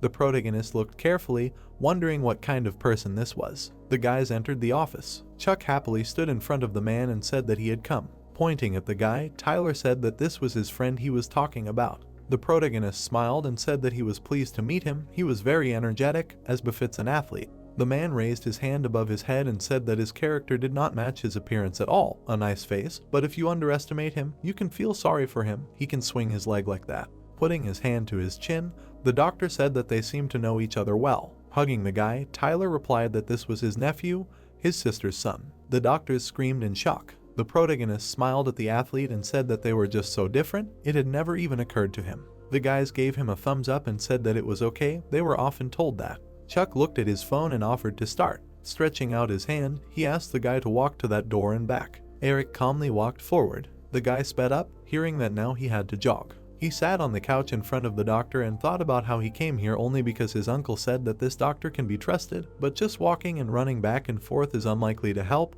Is it worth continuing? Touching his chin, the protagonist said that, as he said, this is a classic case of a sprained anterolateral ligament. Swelling and inflammation are noticeable in this area. The main character imagined the structure of the foot, thinking about the fact that a sprained anterolateral ligament is usually called twisting your ankle.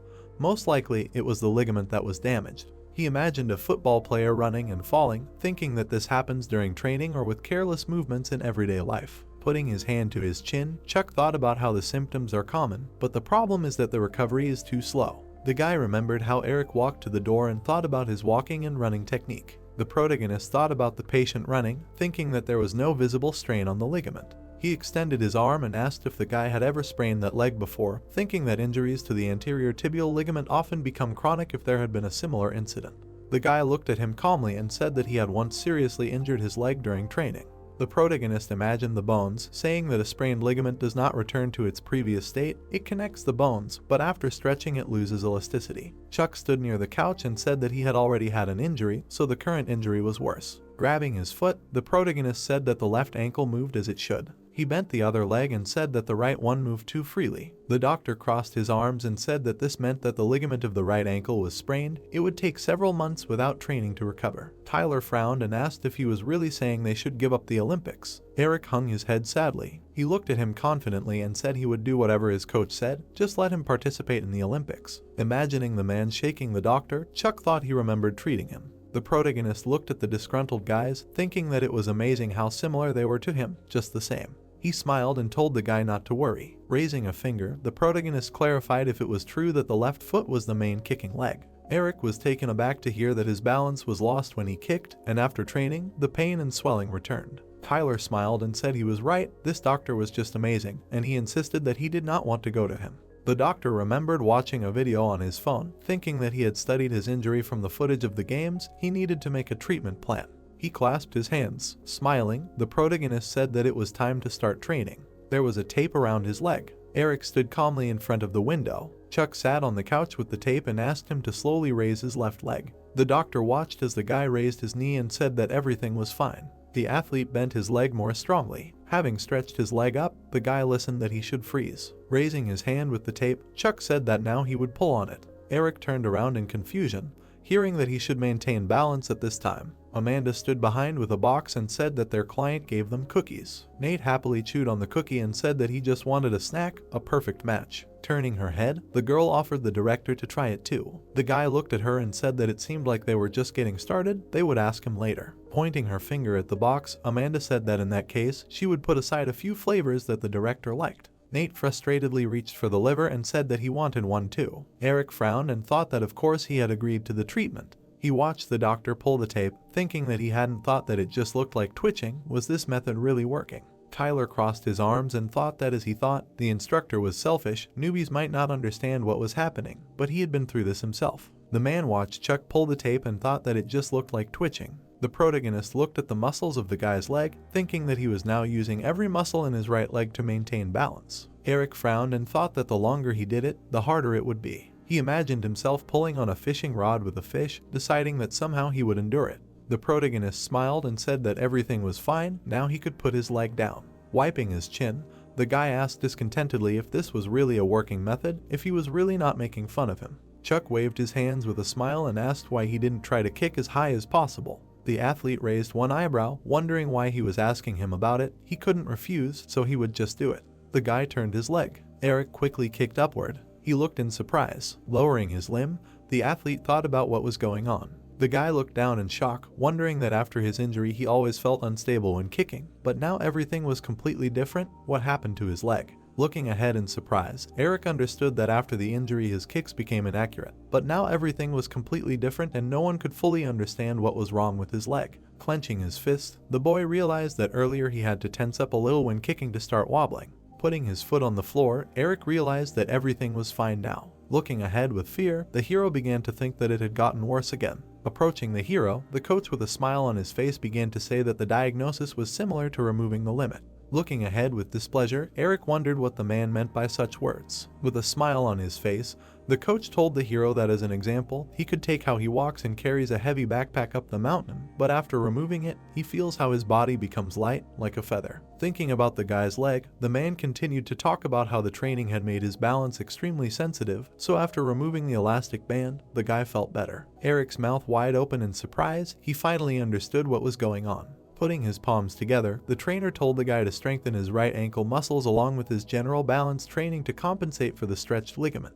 The guy's eyes widened in surprise, and he asked for a little rest. The man looked at Eric with a smile on his face, asking him if he had rested while all this was being explained to him. Looking at the trainer with displeasure, the hero wondered if he was getting tired at all. Looking away, the guy remembered the old days when it was really scary. The guy stood confidently in the trainer's special uniform. Sitting on the floor, Eric heard them telling him to rest. Looking at the guy, the man with a smile on his face said that it was better to refrain from kicking for a while because there was no point in creating unnecessary problems. Sighing tiredly, Eric said that he understood everything. Approaching the coach, Tyler began to call him with a smile on his face. His hand extended an envelope with payment for 20 lessons. Holding the guy by the shoulders, the hero said to take care of Eric as he left. Looking away with confusion, the coach thought why Tyler left so urgently and maybe he had an urgent matter. Suddenly, his gaze immediately changed to surprise. Looking at the money in the envelope with the letter, the man realized that there was much more than for the payment for 20 lessons. Holding the letter in his hands, Tyler said that he paid for the treatment as for overtime, and if the amount is too large, then it can be donated to charity. The heroine looked at such a large amount in surprise from behind. Open mouth, Lucy began to say that this looked like an advance payment for a year. With surprise on his face, Nate began to watch the large cash, saying that this is real professionalism. Looking at the envelope, Chuck told everyone to take the fee as for regular lessons and only then think about what to do with the rest. Looking at the guys, the main character praised and thanked everyone for their work, and Amanda was happy that they were on time for a restaurant reservation. Looking around, Nate began to say that he wanted to go too and that he should not be abandoned. Raising her hand, Lucy began to answer that she had a meeting today, so she should go. Waving her hand, the guys with smiles on their faces wished the girl good luck. Looking at Amanda, the guy began to say that Lucy had become very tired lately. Watching Lucy leave, Nate began to think that something had happened to her. The heroine, turning the corner, began to slowly leave. The phone hung up. Amanda sadly lowered her head. Several weeks passed. The hero worked hard at training. Chuck, with a smile on his face, told Eric that he had already gotten used to training with an elastic band. Looking tiredly ahead, the guy asked the trainer if he saw how much sweat was pouring off him. Leaning towards something, the coach said that he wanted to increase the difficulty since he bought something new. With admiration, the main character began to show the new balance board. Waving his hands to the side, Chuck said that there was nothing difficult about it and everything they did on the ground would have to be done on the balance board. Watching the stubborn guy, the coach understood that the desire to become an Olympic champion was the driving force of the hero, so he, like a car without brakes, did not stop on his way to recovery. Watching Eric, the main character suggested trying to stand on 2 legs first, and then move on to 1. Spinning in different directions, the hero realized that it was not easy at all. Gritting his teeth, Eric understood that he could handle it. A few seconds later, the tense hero moved 1 leg up. Looking at Eric with a smile on his face, the main character told him not to overexert himself and do only what he can. A few seconds later, the guy quickly pushed off with 1 leg to the side. Chuck, with a smile on his face, began to watch the guy. Several weeks passed. The protagonist looked at the system window, studying Eric's course of treatment. Looking ahead, the protagonist realized that he had an important detail left, namely the selection for the Olympic Games. Amanda and Chuck looked ahead in surprise. Eric entered the building with a smile on his face. The protagonist, with a smile on his face, began to ask the guy how the selection went. The guy's gaze looked to the side. Looking at the coaches, Eric calmly answered that he did not pass because he lost at the last moment. Scratching his head, the guy answered that the lack of experience played a role, but with all this he did not regret anything. Clenching his fist, Eric said that he tried his best, but lost. With smiles on their faces, the coaches told the guy that he did a great job. Looking to the side, Chuck realized that the recovery went well and all the indicators exceeded the threshold of 80. His gaze fell on Eric. With a smile on his face, looking to the side, the protagonist began to think that the guy did not tell him everything. With a smile on his face, Eric thanked everyone for their support. Eyes lowered, thinking about something. A moment on the day of selection for the national taekwondo team. Sitting on the seat, Eric listened to one of the coaches with displeasure. Suddenly, the guy's gaze fell to the side. Looking forward a little, Eric began to see one of the promising athletes from the OO Corporation. With a smile on his face, the coach pointed his student at Eric, telling him that for some reason he was looking at him. Covering his mouth with his hand, the man told his student to aim for the lower part of the body. Opening his mouth wide, the coach began to say that Eric did not even have a chance to win a silver medal. The guy began to look forward in surprise. Eric's dissatisfied coach began to walk forward at the guys, telling them that they should watch their tongues. Lowering his head, the hero sadly said that he would not allow himself to give up. Worriedly looking at the guy, the coach told the hero that he would not stop him. Sure as Eric walked forward, he understood that no matter what techniques the opponent uses, because his efforts will not be in vain. Memories of training with Chuck appeared in his head. Eric began to remember how he first stood on the balance board. Looking down, the hero confidently exhaled. His eyes rose to the opponent. The judge began to slowly approach the opponents, telling them to get ready. Eric confidently stood in a stance. His hands confidently began to give something to Chuck. The main character opened the envelope in surprise, starting to read it. His hands were holding a paper which was a pamphlet for the Pumsy competition. Walking to the side, Eric understood that he had not passed the selection. Sitting on a chair, the hero looked to the side, seeing that a Pumsy coach was at the selection by chance. A smiling woman slowly approached the guy, asking him if he would like to try Pumsy since his kicks are very graceful. Looking closely at the coach, the guy understood that this is the very transformation of misfortune into luck, and now if he continues to work hard and believe, he can create his own happiness. Opening his mouth wide and surprised, Eric understood that he can go to his dream and make himself happy. The hero stood confidently in the arena. Memories arose in his head when Chuck, with a smile on his face, told the guy to do only what he can. Confidently looking forward, Eri said that he can do kicks. Opening his mouth wide, Chuck, with a smile on his face, told his student that he will succeed. Looking forward, the hero heard his coach tell him that stable training is the key to success. Closing his eyes with pleasure, Eri said that he liked this phrase and now he will work even harder. With a smile on his face, the Hearth told his student that he will prepare him for the selection because this is his job. With confidence and a smile on his face, Eric confidently ran forward. Calling everyone to the TV, Amanda with a smile on her face said that everything was starting. The coaches with smiles on their faces looked at Eric, wondering how he could be so strong.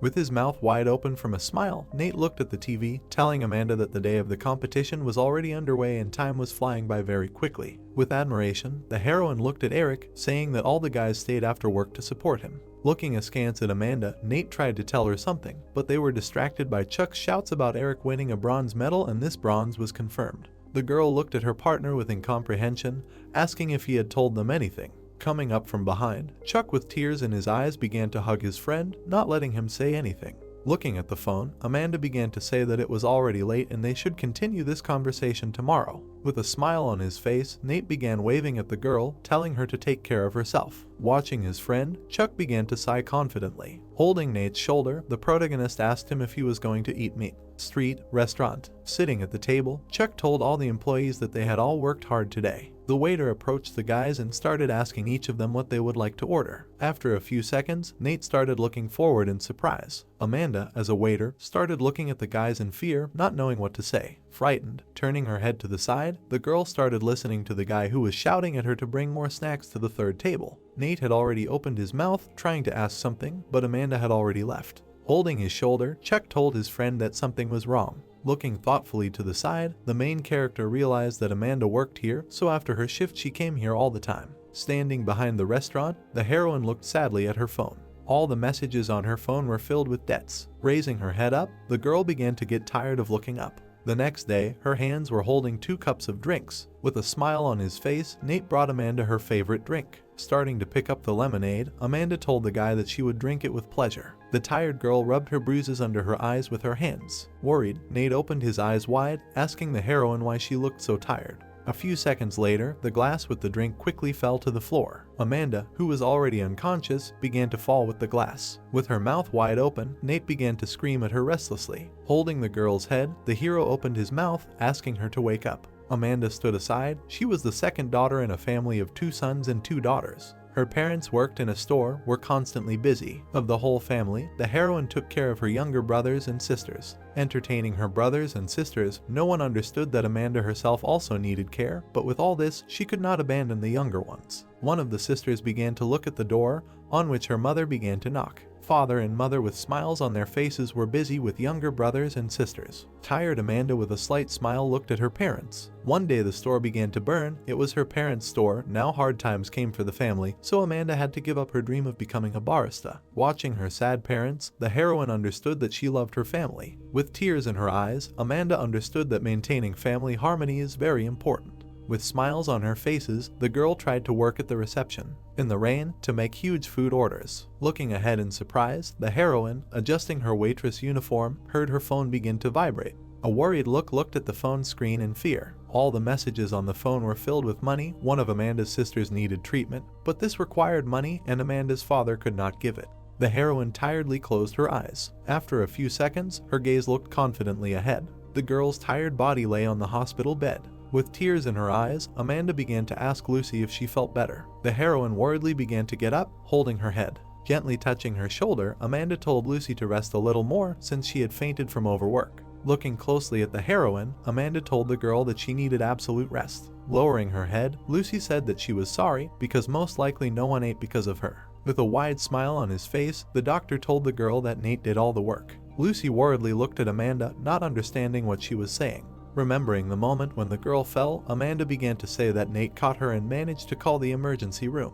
After some effort, gritting his teeth, the hero held the girl, slowly carrying her to the hospital. Opening his mouth wide, the guy shouted for everyone to step aside. Lucy's hands lay quietly on the blanket in the hospital bed. Amanda, confidently closing her eyes, began to talk about how Nate would show himself in a new light, since there was definitely something in him. Laughing slyly, the heroine said that the power of love was amazing. Looking away, Lucy still could not believe that Nate had helped her. The last memory of the girl falling down and looking at the frightened Nate appeared in her head. After a few seconds, Lucy began to smile pleasantly. Looking at Amanda in surprise, the heroine began to ask her about what her first impression of Nate was. The girl was already starting to leave, waving her hand to Lucy. The hospital ward was closed. Opening the canvas, Lucy's sister began to run to her, shouting worriedly. With a smile on her face, the girl told her sister that she should not have come here, but the sister did not listen to her and asked what happened. Holding her head, the heroine's younger sister began to say that she was very sorry. Not listening to her younger sister, Amanda turned her head away, telling her to focus on her studies. Closing her eyes in anger, the sister did not understand how she could study if Lucy was in the hospital.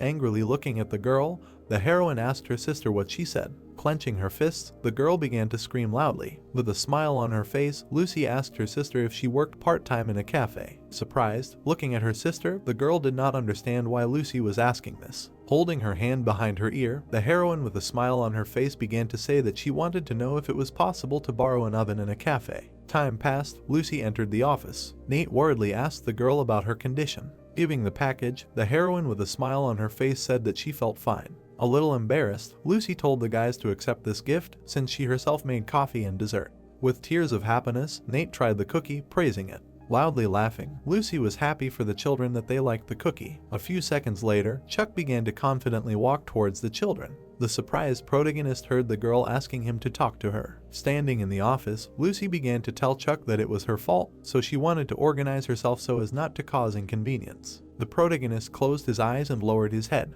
With a smile on his face, Chuck looked at Lucy, telling her that he would not stop her and that he was mostly to blame for not noticing this condition earlier. Bringing coffee to his mouth, the hero thanked the girl for the snack. A few seconds later, the dissatisfied guy looked at the glass of coffee. Frightened, Lucy heard the guy ask her if she made it. Looking at the floor, the heroine answered that as a child she always wanted to be a barista, so she helped her parents' business. Looking at the glass in surprise, the guy realized that it was no wonder why it tasted so good. A few seconds later, a satisfied Lucy said that she would go back to work. Thinking about coffee and snacks, the guy realized that they were running out of them at the center. Suddenly, his gaze confidently began to look at something. With a smile on his face, Chuck began to say that he had a great idea. There were a huge number of boxes on the floor. Looking at the boxes, Nate began to ask the guy why there were so many of them and what was in them. Starting to smile, the guy realized that their physical therapy center was very busy. The collectors hung new equipment so that the physical therapy center could consider various proposals for the development of the center. New equipment used in regular centers hung on the ceiling, for example, Pilates loops. Massage machines stood in another place. Wiping sweat from his forehead, Chuck realized that members of the center would be able to use all this at an affordable price. Looking to the side, the guy thought about something. There was a menu on one of the floors because the workers had opened a small cafe inside the center. Another cafe nearby had been closed for a long time. Lucy looked away with a smile on her face, realizing that she had become a barista and was now running the cafe. The girl looked ahead in surprise, not believing that they wanted to make her a manager. Smiling, Chuck looked at Lucy, answering that he wanted to plan to give a sufficient incentive for development so that the heroine would receive 30% of the sale of drinks. The guy, embarrassedly waving his hands, told the girl that she could work there if she wanted. Putting her hand on her heart, Lucy answered that she agreed. Opening her mouth wide, the girl began to answer that she would not let anyone down. Sitting at the table, Chuck decided to discuss the details with a smile on his face. Looking away, the main character realized that they had managed to buy massage machines at a low price because Lucy's friend's parents had closed their sauna. There was a new coffee machine on the table since there was hope that it would all pay for itself. Lucy looked at the coffee machine with admiration, answering that for a used condition it was an excellent condition. With a smile on his face, Chuck looked at the girl, understanding that it was easier for her to know that it was not new so as not to worry. A few seconds later, a visitor entered the back. Looking at the menu, the woman began to ask Lucy if they sold coffee. Pointing with her hands at the new menu, the girl said that for members of the center they provide everything at a special price and this will be a great addition to the center. The surprised woman looked at the prices, saying that it was too cheap. Waving her hands, the client began to say that she wanted to try it since they were already there. A few seconds later, a mug of coffee was already on the table. The client's hand was bringing the drink to his mouth. Covering her mouth with her hands, the woman began to tell Lucy in surprise that she could open her own cafe with such talents. A few seconds later, a new guy began to approach the girl, asking her to make him coffee with the change. With a smile and joy, Lucy made drinks for everyone who wanted it. The tired guys sat on the couch, saying that Lucy's coffee was really delicious. Looking at Chuck, Amanda said with a smile on her face that she felt more tired, despite the fact that she had not served anyone. A hand brought Amanda her favorite iced tea. In Chuck's hands was his favorite Americano.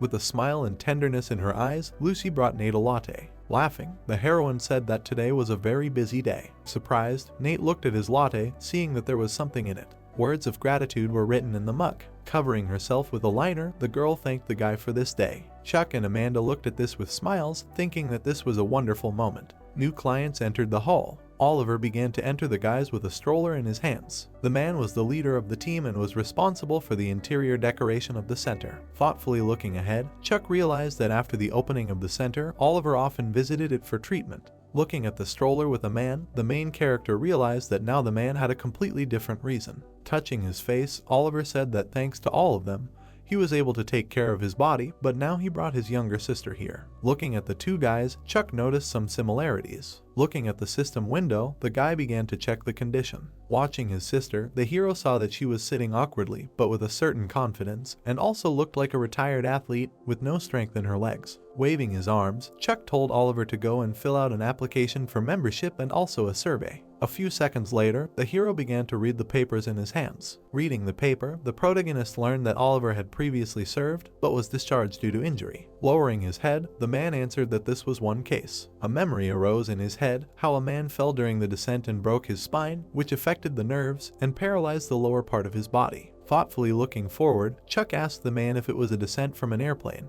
Looking at his sister, Oliver was thinking about something. Imagining this moment, the hero realized that she fell backwards when she was doing the inversion list. Jumping from a helicopter, the jumps are different. The inversion descent is different from the usual one. When you go down with your feet, such a descent includes falling headfirst and it is assigned a high difficulty. Going down like this, such a descent is assigned to special forces, and its advantage is that one of the hands is free to shoot during the descent. With his mouth wide open, Chuck tried to understand this whole situation. Looking back at his younger sister, the guy understood that such a descent would be difficult. A few seconds later, a system window appeared in front of the hero, which said that the task of salute to the national flag was received. The system window showed Chuck to restore motor nerves to level 4. With his mouth wide open, the main character began to read all this. Looking at his younger sister, Chuck began to think that he needed to cure the soldier. Watching the heroine, Chuck understood that first he needed to assess her condition. Oliver stood near his younger sister, saying nothing. Looking at the girl with the documents in her hands, the guy understood that he needed to win her over. Waving his hands to the side, Chuck said to lie down on the bed to see what could be done. The sister looked sadly to the side, hearing the hero answer that she was able to take basic poses, judging by what was written in the documents. Walking forward with Oliver, the main character answered that he also served in the special forces. Embarrassedly holding his hand on the back of his head, the guy said that they were with the Zero Squad. Suddenly, unexpectedly, the younger sister worriedly asked about the Zero Squad. With a smile on his face, Oliver told the guy that she served in such a squad. Waving his fingers, Chuck answered that perhaps they had already met, since he had met many female soldiers at that time. Continuing to drive, the man said that everything was possible. Embarrassedly looking to the side, the guy said that his sister was not like that. Looking to the side, the main character began to think about the Zero Squad. A few seconds later, the guy folded his hands, offering to begin. With quick and easy movements, the younger sister moved from the wheelchair to the bed. A few seconds later, the girl lying on her back turned over onto her stomach. With quick movements, the girl's body lay on its side. One half of the heroine's body stretched forward. A minute later, with the same effort, the younger sister moved back into the wheelchair. There was something hanging on the girl's neck.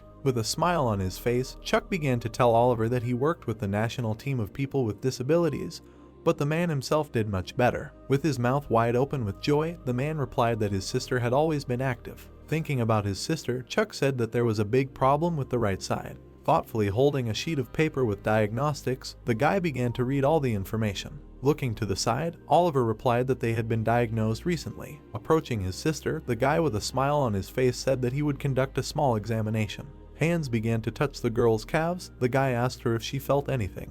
Thoughtfully looking to the side, the guy understood that the nerves could reach the lower limbs. Looking at Chuck's diagnostics video, that sensory nerves show a better prognosis than motor nerves, and for a patient with a thoracic level of 10, it is difficult to have a lumbar level of 4 or lower. With a smile on his face, Chuck looked at his sister, asking her to feel something as he presses on different parts of his legs. Holding his hand, the guy began to show an example of how she should move the muscle in the part he presses on. After a few seconds, the guy with a smile on his face clenched his fist, decided to start. A second later, the diagnostics began. The guy decided to look at the lumbar level 4. Looking at the legs, the guy understood that the main test elements for level 4 are knee reflexes. Hands slowly squeezed tests for quadriceps and hip adductors. The gaze confidently looked forward. Thoughtfully looking to the side, the guy decided to finish the neurological examination. Looking forward, he understood that the results were quite ambiguous. Thinking about diagnostics, the guy understood that if there was some reaction at levels 2, 3, and 4, but it was almost imperceptible. Seeing his younger sister in front of him, the guy understood that 3 months had passed and now there was no point in expecting the motor nerves to recover soon, because if muscles too did not respond, it was impossible to recover. Gathering his hands into fists, the man decided that it was too early to give up, because they could somehow recover to level 2 to put on an orthosis. Thinking about the orthosis, Chuck decided to find out what the point of it was. Some of the clients could successfully ask about whether his people would wear it for the rest of their lives. Legs, an active lifestyle is very important for them. Moving forward with your legs, you can prevent many diseases. Oliver heard with tears in his eyes that his sister only had level 1. With a smile on his face, the main character said that they had a trace on level 2, which meant a slight reduction. With happiness in his eyes, Oliver heard Chuck tell him to continue training. The sister's mouth slowly opened. The girl looked at Chuck in surprise, asking about the fact that she just needed to reach level 2 in order to walk. Closing his eyes, the hero explained that at this stage, little could be guaranteed. Looking at his dissatisfied sister, Chuck said that first they needed to focus on restoring level 2 so that the heroine could learn to stand with the help of an orthosis. Concerned, Oliver looked at his sister, asking what was wrong with her. With tears in her eyes, the girl began to answer that there was no point in this since she would not be able to walk anyway. The main character and the guy looked forward in surprise. Looking away, the sister said that she felt deprived. Hitting her fists on her legs, the girl replied that she dedicated her youth to serving the country and this is what she got. Looking at Chuck, the heroine continued to say that she was very upset that those who were to blame for this simply lived happily, but she did not. Covering her face with her hands, the sister replied that there was nothing to be done. Oliver knelt down and tried to calm his sister down. Looking forward, Chuck began to think that this was not just an accident. Putting his hand behind his head, the leader suggested finishing, since his sister could no longer continue. Looking into the distance, the guy realized that listening to patients' stories had become habitual for him, but adapting to their grief was still difficult. A memory of the girl wearing a dog tag on her neck came into his head. Chuck looked at the girl with concern. The younger sister watched the main character. Her hands were picking tears from her eyes. Chuck couldn't understand what had happened to the girl in the end. The hero was clapping his hands with a smile on his face. It had been 2 weeks since they had started an exercise program to help the girl recover. The heroine looked away with displeasure. The guy was looking at his sister sitting on the bed with a smile on his face. Looking into the distance, the heroine answered to reschedule the meeting from Tuesday to another day. Seeing Chuck smiling, the girl said that she had an examination at the hospital, so she wanted to make an appointment for the evening after 6. Looking at the constrained girl, the guy understood that helping her open up was not so easy. Thinking about the initial visit, Chuck noticed that the heroine began to communicate more. Sometimes a slight smile appeared on the girl's face. After a few seconds, the heroine slowly sat back in the chair. With a smile on his face, the guy heard the girl start calling him. Looking ahead with admiration, the main character was surprised that the girl started talking to him and finally opened her heart a little. Looking at her watch, the heroine asked the guy if she could wait for her brother here since he was a little late. With a smile on his face, the guy told the girl to stay. Looking at his sister, Chuck told her to wait in the waiting room. Suddenly, new people entered the building. With a smile on his face, Nate asked the new guys if they had come to apply for membership. The man looked ahead with displeasure. The 3 heroes confidently walked past Nate. Looking into the distance, the guy looked in surprise at how he was ignored. One of the men began to approach the guy, asking if he was the director of this center. Digging into his jacket pocket, the man apologized and asked for forgiveness for coming without an appointment. His hand quickly pulled out a card with a name, showing Chuck who the man was. Looking ahead with displeasure, the main character asked the man what question he had for him. Taking Chuck by the shoulders, the man suggested finishing this conversation in the office since it was very cold there. Looking away with displeasure, the hero answered Lucy to make a quick latte. The heroine and Nate looked at the man with incomprehension. The guy's hands were holding papers. It was a franchise contract. With a smile on his face, the man said that their company wanted to conclude a franchise contract with the center. With a sly smile on his face,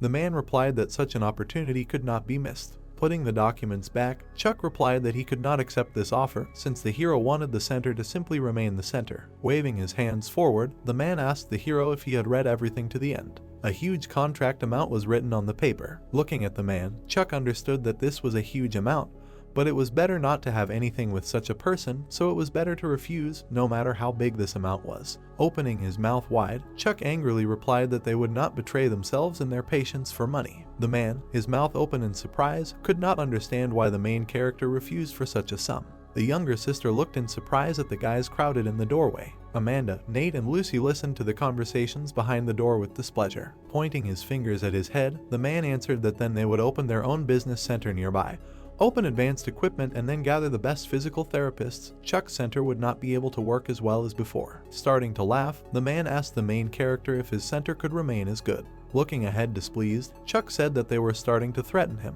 Waving his hands, the director replied not to perceive his kindness in such a way. Getting up from his chair, the guy calmly replied that he could handle it himself. Quickly getting up from his seat, the man began to ask the hero what he imagined himself to be. Leaving the office, the hero shouted that soon everyone would find out what would happen if the hero was angered. Standing near Chuck, the guys said that it was very rude. A few seconds later, Oliver ran up to his sister, apologizing for being late. Taking the stroller in his hands, the guy told the main character that they would now go. Sunset was approaching. Oliver and his sister walked forward from the center. The girl's eyes were caught by two dissatisfied men of today. After some time, the heroes raised their heads, not understanding what was happening. A huge amount of salt fell from above onto the guy's eyes. Lucy looked at the guys from the window above, saying that the bag of salt accidentally burst. With a smile on her face, Lucy carried a dirty rag, answering that she would clean everything up. The dissatisfied man began to look at the girl, telling her not to do this. Shouts began to be heard along the street that the heroine should stop this, as it hurt a lot.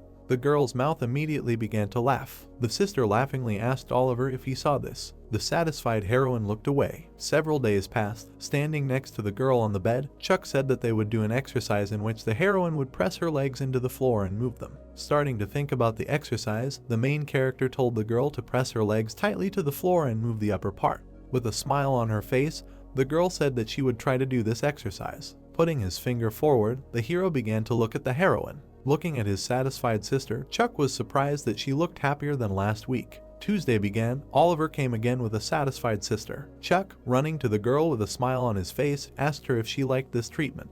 Thoughtfully looking away, the heroine answered that her muscle condition had really improved and she would recommend Chuck. Scratching his head, the guy with a smile on his face told the girl to wait in the room for a bit. The younger sister's gaze fell on Lucy, who was working. A memory arose in her head, how the heroine confidently threw salt on two men. Approaching the girl, the sister began to say that she wanted to order coffee. Covering her eyes, the girl began to laugh, asking Lucy if she could have a salted caramel latte. Thoughtfully looking at her sister, the girl thought that they did not have such a thing on the menu. With her mouth wide open, Lucy began to understand that it was then that she saw the girl in the window. Walking forward, Chuck sighed and was glad that he had cleaned everything up. Looking ahead in surprise, the protagonist saw something in the distance. In front of the hero, Lucy and the girl were sitting on poofs, laughing cheerfully and talking to each other. Covering her mouth, the younger sister began to giggle loudly. Chuck looked at the girl with a smile on his face. A few seconds later, the guy was standing near the heroine's bed. The girl's hands began to remove sweat from her chin.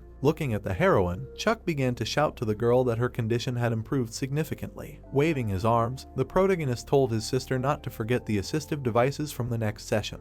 The girl looked ahead in surprise, hearing Chuck telling her that they would succeed. A few seconds later, joy began to appear on the heroine's face. Looking at the calendar in surprise, the main character realized that he had planned something for today. Looking at the girl with embarrassment, Chuck said that one of his patients was participating in the Paralympic Games and that he was performing today. With a smile on his face, the younger sister replied that she would be happy to watch it. On the TV screen, a pleased James began to wave his hand, who would take part in this year's Paralympic Games as a representative of South Korea. Standing at the arena, the presenter said that this was the last friendly match held in the country in preparation for this. His hands were tightly clenched in the stroller. James confidently rushed forward. With a smile on his face, Chuck looked at the screen, saying that they had not crossed paths with him since the end of the course, but he had grown a lot. The younger sister looked at the guy with a smile on her face. Watching James play, the girl asked Chuck how he started playing in a wheelchair. Standing in the office, the hero began to think. An image of a teenager appeared in his head. The guy understood that he had first had a spinal cord injury,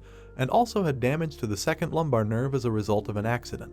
James constantly threw balls and played basketball because he loved it, but at the same time did not let anyone near him because of his physical and emotional wounds. Reading the newspaper, the man understood that now the hero is actively performing as a player of the national wheelchair basketball team. Chess ahead, Chuck said that then it was really hard because the hero did not know how to communicate with a young patient with brain damage. Opening her mouth, the heroine answered that it was not easy for him. Watching the game, the girl answered that she respected him. Closing her eyes, the girl in camouflage walked forward, thinking that she always wanted to be a soldier, despite the fact that the training was hard. As she descended the rope, the heroine realized that she had endured and made every effort to become a soldier devoted to her country. The girl's eyes widened in surprise as she began to notice that her brakes were not working. Trying to get up, the girl realized that she needed to somehow regain control of the brakes. The soldiers were screaming loudly in surprise. One of the heroines, her head down, silently looked down. A weapon fell to the ground with a loud sound. Raising her eyes, the heroine screamed not to just stand there. A huge number of soldiers began to run up to the girl. After a while, the heroine was already returning in the carriage. The girl's gaze was looking forward.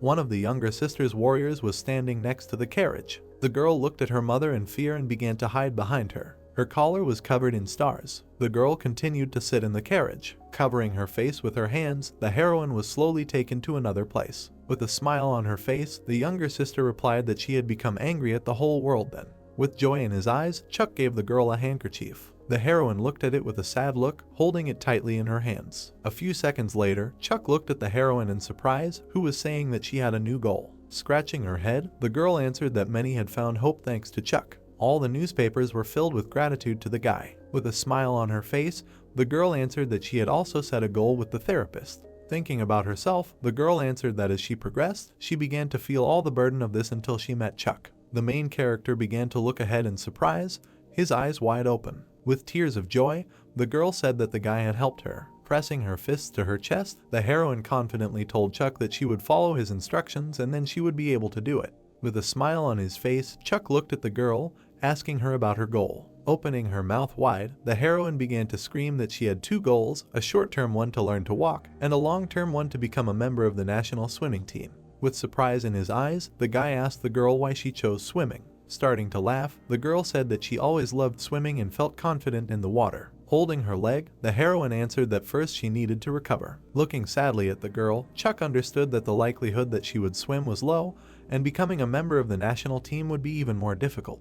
Looking at the smiling heroine, the guy understood that it was precisely such goals that allow a person to move forward, and whether or not he would become a national athlete did not matter, because it was much more important to move towards their implementation. With a wide smile on his face, the guy began to say that this was a very good answer. Clenching his fists, the guys decided to continue training. Several days passed. Chuck stood next to the heroine, telling her that today they would again do those exercises with support on the floor. Surprised, Chuck looked at the satisfied heroine, hearing her scream that she took the orthosis. Confidently looking forward, the main character shouted to start. Gritting her teeth, the girl began to push off with her hands. Her legs slowly rose from the bed. With tired eyes, the girl opened her mouth wide, slowly falling onto the bed. Taking her hands into fists, the heroine angrily clenched her teeth, trying to do everything again. Time passed very quickly. Spring came. Her legs confidently walked with the help of orthoses. Quickly walking forward, the heroine was surprised at what she was doing now. With a smile on her face, the girl realized that she could walk again. At one point, her leg began to twist to the side. Lucy and Chuck immediately began to support the girl from both sides. With a smile on her face, the heroine looked at her mentor. Looking at his satisfied sister, the guy understood that if you compare it to what it was, then the coordination has significantly improved. A few seconds later, the heroine looked in surprise at Chuck, who began to offer to finish all the treatment. Embarrassedly looking forward, the girl did not understand why she should do this. Waving his hands in fear, the main character answered that he wanted something more effective, because if you try new workouts in a different environment, the body will get new experience, which means that the effect of the treatment will increase, and now is the time to change the method. Looking ahead in surprise, the heroine began to think about a new method. These new methods were hydrotherapy, a rehabilitation system that combines physical exercises in water, and physiotherapy. There are only a few such centers in the country, but he managed to agree. Confidently walking forward on the water, the girl understood that the disaster almost killed her and she was forced to give up everything, but a miracle happened. Looking out the window, the heroine understood that the path to a new dream is long, but she will solve all the problems one by one until she reaches the finish line. Chuck, with a smile on his face, talked to the girl. Suddenly, the surprised main character began to look at the system window. The gaze began to watch someone on the side. The heroine, with a smile on her face, looked out the window. Looking at her, Chuck happily hoped that her light would not go out and would lead to the dream. After a while, Amanda walked hand in hand with Chuck. The girl with a smile on her face pointed her finger at some place. Near the building there were people who were specialists of the center. Chuck looked at Amanda in surprise, asking her what happened. With a smile on her face, the girl embarrassedly said that they had not yet said that they were dating. Lowering his head, Chuck with a smile on his face looked away. Hands began to hold each other even tighter. Starting to laugh, the guy answered that everything would be fine. 3 guys loudly shouted to the girl that they missed her very much. One of the guys hugged Chuck with tears, and one of the heroines slyly asked Amanda what they were doing. Standing to the side, the main character began to look at someone. Familiar people to Chuck were sitting at the table. Starting to wave his hands, the guy with a smile on his face looked at the main character. The guy and Amanda looked at the table with the guys in surprise. Starting to cough, one of the guys told the guys that they quit, gained experience, and then achieved success. Despite the guy's eyes, Sean answered that they just showed up without warning. One of the guys, holding a drink in his hands, said that the specialists were working together again, so he wanted to come and take a closer look. Smiling, Chuck began to say that he should have called himself. Laughing, one of the heroes told the guy not to talk like it was his duty. Looking to the side, the guy answered that someone wanted to see them. Looking to the side, Chuck began to think who exactly it was. With a smile on his face, Adam looked at the guy with his mouth wide open. The heroes opened their mouths in surprise. Chuck looked at the director and did not understand what was going on here. Amanda, meanwhile, looked to the side in surprise. Starting to cough, the guy decided to somehow improve the situation. The hand began to slowly touch the shoulder. Standing up from his seat, Adam told his assistant that he should speak himself. Remembering the moments, the guy answered that he accidentally heard that the center's specialists were going to meet with them, and still realizing that they would not be happy to see him, he decided to ask.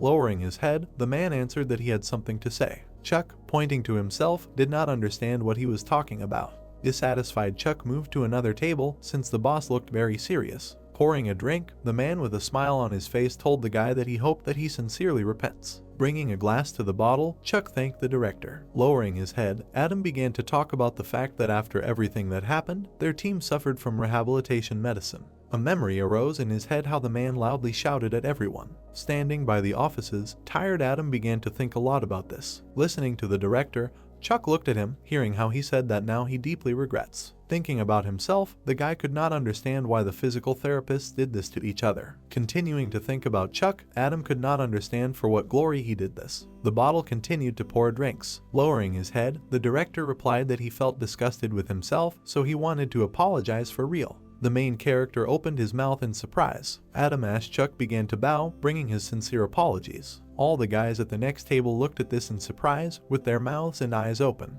Looking at the director with incomprehension, Chuck did not believe that Adam could say such a thing. Seeing a sad man, the guy understood that everyone can make mistakes and the only important thing is that they are corrected. A memory of Adam yelling loudly at the guy arose in his head, but Chuck understood that the easiest way to justify himself and just forget about what happened. The main character's mouth began to slowly open. The guy understood that admitting his mistake and asking for forgiveness from the one he harmed is not easy and requires great courage. With a smile on his face, the main character told Adam that he does not hold a grudge against anyone. With tears in his eyes, the man could not believe that Chuck had truly forgiven him. Holding the glass in front of Adam's face, the protagonist saw 2 sides of the man. With surprise in his eyes, the man could not believe that he was really forgiven. A few seconds later, the guys began to clink glasses with a smile on their faces. One of the heroes looked at his director with a smile on his face, who was drinking with Chuck. Wiping his mouth, the man said that if it were not for the administrator, he would not have decided and simply continued to regret what happened. The assistant looked at his director with surprise, thinking that he was drunk. With a smile on his face, Adam told everyone that he had changed a lot. One of the guys said with admiration that now the man conducts as many as 7 sessions a day and even comes and leaves on time. Thinking about the previous director, everyone understood that he left because of illness. One time, a mother came into her son's room. Her son was lying on the floor in a stroller. All his things were scattered. The son, with anger and tears in his eyes, could not come to terms with the fact that he was paralyzed. The mother looked at her son with sadness. Sitting at the table, Adam replied that looking at these two, he felt ashamed of his actions. Looking at all the guys, the man answered that from that moment on he wanted to apologize to everyone. One of the guys looked at the man with tears in his eyes. With a smile on his face, Adam said that he realized that he forgot about something important. Thinking about the different people of the director, he realized that he forgot to help people recover and return to normal life. Clenching his fist, the man answered that it was wonderful and exciting at the same time. The guys looked at the man with admiration and joy. Starting to scratch his nose, the man said that on such a beautiful day, you can't do without a test. Standing behind Adam, The administrator said that they better go so that the man does not say anything unnecessary. Giving Adam's card to the guys, the hero told them to pay for everything they order today. A few seconds later, the dressed guys left the cafe. Amanda and Chuck looked at each other in surprise. Closing her eyes, the heroine began to laugh loudly. The next day came. Chuck heard how he was told that a client by appointment came.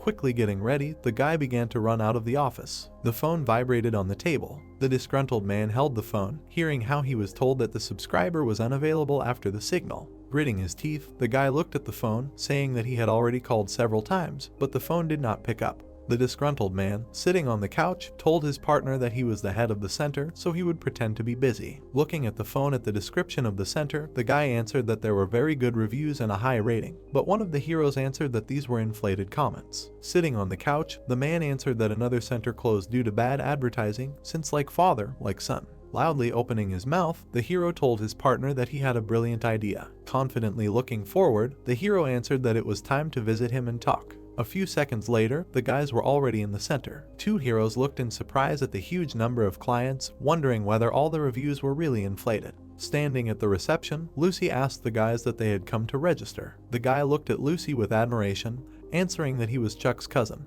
Looking at the heroine with displeasure, the man answered that he was Chuck's uncle, so he should be called immediately. With a smile on her face, the girl said that the director had just left for a session. Lucy looked at the guys with incomprehension, hearing how they told her that she was very stubborn. All the people and clients heard with incomprehension how the man shouted that he was his uncle. Smiling, Lucy tried to calm the guys down, answering that there were other clients here, so they should be quieter. Opening his mouth wide, the man shouted to the girl who she was ordering. Coming out from behind the corner, Chuck asked the guys why it was so noisy. A few seconds later, the main character began to slowly approach his relatives. Looking at his uncle, the guy could not understand why he came. The visitor in the green shirt was indignant, telling Chuck that he was walking too slowly because something could have happened. Chuck mentally apologized to Lucy for everything that was happening now. Chuck approached the visitor in a friendly manner and offered to drink coffee while he waited.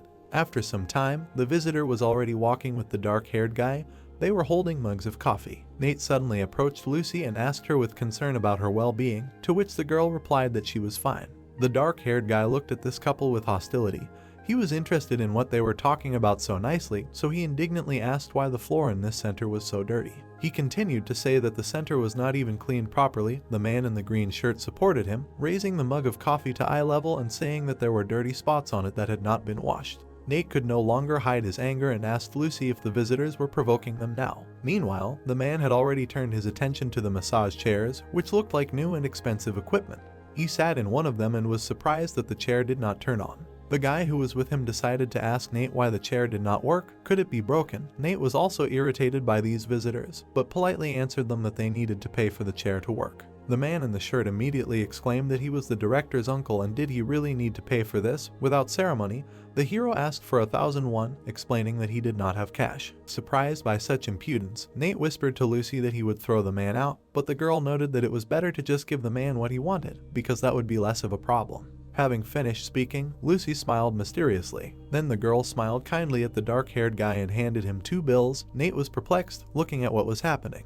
Having received the money, the man settled himself more comfortably in the chair and put the bill in the receiver. He leaned back in the chair and was going to sip the hot coffee that he took with him. The notification on the chair display announced that it had started working at maximum power. The man felt something was wrong, but did not have time to do anything when the chair suddenly started working and the mug of coffee fell out of his hands. He screamed loudly in pain because it was very hot. Lucy, who was watching this, quite noticed that it seemed like the massage chair broke. After that, the man was depressed because he had to change his coffee-stained pants for colorful pantaloons. Chuck, who returned at this point, thought that he had barely managed to finish his shift and now such chaos was happening. The guy decided to ask these visitors why they came here without warning. The dark-haired young man answered him that they were a family after all, so they didn't need a special reason to meet, so the hero suggested that Chuck have lunch together and discuss family matters. Chuck had a hard time believing this nonsense, but he also couldn't allow them to stay in the center, it would only make things worse. He agreed to the offer to have lunch with a smile on his face and looked towards Lucy and Nate so that they would understand that the guy was now going to take a break. Arriving at the cafe, the man began to eat rice. His cousin also ate it. It looked very sloppy. Because of such a lunch, Chuck even lost his appetite when he sat down at the same table with them. Then the man spoke up, asking Chuck if he was interested in real estate. Showing coins with his fingers, the uncle told the guy that he earned well and should think about investing because this is how money makes money. Chuck replied that he didn't really understand real estate investments and that he still had to pay off the loan. The man indignantly called Chuck stubborn and added that everyone has loans, but it's necessary to invest in order to earn even more. The man also mentioned that Chuck's father lives in the village and does the guy want such a life for his parent. Sitting at the table, the guy said that his parents themselves decided to move to the village and of course he would like them to come back. Thinking about his parents, the hero understood that they themselves did not want this. Chuck's uncle closed his eyes and continued to say that all this was nonsense and they were just saying it so as not to strain their son. The hero opened his mouth in disgust, adding that Chuck had always been so indecisive. To this, Chuck could only clench his fists and continue to tolerate such an attitude towards himself. But then a dark-haired guy entered the conversation, telling his father to stop expressing himself like that because Chuck was not to blame for not understanding anything about real estate. With a smile on his face, the guy looked at Chuck and said that there was one great offer. He pulled out a map that showed a plot of land in the green zone, explaining that it would soon be reclassified and that he and his father were going to buy everything else and were now offering Chuck to invest in it. Waving his hands, the main character was categorically against investing in real estate, which he immediately announced. With a smile on his face, the guy's uncle said that if he didn't want to buy it outright, he could just lend him some money. Chuck was confused and replied that his uncle must have plenty of his own money. The man put his hands behind his head and began to answer that he still wouldn't have enough since he had even sold everything he could. With his mouth wide open, the uncle continued to press Chuck, saying that this was just a gold mine and that if he lent him some money, they would pay it back with interest. A few seconds later, the man shoved a document at Chuck and said that all of this would cost 35 billion won and they were only 5 billion short. With a gleam in his eyes, the man continued to persuade Chuck to make a deal right then and there, but the guy understood that they were just trying to deceive him. The man couldn't find an answer to Chuck's question. The protagonist, looking at the document, continued to talk about whether he would be included in the contract as a co-owner if he invested. The uncle, looking angrily at the guy, began to get indignant, answering that they were investing most of the amount and Chuck only had 5 billion. Holding his head, Chuck said that he simply did not have this money now. The man did not calm down and, waving his arms, persuaded the protagonist to take out a loan and that if necessary, they would even write a receipt. Closing his eyes, Chuck apologized and said that he did not want to have financial relations even with relatives, especially with such a risk. The man became furious and, hitting his hand on the table, began to yell, saying that the guy was selfish. Opening his mouth wide, the uncle shouted at the guy that apparently he forgot who looked after his grandfather and paid all the expenses for the funeral and holidays. The protagonist clenched his fists. Chuck, looking at the guys, asked his uncle to stop this conversation because he himself agreed to take on the family expenses. Looking at the surprised man, the guy began to talk about the fact that his uncle promised to buy a plot in the cemetery,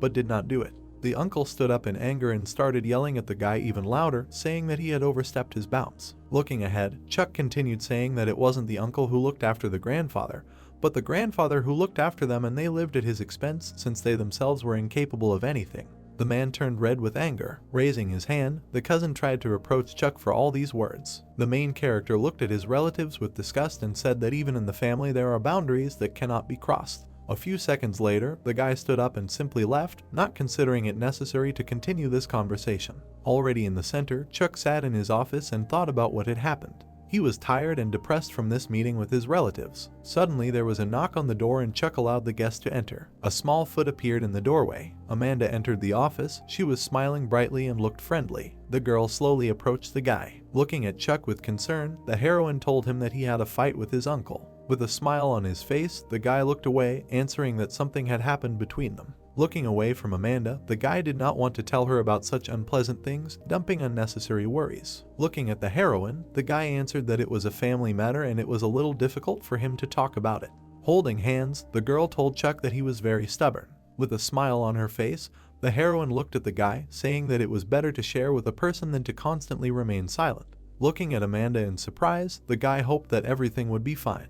Continuing to sit at the table, the hero began to tell the girl what had happened. After a while, Chuck looked at the floor with a smile on his face, answering that he felt a little better. Smiling broadly, the guy thanked Amanda for listening to him. Closing her eyes with joy, the heroine began to answer that she had a lot of experience in consulting. With a smile on his face, Chuck listened to Amanda, who began to talk about her father. Suddenly, her hand began to slowly touch the guy's cheek. With a smile on her face, the girl looked at the guy, answering that she liked guys like him. With playfulness in his eyes, Chuck took the heroine's hand, starting to ask her what he was like. Embarrassed, Amanda began to tell the guy that he was a cute fool. Surprised, Chuck looked at the heroine, saying nothing. Holding the guy's hand, the girl said that she was glad that there were fools in the world. The main character looked at Amanda in surprise, trying to tell her something. The heroine, with a smile on her face, looked up at the guy, listening attentively to him. The couple immediately held hands, looking into each other's eyes. Walking down the street, Chuck talked on the phone about his uncle walking downtown today. Looking away, the hero spoke into the phone about his uncle, asking him if he was interested in investing in real estate. Kyle asked his son with confusion if he had agreed to this. The father, with wide eyes, continued to listen as Chuck told him that his uncle had offered to take out a loan, but he had said that it was not interesting and simply left. Gripping the glass tightly, Kyle could not understand how one could ask his own nephew for money. With a smile on his face, Chuck told his father that his uncle wanted to borrow 5 billion won. With surprise, the protagonist held the phone away from his ear so as not to hear how loudly Kyle was screaming. Looking away, the guy said that his uncle had already borrowed much more money from them. Raising the glass to his mouth, the father calmly replied that he was his brother and he could refuse not tens, but hundreds of billions. Sitting at the table, Kyle looked ahead, answering Chuck that pulling him out was too much. Scratching his head, the protagonist with a smile on his face replied that he had refused right away. With surprise in his eyes, Chuck heard his father tell him that he had done everything right. Kyle's voice could be heard on the phone, apologizing to his son. The guy looked down with a smile on his face, answering that he understood his father better than anyone. With tears in his eyes, the father was surprised to hear his son say that he had always been proud of his parents. Looking at the photo with his sons, Kyle understood that Chuck had always been a baby to him, but now it was very clear how much the guy had grown up.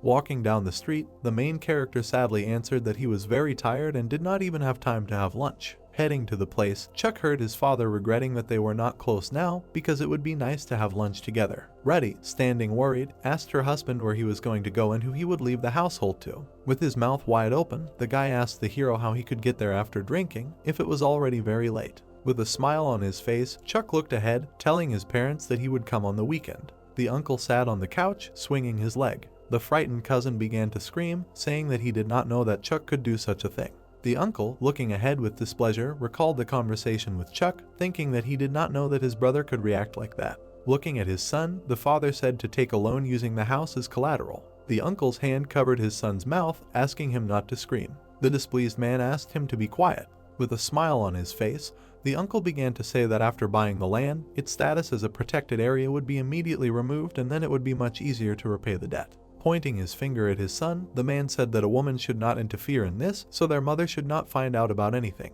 Lost in thought, looking away, the son did not understand whether they should take such a risk if they sold the cafe and real estate. Sitting on the couch, the uncle sighed and said that the more he thought, the angrier he became. Waving his arms, the man shouted that they were asking for money for a reason, but Chuck still refused. Thinking about Chuck, the hero did not understand whether it was possible to treat his uncle like that. The son, looking at his father with displeasure, said that his uncle had agreed to sign the papers if they bought the land. The man, opening his mouth wide, did not understand why his brother was setting such conditions, because this was the money they had earned with their father. The guy, looking away with embarrassment, replied that as the eldest son, he had the right to inherit. With a smile on his face, the uncle began to sigh, answering that he would fulfill all his promises, but because of all the real estate deals, there was always a shortage of money. With cunning eyes, the uncle looked away, telling his son that as soon as he sorted out this matter, he would immediately buy the land because everyone wanted everything to be good for them, but the nephew did not want to participate in this. Sadly looking at his father, the cousin understood that there was no point in arguing with him. Imagining the wealth, the hero understood that very soon the land worth hundreds of billions would be his and then he would come to the beauty he had met. A memory appeared in her head as Lucy was walking next to a guy holding his hand. Standing aside, her son began to laugh loudly, confused in his dreams. Lucy looked ahead worriedly, her mouth wide open. Throwing a blanket over herself, the girl told herself that some kind of chill ran down her back. The car was driving quickly along the road. Chuck, looking ahead, thought about his father's condition. A few days ago, the phone in Chuck's hands began to ring, with his mother on the receiver. With a smile on his face, the main character asked his mother what happened. Reddy happily picked up the phone and asked her son about his condition. The worried man began to look ahead, thinking about whether everything was okay with his mother. Thinking about his father, Reddy began to talk about how her father had seriously injured his big toe and now he was limping again. Watching Kyle, his mother said that he did not want to go to the hospital even if they asked him. Looking at his sitting father, his mother said that she decided to call her son because Kyle would probably listen to him. With a smile on his face, the guy began to look at the calendar. Sitting in the car, the hero looked at the road with a sad look, realizing that his father was very stubborn. A few seconds later, Chuck got out of the car, thinking that he did not know when he had last visited his parents. Worried, Ruddy looked at her father, telling him not to carry heavy things. Chuck, his eyes wide with surprise, looked at his parents walking along the road. Approaching his father, the main character quickly picked up the boxes. The overjoyed mother began to look at the car, asking her son if he had changed it. On the road stood a new black car, like from magazines. With a smile on his face, Chuck rubbed the back of his head, answering that he had bought this car for them as a gift. The parents looked ahead in surprise, not believing it. Ruddy and Kyle, their eyes wide open, asked Chuck what he was talking about. A few seconds later, the dissatisfied father sat on a chair. Thinking about the situation with the car, Chuck, with a smile on his face, said that he was very stubborn. Amanda looked at the director with joy. Waving her hands forward, the heroine began to ask the guy if these were his parents. The happy mother looked at Amanda, saying that she was a great assistant.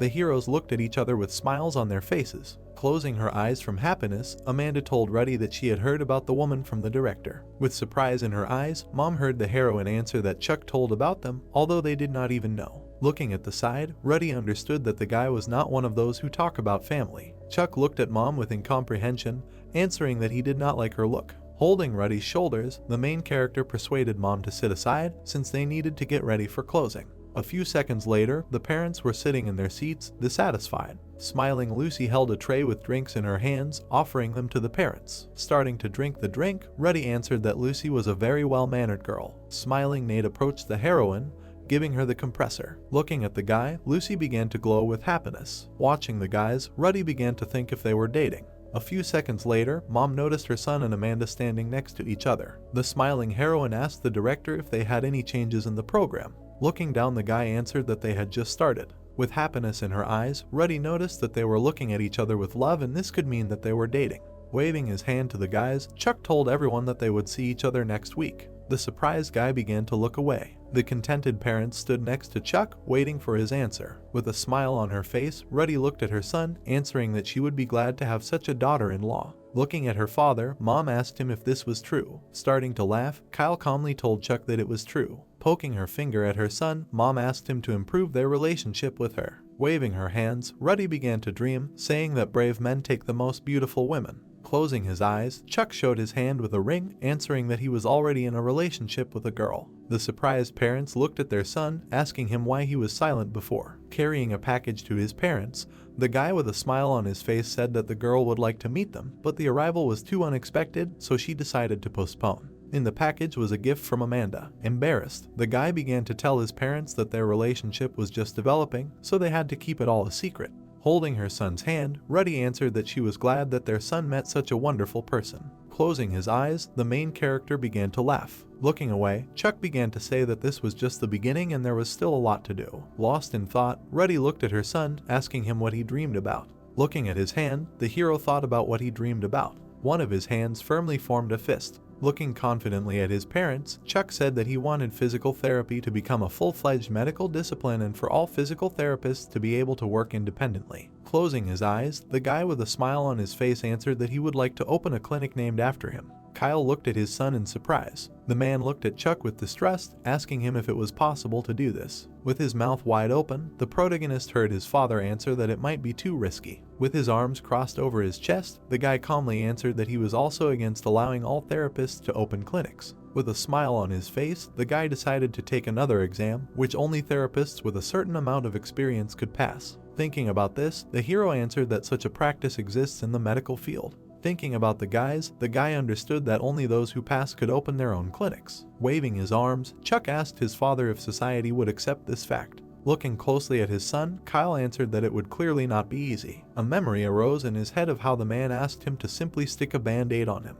Thinking about the doctors, the father asked his son if they would remain silent. Clenching his hands into fists, the hero confidently answered that he was ready to work harder to achieve his goal. The father's mouth slowly opened. With a smile on his face, Kyle told his son that he would support him. The parents began to pack their bags, trying to leave. Opening the refrigerator, Ruddy tried to give her father a painkiller, quickly clean up and leave, but Chuck told his mother to rest. Holding the heroine by the shoulders, Chuck replied that he had already ordered food, so they should just rest. Seeing his father on the couch, taking off his sock, the guy decided to examine him. Looking at Kyle, Chuck asked the man how he injured his leg. Turning his gaze to the side, the hero answered that it was just an old injury. Sitting down next to his father, Chuck with a smile on his face told the man that he was also worried. Showing his biceps, the main character told his father that he should take advantage of the fact that his son is a physical therapist. Leaning on the couch, Kyle said that everything was fine with him. His hands began to hold his leg. With surprise, Chuck's gaze began to study the system window. The window showed that the guy needed to determine the symptoms and reduce the pain level below the threshold. Looking ahead confidently, Chuck realized that the pain in his leg was not just a temporary symptom. Thinking about his father, the hero thought that everything could only get worse if he did not take action. Looking ahead confidently, Chuck decided that he would do everything possible. His hands began to confidently feel his leg. Studying the problem, the hero began to see that his father's thumb was deformed and the inside of the finger was slightly swollen.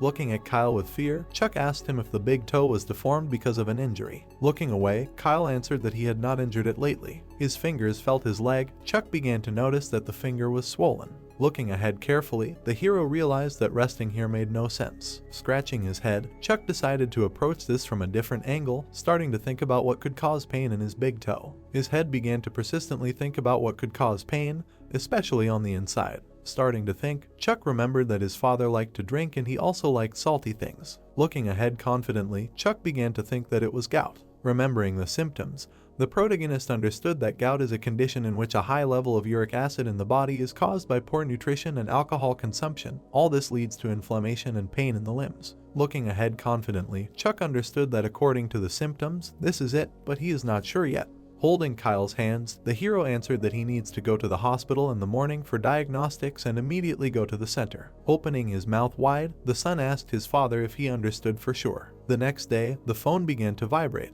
Opening the phone, the guy saw a message from his mother in which she asked her son to help. Exhaling, the guy was glad that his father was only in the early stages. Looking ahead carefully, Chuck thought that gout was a serious disease, but if it was detected at an early stage, like other diseases, it can be dealt with. Medicines are used in treatment. You can no longer drink or eat salty things. Looking at the bell, Chuck decided to call someone. Sitting in the library, the main character called the director, starting to tell him something. The man with a smile on his face told Chuck that there would be no problems, especially since Kyle is the hero's father. Looking at the phone, the guy realized that there is no specific treatment for gout and massage can help reduce swelling, but it can also make things worse if done carelessly. But with electrotherapy, swelling can be controlled more easily. A few years ago, Chuck received a brochure on electrotherapy on the shelf. On this brochure was a leading specialist in electrotherapy, a professor of the Department of Physiotherapy at the University of Hull. At the conference, there were patients with limited mobility due to pain. The professor quickly treated people, instantly restoring normal range of motion. Looking at all this with admiration, Chuck thought that the professor did something incredible. Studying different information, the guy learned more and now, for the sake of his father, the hero will do everything possible. Center, the man entered the apartment, answering that he was home. Running up to her son, Ruddy was glad that her son was back. Two hands began to put two suitcases on the table. With a smile on his face, Chuck began to talk about the fact that this is a device for electrotherapy. The surprised parents began to look at their son with bewilderment, not knowing what to answer. Holding the plates in his hands, he decides to begin. Looking at his mother, Chuck asks to watch carefully and repeat at home. Sitting near the extension cord, the guy says that the word stands for transcutaneous electrical nerve stimulation and it uses low-frequency electrical stimulation of the skin and muscles to relieve pain.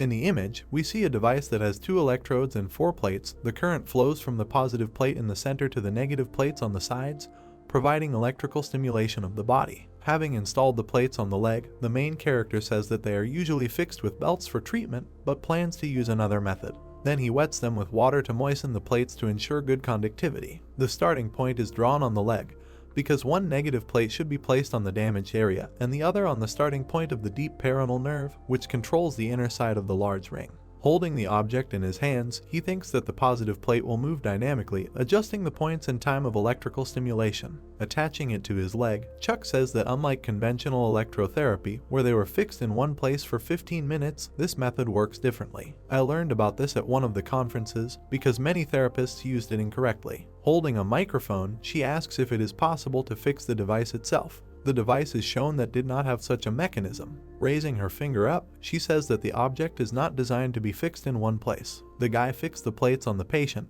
because due to restrictions, therapists use belts for fixation as a temporary solution. Looking down, Chuck understands that you cannot hold it in one place for too long, otherwise the body will adapt to electricity. The skin and electricity are depicted because if you use it for too long, then gradually its effect will weaken and the skin becomes insensitive if you pinch for a long time. The skin smiles as the body adapts to the stimulus and builds up resistance. Attaching the plates to his leg, he realizes that after 15 minutes of treatment, he needs to move on to another device. Raising his hands, he shows off the new device. The parents listen in surprise as they were told it was an ultrasonic high-frequency therapeutic device. Starting to smear the gel on the object, he says that the air needs to be removed and the device applied to the skin. Applying the object to his leg, the protagonist says that this allows high frequencies, exceeding tens of thousands, to penetrate the body. Looking down, Kyle is asked if they are penetrating right now as he feels nothing. Holding the device on his leg, he says that high frequencies are beyond human perception and therefore there is no sensation. Looking at the device, he says that the light is at maximum because the connection is good. Opening her mouth, the woman asks if this is effective. Pointing at the object, he says that this ultrasound device generates intense heat and if you leave it in one place for too long, you can get a burn, which is why he constantly moves it. The body would be unhappy. Chuck says that the receptors that sense heat in the body are in the skin, but high frequencies of ultrasound stimulate deeper tissues, so they do not feel anything. Ruddy looks at him and asks if this will help, to which she answers affirmatively. The father looks surprised, and they tell him that if you use it regularly, the pain will go away. Raising his hand, Chuck says that you should not use it for too long because there was a risk of getting burns and therefore no more than 15 minutes. Holding the device in his hands, he says that for today. Bending over, Chuck offers to test the effect. Offering his hand to him, he says that he will support. Putting his hand, the protagonist understands that different techniques were used and the pain should decrease. Looking down, Chuck understands that his father is trying. His foot was on the floor because he should believe him. Ruddy asks if he is limping, holding his hands up to his face. Walking across the floor, he says his thumb doesn't hurt and it's better. Folding his hands, he is told that they were at the hospital this morning and the electrotherapy didn't help at all. Smiling, he says that even the same treatment can have different results depending on who is doing it. Placing his hand on his shoulder, he says that the electrotherapy works differently when it is done by a famous physical therapist, to which he is told that he tried for him. Kyle's mouth drops in surprise. Turning to him, he begins to praise him. A notification came that the patient's pain level has decreased by 30. The treatment of his father's leg continued over the weekend. Holding the object near his hand, he says that he explained in detail how to use it. Then he holds the device near his leg because he also treated on Monday. Looking at Kyle, he says that they are done for today. Then a notification came that the patient's pain level had decreased by 5. Then a new notification came that the conditions were met and he received 500 points as a bonus. Looking at the screen, Chuck understands that the accumulated points should be enough and calls the status window. A new screen with abilities appears in front of him.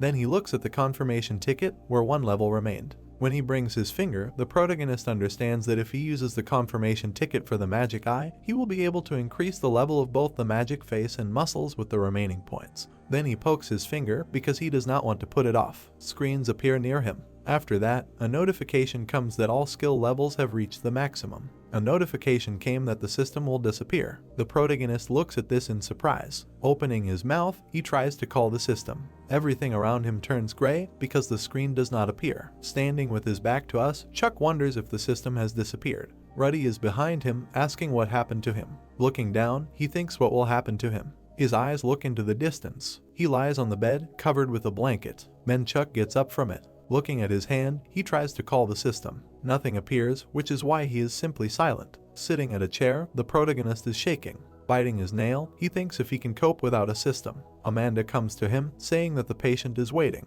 Chuck quickly goes to him. The girl understands that something is wrong. Running up to the patient, he apologizes for being late. Touching his hand, he understands that he needs to do without a system. The man looks at him and says that the painful area is on his other hand. Frightened, Chuck apologizes because he got confused. Raising his hand, the man says that even doctors make mistakes because even after completing the patient's treatment, he continued to make mistakes. Holding his neck, the girl asks to be gentler. The guy laughs, saying that it is a little different from what it was before. Squeezing his hand, they ask him if everything is okay with him. Smiling, he says that they will meet at the next appointment. Leaning against the door, he thinks about what to do. Chuck squeezes his hand and wonders if he is nobody without a system. Remembering himself, he realizes that the dream of opening his own physical therapy clinic now seems unrealistic. Looking down, he wonders if everything will return to normal. Holding his head, the protagonist thinks. Standing near the door, Amanda hopes that everything will be fine with him. With her mouth closed, she realizes that Chuck looks tired. Walking near the door, she sees a girl. Suddenly, she is surprised. Kate is standing near the door. She was the director's ex-girlfriend. They are standing not far from each other. In the past, she stood near the protagonist. Opening her mouth, the girl says that the director told her a lot about her. Amanda looks at her. She is asked to meet with the director of the center, to which they answer negatively. Putting her hands on her chest, she says that the visit is unexpected and asks to spare some time. The door opens behind him. Chuck asks if they have visitors. Then he sees Kate, who is looking down. Standing next to Amanda, he asks what brought her here. She had a request. Opening his mouth, he asks what the request is. Looking down, the girl says that it concerns Rick. Adam is sitting at the table. He told the main character that Rick was paralyzed below the waist after the accident. He looks surprised because he was told that she quit her job to look after her boyfriend. Looking down, Chuck realizes that the girl loved her job. She was wearing earrings. Kate says that they were driving together that day. He remembers how she holds onto the belt because she could have been in his place. The girl looks at him and says that there is hope and they were considering the possibility of stem cell treatment, even went to Japan and are trying everything. Holds his hand because medicine was not what it was in the past and she will not give up. Putting her hand on his chest, Kate says that she came to him selfishly, to a physical therapist who works miracles. The picture becomes a different color because she will understand if she refuses. Shaking, Kate asks to help at least once. Turning his head, Chuck says that he needs time to think. Wiping away tears, the girl asks to let him know if he decides. With tears in her eyes, she begins to leave. Putting her hand to her face, she says that it is not easy for her to give up everything at once. Looking at the main character, she asks how he is. Taking his neck, he says that he cannot ignore a patient who needs help. Looking into the distance, he understands that without a system, it is not a fact that he will be able to treat as before. Taking his hand, she says that this is not what she means. Standing next to him, Amanda says that he has been shaking all day and looks unwell, which is why she was worried. They answered that he did not get enough sleep. Smiling, she says that he can always rely on her because he will be there. Chuck smiles. He thanks her. Standing near the table,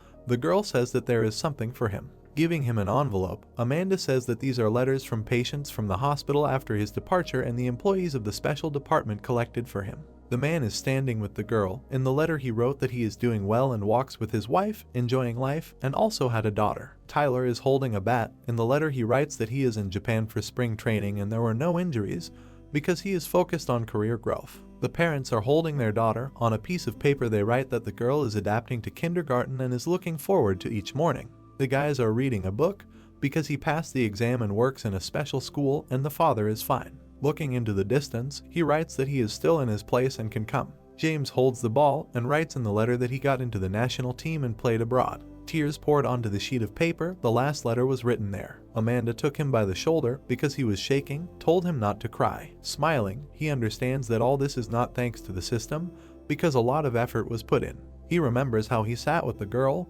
because he showed sympathy to the patients. Reading the book, Chuck understands that he did a lot for them. Putting his hand to his chest, he understands that he can cope without the system too. The car stops near the side of the road. A girl gets out of it, pushing a person in a wheelchair. Rick looks at the center and says that the name is terrible. A few weeks ago, people are sitting in Myeongsang Hospital and a doctor says that the operation was successful and the recovery is going smoothly. Adjusting his glasses, he continues to say that the spinal cord injury is serious, not everything is damaged, but the 7th cervical vertebra is almost beyond repair. Opening their mouths, they were shocked because their grandson will not be able to move independently in the future. Putting his hands on his knees, the man asks if Rick will not be able to walk anymore. Looking at the documents, he says that they have done everything possible and only a miracle will help. Matilda trembles and asks if nothing can be done. Getting up and going to the doctor, she begs him to cure him, paying any amount. The man puts his hand on her shoulder, asking her to stop because the doctors have tried everything. Closing her eyes, the woman asks how she can be so calm because he is an insensitive person. The man was shocked because they also said about the dead granddaughter. Taking her by the shoulder, he says that anger will not help and instead of getting angry, it is better to find a solution. Looking at her, the man says that you need to try until Rick starts walking. Matilda turns her head away and says that it is impossible. Approaching the doctor, he asks if there is a chance for recovery. Holding the sheets of paper in his hands, he says that it is medically impossible, but there are often cases of incurable patients recovering. Folding her hands, she asks if they are leaving the future of his grandson. Looking down, the man says that miracles happen to those who are ready for them and he will never give up, doing everything possible. He sits on a chair, looking at the door. Kate is behind him. She is told that she wants to be alone. Standing near the door, she holds her hand to her chest. Rick's family is standing in the office. The man says that he knows someone who works miracles. Chuck holds out his hand because it was he who was suggested. Opening his mouth, Matilda asks if she wants to take Rick to that physical therapist. Closing his eyes, he asks if they have any other options. Squeezing his hand, she starts screaming, saying that Rick will not be treated by a quack.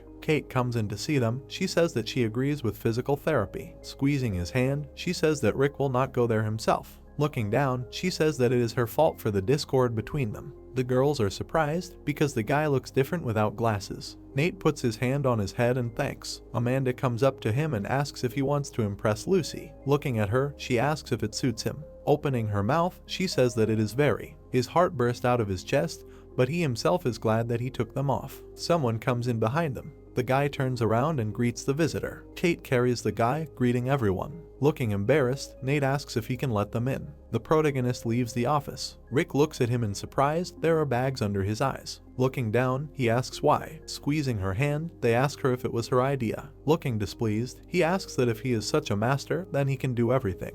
Chuck looks at him. They ask him who he is. Looking at her husband, Kate says that she came here herself. Trembling, Kate says that she will not give up and they will definitely cope. Starting to cry, she screams because they made promises to each other. Biting his lip, they ask him to remember those whose lives were saved by a miracle. He remembers how he stands next to an elderly man because his methods help patients return to normal life. Then they sit at the table because everything has a cure. Looking down, he thinks about the cure. Bending her body, Kate apologizes for the commotion. Raising her hand, Chuck says that everything is fine and let him raise his head. Calmly thinks that Rick wants to say a lot. Standing next to him, he says that he will do everything possible. Looking the other way, Rick asks if he will close his eyes to everything. Exhaling, the protagonist understands that the guy has not changed at all. Walking near him, he says that they will discuss the details first. Driving near him, he says that he looks much better than before and apparently the dismissal did him good. Turning his head, he thanks for the words. Widening his eyes, he wonders about the improvement of his face and apparently the effects remained.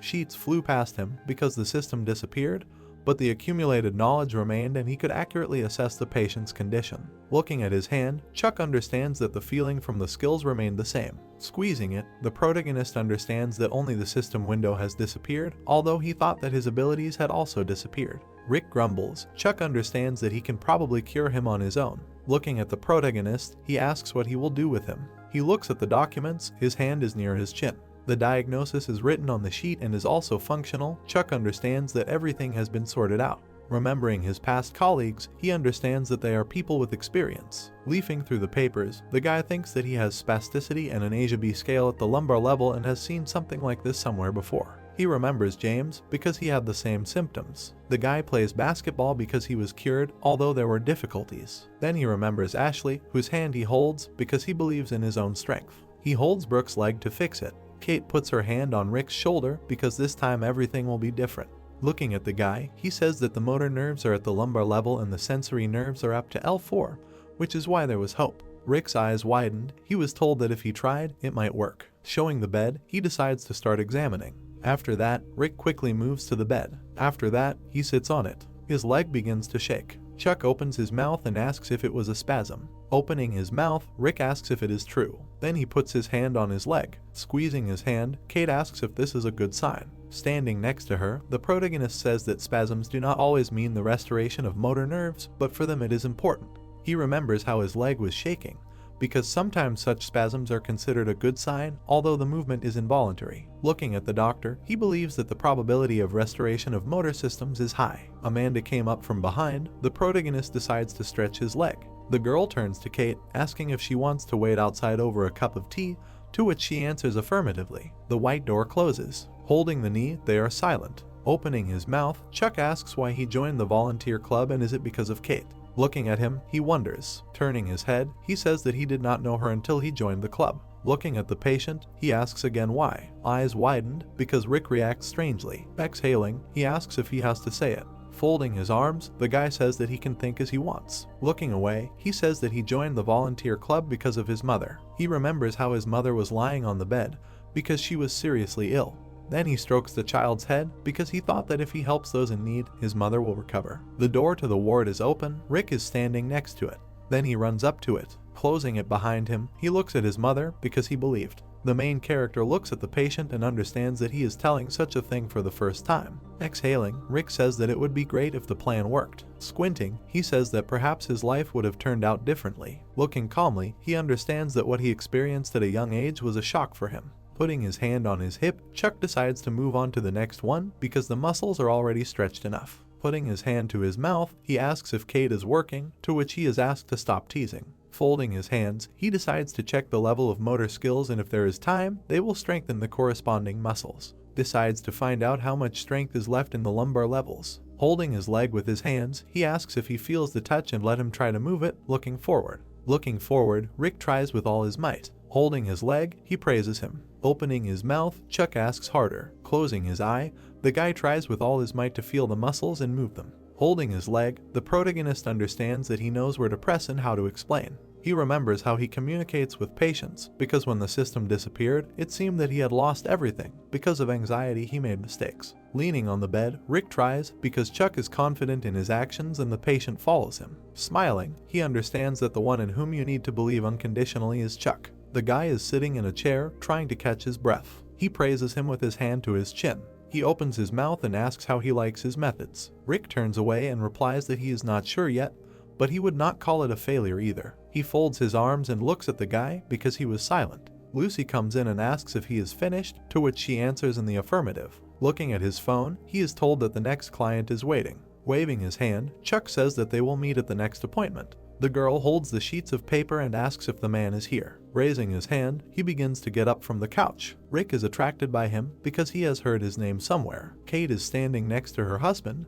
because the appointment at the hospital ended faster than expected. There was no one in the hospital. Entering it, Amanda greeted them. Opening her mouth, she asks why it is so empty. Poking himself in the cheek, he says that it is because of the Noblest Center. They asked again, looking surprised. Lucy, her eyes wide, said that a new center had opened near them and was luring customers with their promotions. Amanda, clutching her cheek, said that many had moved there and that the promotions were apparently good. Nate, folding his arms, said that with the promotion you can get 30 minutes of treatment for 50,000 won, offering free massages and anti-gravity traction therapy. Raising his finger, he said that they have appointments by appointment, which is why they barely managed, and there were also many posts about easy registration at the center. A man stands with his mouth open because he knew their former manager. Noblest was a ray of sunshine while Chuck's clinic was silent. Raising his hand, he says that this is even better because those who do not need urgent treatment have canceled their appointments and can therefore focus on the main goal. Three guys stand because the Noblest Center attracts people with discounts, but it is not a fact that its popularity will last long.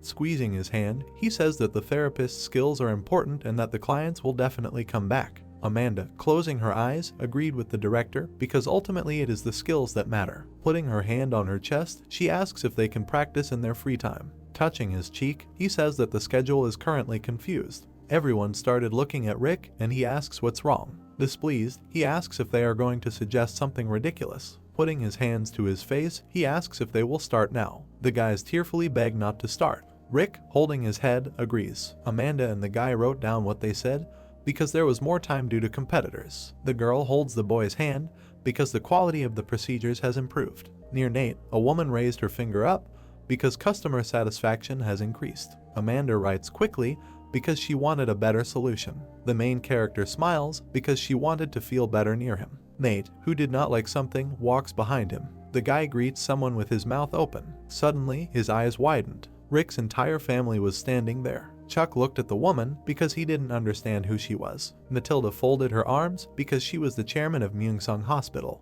Putting her hand on her chest, he greeted because he used to work at that hospital. Matilda sighed and said that she knew. Then she turned her head away. The others stood awkwardly. Jack raised his hand and said that his mother-in-law wanted a person to examine the center. His hand was on his chest. Chuck said that he had learned a lot under his guidance and therefore he could come at any time. Showing where to go, they decided to go with him. They went into the waiting room. Jack said that the last time they saw each other was at the seminar. Sitting next to Rick, he said that he had to contact him, but he felt ashamed. The guy looked at the doctor and said that he tried to be polite. Matilda killed him with her look. Her eyes were serious. The main character smiled, deciding to start. Folding her arms, she said that it did not seem like he was particularly involved in the treatment process. Jack raises his hand and looks at her, having heard about their relationship. Exhaling, she asks that Chuck pretends to be nice in public, but who knows what happened between them. Jack opens his mouth and says that the director would never have gotten in. She remembers Rick, who was crying because the treatment was making her feel better. Shaking her head, she says that she asked the question out of curiosity.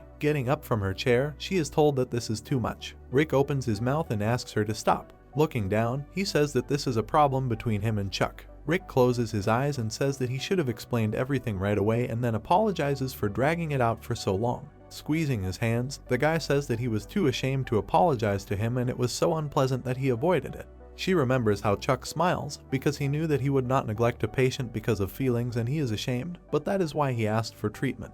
Then how he stands in front of him because he really turned out to be a good person. Looking down, he confesses only now because he felt inferior compared to him. He remembers Kate because she initially chose the main character and believed that he would achieve incredible success. Holding the girl's hand, he says that Chuck studied hard to become a specialist, but when she accepted his feelings, he reaches out to the guy with his hand because he began to consider him inferior. He remembers how he smiles among his colleagues because he received more attention and recognition. Looking the other way, he did not understand at all before. Closing his eyes, Chuck asks what about now. Opening his mouth, Rick says that he realized everything. He remembers how he walked because without sincerity you cannot win people's hearts. Sitting near the door, he asks for forgiveness. Someone extends a hand to him. It was Chuck, who asks to look at him because he saw his sincerity. Smiling, he says that there were times when he was tired of his attitude, but he is not so cold as to ignore his remorse and change. Rick begins to cry, calling the doctor's name. Their hands touched, the guy thanked him. Shaking hands, Jack watches them.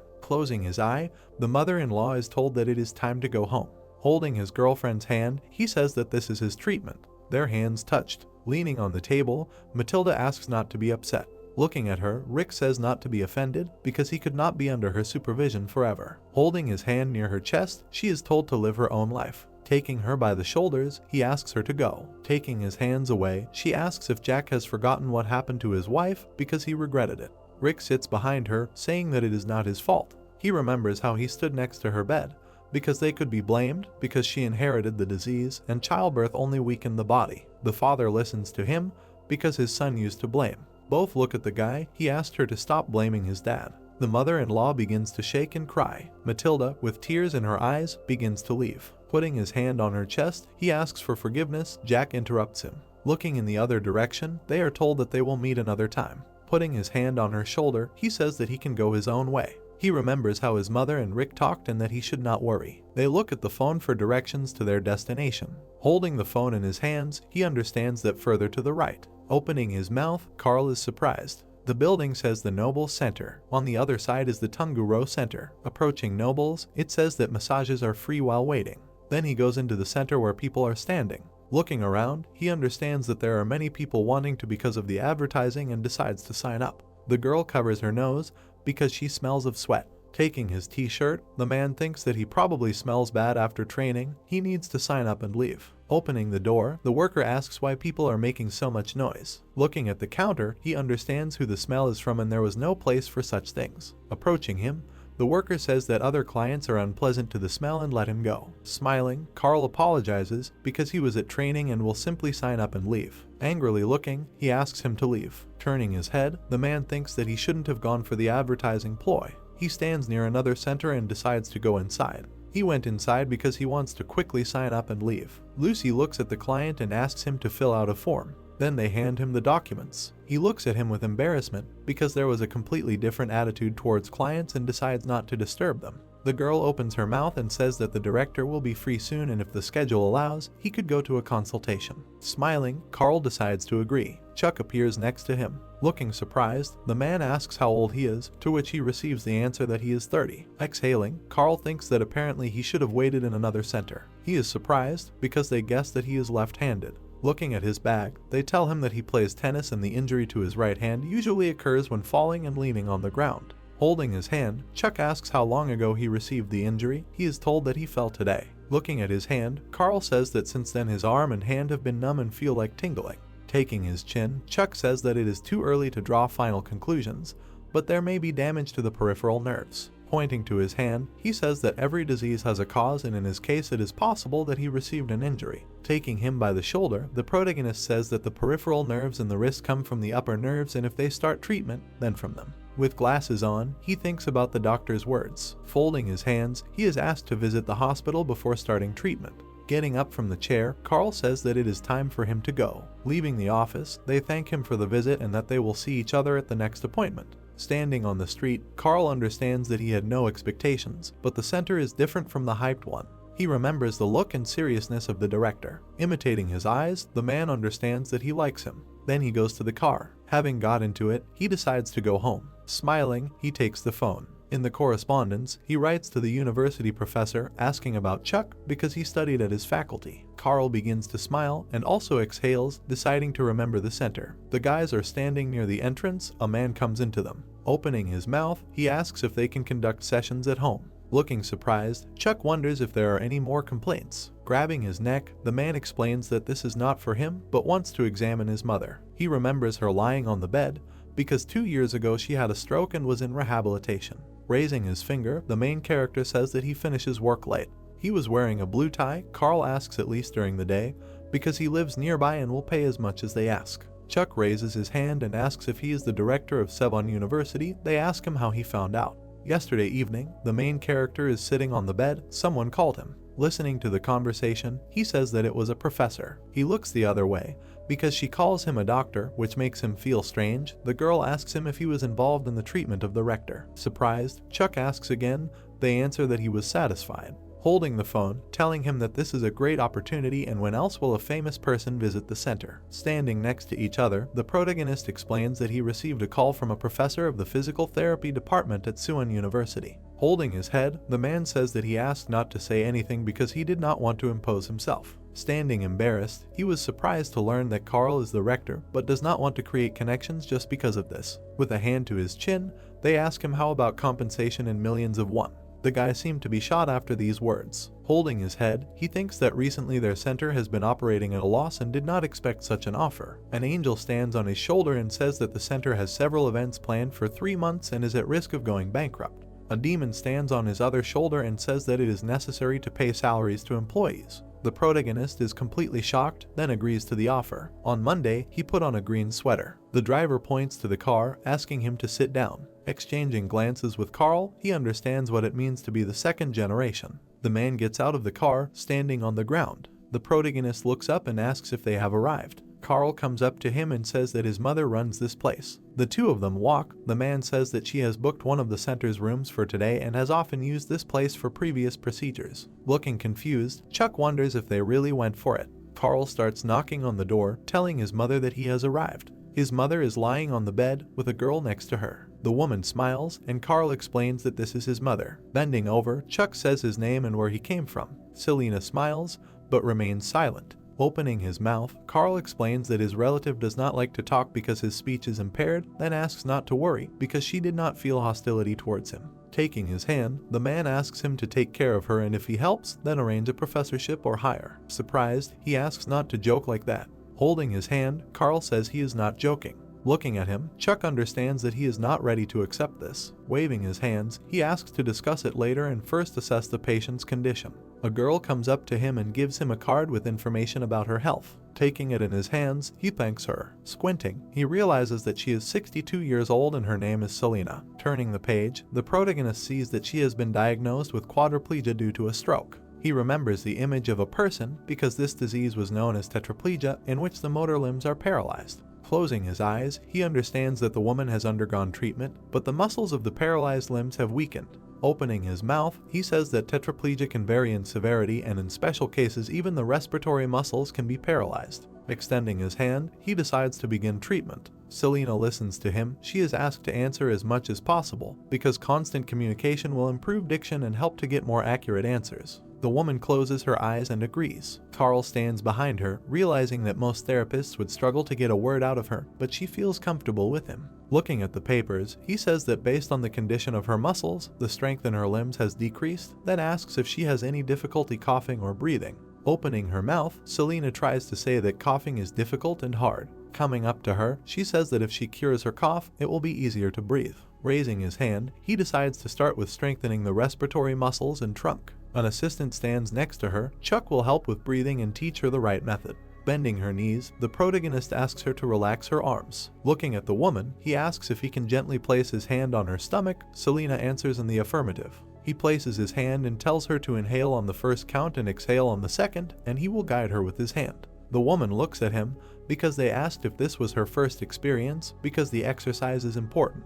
Opening her mouth, Selena asks if simple breathing exercises can do this. Smiling, Chuck says that physical therapy is surprising and will understand everything later. The woman exhales air for the first time. The protagonist holds his hand on his stomach. With her eyes closed, she says it's difficult. Looking at her, he asks, has it gotten better? The secretary looks at him in surprise and says what will happen to her. Selena turns to her. The girl says that the patient speaks more clearly. Smiling, the woman says that her diction has improved. It's easier to speak than before. Folding her hands, Chuck asks not to be surprised. There's a smile on his face.